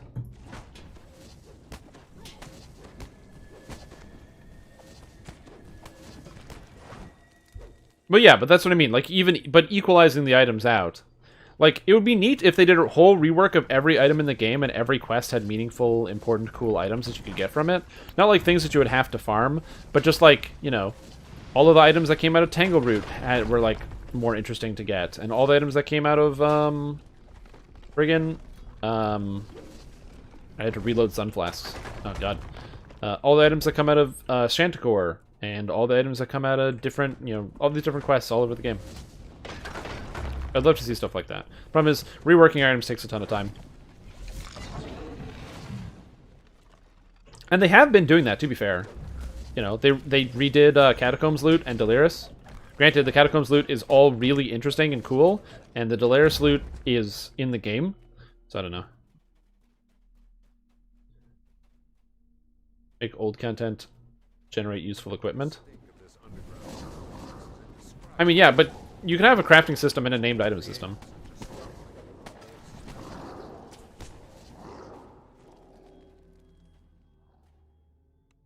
Alright.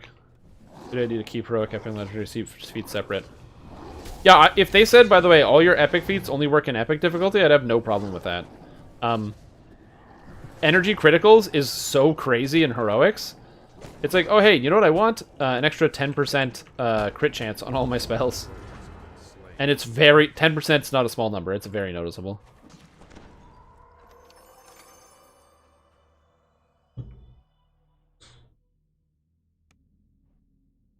Why am I being pinged in a different channel? Don't at everyone. Oh, this is so dumb. I like it when people that at everyone in channels makes me frustrated. God damn it, Discord. It's also my fault for being part of like 100 Discords, but still, it's annoying. Ruined halls.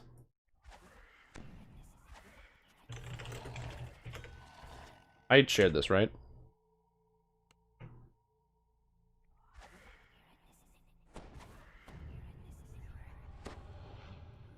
Yeah, of course. We've got like 1,000 people in the Discord. It's great. Big fan.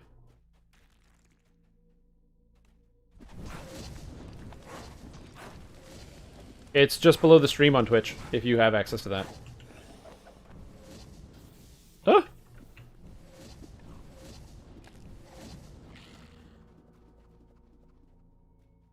In my own Discord, nobody can use at everyone. It's disabled.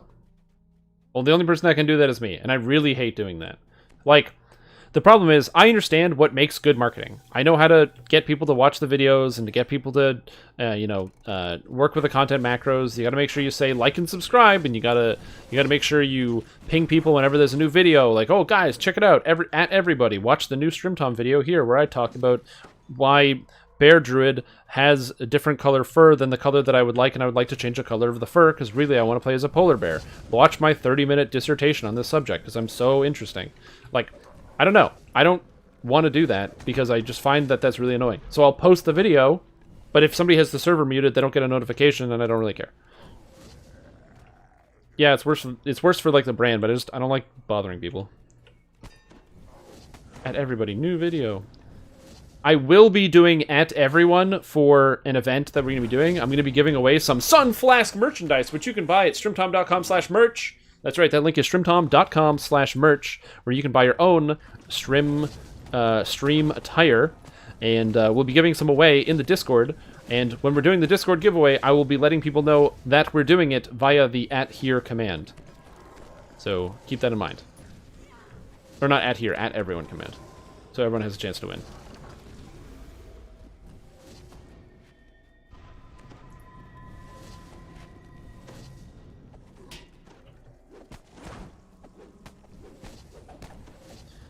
Epic passive feat should not work in heroics.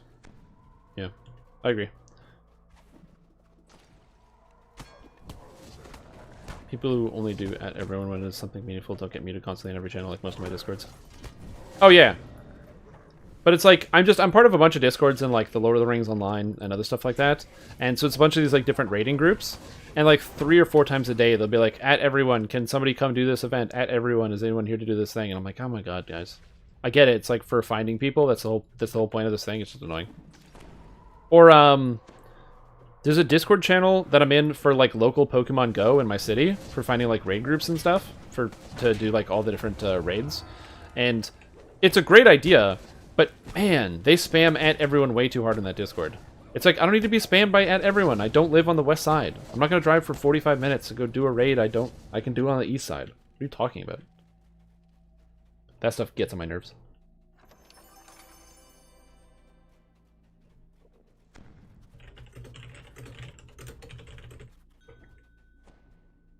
To ranks that people can ping for those types of things. That's true. I could have a sign up. I'd have to be more diligent with the bot that I have in my channel. Now it's time to level up and take level 9. Man, getting this character... Oh, I have 5 enhancement points? Whoa, okay. Deadly Poison is really good. Bad. I don't like that effect. West side and at east side. They do! Every region has... There's like 100 breakdowns for every region in the city. I don't know why they use at everyone so much. Because I only subscribe to the area that I live. And it's a very small area. I'm not going to go for a drive to play Pokemon Go. If I can't walk there, I'm not going there. With the exception of, like, if I go somewhere to play Pokemon Go. So, for example, if I gotta catch water Pokemon, you gotta go to the damn park, which is annoying. You gotta go to the river if you want to catch water Pokemon. These are all interesting. Perform, repair, sure, okay. And I get a feat, perfect, and I need more ranged feats.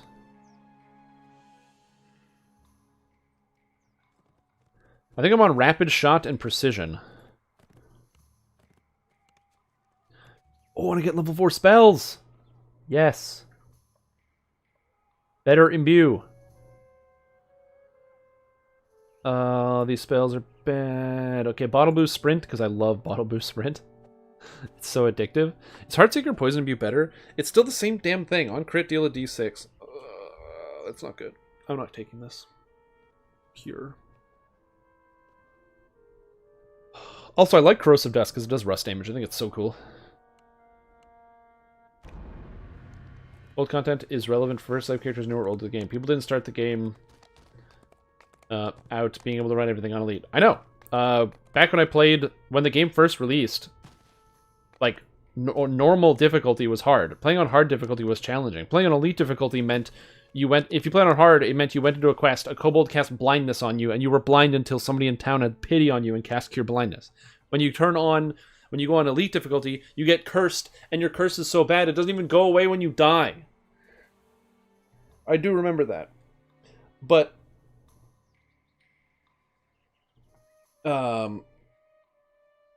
what I'm saying is, like, I don't know, you can, like, I'm not saying don't update old gear. I'm saying do update old gear. I'm not against power creep.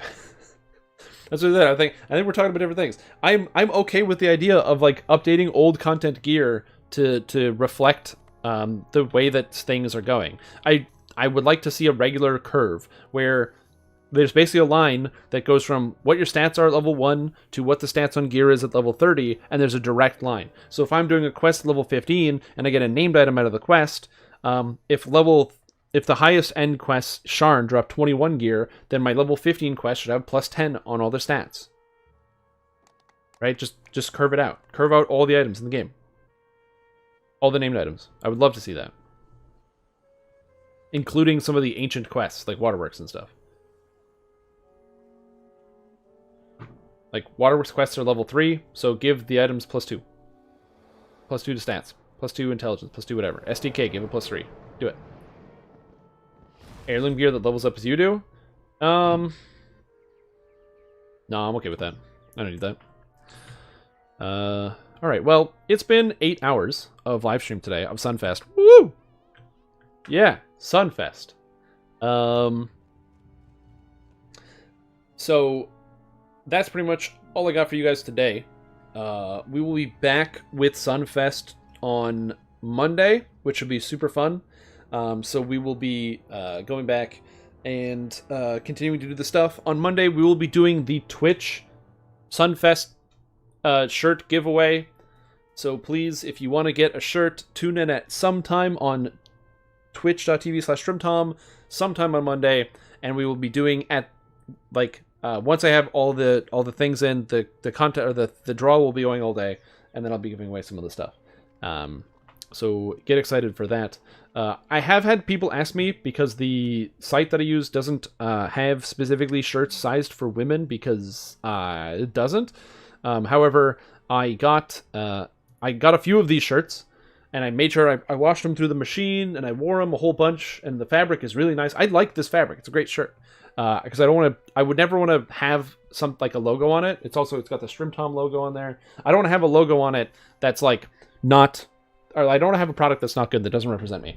Anyway, my roommate, who is a woman, has all the different kinds of the shirts, and she says that they are all very comfortable and they are sized appropriately. So if you happen to be a woman and you're worried about the shirts, don't worry about the shirts.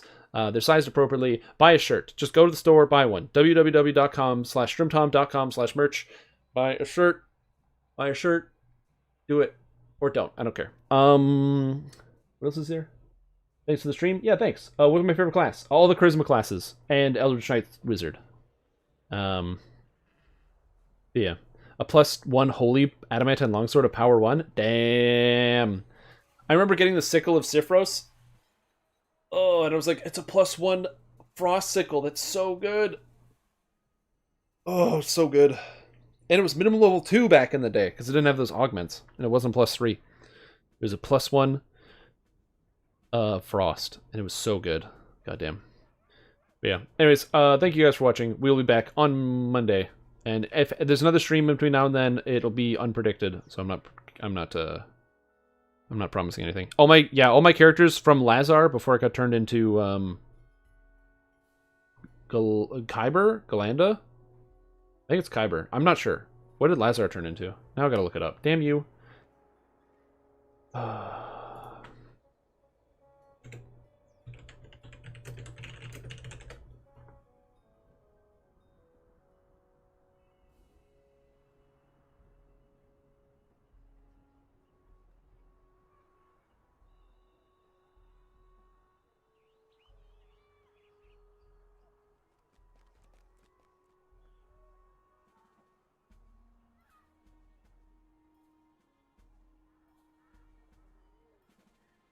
Galanda. Well, anyway, that's where all my characters are then. It was Galanda. Yeah. The cosmetic? Oh. This character's cosmetics. Oh, I didn't actually go through that. So I have the fire eyes, because it's like the sun. From the Reaper eyes. I have the Archon helm from the new Archon, or from the Hardcore League 10 Reaper, or sorry, level 20 helmet? No. What did you get? Did you get the helmet for getting level 20? No, this is the favor reward helmet, or favor reward helmet. So 1750 favor. I have the 10 Reaper point cloak, and this is the Celestial plate of the Avenger. Yeah, plate mail of the Celestial Avenger that drops out of Legendary Tempest Spine. I really like this plate. It's great looking. I think it's really good. All right, now I'm actually turning off the stream because I'm getting distracted. Thank you guys for watching. See you later. Au revoir. And also, I'm going to post a thing if you're watching this on YouTube. I'm going to post a community post. Let me know if you enjoyed the stream and if you'd like to see more things like that. If you don't care, I'll just stay back to Twitch. I just wanted to try it out to see if people actually liked the merging of the things, and so it's all there. Anyways, thanks. See ya.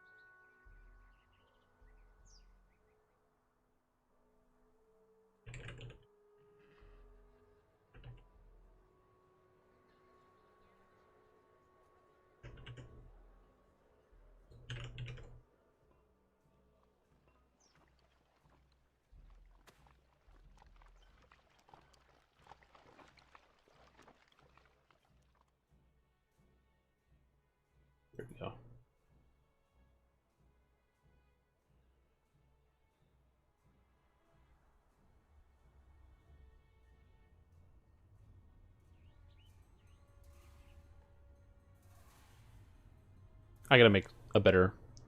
I'm gonna make something. I'm gonna Photoshop it in actual proper type. I didn't do that.